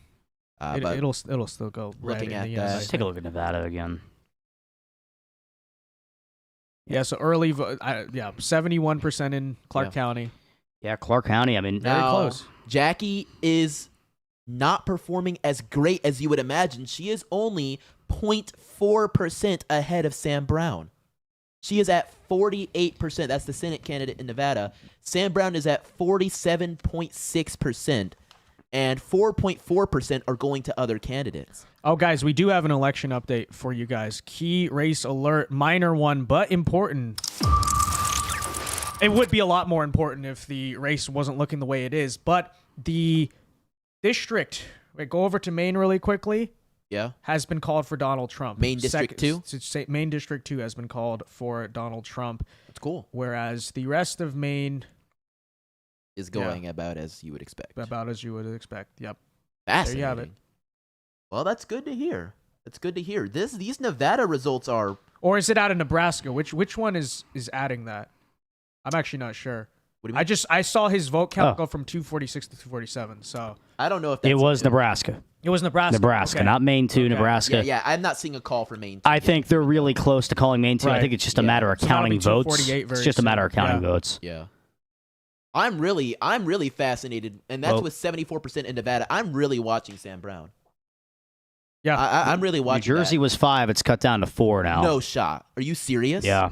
Wow. No. And New York's down to frickin' 12. The outstanding votes were in Democrat areas. Yeah, They were. He's gaining momentum. What is Go happening? zoom in on New Jersey. Then. Yeah. Get us in there.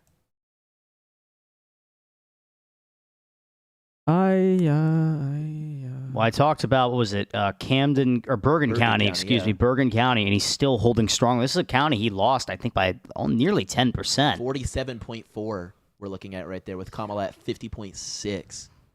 That's not insane. Of like a blowout. That's competitive. Yeah. Very. That's why I say popular vote. He's the favorite. Yep. He's picking off the blue states. He's picking up steam. His percentage point has actually increased. He was at 51.1 for a while. He's now at 51.2% of the popular vote. And guys, if you're curious, the overall forecast nationally of the New York Times in terms of who will win the presidency, the New York Times now has Donald Trump greater than 95% chance of winning the presidency. Yeah. In other words, the rest is a formality. It's basically over at this point, right? Arizona needs to count. Hurry up. Pennsylvania almost got all the results there, but like the votes are not there for Kamala Harris at the moment, unless she pulls off some miracle in Arizona. But still, at this point, it looks like Wisconsin, Pennsylvania, and maybe even Michigan, probably even Michigan, honestly, at this point, are going to go for Trump. So even if like Arizona, Nevada, they count votes like next year and they find out Kamala Harris won, that's still less than 270. She does not have the path to victory if Trump sweeps the Rust Belt like that. So there you have it. There you have it so far. Wow. It's all but over at this point. It's all but over. It's all but over at this point. But I'm waiting for the legit call. Who knows if he's even going to come tonight? They just like to stall. Look how long they took with Georgia. But you know what? Yeah, they do. I think we got probably another 2 to 3 hours before they officially name the next president. But it's looking good. It's looking good so far. And every single Senate race is looking extremely competitive for Republicans right now, including. That might be the bigger thing to watch at the current moment. That's where I'm looking at right now at this point. Kamala's dead in the water in my eyes, but our Senate candidates are still fighting. Jackie Rosen does appear to have expanded her lead slightly. She's now at 48.1 with Sam Brown at 47.5, so that's going more in the other direction. But Tim Sheehy is maintaining his lead with 50.1% in Montana. Wisconsin with Eric Hovde is now hovering at 50.2%, with Tammy Baldwin floundering at 47.7%, and that's with 86% of that vote already done. So we're getting further along. And Michigan, we don't even need to talk about it anymore. I mean, with 61% of the vote in, Mike Rogers is at 50.8%, and Alyssa Slotkin, the Democrat, is at 46.4%. How much is reporting there? 61%. Okay. So it can technically still go either direction, but given that state is quite well favored for Trump, that state's sitting at 52.5% for Trump, with Kamala at 45.8%. I mean, Alyssa Slotkin is only slightly outpacing Kamala, and not by much. I'm really impressed with how our Rust Belt Senate candidates closed out at the end. Yeah, same here. It was really not looking good for any of our candidates nationally in the summertime, and a lot of them, in the end, still same exact way. But in the Rust Belt, they closed very strong. In fact, they closed as strong as Donald Trump himself personally, in a lot of ways in their own respective rights. So props to them for doing that, because I think at this rate, at least one of those Rust Belt Senate seats is going to go red, either McCormick or Hovde, but maybe 2, maybe even 3 at this point. Who knows? Yeah. Who knows? I didn't even check on McCormick over there. We saw him giving a speech a minute ago. He's sitting at a comfortable 49.6%, with Bob Casey at 47.8%, and that's with 90% of that vote in. Give or take 90%, or maybe even slightly more. Yeah, you can see here McCormick with a 2-point lead, 90% reporting. Now that's 50% there. That's arguably the most impressive, because Bob Casey Honestly. not only is an incumbent, but he's not a very polarizing one. No. Like, not a lot of people even know who he is. Like, Tammy Baldwin, on the other hand, Eric Hovde also winning there by 2. You could make the case, okay, she's like a hardcore resist lib Democrat, too radical for Wisconsin. You could see that angle. In PA, though, this is just a straight-up impressive result. Yeah, straight up impressive. Goes a lot to show for Dave McCormick and his team that he put down there. Heard so many great things about his ground campaign he did there. They've been knocking all summer, and they did a great job.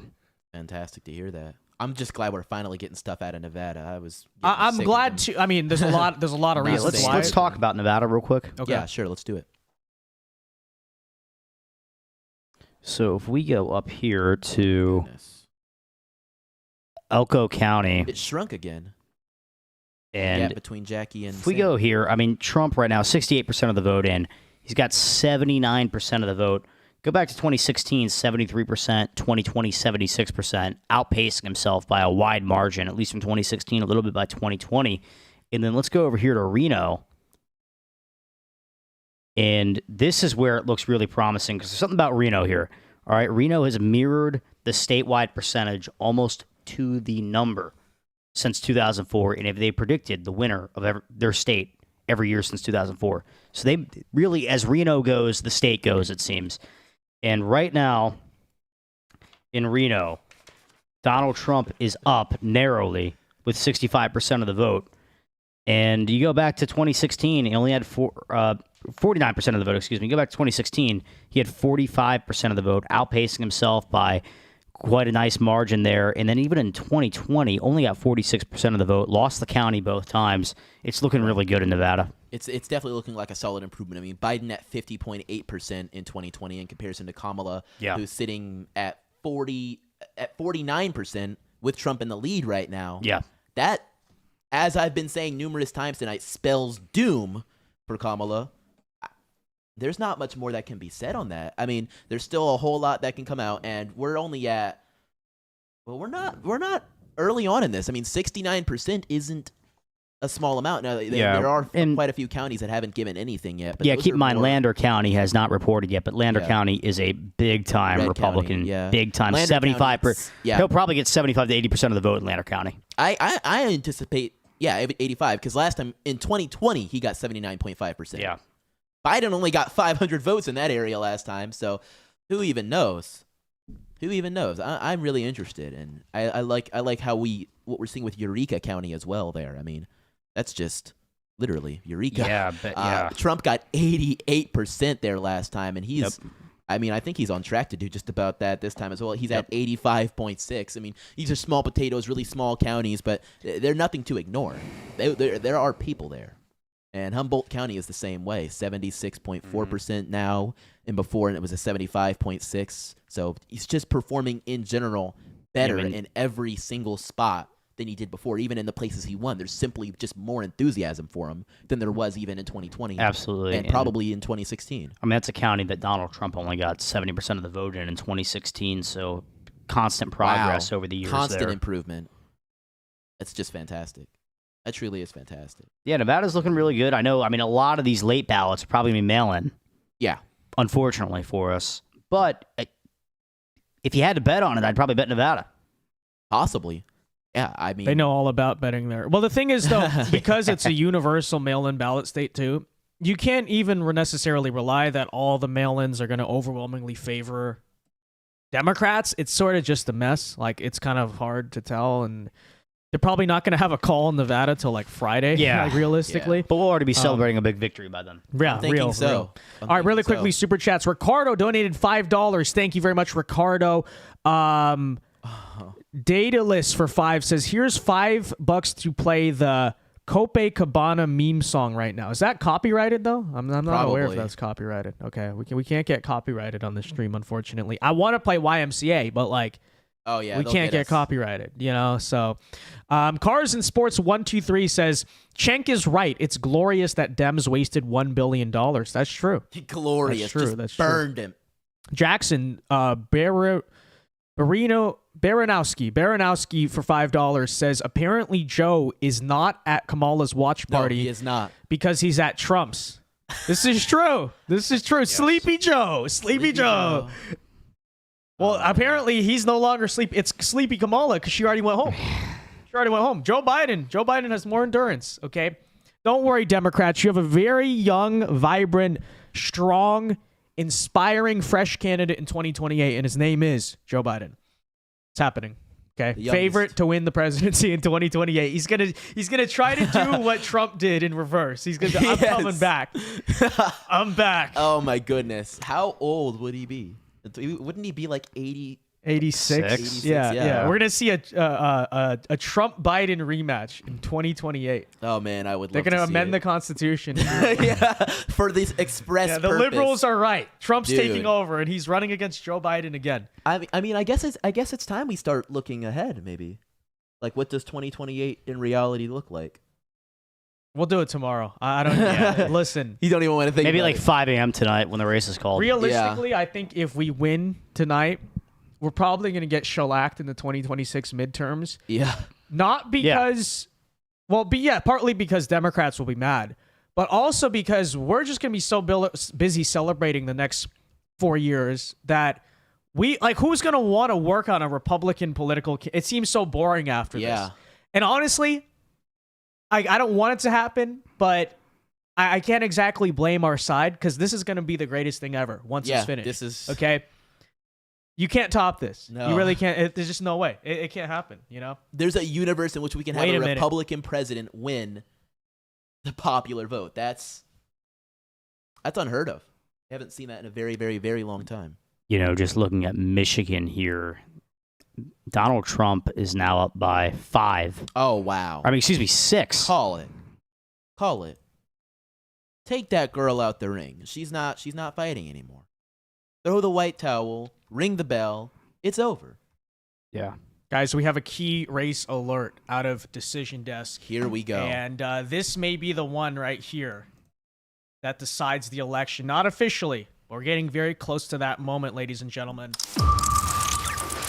We have a key race alert out of Decision Desk, who all night has been one of the most bullish in terms of calling these races. But worth noting, they have now called the state of Pennsylvania with its 19 electoral votes. As of 30 seconds ago, Decision Desk projects Donald J. Trump wins the presidential election in the state of Pennsylvania.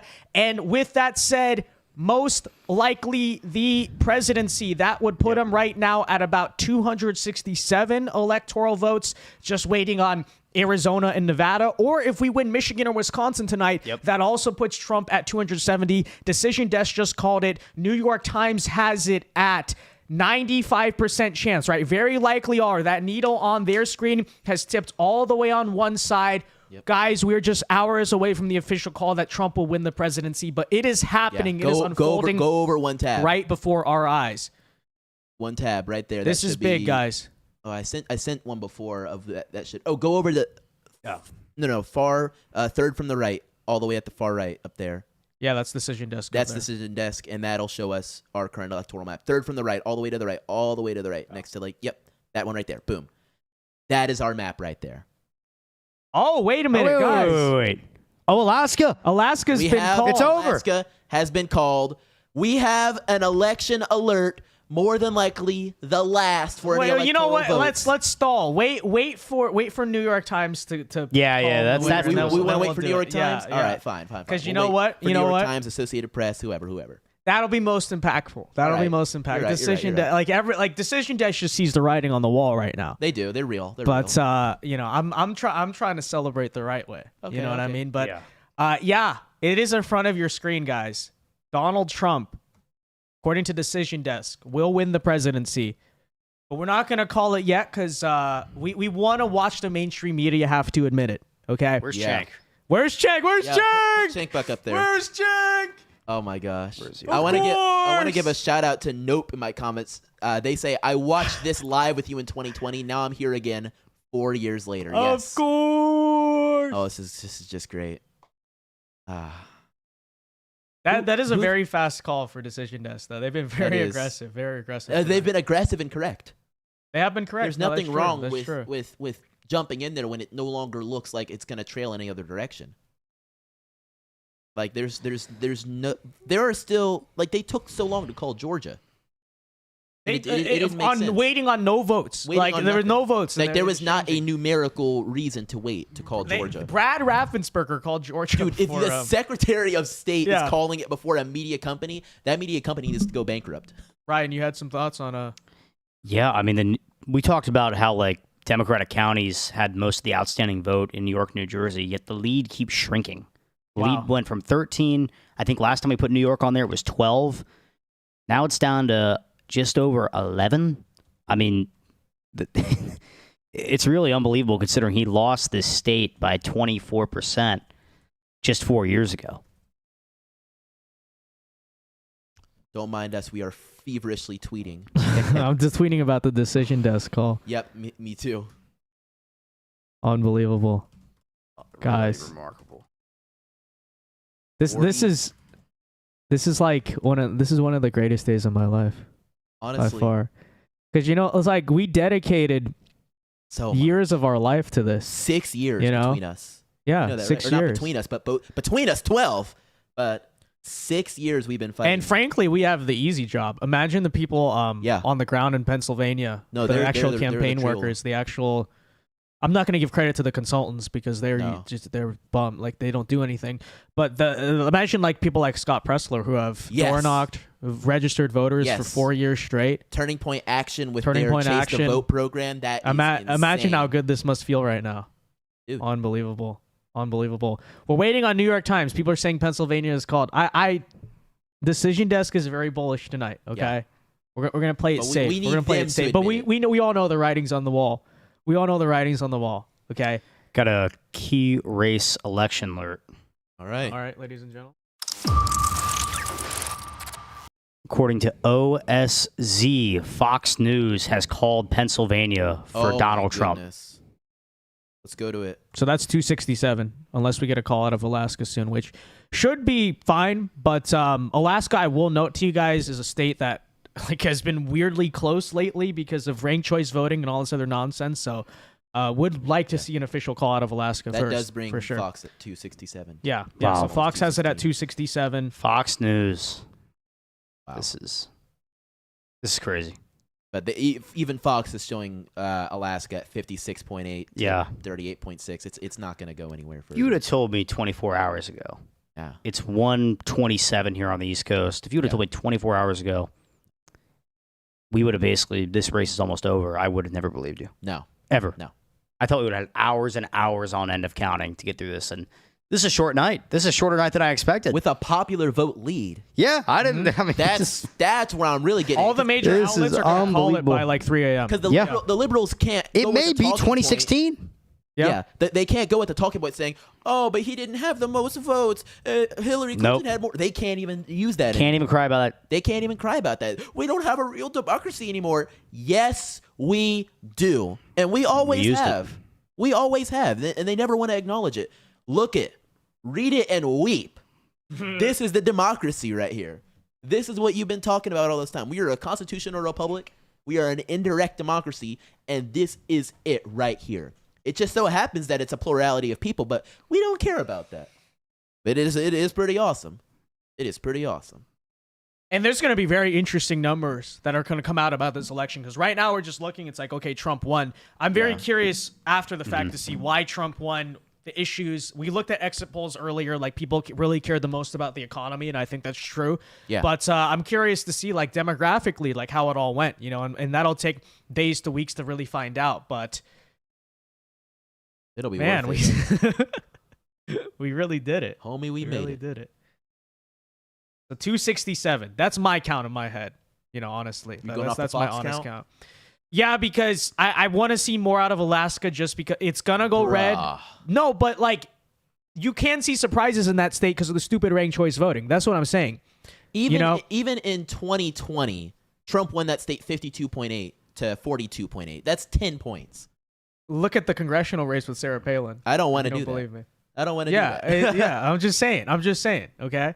Listen, Sarah Palin. There's a legitimate reason why New York Times is not called Alaska yet. Sarah Palin is not Donald John America. Trending left, and the weird voting system there is just a mess. It's a mess. It is a mess. So it is a mess. That's the real reason I say that. Very well. Very, very well. But guys, let me make sure to check in on our super chats here. Uh-oh. This person's name is Crump Diddy. What? I'm in a see that. Crump Diddy.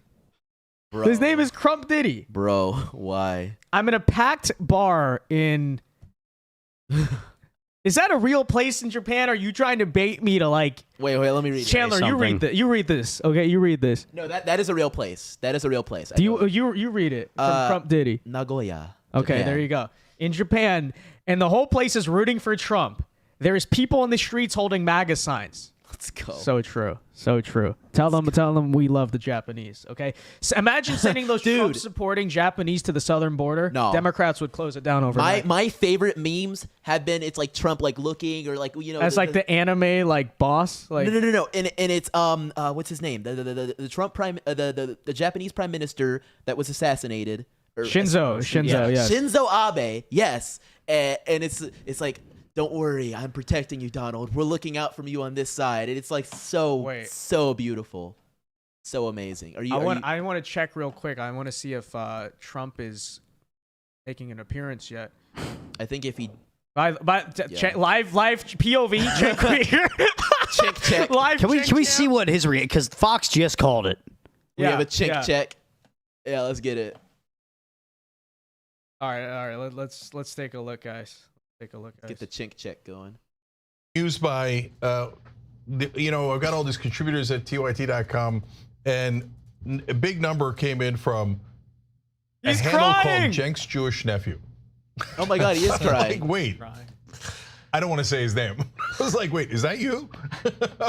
But so I don't know who it is. I don't know if it's my actual nephew or not, but I doubt it. But thank you. Appreciate you either way. 47. All right, I'll read more names later. But look, guys, I was just on the Patrick Bet-David show, and he's on the right. He's going to come join us tomorrow on the Young Turks. And it'll be interesting. And on the show was some good folks like Dave Smith, who's a libertarian guy who doesn't like Trump. I was curious what he said all night in that crowd because they were doing it with a live studio audience. I come in on the big screen and it's like this cavernous area that they're doing it in, and people start booing, and it was awesome. Started booing you? Yeah, not. I think he's just getting sentimental now. Yeah, I think the meltdown was probably about an hour or two. Quick ago. update from Nevada: Jackie Rosen and Sam Brown. The gap between them is now down to 0.3, and that's the most liberal remaining Senate race we have up between Jackie Rosen and Sam Brown in Nevada.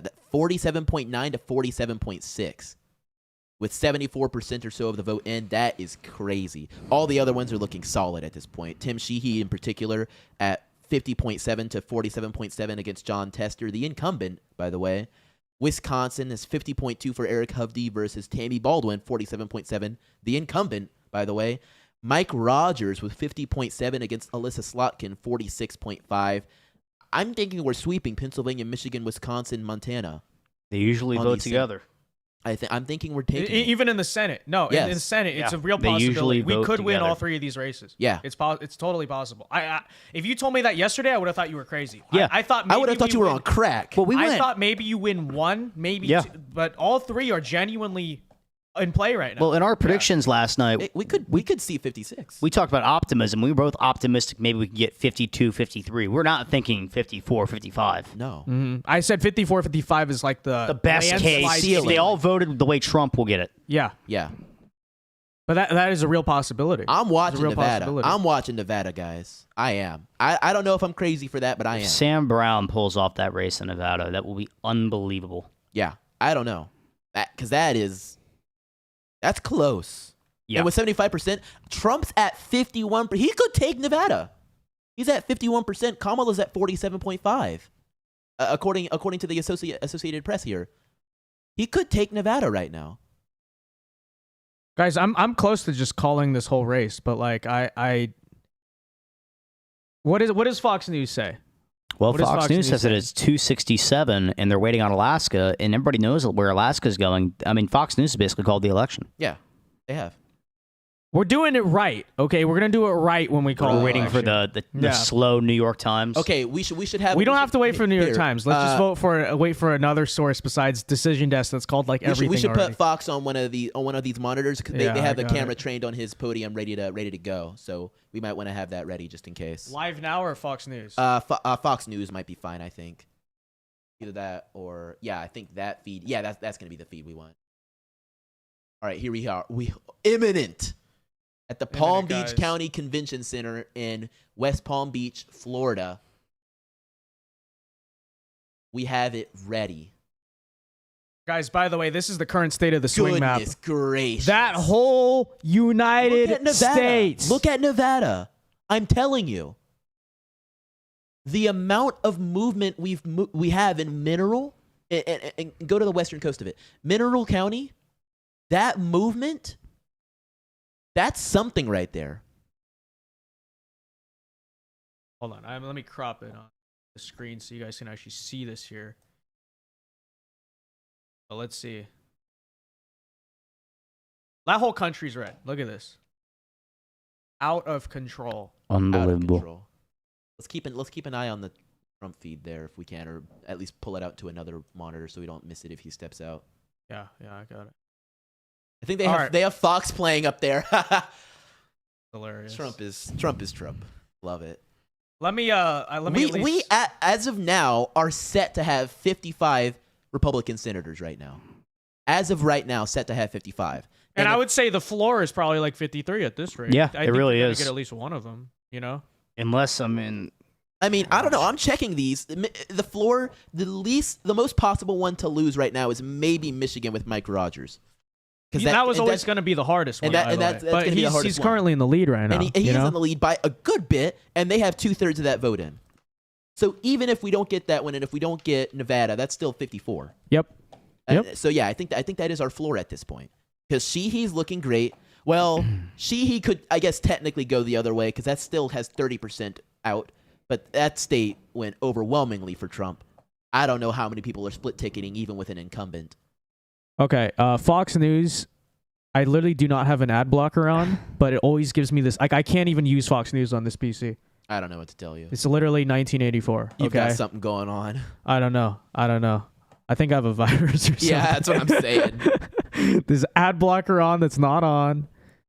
It's totally confusing. Yeah. But what this map tells me though is we need to continue to put work in Georgia. Because the most blue arrows we're seeing in this country is in Georgia. Right, but in total fairness, I mean, trend-wise, they were not favoring us for some time now. I mean, you literally just the cities have gotten bigger. They have gotten liberal huge. Demographically, people are the ones moving into there. Yeah. So the fact that the rest of the state is swinging right, besides the Atlanta area, probably is like better news than not. Honestly, it's good news. It's great news. Yeah. Tonight is a fantastic showing. I want to put continued work there. I don't want to let them take Georgia. I want to avoid it if we can. I don't know how, but I would like to. But I also think, I mean, realistically, who knows? Maybe the whole Kamala is black thing worked on some people. That's a possibility too. Like, let's see what happens if it's two white candidates against each other again. Maybe there's a different outcome. I don't know. It's possible, right? Like John Ossoff when he's up for re-election or whatever. Let's see what happens there. I hope we kick his butt. Because that also could be something to consider. Yeah, Pennsylvania's trending #1 on Twitter. But guys, out of Arizona, it has not changed like in several hours. Dude, Unbelievable, guys. Unbelievable. We don't even need it. No, but they could call the election now if one of these states would come in for us. Yep. What are they waiting for? Let's look at Washington Post presidential results. This will be entertaining. Democracy dies in darkness. Think you hit Senate. Didn't they take that off for a while? I don't know. Democracy dies in dark. Like that was not there for a while, right? And then think so. I think when when Biden took office, they actually took it off, and then now it's back on because Orange Man. They probably put it on like an hour ago. Yeah, I know. I haven't been looking, but probably so. All right, so Nothing of note. nothing of note. They're just waiting on Alaska. I'm Essentially. surprised they have Georgia, knowing WAPO. Although, I mean, at this, Alaska's going to count so slow, guys. A call in Wisconsin or Michigan might be the tipping point at this point, more than Alaska. Like, realistically. Is that... Oh, I thought I knew someone in that crowd there. All right, let's read some of our super chats really quickly. If we got any, let me check really quick here. TB for $20 says, great coverage, Vince and team. Found this way more authentic and enjoyable than the legacy media. Wishing you and your channel all the best. Thank you very much, TB. Appreciate it. Yep, appreciate that. We're like, I was saying it the whole time. I said, tune out the CNN, tune out the corporate media. You know why? Because when you watch their election coverage, they never go into actual, real detail. They're like, here's the number. Oh, wow. They got the dramatic music. It's entertaining, but they don't break down county by county, what you're actually looking at. They don't explain it. So we definitely made sure to make that a real priority here. Okay, a real priority here. They have the big time graphics, but we have the big time energy. Real. That's how we're going to win. Real. Oh, and they take commercial breaks. This has been commercial free. Taking one for like, what, 5 minutes? For 5 minutes, yeah. We took 1 5-minute break at the 5-6 hour mark of the stream. Yeah. Car and Sports 123 says, can you check to see if Cenk nephew is crying? Do you see anything on Twitter? Guys, tomorrow we're going to have plenty of reactions to, like, it's going to be a busy day of videos, okay? We're clipping everything. We're bringing all the receipts. Don't even worry, okay? Every liberal figure you think of is getting reacted to tomorrow, and we're going to find out what they had to say. Excuse me, guys. We got a key race alert. Fox News projects that Vice President Harris will win the state of Minnesota. That's a pretty late call. That's a pretty late call, honestly, for them. It is. I mean, I think that's a win for Trump. For Tampon Tim's home state here. Let's take a look at the numbers there. Yeah, I mean, 75%, only up by 3. I don't know if they did the county but breakdown didn't he here. lose by 10 in 2020? Yes, it was close in 2016, and then in 2020 it was just not even close. I'm estimating this time it probably is like 5. Like maybe he lost by like he's 8. not losing. Let's by see 10 what New York this time. Times thinks it's going to finish at. They think it's going to finish at 3.4. Goodness gracious. This is a bloodbath. Figuratively. They think New Jersey's going to finish under 6 now. Oh, man. Wow. New Hampshire 2.8. So Oh my! It Trump keeps shrinking. did come very close, or who knows? Maybe they take it off the board. They take it off the board. Why am I just learning today that Hassan is related to Cenk Uygur? You never knew this? I didn't know this. I didn't know that. You didn't know this? No. He's an industry plant basically. He is- That's how he's he a- got he's his a- start. That's how he got famous and stuff. He's a nepo baby. Yeah, he's a nepo baby. Yeah. That's insane, So dude. some of Trump's projected margins in the Rust Typical Belt leftist, state. typical like Literally. socialist, by the way, literal nepo baby in his success in life. Yeah. Some of his projected margins in the Rust Belt state have gone down a little bit, but still looking better than 2016. Mm-hmm. It's really crazy. Can you go? Let's go back to Pennsylvania and see what outstanding basically is. Next to nothing. Philadelphia is at 95% counted. It's done. It's done. Allegheny's at 94%. Lackawanna's at 98%. There's nothing left. Okay, Montgomery is at 91%. That's it. Montgomery County right there. Yeah, 91% is what AP has it at. Philly 92 right now. Trump's margin. Chester County is at 86. And the margins there aren't horrible for Trump. They aren't. No, they're not. In comparison to before. I mean, Trump in total, by the way, is up almost 200,000 votes. There are not 200,000 votes left in Pennsylvania for Harris. Trump did Anywhere. Trump did 40.9 in Chester in 2020. He's doing 44 right now. They need to call the dang state. Well, they already did. I know. Fox Well, did. not Associated Press. If Fox called it, I mean, legacy media is calling it. Okay, yeah. Yeah, it's coming very soon. New York just Times. Just no AP and NY New York Times yet, but Yeah. Here, by the way, guys, on mute is a live feed of Trump. Here you go, right here. Take a look. And everyone's anxiously Whoa. waiting around. I think they're trying to just delay our celebration. I mean, that's really what this is it is about. at the end of But the you day. know what? You know what? When we call the presidency for him, we're gonna do it right, even though it's coming. Everyone knows it's coming. very true. But we got to be prepared. We got to be prepared. Webby for £2 says Trump won Walz's home county. Lol. Ryan, do you know what home county Hold on. That's Tim a good Walz is from? question. I think his home district actually voted against him in the gubernatorial race when he ran too. But he's such a real guy. Why? That's how he treats every single camera he sees.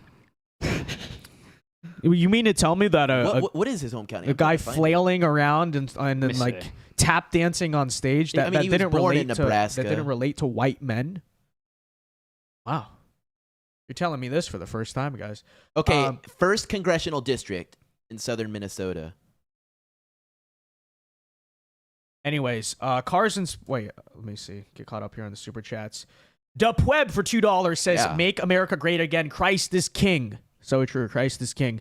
Ronald Dang for $2 says, "Thanks, guys. Y'all absolutely cooked it tonight." We're not done, okay? We're not done because we're gonna wait for the press to call the race, and then we're gonna properly celebrate. We still want to see Trump's speech.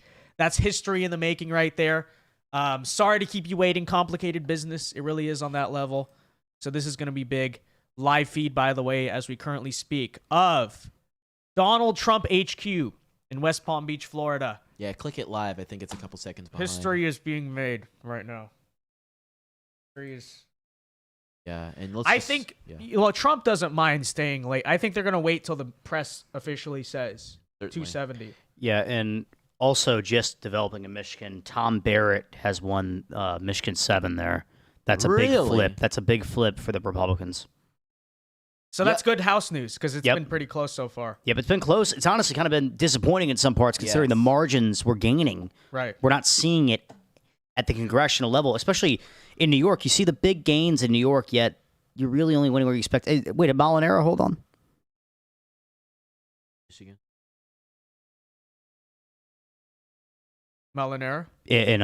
In New York. That was a tight race when we were looking at earlier. No, they called it for Riley. All right. Is that a Democrat flip or a Republican? That is a Democrat flip. That's not good. Yeah, and then here, I think that's the that was a Santos flip. effect. Yeah, It that is was the a Santos flip. effect, That was a sure. flip we were looking for there in New York 3. And we didn't get it. Unfortunate. Tighter than. County, California, Katie Porter's district. That might be something to watch. Mike Garcia. What should district hold is on. that? I see Mike Garcia right now. It is very close. It is always 50.1 to 49.9. He always wins by the skin of his teeth, but he always does it. He always does it. Gracious. I would hate to be him. Here. It has not been called yet. I yeah. literally grew up right next to this district, so you're That's looking awesome. somewhere around here. think up Ted one Lieu. to the right, maybe. It's like I'm on AP, so it's Right a bit here, different. right There you here. go. Yep, Yeah, there you go. There you go. Wow. Good Lord. Yeah, real close, and that's with half the votes in. So it's Come on, it's basically neck and neck. Can I don't think I can see that No, you detail. can't zoom any I further than literally I that. know the demography of this place. I show you. Okay, is Simi Valley still outstanding? We won. If it's like Lancaster, we're screwed. But Bro, Eric Swalwell. unfortunately, how's Michelle Steele doing? Look at that race. I'm not exactly sure what district she is. I think it's by Orange County. If I'm Democrats not. running against Democrats. Yeah, because they have they don't have like party primaries. It's just the top two. Wow. Yeah, so just strange West Coast election systems. Love it. By far. But the current margin right now, 186 to 30, right? 160. Okay, 160. So we are in the lead in the House races. I but- have 188 on the Associated Press to 163 So they for called the one. Democrats. They They're called one. calling them a bit more aggressively, so Democrats are closing in basically in comparison to previously before. Oh wow, this is a pretty map. It'll show you all the districts. I love it. Let me actually move the Trump campaign live Yeah, I feed to the just side so that way we can see it here. But guys, we basically did it. Okay. This is the total live mission presidential victory. forecast out of New York Times. Still very likely Trump, over 95% chance. The needle is of broken. winning the presidency. Yep. Kamala almost, according to Nate Cohn 28 minutes ago, Kamala almost certainly needs to win Wisconsin, PA, and Michigan, and Trump is a clear favorite in each. It's over. It's That's surrender. It is. It is. Utter silence from Kamala. Let me look on Fox News. See 95%. when chance. the moment that another major outlet besides Decision Desk calls the presidency, we will officially make the call. Yep. I think that's what it is. The Hill has called the election for Trump. And so has Fox News. All right, guys. It's officially that time. We waited a little bit because we wanted to be sure. Ladies and gentlemen, we can now officially make the call. Donald J. Trump is projected to become the 47th president of the United States. This comes after he just won Pennsylvania. That race was called a couple minutes ago. Things are trending highly up in Alaska, Arizona, Nevada. The math simply is not there for Kamala Harris, which means we did it! We did it. Let's go! This is it. Let's go! This is it. We've never been more did back. It. And I just spilled my drink. I don't even care. I don't even care. It's just so true. It is. Guys, okay? Just imagine for a moment. I want everyone watching the stream right now to remember where you were in this moment. Because this is history, okay? And look, as we tune in right now. There it is right there. Yeah, there it is right now. The Trump He is now Trump the campaign. second president in U.S. history to win non-consecutive The second terms. president in The U.S. first is history to Grover ever do it. Cleveland in the Grover late Cleveland, 1800s. yes. Senator J.D. Vance will become the 50th vice president Wow. of the United States. Voters express deep frustration with the Biden administration. And This is a live view of Trump HQ, by the way. I see brick suit there. Always, always, always. Particularly with men, proving that the strategy that they doubled and tripled down on over the course Oh of the my last few gosh. months absolutely succeeded and brought Yes. him back to the White House. Absolutely. 47th president of the United States, former President Trump now defeats Vice President Kamala Harris, who entered this race just over 100 days ago. And for Democrats, they were projected. This is the greatest comeback ever. Oh, of look running at the that. table Just with battleground beautiful. states. This is the David great Crawford, American the comeback. Democratic campaign of Harris It is. campaign. This is suggested comeback just season. Yesterday. But you know Now what? It is possible. It was that always destined to Donald Trump happen runs because It was. it's the most in these American states thing and ever, Yes. okay? on For a guy who was so... landslide Let me turn down this electoral audio win. quite We don't slightly know where for the you. popular vote is going to finish out, but we do For a guy who was so counted out and, you know, so heavily scandalized to just come back 4 years later and say, I'm back, you know? This is America. This is America right here, guys. Wow. And that's the live reaction. Wow. They indicted him. They arrested him. They shot him. He won. And we just got another big vote dump out of Nevada, and Donald Trump is up now 4%. It's over. Wow. It's over. We did it. This is going to be an electoral college landslide. Guys, I brought this point up earlier, okay? But, like, we literally dedicated our lives to this. And if she won, honest to God, Sam Brown's I in didn't the know what lead. I was going to do. You know, I didn't know what I was going to be able to do. Sam Brown's But in the lead now in Nevada. Big. We might run it up in the Senate as well. I think we will. But we'll talk about that in a We little will, we bit. will. Firstly, soak in the moment. Donald Trump won the presidency. Another Got key Mike Lindell race inside. alert. What we got? Fox News has called Wisconsin for Donald Trump. There you go. Wow. And the blue wall is gone. Gone. It's officially gone. I'm gonna use your paper. I'm gonna use your Okay. paper to because I don't think you'll be needing this anymore. Yeah, no. correct? Yeah. It's done. It's over. It's done. Chandler, some thoughts. It's been I'm at a loss for words. It's been a That's long exactly 4 what it years. is. It has been a long 4 years. We both worked so hard in this movement We both started in 2018. And that was kind of like the beginning of the Trump era, but that was also the beginning of Republicans really starting to lose so many things. We lost the midterms right after that. We lost in 2020. Yeah, we weren't old enough in 2016 to really experience it. No, we didn't. No. We didn't do so hot in 2022. So we've been fighting an uphill battle our entire time in this. Yeah. This is truly our first taste of victory. This is our time. It is. We fought for this. We fought for this for 6 years. And we worked with so many people in this movement, and we worked with so many people in America. No, but also listen, young men our age, specifically in our age group, who were either just old enough or really not in general old enough to vote in 2020. I don't know what the final numbers are going to be on this, but we made a big difference in that. They were right there with us. And and like young men, keep this in mind, guys. Literally, our age are the agents of change in history. Yes. When people our age, when men our age, sorry, like we love the women, okay, but it's just the truth. When men our age get mad at things, change happens. Status quos are disrupted, and this is going to be something we're going to remember for the rest of our lives. That's the thing. Is the reason I always thought a Trump victory more than any other presidential election is so important to the future of this country is because you talk about 2016 and how the right has lost a lot of elections, a lot of things since then, but it really goes back decades when you think about it, right? 2016 was an anomaly, but in general, the American right has been kicked around since Reagan. Since Reagan left office, it's been a slow downhill spiral, and there needs to be that moment. Donald Trump right now, there's RFK Jr. on the screen, by the way, we're watching. Wow. And isn't that John Voight? I believe so. Yeah. Donald Trump, there's a lot he needs to do. There's a lot left to, this is just beginning, but he could do nothing as president. And still, this would be like one of the greatest moments politically in our entire lives because someone needs to show, like 20 years from now, things may get worse in this country. They may.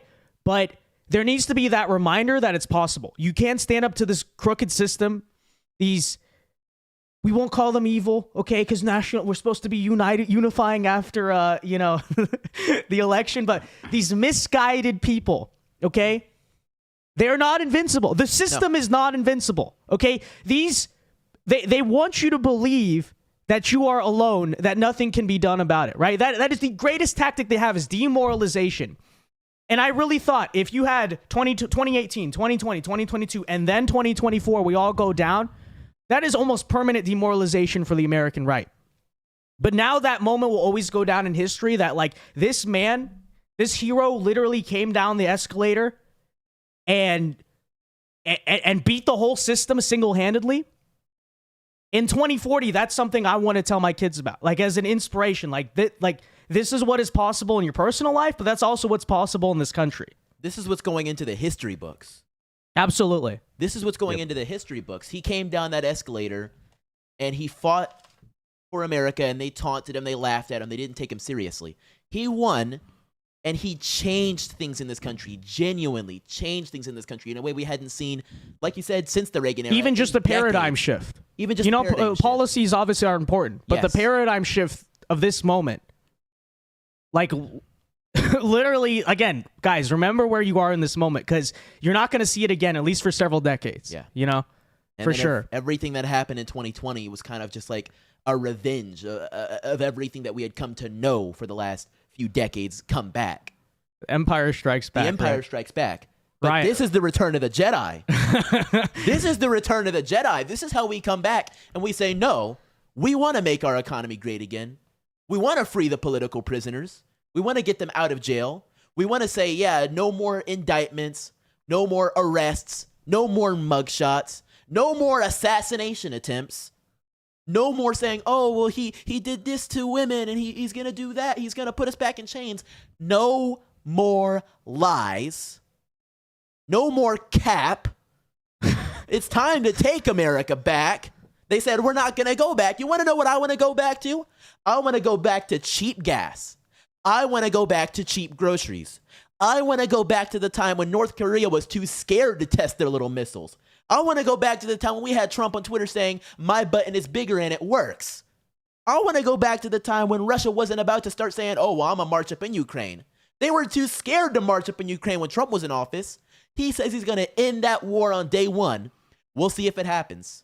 I want to go back to the time. Negotiations in Ukraine will start tomorrow. They will start tomorrow. Zelensky's calling Putin right now and saying, okay, let's figure out a settlement. Let's figure this out. Like that day one promise was always real, because the moment American foreign policy changes, that war's over. Yeah. You know, he can get it done on day -40, something like that. Yeah. Because he won't even be in yet. But you know, we all know, you know Joe's a what? lame You know what? duck. Most of all, like, I want a leader in this country who I can actually be proud of, right? Like, yeah, we are a republic. We're not, but like, there's this whole idea. There's a whole false conflation with a lot of our politicians, because our political class has become so lame. We literally have the worst people in charge in this country, that the moment a leader actually inspires people, that people actually like and want to follow, they say it's a cult or he's a fascist authoritarian. He's none of those things. All it simply is I want leadership in this country that we can actually emulate and be proud of and enjoy. You know, we don't have to look at all of our politicians and be like, what is the better of two terrible choices all the time? You know, and Donald Trump is coming along and showing change is possible. Okay? Like, this is honestly the embodiment of the American dream, because think about too, okay, the common sense factor, sure, you could say, always said Trump was going to win. Economy, immigration, all this stuff, you know, the backlash of the past 4 years. But everything they threw against him, you know, they literally tried every last card in the book, including, you know, like you said, the assassination attempts.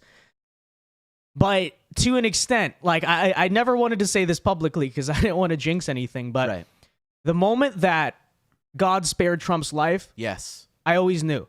I said, he's supposed to stay in the story for a reason. I don't know what the reason is, but like, there's a reason he didn't go down that day. He didn't die that day. And I think this right here is the reason.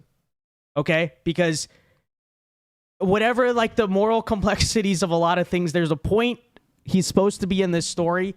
And, yeah, we did it. I don't know what else to say. Lost for words. Ryan, any thoughts? What a great day in American history. Yeah, I mean, absolutely. You know, night and day from 4 years ago. 4 years ago, it seemed all hope had been lost, and we were going to have 4 years of despair. And now we're back. We're back. And look. Here's all the liberals are melting down right now. This is true. Oh, they are. And, you know, in good fun, we're going to have a fun day laughing at them tomorrow. But I do want to say, okay, as mad as you guys are, like figuratively and peacefully speaking, we will literally drag you kicking and screaming to a better America. We will. Figuratively speaking, okay? One day you're going to thank us for this. You really are. It's just true. It's just true. And there's a lot of liberals out there that are probably scared or worried, people that buy into the stuff that Trump's a racist, Trump's going to, you know, end, you know, women's rights and things like that. He's sending trucks through your neighborhoods to put you in the back and shoot you back to a country you never knew. Yeah, I'm sure there are people that are legitimately maybe scared right now, especially, you know, liberals that buy into it. And there is nothing to be afraid of. This is going to be a great American comeback. It's going to be the best 4 years of your life, even the liberals, okay? 4 years. And, like, you know, you guys, like, from an objective standpoint, maybe don't deserve the prosperity that's about to come, but you're going to get it, okay? You're going to get it. Because we're just that nice. It's the truth. We're just that nice of people. Make America great again is for everybody. It's for everyone. It's even if you hate it. Even if you hate it. It's for everyone. What did Trump say to the woman that was so controversial? Like, I'm going to do it anyway. He's going to do it anyway. He's going to make your life better anyway. Yes. You may be a miserable person who is constantly, you know, like, enacting self-destructive behavior, and he's going to make your life better anyway. Okay? We are that compassionate. It's so true. It's so true. And he's going to make it so great, you're going to get tired of winning. You're going to get tired of winning. We're going to have that low unemployment again. We're going to have it. We're going to have these changes actually coming to benefit communities. Tangible benefits. Not just empty words. Not just an opportunity economy. Nobody knows what that means. But everybody knows what it means when you go up there and you post the image where groceries, eggs, gas, milk, bread, up in the double digits, not to mention inflation. If you hadn't gotten a raise at your job in years, you've actually been getting a pay cut because of the Biden-Harris economy. Trump is going to stop that. Trump is going to make it so great that these companies will say, oh, we can give you a raise, or, oh, you'll start being able to move to another company that'll give you a higher pay. These are the tangible benefits you'll be able to see with a strong economy, with a secure border, and with a nation that is respected on the national scale, that is making other countries pay their fair share to us. That's what he's going to do. We did it, guys. Yep. 4 years led to this. We did it. Gosh. We did it. And now we get to enjoy we worked hard we survived, dude. We did. We We did survived survive. 4 years of the Biden economy, of the Biden dictatorship, because they were throwing homies away in jail for some crazy stuff. Yeah, they were just plucking them off the streets. And I don't know if this is controversial to say, but I sure hope that on day one Trump has a lot of pardons. I want him to throw a lot of pardons out there. People need to be freed. There's my boy Joey Manorino. I'm seeing so many people I know. It's great. It's awesome. It truly is. We need to start freeing people. We need to make this country free again. We did it, boys. We did. We did it. All right, let's go now. Ryan, you had some election news before we went and did all that. Yeah, no, Mark Cuban has issued the congratulations to Donald Trump. Is he on suicide watch yet? That's a joke. Somebody a joke. check on him. Somebody check on him. No, I'm sure Mark Cuban's doing great. He, like many liberals, is actually worth a lot of money and doesn't really have to care about how good or bad the No, economy this is. election doesn't affect him at all. No, not quite. And then also Harry the Sisson margins. says American decency was destroyed tonight. No, it was restored tonight. Read his full tweet. Read his full tweet. All right, well, I'll get there in a second. We actually have an election alert from the Decision Desk. They are now, we'll drop it. Decision Desk HQ has officially projected Donald J. Trump to win the presidential election in Wisconsin as of 2:04 a.m. Eastern Time. Also have another election alert right here from the Decision Desk. Ooh. Decision 6 will pass in Nevada, which is the right to the abortion. Very well, that is their choice. Yep. Keeping with that, Sam Brown is continuing to do quite well in Nevada at 47.9 to 47.6. I'm leaning more and more to that. Did you guys know, actually, I believe by polls, Nevada is the most pro-choice state in the country? Is it really? That doesn't surprise me. Yeah, Las Vegas. I wonder where the margins this passed by. Probably like 98, something ridiculous. To finish Harry Sisson's The one tweet, Christian in the state voted no. You know? American decency was destroyed tonight. We used to be a nation that expected our representatives to be mature, professional, experienced leaders who made us proud. Now we're a nation that permits someone like Trump, who bullies, mocks, to thrive. Harry, look, don't worry, okay? Because the Trump tax cut that's coming, all that millions of dollars or hundreds of thousands that the DNC pays you indirectly, you're getting the tax cut too. That's the best part about this, okay? One day you will realize. One day you will understand, Harry. And one day you'll get it, okay? All right? And you don't even have to admit it publicly. All right? If you want to just like be quiet about it, fine. But one day you'll understand. One day you'll understand. You saw what I saw. Yes, I saw what you saw. Okay, let's get to our super chats here as while we're waiting. Let's just go fully and switch to the live feed of the Trump victory party right here. Imminent. Moritus R donates 159,000 Indonesian, whatever your guys' currency is, saying Indonesia for Trump. Thank you very much. Moritus, Cars and Sports for $5 says we need to rub it in their faces when we have democracy in 2026 and 2028. We're going to truly rub it in their faces when we make their lives better. I know, like literally, these people are so self-destructive, but it's fine. It's fine, okay? Like I said, like we will give them prosperity they don't even deserve upon themselves, okay? And this is just so true. This is what we're going to do. This is what we're going to do. Trapper Scout for 2 says, Semo, I don't even know how to pronounce that, frankly, but thank you for the 2, Trapper Scout. Zachary for 5 says, good night, everyone. Starting my shift in 4 minutes. Praise the Lord. This is so true. Praise the... lot of prayers were answered tonight. A lot of prayers are answered tonight, including ours. Awesome Human for $5 says, I'm an academic in PDX and a DOS contractor. The flow of liberal white woman tears on my Facebook right now is delicious. Thank you for the 5. They should have voted. They should. Oh, what's that? You didn't vote? Too bad. Womp womp. Bream for $2 says, I hit the like button before you bounce. We did it. Yes. We did it. Yes. We're not bouncing, though. We're still on the stream. We want to see Trump's victory speech. Rocking. We want to see some final margins out of the Rust Belt, those final calls, Michigan. Because why not? Why not?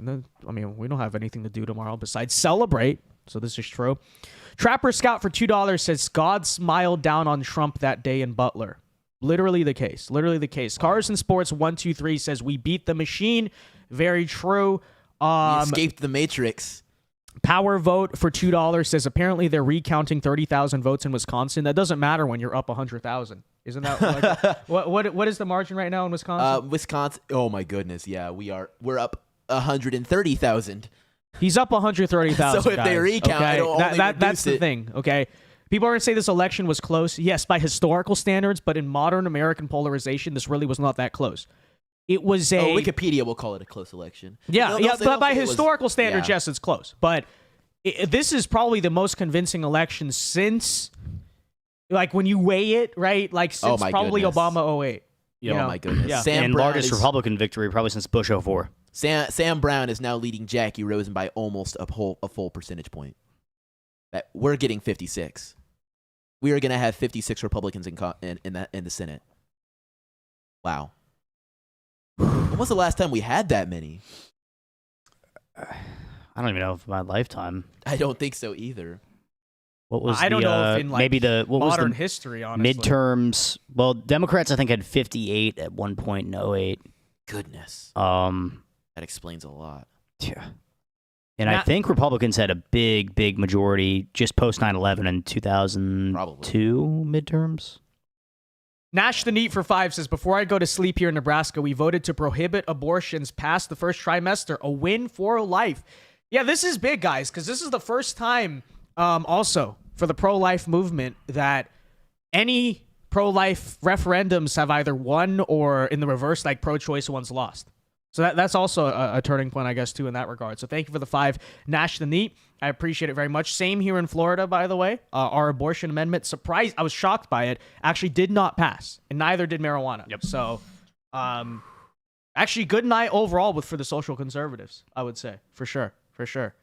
So, our people came out tonight, and that made the difference. Turn out. We said it for so long. This is what happens when you turn out. Literally what happens when you turn out. CNN is hilarious. Guys, we're going to have plenty of content on that tomorrow, okay?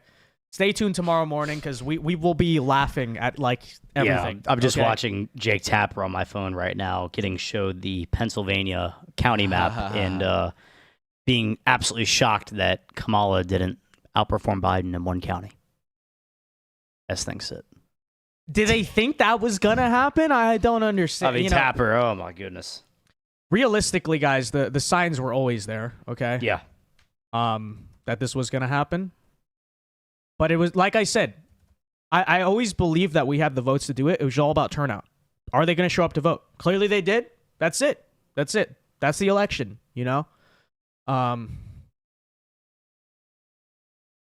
So there it is. Chandler, how you feeling right now? Feeling good. Twitter is going absolutely buck wild. There are people that have literally getting millions of likes as we speak, just like insane. The Twitter, the X trends, I should say, are going crazy.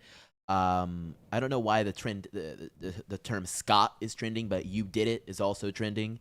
Number 1, United States of America, Pennsylvania, Latinos, MAGA 2024, Nevada, all trending very high on the tops. Praise God is trending at 11. That's really fire. Yeah, true. Praise God. Yep. Yeah. People are coming out of the woodwork right now. People came out of the woodworks today. They said the polls were close, Yeah. In the end, they really weren't. The election was not as close as the polls were saying. And all these people coping saying it was really close. Yes, by historical standards, true. Okay, by modern standards, I would not call this that close of an election. Honest take there. You know, that's just the truth. That's just the truth. So,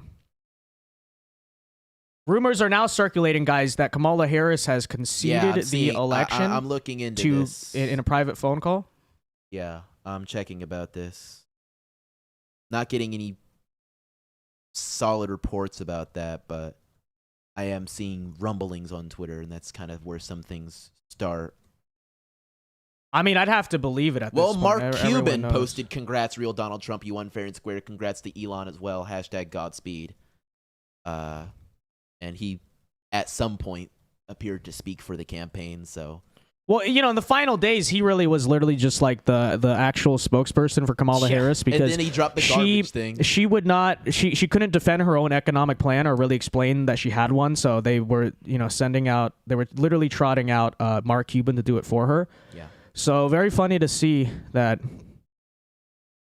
they had to pull him off. And then Kamala Harris had no campaign ambassador. They couldn't explain policy, couldn't do anything. Let's turn on the audio, by the way, for the actual... Drive somewhere in the middle of the night. I wonder if she'll go to the inauguration. Probably not. Yeah, I hope. Biden will be like, hey! Yeah, you know? shake his give him a hand. big hug. Yeah, Biden's gonna give Trump a gigantic hug, guys. That'd be great. He, you know, he's the happiest man in America right now. Even happier than Might us. be. He's laughing so hard. He's laughing at the liberal meltdowns right now. He's looking at his former employee Harry Sisson and saying, "You dumb fool." Wait, you dumb fool! Have You threw me under the bus. Have you ever seen this meme map? Because now that I think about it, I think it's right.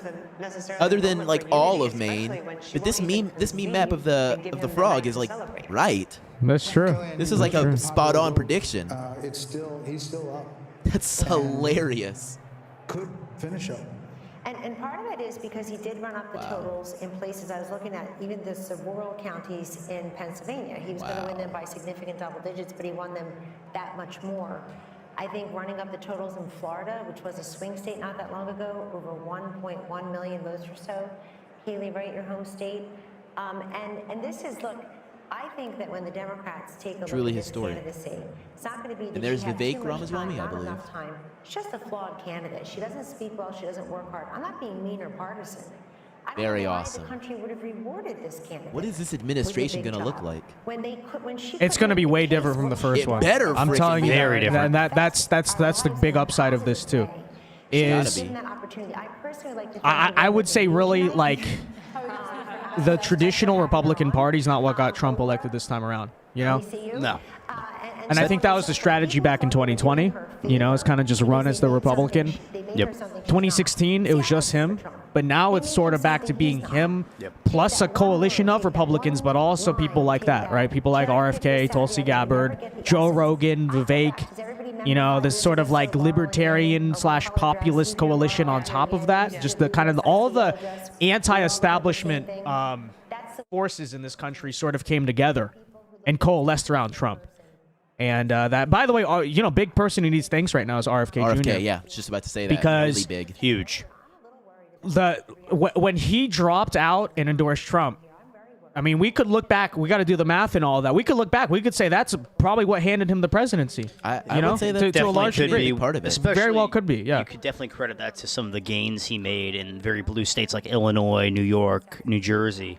It could definitely be attributed to RFK. And also, I mean, there's just so many voters out there that may not have voted had RFK either not run or had dropped out and not endorsed anybody. This is truly something. What a great night. It's funny, as of now, the Associated Press has still yet to call Pennsylvania or Wisconsin. They can hold out as long as they want. Everyone knows. will. Everyone knows. Mathematically impossible. It is Jover. It is Jover. It's finally Jover. It's too. finally Jover. Finally Jover. Wow.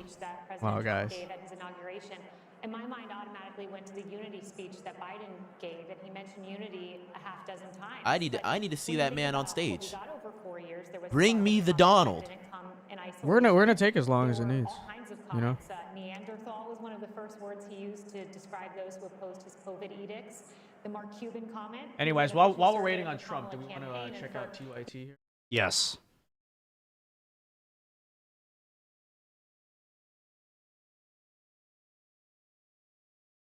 There's Frank Luntz on TV, by the way. Where's my Young Turks tab? There it is.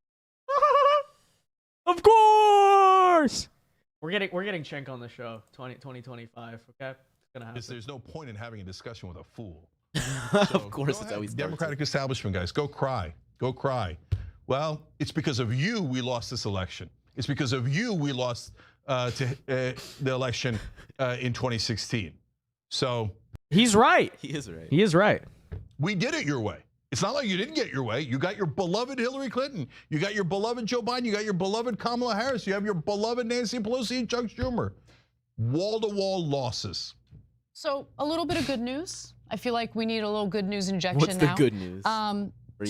According to More Perfect Union, Missourians have voted to increase their statewide minimum wage to $15 an hour The by big win of the 2026, year. Big win. Which, The is Democrat not win of great, the but year. it's still an increase Wow. in minimum wage in the state, clearly We're showing impressed. that You know, they can the really carry that voters in that momentum state into have their hearts and 2026. minds By the way, Alan Lichtman, you smug boy. I already told you what was going to happen, and it happened. What are you going to do now? What are you going to... Oh, my model's actually changed because I did predict Trump to win. Can't do it now. Retire, okay? You have no place teaching academics in this country. You fraud. You fraud. His career is The dead. polls were more right than you. Yep. Yeah. That's hard. That's hard to do. And you go, polls are not accurate. Oh, no, they're not. But you know who's less accurate? You. Delusional. The keys were right in front of you. They all pointed to a Trump victory because the economy sucks. There's foreign policy disaster. He just didn't want to admit it. He didn't want to admit it. You fool. You said that them replacing Joe Biden was not a serious primary contest. On what planet do you live on? We got to go to his Twitter. This election buried his career. Yeah.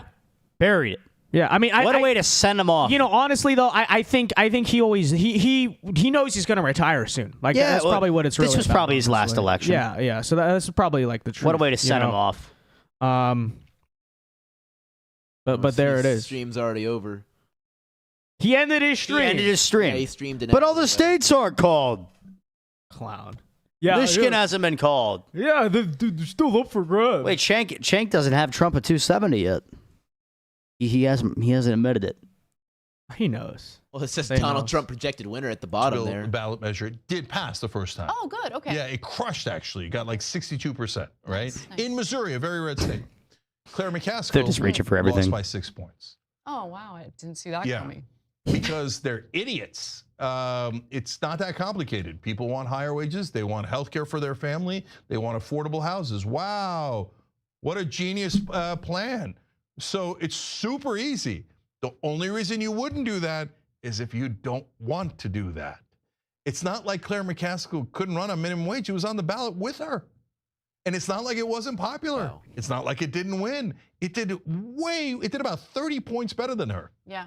So We still have an they eye on ignore the Trump campaign policies that would headquarters. or win because their celebration. donors tell them to. Okay, so where's the optimism and what's our plan forward? Well, just Look, making before the election, on tyt.com, I put up a petition for basically a populist revolt.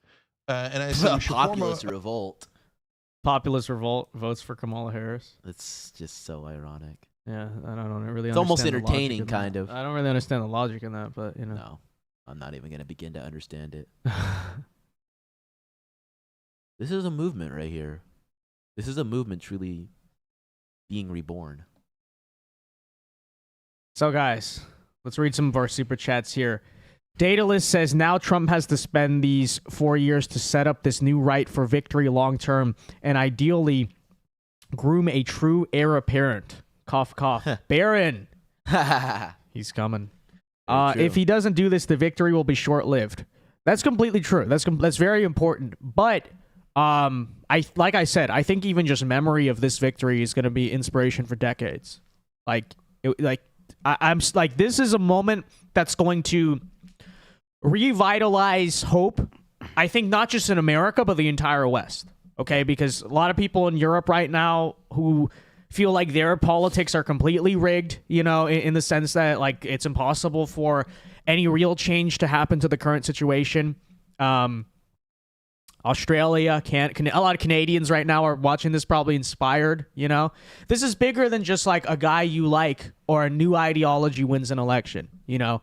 There's a symbolism to this. There's sort of cinematography to it all, I guess. And it's bigger than one election or one person. It's what this represents. It's truly what this represents. The Riv for $2 says, my boyfriend's back and you're going to be in trouble. I don't know what that means. the Riv. I don't know what's being referred to there. Rad Lab for $2 says SCOTUS needs to take an assault weapons case now. Well, someone needs to file one. It needs to go to SCOTUS, right? Nash the Neat for $5 says, okay, I already read that one. So, yeah, guys. Yeah, and then I have a 5 from Pro Moron Rank 1, who says W, too big, too rig. I think that might actually be the statement. I was very cautious and wondering, like, oh man, too big to rig. You know, are we really gonna do it? But I think that might be it now. I think that Trump's might be going it. on. Up here it is, ladies and gentlemen. The moment. Yeah, is this we've live? all been waiting for. Might need to refresh because don't fail us now, internet. I think everyone. Oh my There you goodness! go. There you go. Hold on, come on. It had it for a second. Uh-oh. I'll hear it. Oh my goodness. All right, ladies and gentlemen. Here it is. Donald Trump has just won the presidency. He's now taking the stage to deliver his victory speech. Take it all in, Look guys, because at you're all never of them. gonna see anything. Look at that. Look at that.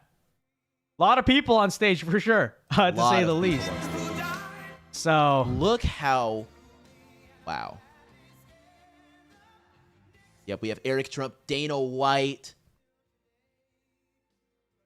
That's way bigger Melania. than the cast of characters in That 16, this huh? is- Yeah, for sure. A lot of people right played an there. effort into making this happen. All right, once the music cuts off, we will cut to the live feed. Don Jr. But yeah, guys, here it is again. If you're just joining us for some reason and haven't heard, Donald Trump has officially won the presidency. That's Speaker of the will House, be Mike Johnson. Yes, right he there. will be the 47th president of the U.S. And the stream is just crashing. Everything's crashing because the internet's going so crazy right now. I presume that's the excuse I'm going to use. Everyone's so excited about Trump, they forgot to manage a functioning internet. There you got JD Vance. JD Vance. Huge cast of people. There's even some Asian guy in the back. I don't even know who that is. I don't know who that is. I Here didn't it get is, a good guys. look at him. Oh my gosh, he's letting it play all the way. Oh, of course he will. You guys got it. When is it going to end? Wow. Thank you very much. Okay. Wow.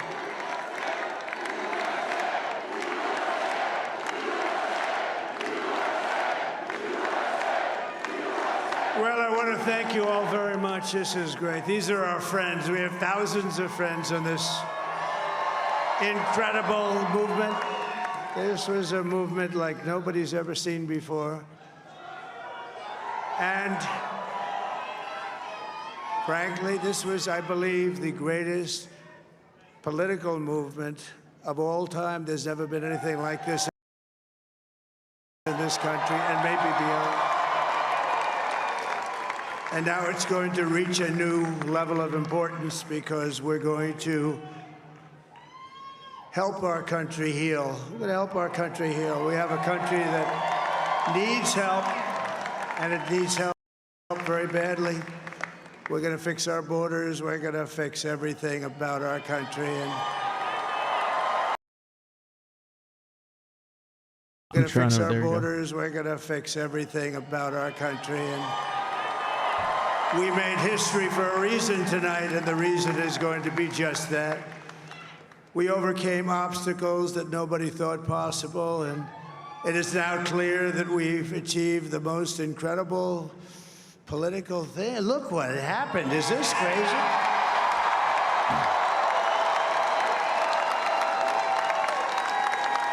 But it's a political victory that our country has never seen before, nothing like this. I want to thank the American people for the extraordinary honor of being elected your 47th president and your 45th president.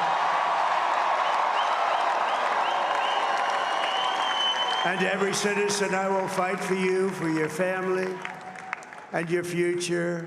Every single day, I will be fighting for you, and with every breath in my body, I will not rest until we have delivered the strong, safe, and prosperous America that our children deserve and that you deserve.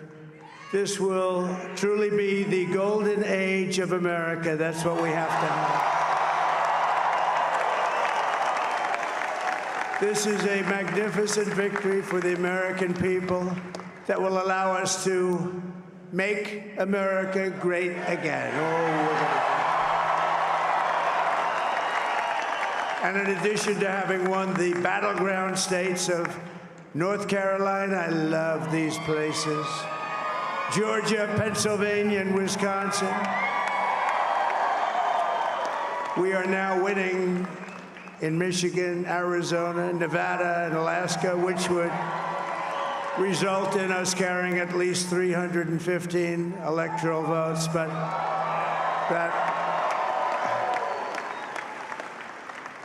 But it's much easier doing what the networks did or whoever called it, because there was no other path. There was no other path to victory. We also have won the popular vote. That was great. Very proud of that.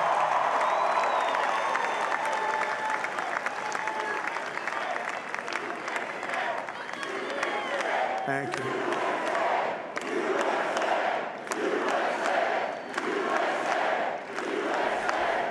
Thank you very much. Thank you. And, winning the popular vote was very nice, I will tell you. It's a great feeling of love. We have a great feeling of love in this very large room with unbelievable people standing by my side. These people have been incredible. They've made the journey with me, and we're going to make you very happy. We're going to make you very proud of your vote. I hope that you're going to be looking back someday and say that was one of the truly important moments of my life when I voted for this group of people beyond the president, this group of great people. America has given us an unprecedented and powerful mandate. We have taken back control of the Senate. Wow, that's good. And the Senate races in Montana, Nevada, Texas, Ohio, Michigan, Wisconsin, the great Commonwealth of Pennsylvania, were all won by the MAGA movement. They helped so much. And in those cases, every one of them, we worked with the senators. They were tough races, and I mean, the number of victories in the Senate was absolutely incredible. And we did tele-rallies. We did tele-rallies with each one of them. And sometimes we did 2 or 3 and it was amazing to look at all of those victories. Nobody expected that, nobody. So I just wanted to thank you very much for that. And you have some great senators and some great new senators. And it also looks like we'll be keeping control of the House of Representatives.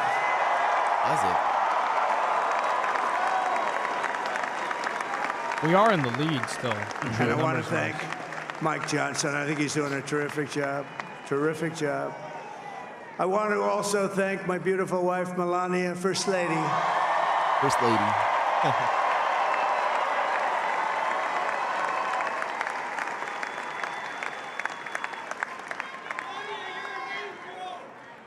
Who has the #1 best-selling book in the country. Can you believe that?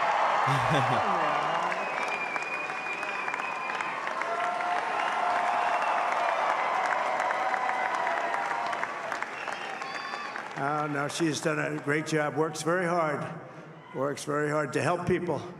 So I just want to thank her. But I want to thank my whole family, my amazing children, and they are amazing children.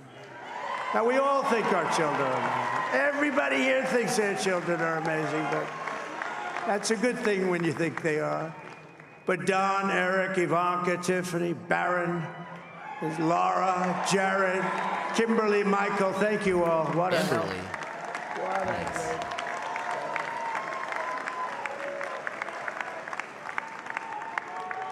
My father-in-law, Victor, is tremendous, and we miss very much Melania's mother, Amalia. We miss Amalia, don't we, huh? She would be very happy right now, standing on this stage. She'd be so proud. She was a great woman, that one. Beautiful inside and out. She was a great woman.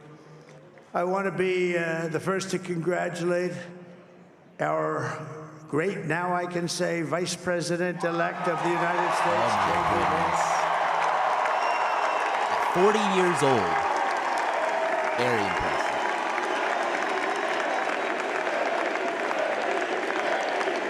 Now the 2028 frontrunner, by the way. Yes, now the 2028. No doubt. We And can his say it. absolutely remarkable and beautiful wife, Usha Vance. And he is a feisty guy, isn't he? You know, I've said, go into the enemy camp, and you know the enemy camp is certain networks, and a lot of people don't like to, sir, do I have to do that? He just Do I goes, have to? okay. Which one, CNN, MSDNC? He'll say, all right, thank you very much. He actually looks fun. He's like the only guy I've ever seen. He really looks forward to it, and then he just goes in and absolutely obliterates them. Say a couple of words. Yes, say a couple of words. Bring them up there.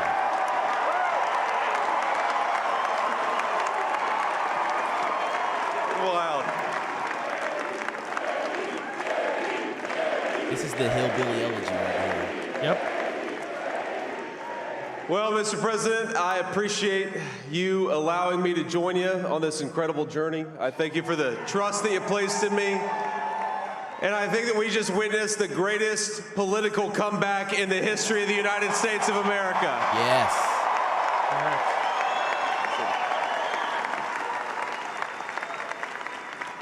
And under President Trump's leadership, we're never going to stop fighting for you, for your dreams, for the future of your children. And after the greatest political comeback in American history, we're going to lead the greatest economic comeback in American history under Donald Trump's leadership.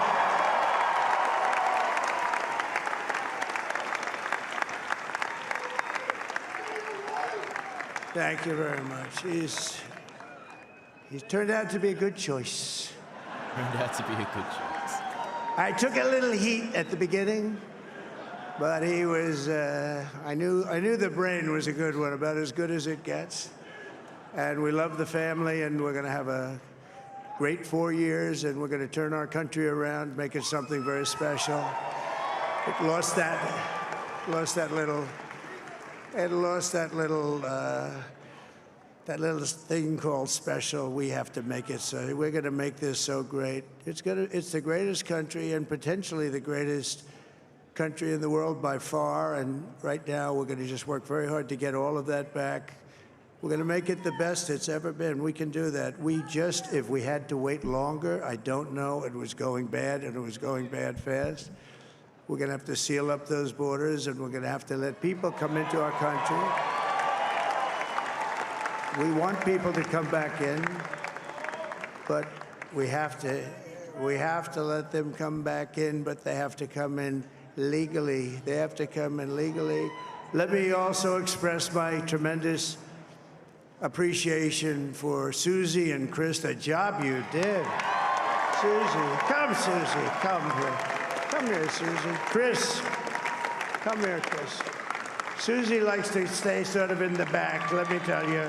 The Ice Maiden, we call her the Ice Maiden. Come here, Chris. Come here, Chris. Susie likes to stay in the background. She's not in the background. Come here, say something. Oh, you want me to say something? This wasn't expected, but I just want to thank, obviously, President Trump for this journey. It was a great one, and he's a hell of a candidate, and he's going to be a hell of a great 47th president. And this team that we had, the best team, and, of course, even my boss, Susie Wiles, the best. Thank you. Thank you, and thank you, Susie. Look at her, she's shy. I've never seen her be shy before. Susie, They're great. Everybody up here is great. Everybody up here is very special. But the Trump, who did you say? Oh, Elon. Let me tell you, we have a new star. Yes. A star is born, Elon. Look at that. He's listening to the people even in his victory speech. Now he's an amazing guy. He's We a were man of sitting the people. together tonight. You know, he spent 2 weeks in Philadelphia and different parts of Pennsylvania campaigning. You know, he sent the rocket up 2 weeks ago, and I saw that rocket, and I saw it coming down. I saw it. It was, when it left, it was beautiful, shiny white. When it came down, it didn't look so pretty. It was going 10,000 miles an hour, and it was burning like hell. I said, what happened to your paint job? He said, we've never made a paint that could withstand that kind of heat. And but I saw it come down and turn around. And it was, you know, it's like 22 stories tall, by the way. It looks a little smaller than that, but it's big. And it came down. He's talking and about down, rocket ships. And you saw that fire. These next 4 burning. years are going to be amazing. And I'm saying only Elon can do this. It must be an Elon. And I tell the story. I told it last night. I had a man on the phone. I had the screen muted, no sound. I was talking to a very important man, happens to be here. And that very important guy, one of the most important people in, I would say, the country, actually. But, you know, I was president, and now it looks like I was going to be maybe president again, so I figured I could ask him to hold. So I asked him to hold. And because, especially because you're going to be president again, they hold. So I took the phone down, and I'm looking at the screen. I'm seeing this crazy thing that's going around and coming down. It looks like it's going to crash into the gantry. And I said, oh, no. And I said, do me a favor. Do you mind holding for a couple of minutes? I want to see this. I thought it was a space-age movie or something. I put the phone down. Bad part, I didn't pick it up for 45 minutes, and he was holding. But this spaceship came down, and I saw those engines firing, and it looked like it was over. It was going to smash. This is the president that's going to take us to I Mars. saw the fire pour out from the left side, and it put it straight. And it came down so gently, and then it wrapped those arms around it, and it held it. And just like you hold your baby at night, your little baby. And it was a beautiful thing to see. And I called Elon. I said, Elon, was that you? He said, yes, it was. I said, who else can do that? Can Russia do it? No. Can China do it? No. Can the United States do it other than you? No. Nobody can do that. I said, that's why I love you, Elon. That's great.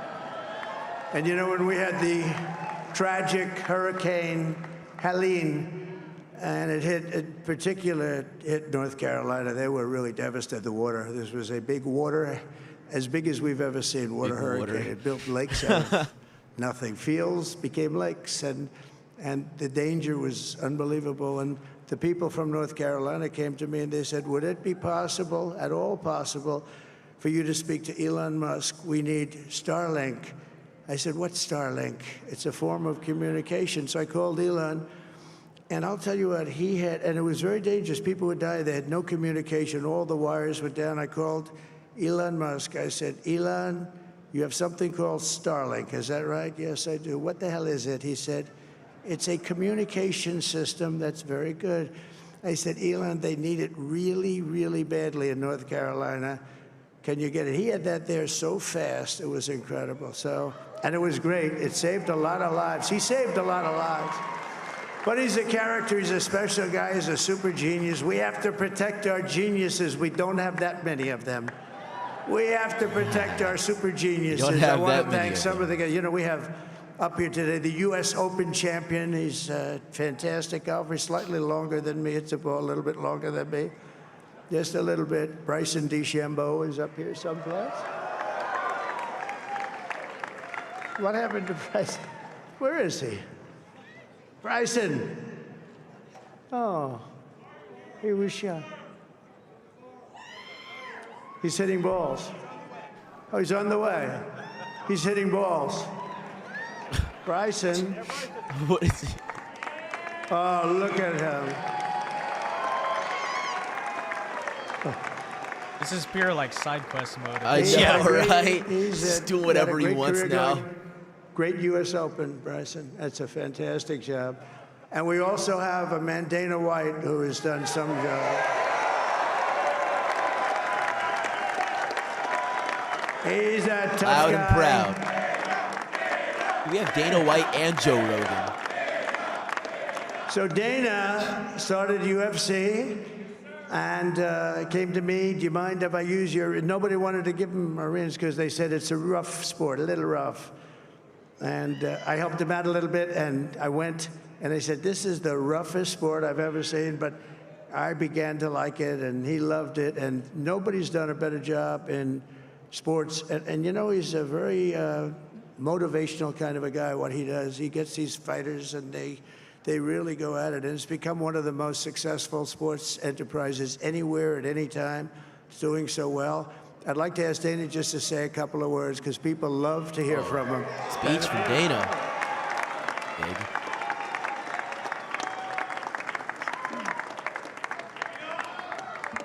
Nobody deserves this more than him, and nobody deserves this more than his family does. This is what happens when the machine comes after you. What you've seen over the last several years, this is what it looks like. Couldn't stop him. He keeps going forward. He doesn't quit. He's the most resilient, hard-working man I've ever met in my life. His family are incredible people. This is karma, ladies and gentlemen. He deserves this. They deserve it as a family. I want to thank some people real quick. I want to thank the Nelk boys, Aiden Ross. Yeah, whoa. Let's go. Theo Vaughn. Theo Vaughn. Theo Vaughn. And last but not least, the mighty and powerful Joe Rogan. Yeah! And thank you, America. Thank you. Have a good night. Let's go, dude. You remember that is Trump piece going of on work. Aiden Ross's stream? I memory hold that for a minute. He's really an amazing guy. It's But crazy. most of all, I want to did thank so many of the them. He did so many hardworking things. Americans across the nation who have always been the heart and soul of this really great movement. Dude. We've been through so much together, and today you showed up in record numbers to deliver a victory. Like really, I probably like no other. This was something special, and we're gonna pay you back. We're gonna do the best job. We're gonna turn it around. It's got to be turned around. It's got to be turned around fast, and we're gonna turn it around. We're gonna do it in every way, with so many ways, but we're gonna do it in every way. This will forever be remembered as the day the American people regained control of their country.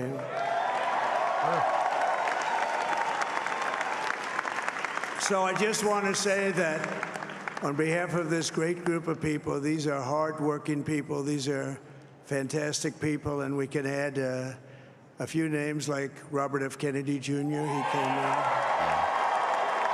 And he's going to help make America healthy again.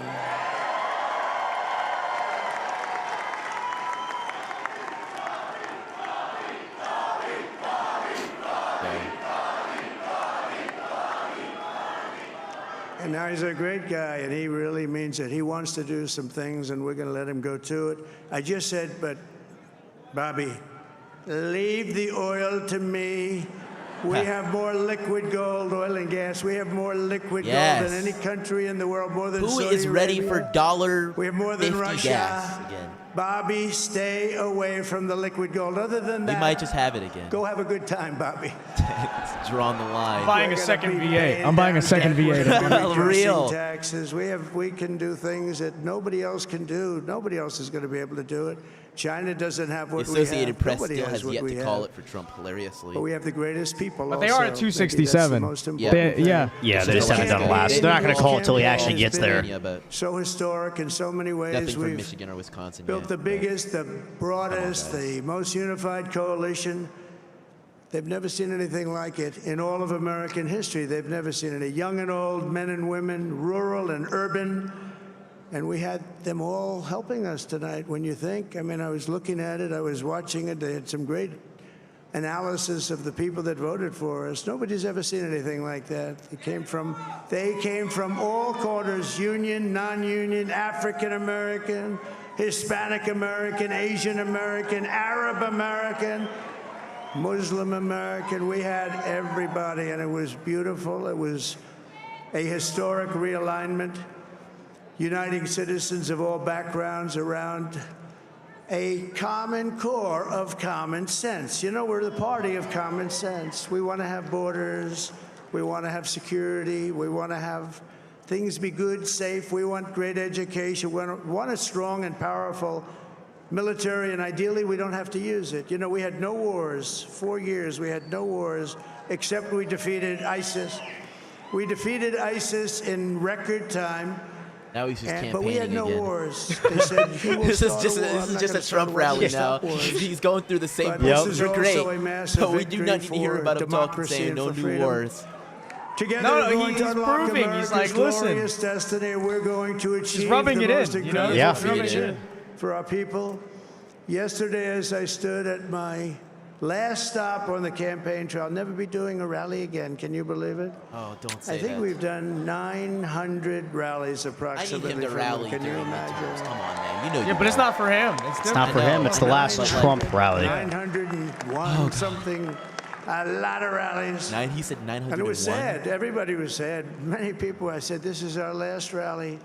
But now we're going on to something that's far more important, because the rallies were used for us to be put in this position where we can really help our country. That's what we're going to do. We're going to make our country better than it ever has been. And I said that many people have told me that God spared my life for a reason. True. And that reason was to save our country and to restore America to greatness. Yes. And now we are going to fulfill that mission together. We're going to fulfill that mission. The task before us will not be easy, but I will bring every ounce of energy, spirit, and fight that I have in my soul to the job that you've entrusted to me. This is a great job. There's no job like this. This is the most important job in the world. Just as I did in my first term, we had a great first term, a great first term. I will govern by a simple motto: promises made, promises kept. We're going to keep our promises. Nothing will stop me from keeping my word to you, the people. We will make America safe, strong, prosperous, powerful, and free again. And I'm asking every citizen all across our land to join me in this noble and righteous endeavor. That's what it is. It's time to put the divisions of the past 4 years behind us. It's time to unite. And we're going to try. We're going to try. We have to try. And it's going to happen. Success will bring us together. I've seen that. I've seen that. I saw that in the first term when we became more and more successful. People started coming together. Success is going to bring us together, and we are going to start by all putting America first. We have to put our country first for at least a period of time. We have to fix it. Because together we can truly make America great again for all Americans. So I want to just tell you what a great honor this is. I want to thank you. I will not let you down. America's future will be bigger, better, bolder, richer, safer, and stronger than it has ever been before. God bless you, and God bless America. Thank you very much. Thank you. Thank you very much. Wow. That is it. So there you have it, ladies and gentlemen, the Donald Trump victory speech. It's been reported right now on X that Kamala apparently called him to concede, but she will not be speaking to tomorrow. We will probably not extend the live stream all the way to that speech, but I will definitely be waiting to see that for sure. Yeah, for sure. We now have Trump inviting his people to step forward and dance. He had almost a posse of people joining him on the stage for his victory speech. I mean, I don't think I've seen this many people on a stage celebrating a victory since, I don't know, some sort of rap concert. I think that's such a embodiment of like this campaign. True. Is Yeah. It was a coalitional thing, you know? Yep. It was the That's what it people's was. campaign. Trump had the winning there's Barron, by the way. Yeah. Barron's been. Oh, you haven't been able to see him? He's like double the height of some people there. I don't He's understand. actually it. significantly taller than Trump He now, is- which is crazy. He's like Trump and Melania put together height, almost. It's insane how tall he is. It's just cool. Great for him. But, oh, wow, it is impressive. I mean, I guarantee you, in some alternate universe, if Kamala won, it would be 4 people on that stage. It'd be Kamala, it'd be No, but in fairness, the Democratic Party is so fake. They would have Biden and Obama and all those characters up there and be like, Biden was not at that party, and True. I don't even think Obama was in the state. Yeah. Or the district. But Obama. if Obama thought they were going to win, which the signs were always there, they were not. Look at the early voting data. They would have all tried to get in on the victory because every one of them wants to take credit. That's the thing. Like the Democrats are the biggest backstabbing, like conniving. So like, I wouldn't be surprised. It would not shock me. Interesting. But no matter what, this was the people's campaign. I think he's got a flag up there for every state in America. Just about. Taking one last check on our Senate races, it looks like all 4 of them are going very well. Even our most competitive one in Nevada with Sam Brown versus Jackie Rosen, he looks like he's going to unseat her. I'm thinking he will. It's 48 to 47.2. Now, there is 80% of the vote counted, so it can still kind of fall either way. But, I mean, at this point, it does look like that 20% could be coming from Clark County. So it seems like it's all coming. I was looking at it while Trump was talking. I think a lot of it's coming from Clark County. Okay. That might not. I don't think Sam Brown's going to win. Okay. I think this reminds me a lot of. I don't know if you remember back in 2022, Adam Laxalt. Yes. Had that nice sizable lead that. for a long time, and then I think like 4 or 5 days after polls closed, There it it eventually got relinquished. But I think, Yeah. unfortunately, that would be another close call for Nevada Senate Republicans. By the way, on the slow New York Times, they finally called Pennsylvania. Yeah. So just waiting on either Alaska or something here. Has Wisconsin been called by other outlets? Fox Not yet? News. Fox News called Wisconsin. Yeah. And Michigan is Michigan. not. No call from No call anywhere from Michigan? Decision Not desk that nowhere? I can see from anywhere. So right now we can basically piece together that electoral. So Arizona, very likely. Yep. Yeah, Trump Wisconsin is going to win. And Michigan probably very likely at this point. Even though they still are, like their vote in Arizona has not moved. Increased a little bit, but not by much. They basically didn't count any votes all night. Like I don't straight know up, what they they're didn't doing. do What are they anything. doing? They had their first What are they drop and then doing? left it alone. I don't know. I mean, it doesn't matter at this point. They could. No, but let's run up the score. We still no, but Let's we run up the like score. long term. Okay, 2026. If we can win the governorship, their Yes. system needs serious fixing. There's just no excuse for this be crap. nice. There's no It would be excuse for nice. this. You know. All right. That's the story. That was the 2024 presidential election. After 8.5 hours of streaming. Oh, before we wrap it up. Oh man, I'm missing a few. I have a $10 super chat from GU with no message, just $10. And then a $20 super chat from GU, no message. But just to read some of the things he said Steve Carvey lost CA Senate to Adam Schiff. Yeah, he did. He also said tenacious and bulletproof. So very true, GU. Thank you so much for the support on my channel with the super chats. And shout out to everybody that brought a super chat onto the Chandler Crump channel. I really appreciate the support. Guys, I will say we are at 190 House seats right now. Yeah. I'm reading that we've lost control though, and I think that's probably true. Based on who's saying that though? I think it was races, like specific races that are going to be controlling the majority there. I think that's what it was. Yeah, I've been getting a lot of notifications on my phone of some really tight races, just not going our way, unfortunately. Yeah. Which does probably thanks to the dysfunction of the House. Yeah, dysfunction of the House and the Santos effect in New York. Yeah, Santos effect. I mean, did we? But did we here, have any okay, losses but in North Carolina? look here, guys. Here's the thing I'm watching is this looks based on this map, Eastern Washington, bordering Idaho, like the Palouse. Some narrow races there. California. I think if last time New York, because I would also keep in mind that if last time, New York gave Republicans the House, who's to say this time California can't be the state that does it? That'll be something to watch. This whole West Coast is still a lot of races to go.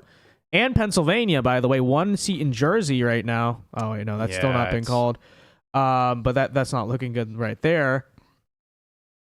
Tight. I don't know. That's a W. The night will probably. I don't know why they haven't called that yet. So that's 191. That one's close. Oh, this is Jared Golden. Yeah, the guy who wouldn't endorse Biden or whatever. Trying to flip that seat. What about Colorado? Yeah, that might be another state to watch here. Close. Gabe Got a close Evans. one in District 8. District there 8 you is go. close. Michael Vance. No. That last seat in Texas, is that the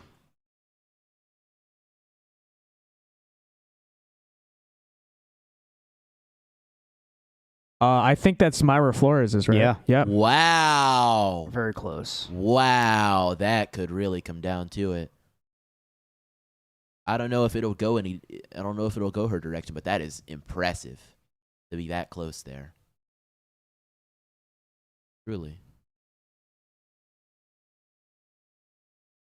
Myra Flores is an impressive candidate. Oh yeah. That's something. I think she screwed herself over last time when she embraced amnesty, though, because she thought that was going to work, basically. She thought that was going to, okay, I'm in a Hispanic area, this will work.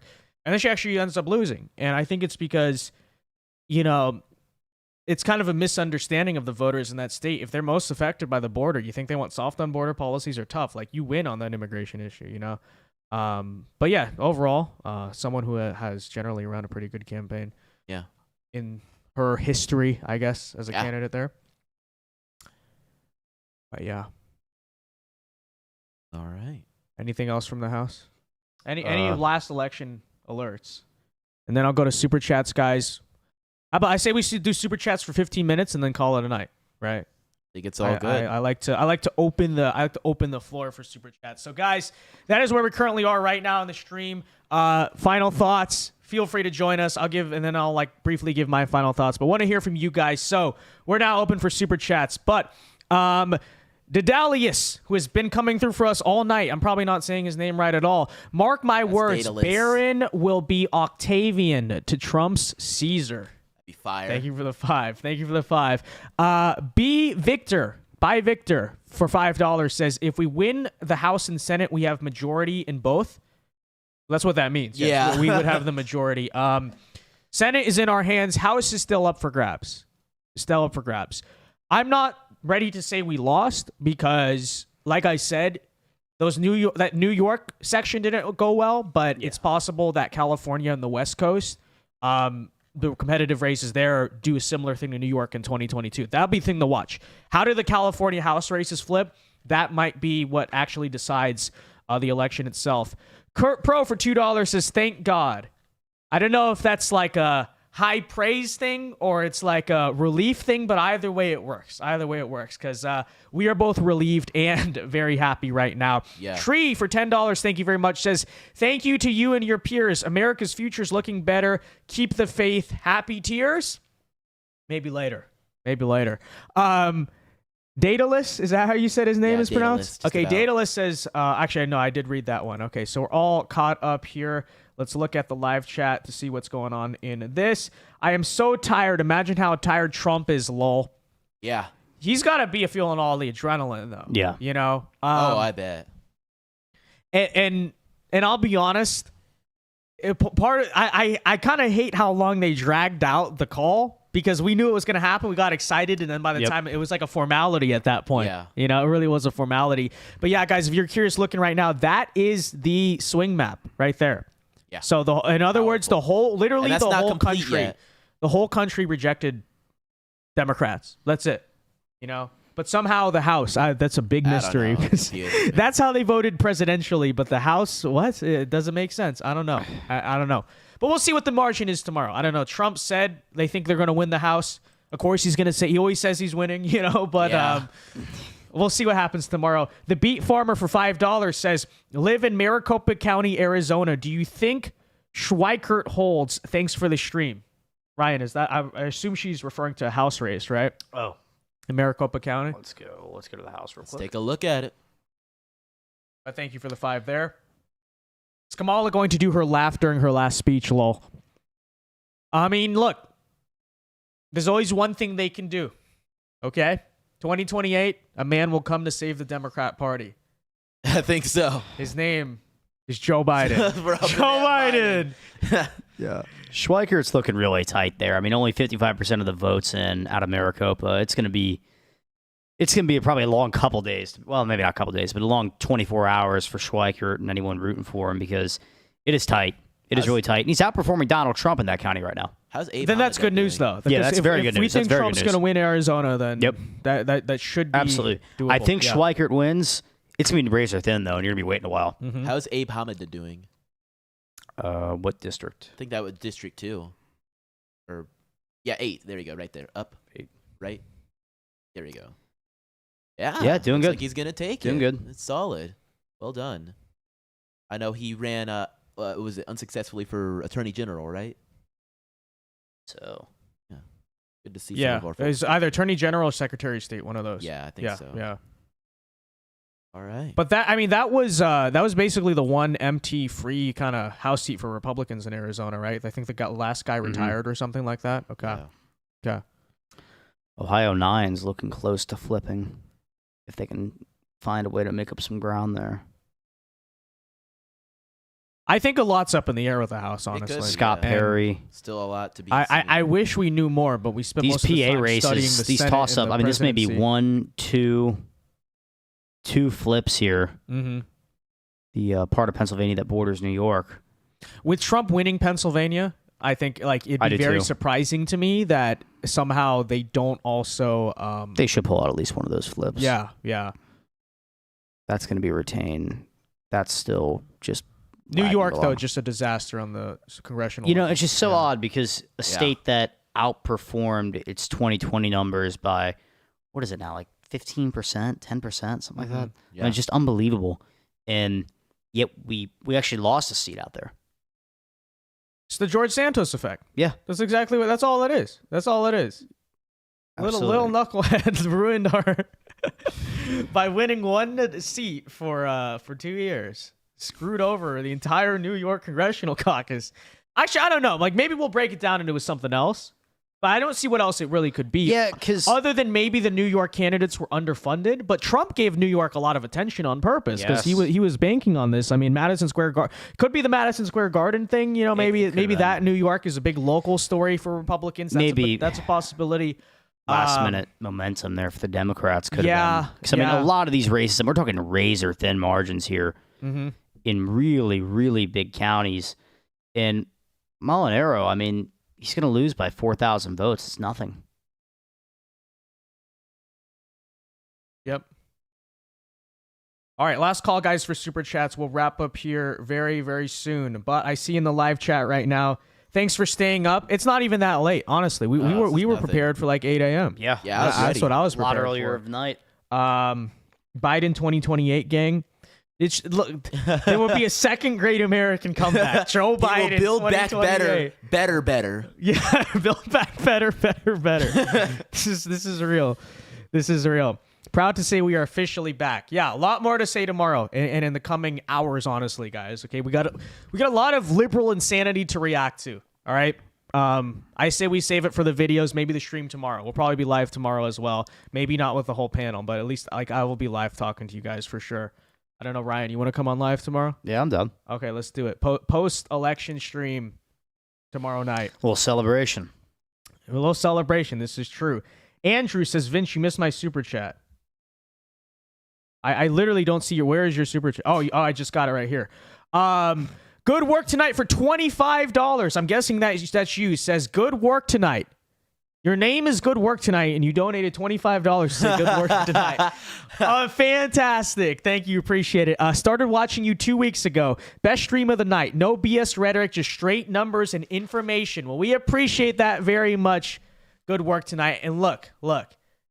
Make sure you're subscribed for the long run. Because you know what? Now that Trump is in, okay, we're gonna be here for a long time. Not that I was gonna quit in the other side, but the fact that censorship, like we know how everything would go. So now we're in this for the long run. So if you enjoyed this election stream, make sure you're here with us for the 26 midterms, 2028, the primaries, the presidential elections. Okay, because the future looks bright. To quote Patrick Bet-David there. So true. So true. Last super chats here pouring in. Robin says, congratulations from Switzerland.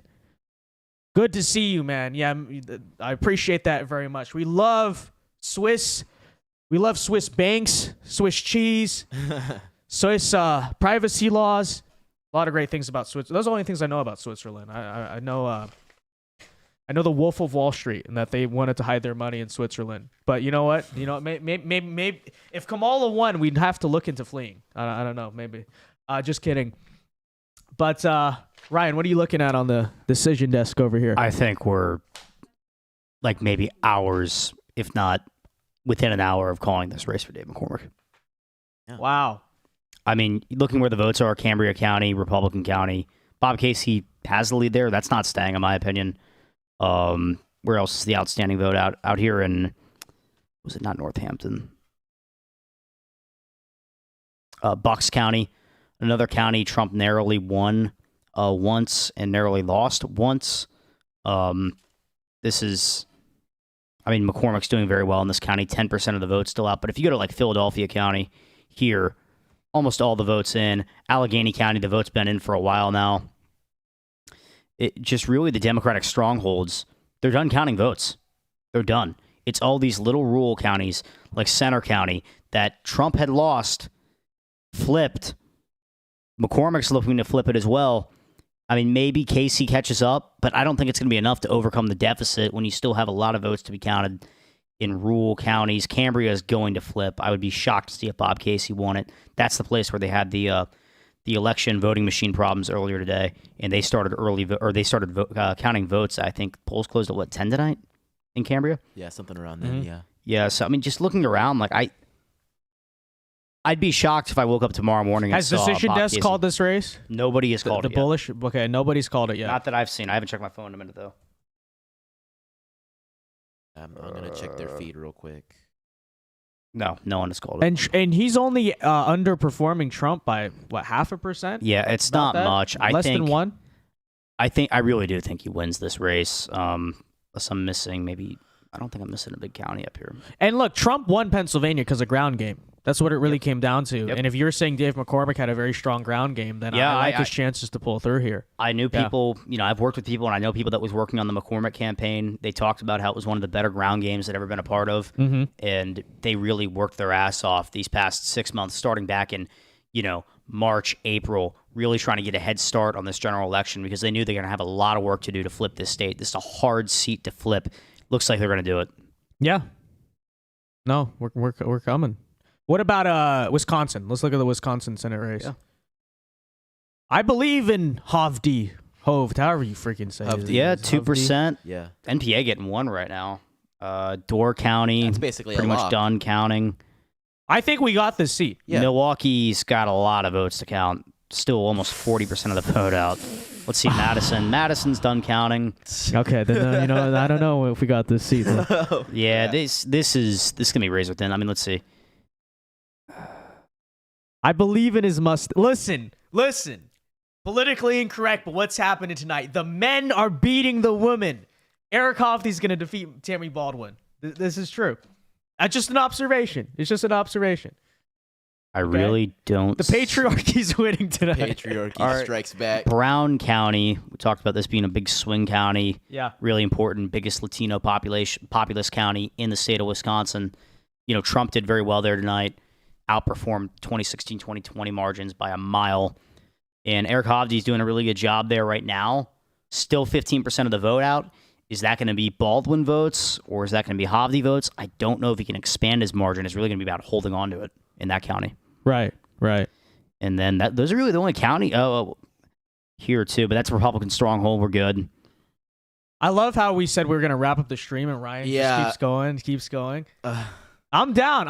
Let's talk about the Senate then. Let's talk about the Senate. I don't mind. This guy clearly wants to wrap it up, but I'm vibing. Okay. Don't throw that on me. All right, more super chats here right now. Ruben Rodriguez for $5 says, "I am Mexican and I believe in God and this new opportunity." So true. Me too. Opportunity. Robin, member for 33 months, says we love our Second Amendment here. Thank you for the member chat, Robin. And John for 500 Canadian dollars. Oh my gosh.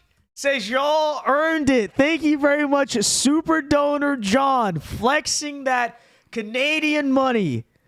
Let's go. I appreciate it so much, John. So much. Okay. You are helping to fund the new studio next year. We're going to start fundraising for that. So we're going to send a super chat goal. That's the Vince Dow Fund. Yeah, the Vince Dow Fund, then the new content studio.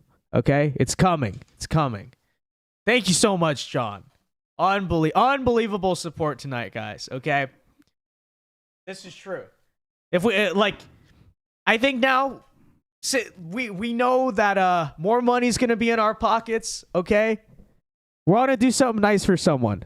You know what we should do as active charity? Okay, we should buy something nice for every liberal we know and be like courtesy of the Trump tax cut. Yeah. Like that's what I'm going to do.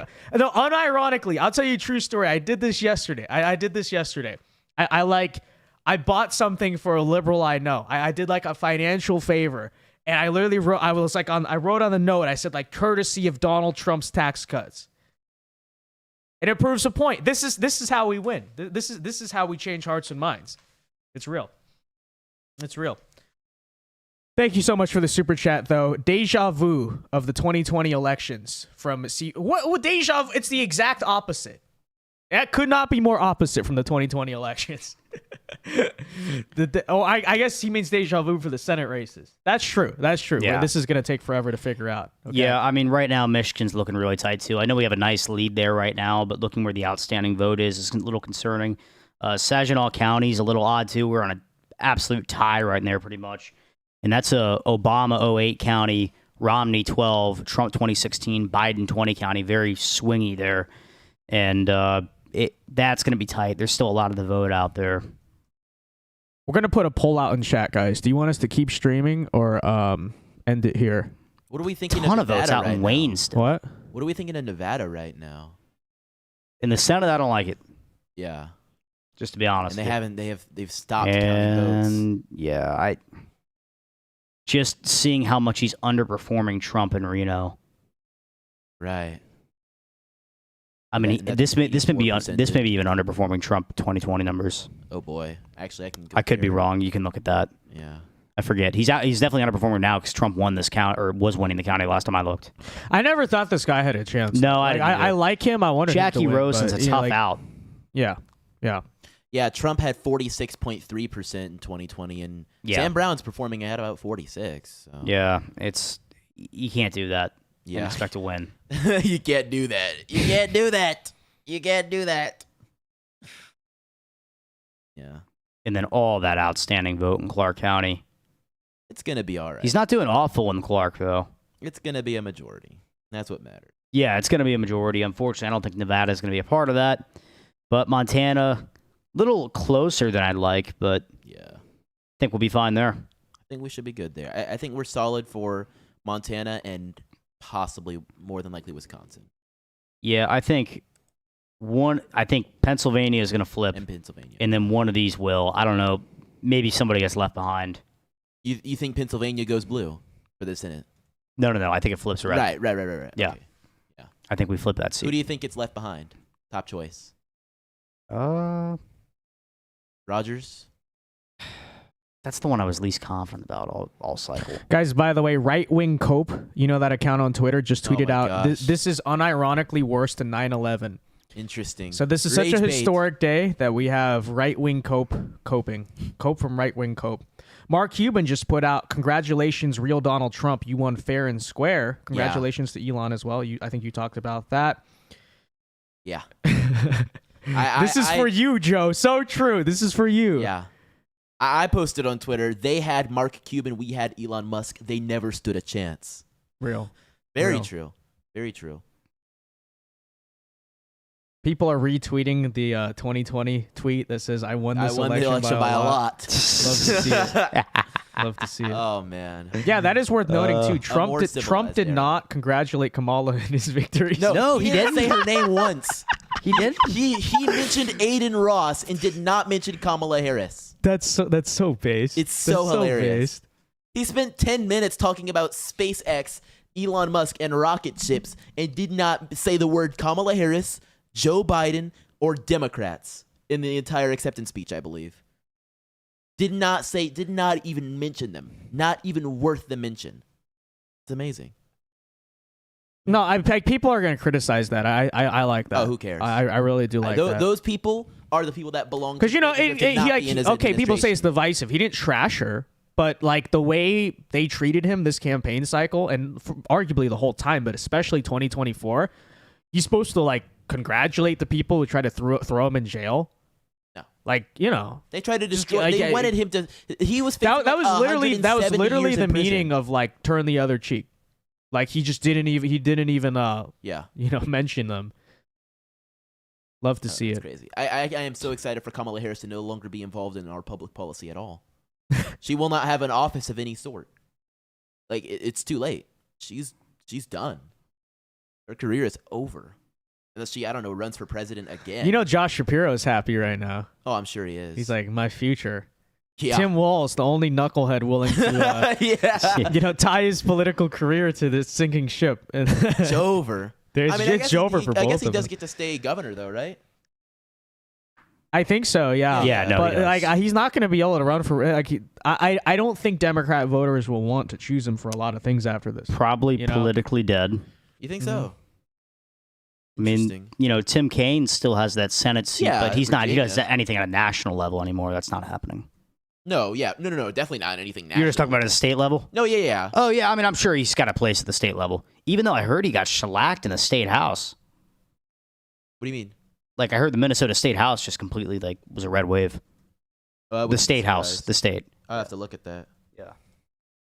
It's definitely something to consider, though. When is the next Minnesota gubernatorial election?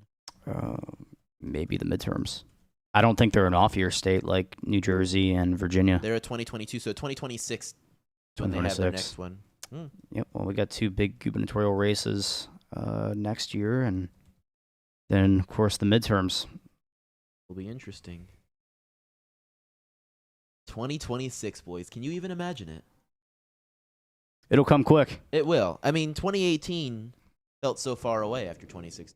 2022 felt so far away after 2020, but there's always another election. There are already people preparing their 2022 elections right now. Oh, absolutely. Campaigns. Well, the congressman that just won tonight got to start campaigning tomorrow. Already. Yeah. They got to get that started. Get that fundraising. That's just so interesting.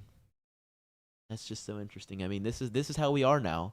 Yeah. Literally just a couple weeks ago, Trump was in a McDonald's. And then like a week after that, he was in a garbage truck. And now in a few months, he's going to be standing at the Capitol building and then getting in the motorcade to go to the White House for his first day back. And the sign, I get, it's funny too, because you think about this in history, the way they're going to teach this in school is that, oh my gosh, it should have been, it was so obvious that Trump was going to win. Yeah. Same way like Reagan, right? Back then, it's like now you look, it's so obvious Jimmy Carter's presidency, but it wasn't obvious to people at the time. That's the way this is going to be talked about. This is going to be talked about as one of those, because it's going to be a landslide. Moments. Yeah, I'm just looking electorally, when it's all said and done, and you look in the history book and it's just the map looking there. Yeah, I mean the way things are shaping out, at the president level. I mean, Michigan. Look at it already. I know already, but honestly, at this point, I'd be very surprised if Michigan. Wisconsin's already gone. New York Times just hasn't called it. Done, yeah. I feel really good about Michigan. That's going to flip. Yeah. Arizona, we felt good about it all cycle. And then Nevada's kind of the wild card.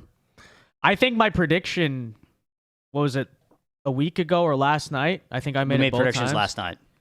My prediction will be exactly correct. If Nevada flips, it will be 312. Yep. My prediction was all of them except Michigan, and I think I think Michigan's got it. I really do. And I'm happy I was wrong. So solid. Because like I said, that is still a true trend likely in American politics. The blue wall will always go together. You crack one, you crack all. You know? It's starting to become a red wall, though. It's getting a pattern. Yeah. No, 2 out of 3 now. That's true. It's now the purple wall, at least. It's the purple wall. The purple and they all wall. go together. You get one, you get all. Until, I guess, I don't know, watch 2028. I'm sure one of them will break from the pack. This was finally an election day, though. Yeah, first one in 8 years. I know. It's refreshing. No election week, no election month. I knew that if Trump won, it was going to be on election night. If this election dragged on, I was going to feel awful if Kamala would have won. If we were still sitting here being like, well, Pennsylvania is really tight, it wouldn't be good. Yep. Yeah. Yep. Jackson Ralph for $5. Shout out says, "We did it, brother. God bless America. Patriots in control." Patriots in control. God bless America and Patriots in control. Jordan Hannaford for 8 Australia. We got a lot of Australians tonight. Yeah. What's up with this? The Aussies. Says, love the coverage, Vince, from Australia. Let's go Trump. This is true. We will be sending you an Australian Trump under Project 2025. Okay, never fear. Never fear. Project 2025 is coming. And the $5 footlong will be back at Subway. $5 footlong. Okay, $5 footlong. And the McDonald's ice cream machines will work, which, by the way, did you know that was promises made, promises kept? Promises okay, kept already. a week later, you guys can Google this. They fixed the ice cream machines. So at McDonald's. hilarious. That's a real thing. And the Pizza Hut buffets will return. Real. They will return. Those were back. Shopping, the dollar menu will exist. Shopping malls will be like non-depressing places again. Yeah, the stores will come back better, bigger than ever. In fact, I'm hearing Blockbuster's actually declaring unbankruptcy tomorrow. Babies will stop crying on airplanes under Project 2025. It's gonna be great. It's all gonna be so great. I just watched the most amazing conversation in my chat. Somebody said, "Are we celebrating?" Somebody else said, "Where have you been, man?" And he responded, "Work." So real, so real. Yeah. Well, if we're gonna keep streaming, we might. 84% said keep streaming. You guys hate us. This is my audience. There's no hates way us. that's right. Stop the count. What? What are you seeing? Okay, I'm seeing different numbers on here. Okay. But is this updated? Yeah, no. You're about to tweak us out, dude. Well, he's Yeah, looking at no. Illinois. He's looking at OSZ Illinois. was saying that, Trump came within 4 of Illinois, which would just be like unbelievable. I thought you were about to say they uncalled Pennsylvania. Oh, no. At 3 a.m. Get ready for another long night. It's a long night, boys. Better take the bathroom break now. Yeah.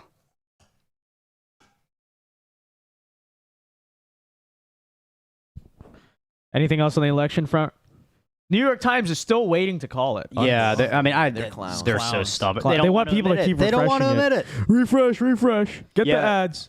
I think we're going to sweep the battleground states in the Senate. I think we're going to get Michigan and Wisconsin and probably lose the rest. But in Montana, of course, we're going to win Montana, but we'll lose Arizona and Nevada. Think you think we're gonna? What are the lose chances Arizona of State? sweeping all three? No, we're going to lose Arizona as a Senate Oh, race. okay, I was we're very going confused. we're going to sweep the battleground at the presidential level. Yes. Okay. I Very think. confused. But Nevada's kind of that, Is there any coin toss. chance for Kamala in Nevada? Yeah, I do. I think there is. Because that is the one remaining outcome I could see. Is like Nevada just decides to continue to be false. I think Nevada, that'd be really discouraging because it seems like every time we come so close. Right. But because of Reno right here, really, the patterns show Reno's pretty good at predicting the state and even the margin. Right now, Trump's up by 20% of the votes still out. Definitely, I think who wins Reno? You muted us. I didn't mute us, so the headphones. Oh, okay. Got it. All right, that's just what I'm hearing. Yeah, but I mean, I'd bet on Trump if I had to bet on who's going to win Nevada, but it's not by much. It's going to be tight, as Nevada always is. And just a lot of votes to be counted in Clark County, too. He's still up 5 right now. Yeah. So it's up 5, but all the votes are coming from Clark County and coming from Reno. The rest, the rule stuff, it's almost all just finished up. There's Nye County, which is really small. I'm very curious to see though if what's the margin right now in Clark County? 2% gap. So 71%. Can Trump win Clark County outright? No, there's no way. He could. I mean, there's a lot of it is votes allowed. possible. It's It is very possible. Mathematically It is possible. Yeah. Yeah, it's possible. I don't. But Clark County is one of the more purple urban areas in the country. Yeah. Like Las Vegas, you're not talking about a deep San Francisco place, you know? It's a degenerate city, but it's kind of an old school degenerate city, you know? A little like, bit, yeah. Yeah, like Wild It's West tight. degenerate. Trump's doing really well in Reno, which is good. He's outperforming Brown. Yeah, Brown, right? Yeah, Sam Brown. He's outperforming Sam Brown by like 4% right now. So that's goes good for him. Not so good for Brown, but I'd call, like, I'm not going to call the Nevada Senate race. You know, but I think I'd say Sam it's pretty Brown much could over. have had a chance if he was actually given like resources and. Oh, sure, if that was taken attention. seriously. It was a seriously taken race. Yeah, I think the Senate race in Nevada is pretty much wrapped up. I know they're not going to call it anytime soon, but And why didn't Adam Laxalt run again exactly? he was a great candidate. I thought Literally, if he ran with the Trump boost of he the would have won. presidential year, he would He have would have won. It'd be Because easy. Adam Laxalt was a phenomenal candidate. I thought I felt so confident about him flipping Nevada in 2022. Unfortunately, he didn't do it. But I don't know why they didn't put him to run again, honestly. You know, if the Republican Party was going to put forth Kerry Lake, who lost at the statewide level just 2 years ago, why not put forth Adam Laxalt again? I think from what I understand, he didn't want to. Like, why didn't Scott Walker run for Senate in Wisconsin? And that's that might frustrating be a too. mute point because Hovde is in a strong position, but Ron Johnson, like, you have to ask why these things didn't happen. 100%. You know? Like, And Ron Johnson just got his seat back for another 6 years 2 years ago. He's got 4 years left. I feel like Ron Johnson's done after this term. Mhm. So Scott Walker Well, there definitely you be go. somebody to look There's for the there. angle Let's for hope, Scott because Walker. Scott Walker's a great candidate for Wisconsin, and I think he would win with ease. Mason says, "Will you be going to the inauguration?" Probably. I think so. Chandler, what do you think? Because it'd be a good idea. I kind of have this FOMO where I've missed so many of these events because I've been Right. streaming them. Yeah. I didn't go to the RNC. I didn't really see any of this stuff.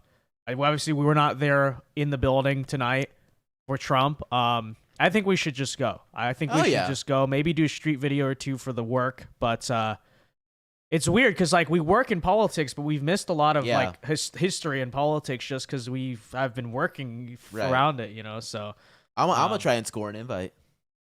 well, you don't need an invite. You just go stand. No, You want to be on the steps behind Obama. You want to sit behind Barack Obama. Just show up. You could do it. Show up. Say hi. I'm Barack Obama. You know, I'm our Barack- Secret I'm Service Barack is so Obama. our Secret Service is so incompetent. They'd believe you, and there you are. Yeah. You're There you go. Boom. you're participating in the inauguration. We're gonna You're in make the things parade. happen. You're We're in gonna the. make You'll be things in the happen. parade. You'll be in the Yes. parade. Yes. We're So gonna make things happen. all right, if we're gonna continue the stream though, we are gonna start celebrating. Hell Me yeah. and Ryan. Okay, real cheers. Random tequila in my. I don't even know who left it there. Okay, Kevin Lee, if you're watching this, I think you're the one who left the tequila in my freezer. That's just been. I don't even know whose it is, but it's done. Okay, we seized it, nationalized it under Project 2025. Oh yeah. Real.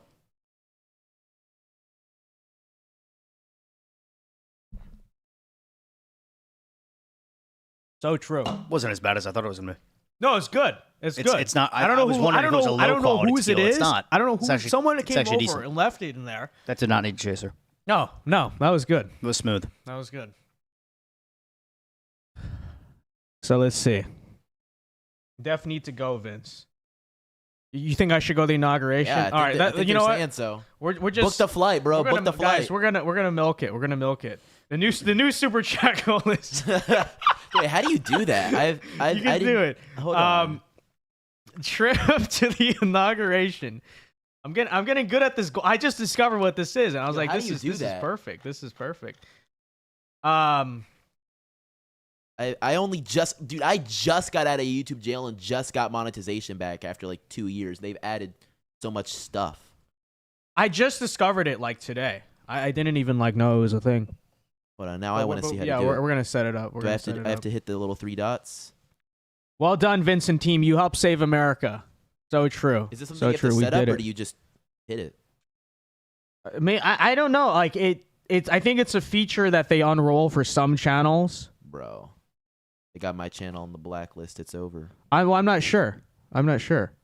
We'd have to figure it out. Book the airplane. Jack Smith is crying. A lot of people. In fact, Oh my goodness. while Ryan, our election guy, is leaving to go to the bathroom real quick, let me. I'm honestly like very curious to see what the reactions are right now on the app known as X.com, formerly known as Yes. Twitter. So Favorite. here we go. Here's some of the takes so far. Let's just scroll. Democrat. This is from Cenk Uyghur. Democrat leadership said Trump was a maniacal clown and then lost him twice. Democrat voters, for God's sake, stop listening to establishment Democrats. All they've ever done is bring you loss after loss. We have to deliver for the average American, not the donors. Donor class. You know, the funny thing is, like, I agree with parts of what Cenk says about this, right? You know, like it is true. It is true. I would much prefer for, at least ideologically, you know, Democrats to be more like Cenk, at least be anti-establishment and like principled about certain things. But Cenk, here's the thing. Here's the problem. You vastly, first of all, overestimate how much the Democrat base actually cares about populism, because you still have this like 2004 idea that Democrats are the party of working class and unions and all this. It's just not true. It is so out of touch with reality. Your primary electorate is wealthier, affluent suburbanites. You know, like that's you, and you know your donor. The majority of, it seems like, honestly, probably coastal millionaires are Democrats. Like, that's your party now. That's the problem. So you're basically screaming this into a void, saying like, oh, we need populism back in the Democrat Party. We need the old Democrat Party back. Well, you're under the assumption that the electorate is still like that, you know? And like I said, a lot of the people who would agree with this are now Republicans, or at least Trump supporters. So that's a problem, Cenk. Red Eagle Politics puts out, Trump even outperformed in the suburbs tonight. He flipped back states Republicans thought they'd never win after 2020. He won the popular vote, won a record total of Hispanics. By the way, that is all true. Arizona, Georgia, we thought were gone. Let's keep that in mind. Did. How much paranoia was there about that stuff? A lot of paranoia. He won the popular vote, won a record total of Hispanics. He won Texas by more than Mitt Romney. Wow. So all this talk, oh, Trump was ruining the GOP long-term electorally. There is no GOP long-term electorally without Trump. Yeah, because he actually that's the reversed a difference. lot of these trends, right? He And did. outperforms That's true. them at almost every turn. And even, you know, I mean, some of it probably, like, he didn't do actively or intentional, but just by being there, you know, it's true. Republicans against Trump says, it's hard to believe, but the reality is that Trump is going to be the next president. Dark days lie ahead for all of us. Womp womp. Yes. Should have kept Biden. I'm retweeting that. Dean Withers, America, you have failed us all. They are so turned. Look at that. Now 200,000 don't you likes. ever be sad. So true. Hold on, I'm coming. Insane. We're listening to YMCA. You know what? That's listen. You know the videos of like Trump dancing the YMCA, guys? That's the new reply, okay? They're going to be seething on the timeline. Just be like, it's all going to be okay. Here's Trump dancing the YMCA. I think that's really the best response at this point. Election's over. They're like, he's a fascist. The country's over. Democracy's destroyed. Our response, it's fun to stay at the YMCA. Dear woman, I'm really sorry about the men. I can't believe you Too conquered bad, that song. so sad. Really amazing. The boys did it, okay? The boys are back in town. The boys are back in town. It's so true, so true. Okay, deal with it. Oh yeah, Obama level excitement. Yeah, what Truly. happened to that? What happened to the Obama level excitement for Kamala Harris? They really thought it would be there. Yeah. And it just wasn't. Yeah. Because yeah. Kamala Harris is not black. I'm saying it right now. Kamala Harris is not black, was not black, will never be black. And that is exactly why it would not add up. That was somebody that was adopting whatever race that they could cling to for purposes. This didn't age well. Trump knows he's losing Pennsylvania. Guys, now till January, it's just like full victory lap mode. Okay, we're just honestly the next 4 years, we're just gonna be nonstop partying. It's just gonna be hilarious. Okay, and there's a lot of serious priorities. I don't want to downplay that, but like to a degree. I mean, this is just a celebration. Like this is a high that is never coming down. The Kamala HQ has gone radio silent. Breaking down. Where's Kamala's wins, guys? Says it Hold appears on, Kamala let HQ me- staffers have already been fired. R.I.P. Come on, Kamala's wins. We gotta tune into their feed. What happened to them? Where they at though? The other team has more electoral votes. At least they're saying something. They're actually. Well, this is run by Victor Shi, like very obviously. Like I think he just independently runs this account. Kamala's losses. There you go. Kamala's losses. What's this account going to rebrand to? Democrat wins? I don't know. Trump's losses? Like, what are they going to do? What are they going to do? I don't know. I don't know. This didn't age well. 5 hours ago. I love how every single tweet they ended it with is, "This is huge." That's what I'm saying. Victor Shi runs this account because this is how he tweets. This is monumental. This is huge. Oh, retweet so everyone can see this. This is literally just his burner account. That's why it's so freaking cringe. Breaking. In the first suburb of Georgia to cross 90%, Kamala Harris is running 7 points ahead of President Biden. This is huge. This is huge. Okay, Decision Desk has called it. It was indeed not huge. Decision Desk has called Nevada for Trump. Oh, well, in that case, I guess we do have a late breaking news electoral vote for you. One last time. As of, I think they put the wrong time on the tweet, but about 3:21 a.m. Eastern time, I think. Maybe they mean 3:39 a.m. President Donald J. Trump has won the state of Nevada with 6 electoral votes, and according to the Decision Desk HQ, that brings his electoral vote count to a grand total of 286 electoral votes right now, to Kamala Harris at 226. As of now, we're still waiting on results from Michigan and Arizona. Those are the only states remaining. And again, guys, if he wins those two, most importantly, my prediction was exactly correct. Yeah. I said he was gonna. Yeah, take that, Lickman. Couldn't do that. I didn't really put out an official prediction in 2020, so I'm 1-0. Okay, I have a better track record than Alan Lickman. In fact, okay, we got to do that. Look, I got to tune into his stream and see what this he doesn't guy have a had stream. to. He's done. He ended it like 3 hours ago. No, I know, but I want to see the. Oh, end. like how it all went down. I want to see what the. He final... cried as his political career died. He will never be seen again. Nope, this is it for him. Only 5 hours. We've been going for like 9. Dude, we're almost at 10. No endurance. No endurance. We're at 9.5. Low stamina. Low energy. stamina. Okay. Low energy Al. Low energy Al. So true. Oh. So true. Okay, here we are, guys. The Alan Lickman stream. Where are my 13 keys now? The keys. What up? I got the keys. The keys. The keys. The Harris. Dead silence. They're struggling. Campaign co-chair is talking speaking right now. They're going through it. Come on, boys. They're saying we still believe we have votes to count. We still have states that They have. were still coping. They were still coping at the end of the. They weren't understanding it yet. They hadn't processed it.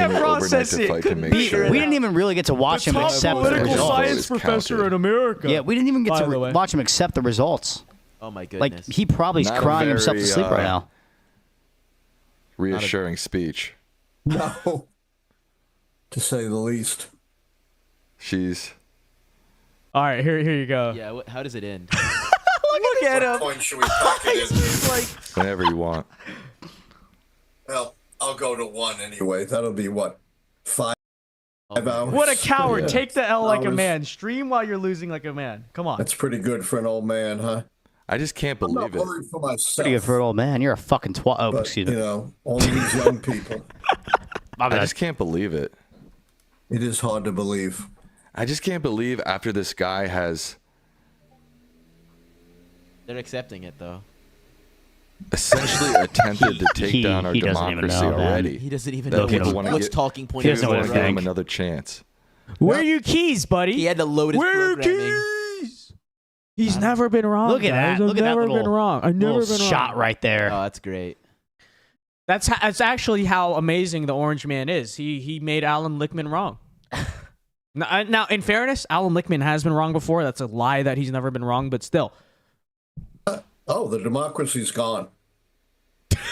Democracy's gone.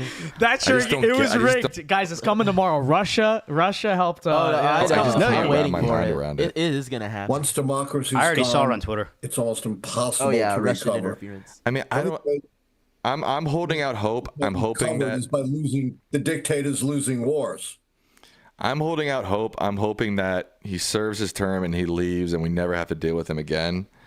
But I just can't wrap my mind around how that many people can just ignore all the shit he did in 2020.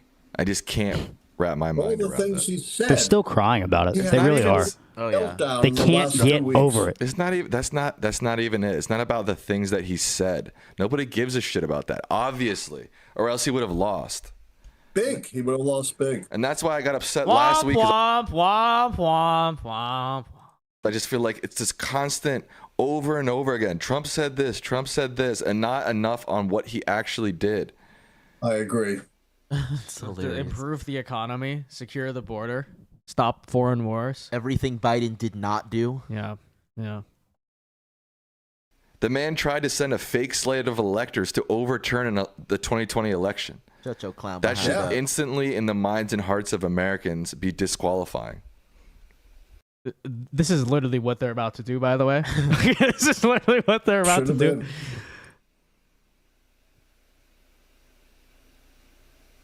Wow. They've got I nothing just to don't say. get it. I just don't get it. How long are they gonna be in shock? Everybody is saying we should continue. I know. We've talked about that.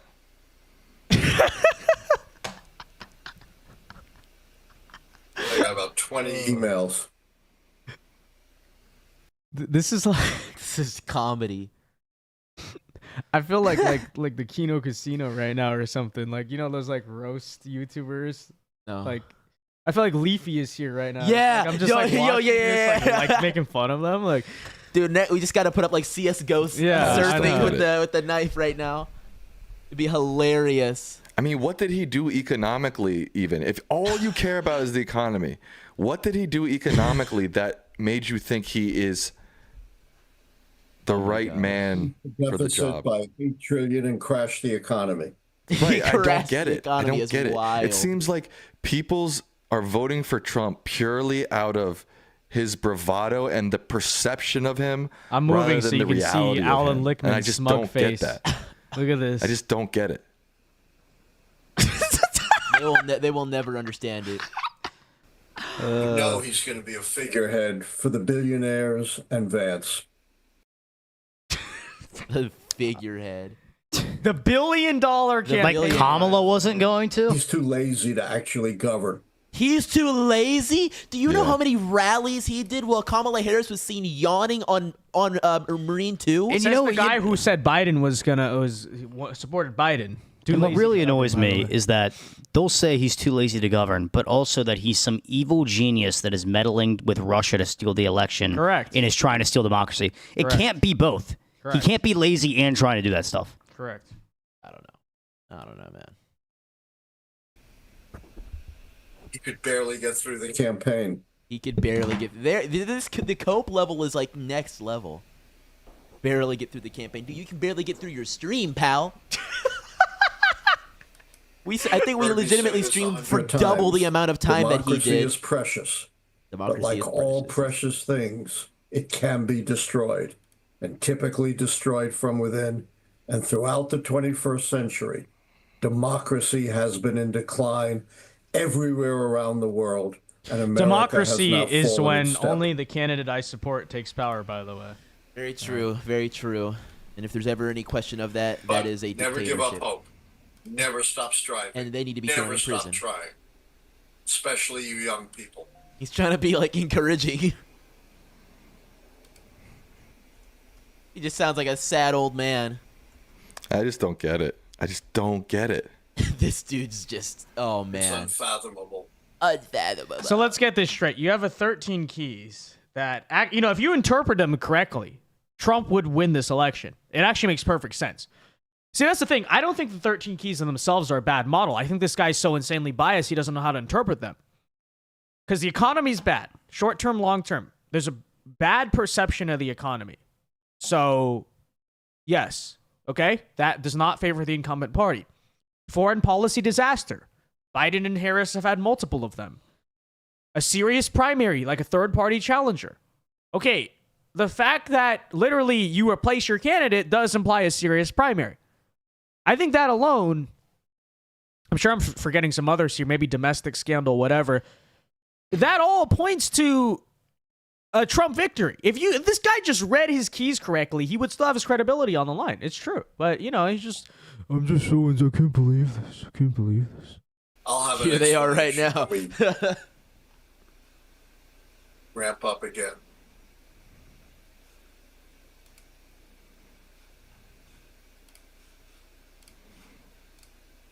I'm going to keep going live on my channel for a little bit longer. Okay. It's only 10 p.m. here. Okay. And I don't know. I don't want to, I don't know. I don't know. I don't know. I don't know if I have anything to say, but I don't know. I just don't get it. I just can't wrap my mind around YMCA. It's fun to it. He might win the popular vote. Yes, he will. It's possible. It's possible. That would be shit. incredible. Yeah, I thought you guys were really big on democracy. Whatever happened? Democracy is when you win when you lose the popular vote and be mad about it. Democracy is when you vote. But only when they vote. Yeah, only when they vote. And sometimes even not, because they installed their candidate. They did not. They didn't even elect their candidate. Yeah. Like, they shouldn't be so mad. Like, in my opinion, they dodged a bullet. An unelected nominee. When I was watching things in 2016 in these same 3 states, and I could see the math running out for Clinton. Yeah. The math just wasn't there. And it's just not there tonight. It's not there. It's not there tonight. Saving. And it will Goodness only be gracious, saved boys. if we all fight for it. There are still, more than 100 million of us who still believe in democracy. What does that mean? Even if it didn't go the way you expected tonight. Don't despair. Keep up the fight, especially you young people. The future is still in your hands. Make America great again. Good night, Sam. Good night. Enjoy retirement, Alan Lichtman. Goodbye. Like I said, I won't even say whether or not it's what you want to do. We will make life better for the liberals in this country. We will. Okay? Even if they don't deserve it. Truly.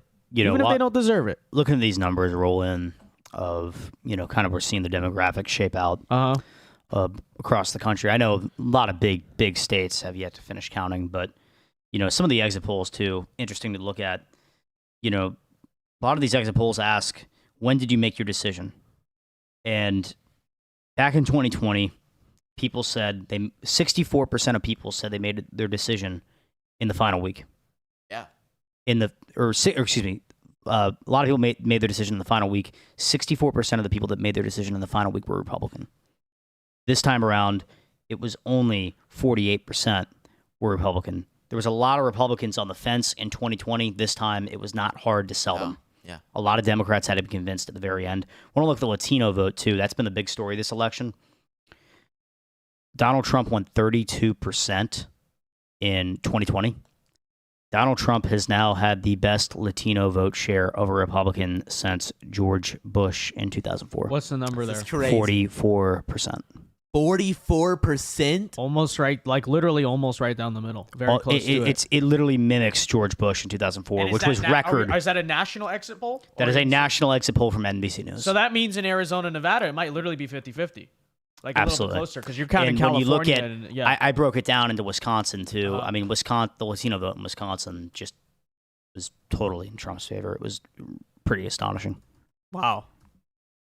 I got something for you. I wonder is there any metrics so far on how that Puerto Rican vote in Pennsylvania actually So they don't. Because I'm curious. At least this one doesn't break it down into the... Is it copyrighted? It shouldn't be, no. I can't say I'm sure. Is it under Creative Commons? No, I do see it popping up here, so I think they might ping it if you try it. Maybe you're right. You can sing it yourself. No, I already did. Also, my God, another thing Trump pushed Poor really Donald hard for, Trump. and this has to do with the Hispanic vote as well.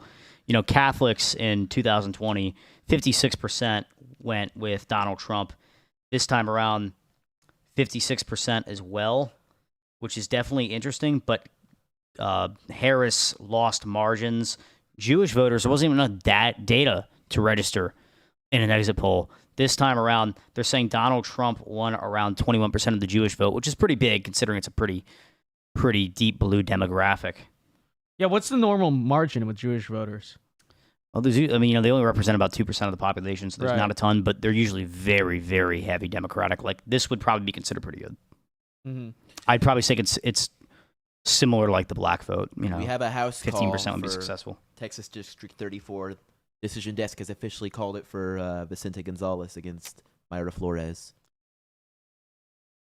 I don't know. Let She Democrats That have their sucks. W, I guess. Yeah, Okay. I'm sure if you go to TYT, he's let doing good old jumping Czech jacks feel right bad now, about man. something. He's fired up. We're back in this. This is how we win. Still seeing decisions drop at the decision desk though, which is always interesting. Oh, Al Lickman. Look at his. Well, no, face. you think he's asleep, or you think he's just like trying to process? No, how I this think even he's. I happened? think he's crying all night long. He quite, I think he the quite guy's actually possibly could be crying right watching now. this stream. Yeah. Like I said, okay, national unity at this moment. My message of national unity is simple. Like I said, we will make life better for the liberals in this country, even if they are like self-destructive, miserable people who don't want it and are going to hate us for it. Okay. Yeah. Like we that's the great thing about MAGA. Like prosperity is good for everyone in the country. So, I don't know. Maybe one day you'll thank us. And that Catholic vote I shared, the 56% that mimicked 2020, when you just calculate white Catholic voters, which is a big voting bloc, especially in the Northeast, 60% to Donald Trump compared to under 50% in 2020, which is a pretty big gap, can explain a lot of the gains in the Northeast we saw. Well, very, very, very well. Harry Sisson says tonight, America failed us all. Yeah. They can't handle it. If you don't like this country, you can leave. That's going to come back. That's going to come. needs I've to. such a dated thing like, oh, America, love it or leave it. It's coming back. Like it's going to be back. That whole political dialogue is back. I missed that was like we haven't heard that since 2019. Yeah. that kind of fell away with the pandemic. and America, everything. love it or leave it. No. If you don't like this country, you can leave. So Donald Trump of the state of Florida won 58% of the Latino vote. Solid. And I'm sure solid. with Cubans it was like I'm 70, sure. right? I'm sure if they had it broken down in this specific poll, but they did not. Of Puerto Rican descent. Of Puerto Rican descent, Donald Trump won 44% of the vote. Goodness. I feel like though, there's with Cuban voters, I'd have to imagine it's way more than. It's usually mid-high 50s. Yeah. But I would if Miami-Dade 55-44, I feel like it has to be more than just even it's got to be closer to 70%. No. This is a very promising one out of Florida. Is this the first year you have ever voted? 53% of those people voted for Donald Trump. We are adding new people. We're to the adding new electorate. people Yeah, to the that's the thing. That's the thing. All the talk about how the GOP is like a old party, a dying party, baby boomers and stuff. No, it's a party that's getting younger, and we're adding new people to our coalition, and that's the power of Donald Trump. Absolutely. Any other Republican won in 2016, this would have never happened. Yeah. No. So Yeah, Trump in Texas, 55% of the Hispanic vote. So we have- 58% of the Asian vote, which is huge. Oh, we have the daughter of the war criminal says, "For our daughters and sons, for America." She literally sees you as cannon fodder. By the way, Liz Cheney, we're talking about. We made the choice to save our daughters and sons tonight. Yes. We made the yes. choice to end these wars, end the United States' involvement in these foreign wars, and make sure that no new ones start. And I mean, like the point you made earlier, I think the calls are happening as we speak, or will be happening within the next few hours. We already have Zelensky on Twitter saying, "Congratulations, Donald Trump," and he had a whole wall of text saying he hopes the United States will continue to be a beneficial ally. Heck no, pal. Your days of getting your infinite money glitches patched it's over. You're not getting unlimited V-Bucks from us no more. You're done. Yeah, so Your dad belongs in the International Court of Justice, by the way. Just saying. Yeah. A war criminal.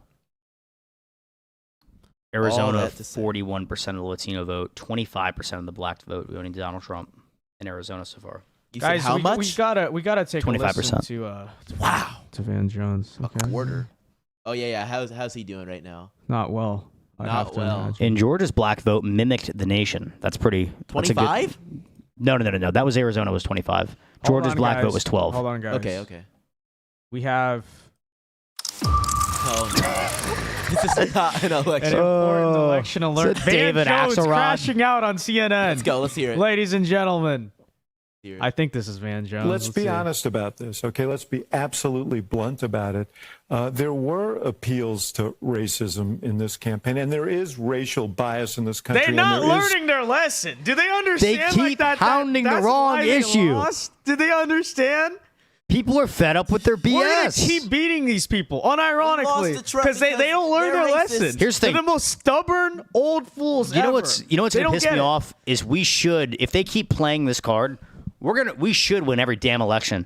Yeah. It's lazy and dishonest. It's so lazy. Vance is coming. Yeah. JD Vance is coming. Yeah, Vance 2028. Oh, Vance, they're already 2032. they're writing the Mussolini headlines for him and all this Yeah, it's gonna be BS. great. Yeah. And here's the thing, like at least Trump kind of gives them ammunition with his personality. Like he does have the capacity to scare people.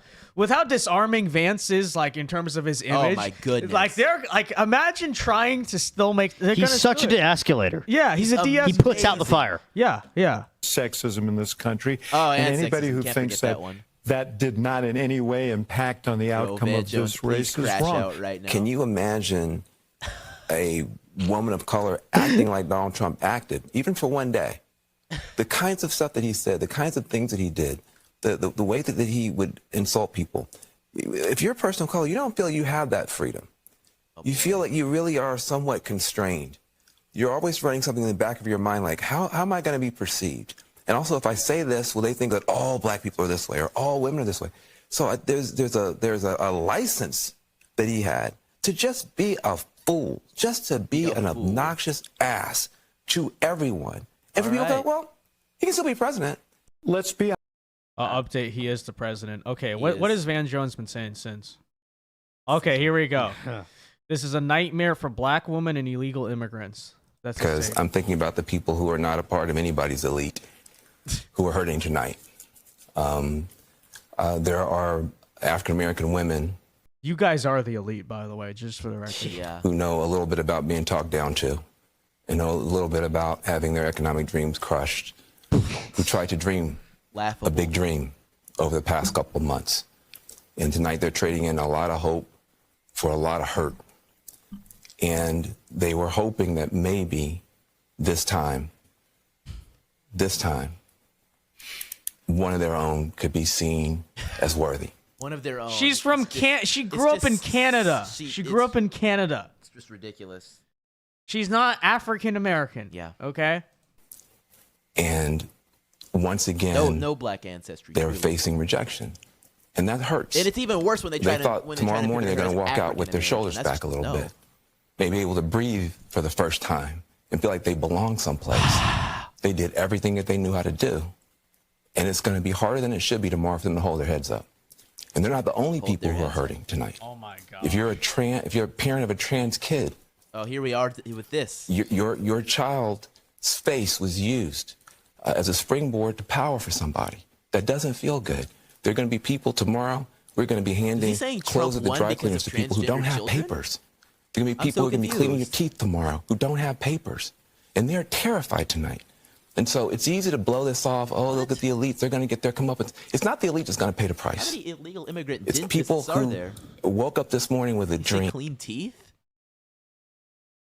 I'm pretty sure to become a dental. I think she's talking about a dental hygienist.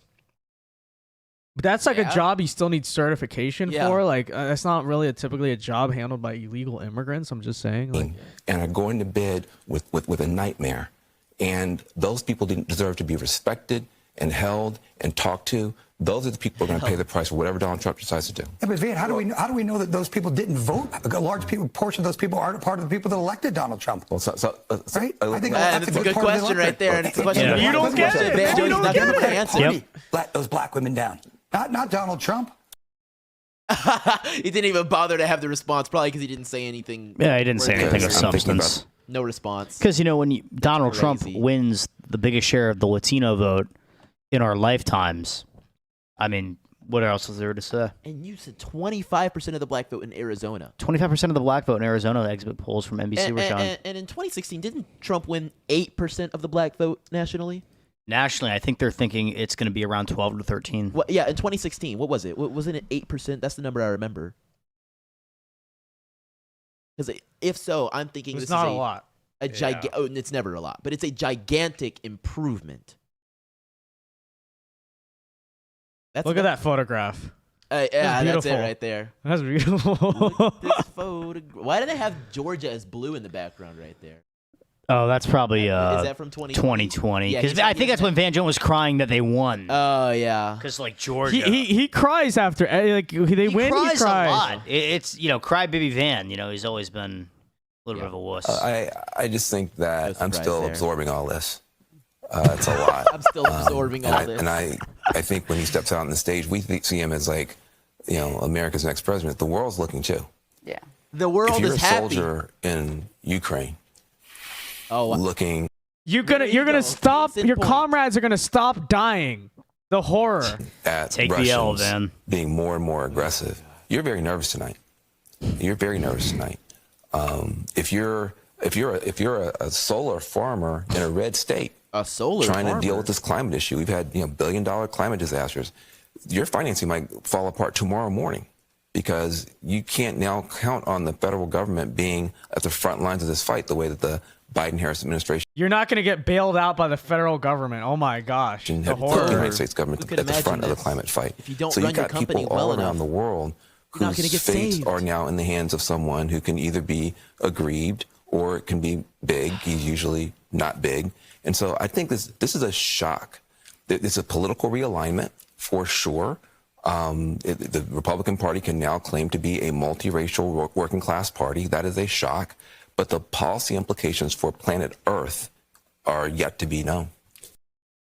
There it is. For planet Earth. Planet Earth. This is does. literally Donald the Trump is going to blow up the world under globalist Project agenda 2025. right before our eyes. Clearly. Months.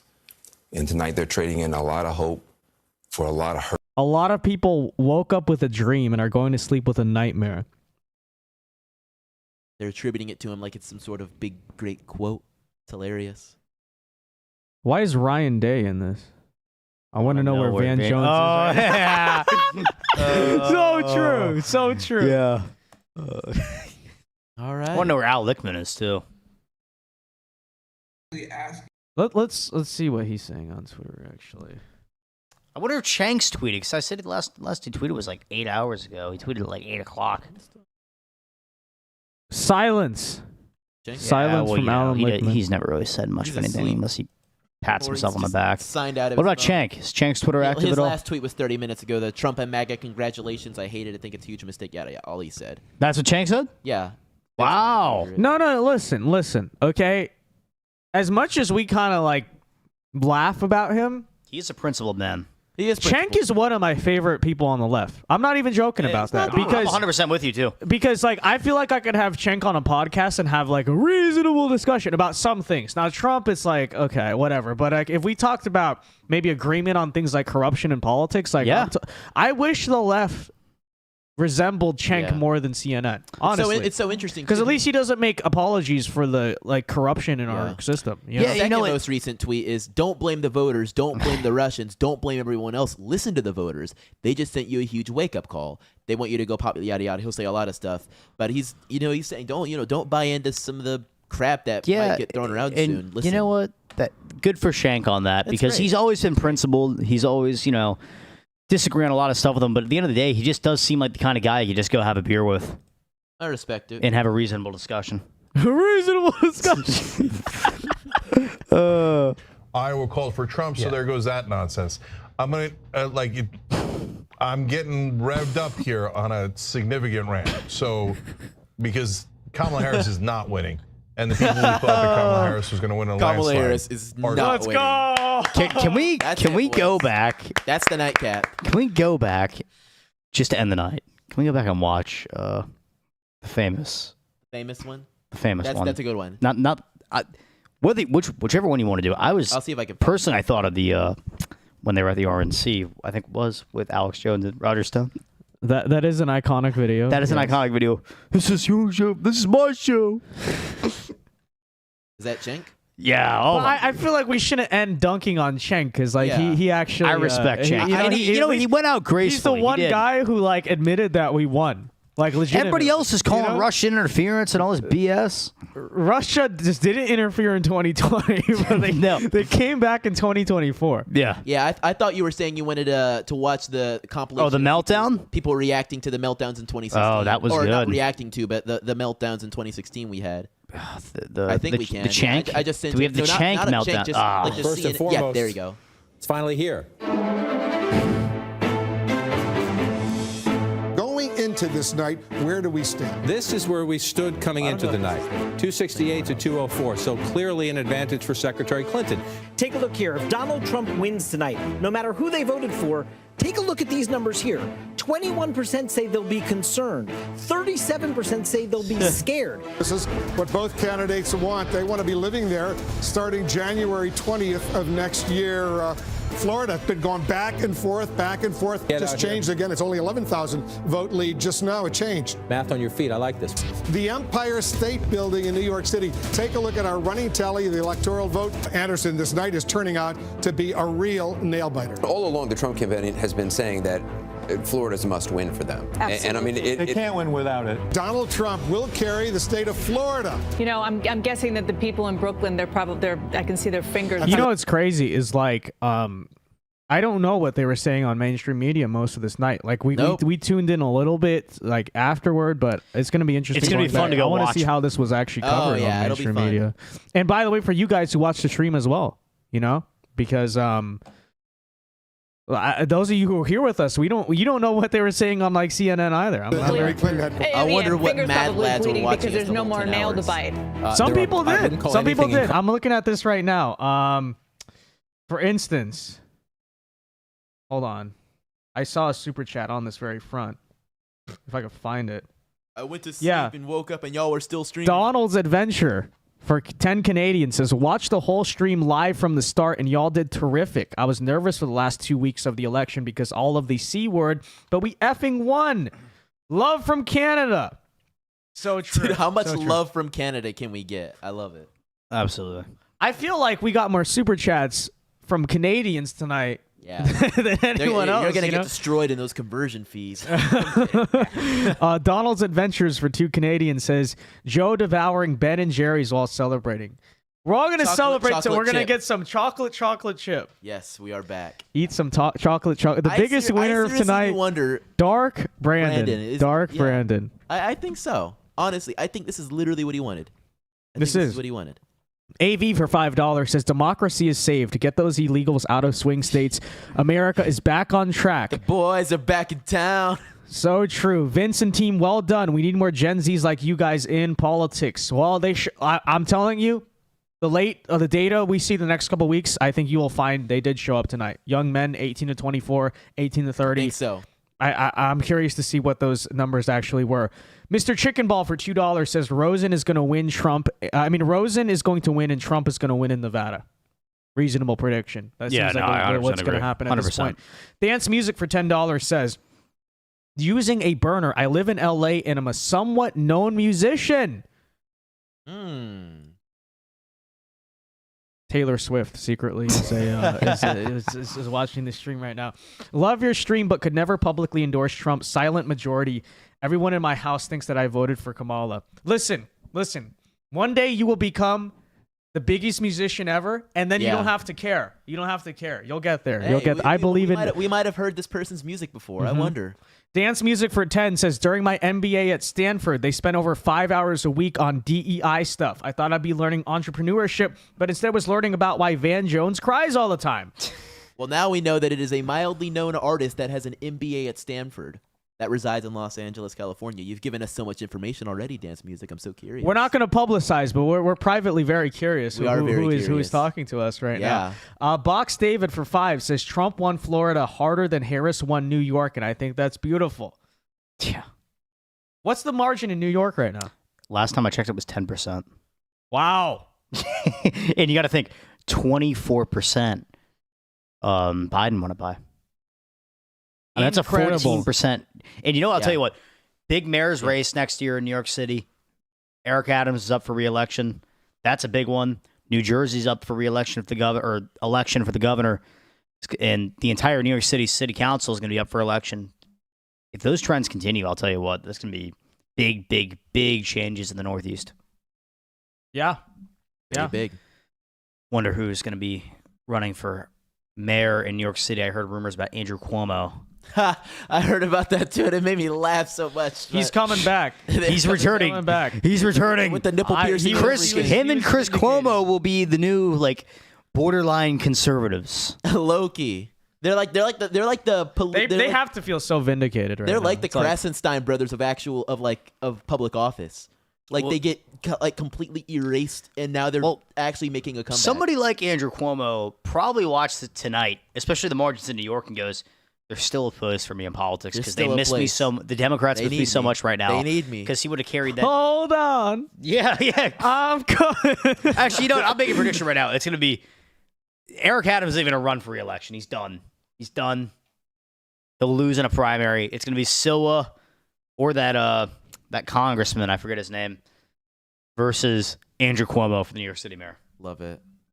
I'll wrap up with my final super chat of the night. I presume Roberto Hernandez for 5 says, "Crybaby Van Jones." That's so very true. I hope there was more cries and we just didn't even get to catch him. I'm sure there are. because he is indeed. It's almost his thing. It's his thing to cry. It is. I remember when DeSantis. You gotta. It's a shtick. You gotta respect it, I guess. Well, I remember when DeSantis won in 2022 by 20% in Florida. He was crying about how children are, in some fascist state and all this crap, and he was just bawling his eyes out on CNN like a pathetic idiot. Doob Sakin says, "You guys are still awake." Not for long. Yeah. I don't know. I might be up recording a reaction content to all this mainstream media, probably till 7 a.m. Yeah, we've been live, guys, for 10 hours and 14 minutes. So yeah, those 794 of you. Wait, hold on. Let me refresh this here to actually look at it. 794 still in live chat. Well, I assume a lot of you guys must live on the West Coast or something, but shout out to you. I mean, we'll be wrapping up soon here, but we're having fun. It's a celebration. Okay? Dun, dun, dun, dun, dun. Guys, by the way, let me just say, okay? Like the New Year celebration this year, like we're ringing it. That's gonna be the amazing. best New Year's in a long the best time. New Year's ever. Holy crap! Ever. Dude, I might have to. We might have to plan something, man. I'm telling you, we gotta make like an extravaganza. I want to go back and watch Chanks. Yeah, let's do it. Prediction. Let's do it. Why not? My official prediction for this race is I don't know. And I'm going to stick with I don't know. It's something that I never, ever say because crazy. I just think that we don't have enough information. It's going to come down to unlikely voters. Trump has had an incredible surge in unlikely voters in 2016 and 2020. A, can he replicate it? B, are they still unlikely? Probably not, because they go into the polling at that point, right?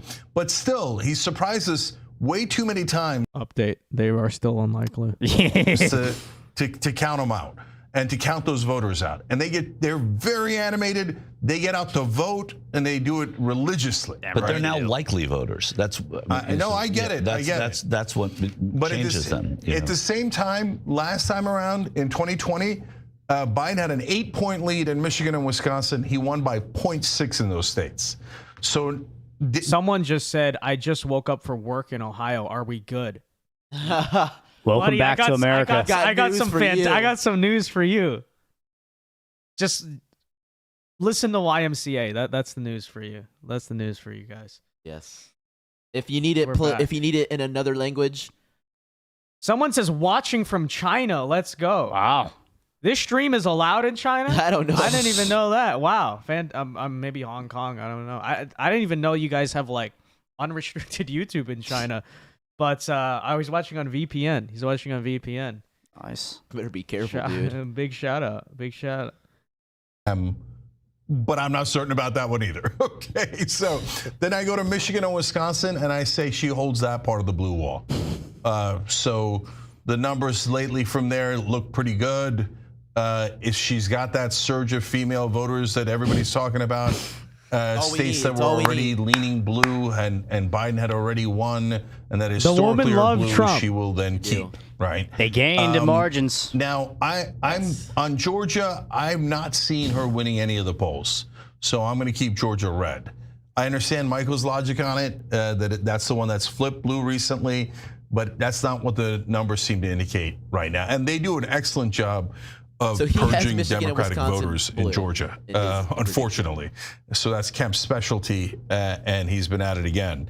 So I'm going to keep that one red. Now I'm left with the three that I just... Okay. Boy, I went from uncertain to I have no freaking idea. But I'm going to go with what my gut says. I'm going to say Pennsylvania. No, I'm going to leave it. Hold on. Nevada. I'm going to go Nevada red. Wow. It's tied, but he's been winning it throughout.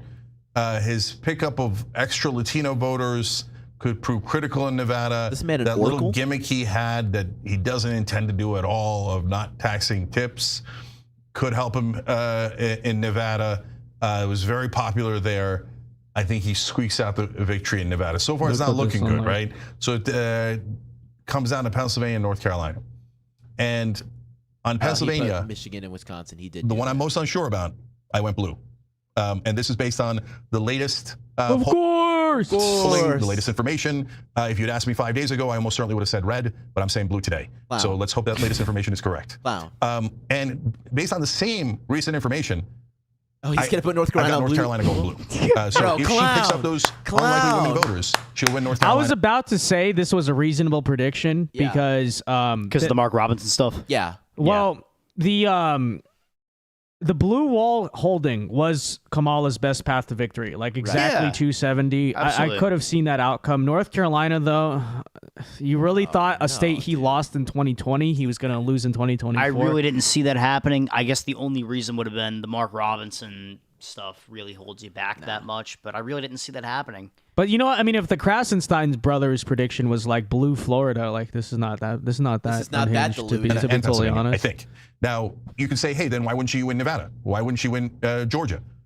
I don't know. Good points. Right? So if I knew, I'd tell you. And so if she picks up those unlikely voters, maybe she sweeps them all. And so, is that a landslide? Not really. We only have 7 swing states. I mean, even if you pick up one you didn't expect, Iowa, Florida, or for Trump in New Hampshire, it's still not.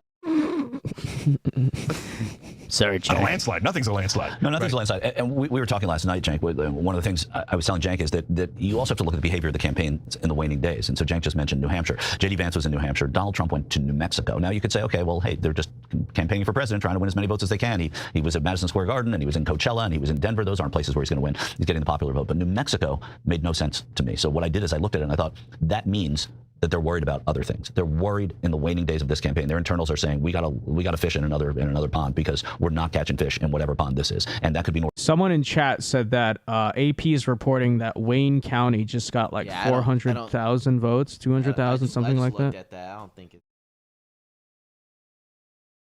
But off that number, Trump's still up by 4. So I'm not sure what the margins there actually were, but yeah. North Carolina, because there are good arguments to be made for it, and I'm just being conservative on North Carolina because I really need to see that change before I can say that it's even possible. And it could be Georgia, it could be Pennsylvania, it could be Wisconsin. We don't know. But the fact that they're worried. This guy's an idiot, and here's why: because he looked at Trump going to New Mexico and New Hampshire in the final days of the campaign and went, "Yeah, they're not catching fish in the pond they're fishing for. They're down in the battleground states." Why would they leave? You're not making up 10% in the final days of the election. They're trying to expand their battleground. Yeah. This guy was an absolute tool. I don't know his name is, but good God. that things are not good, and a lot of those in some of those states. And so I'm encouraged by that as well. Yeah. So look, I'm going to do member shout outs, especially on tyt.com, where you're getting 20% off today in a little bit. But to build on that, on the other hand, the Trump team seems so. Little shameless plug right there, man. It's gonna be great. Well, look, your expendable income with the under Trump's tax cuts, you can spend it where It's you actually want. basically free now. You have the free. It's free. You have the freedom. You don't have. You have the It's freedom free. to spend it how you want. So tyt.com. I mean, that's your personal. You know, choice. business can be good for TYT now that Trump's president.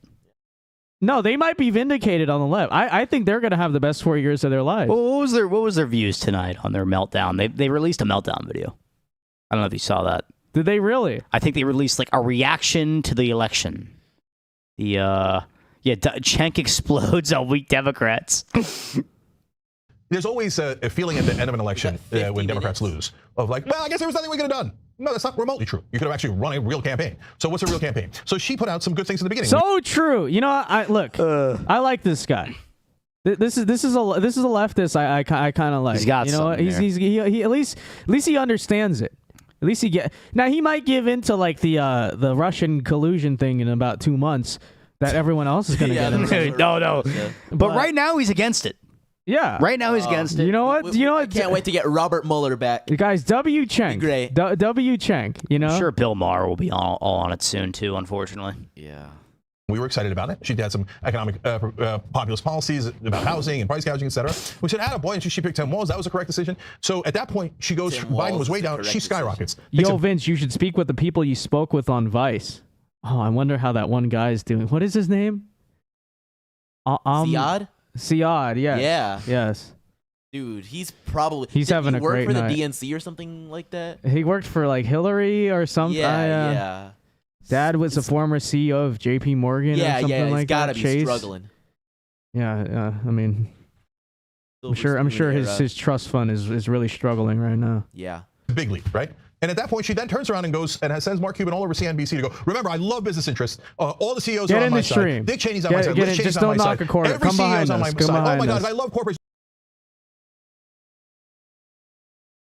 So true. We got the victory parade in studio, ladies and gentlemen. Victory parade. Let's go. Here we go. Real American patriots. Back Donald Trump, our king. Long time coming, baby. Let's go. Yes. We did it. The real Americans did it. We won. The new day in America. The boys are back in town. White Monster. Cigars. The streets are alive again. The music sounds great again. Gas will go down. The stocks will go up. We will be rich, and America will. Yeah. God bless the Patriots. Real mega patriots are in the building and are quite possibly in control. Quite possibly in control. Don't worry, I'm not going to do the price gouging plan. I'm not going to do it at all. She's never going to do the price gouging plan. They swear up and down on CNBC and all over cable news. Well, then she lost her lead. Why do you think you're getting the lead? Why do you think you lost the lead? No, they'll never figure it out. Never figure it out. But the housing plan is a pretty good plan. I would have been more clear that, hey, private equity will be banned from buying homes. These sons of bitches on Wall Street are buying all our homes and driving up the housing prices. Kamala's donors are those people, Cenk. Do you understand this? Like, do you understand this? You know, the biggest person, to his credit, that talked about this in this campaign was RFK Jr. You know who he has now direct ear with is Donald Trump. Okay. Yep. And what happened? She almost never talked about housing again.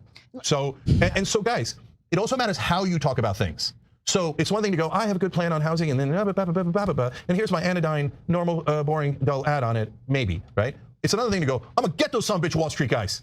Here's how much our housing prices were before private equity started buying up all the homes. Here's what they are now. Well, these guys are going to drive us all out of the market. They're going to take all of our homes. And they're going to turn us into renters. True. And they're going to make us work for them all the time. 100%. True. Now, if you tell a Democrat that, they go, oh, no, that's so uncivil. Don't do that. Don't do that, please. No, that's so uncivil. Look at this dude. You know what he is having a meltdown. The average American who didn't go to Yale with you, okay, and who isn't planning to be a lobbyist afterwards, and who doesn't have nothing but banker friends.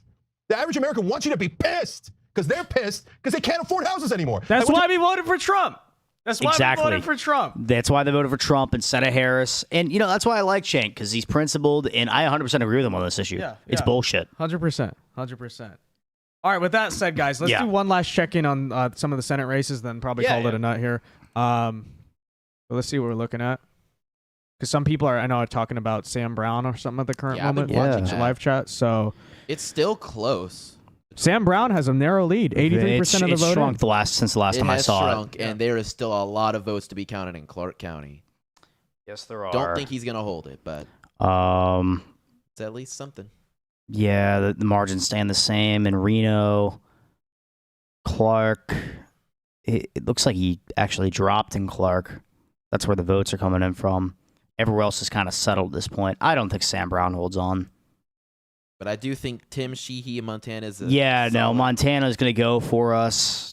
Wisconsin's looking really good. Let's see where the rest of Yes, this it is. outstanding vote But is. Michigan could kind of go either way. At this Milwaukee point, so- County, is Brown County done counting yet? Pretty much. All right, that's a really good margin in Brown County. Door County, any margin? Nope. I like Wisconsin. I think that's going to get called soon. Michigan, tough one to call. Wayne County hasn't really changed much. New York Times still refuses to call the Oh, yeah, presidency no, for they're Trump. Are you serious? They still have him at 267. So does the Associated Press. Still at Womp 267. Kent County's not They just wanted to keep through on their whole thing about how the election's going to take days to call. Okay, Yeah. they're going to take days to when they know good finally and well. admit. Man, can we get a Pennsylvania Senate race get called? And guys, update: Arizona still only half of the votes are in. They had half the votes in, like, right off the bat. They literally have not counted votes all night. Okay. We're so close to being done in Philadelphia. That's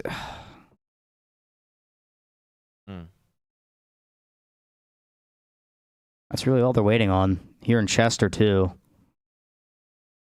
By the way, it looks like the final margin in Pennsylvania is going to be. It's going to be pretty nice. Around 3. Like, I'm looking at it right now. 50.8 to 48.2. Yeah, what's New York Times? I mean, for a Rust projected Belt at? state, that is a lot. New York, no, that's that's. a lot. I mean, those are both times decided under 1%. Yeah, it's going to And be over. They're 2. saying Trump 2.1 New York Times right now. Georgia Trump 2.3. Arizona they're thinking 4. Nevada they're thinking Trump 4 right now. Wow. Wisconsin, for considering I think he won all 3 Rust Belt states in 2016 under 1%.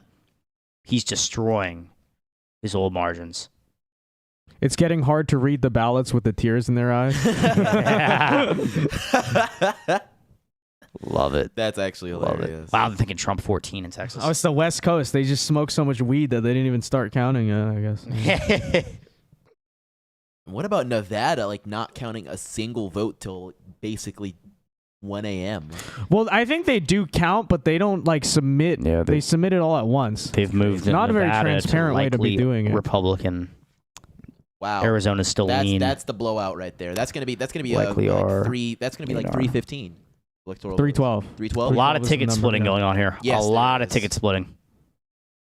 Which I still don't understand why. A lot that of ticket happens splitting in going on America, here. A lot of ticket splitting going on here. I want to ask these people. It always Just what's going through your but mind. It could also be Splitting that tickets. people just vote for Trump and then just like that's Forget about the their rest of the ballot. ballot. I don't Yeah. know. I don't know. they just leave the rest blank.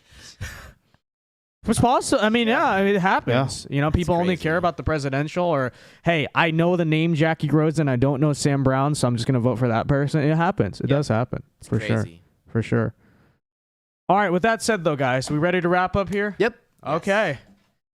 We did it. I don't know what else to say. Final thoughts. We did it, Joe. Morning We did in it. America. We did it, Joe. We did it's it, morning in Joe. America. Very true. All right. We'll have a lot more to say, but right now I think we're all too tired. So we're just victory. Welcome True. back to We America. are True. about to make America great again. Again. Peace out. All right. Thanks to everyone who tuned in. Big support tonight. I think we got close to 100,000 views, like totaled up. awesome. Huge numbers. Some of the biggest numbers they are saying. Stay tuned. Lot of work to do. You know, a lot of coverage in terms of the presidential transition, inauguration, everything. The content is just beginning. It's going to be a great 4 years. Okay, best 4 years of your life. But for now, we worry about that tomorrow. Today we celebrate. Okay, that's all you got to do. Remember this for the rest of your lives. All right. That said, see you guys later. God bless. Thanks for tuning in. Peace out, guys.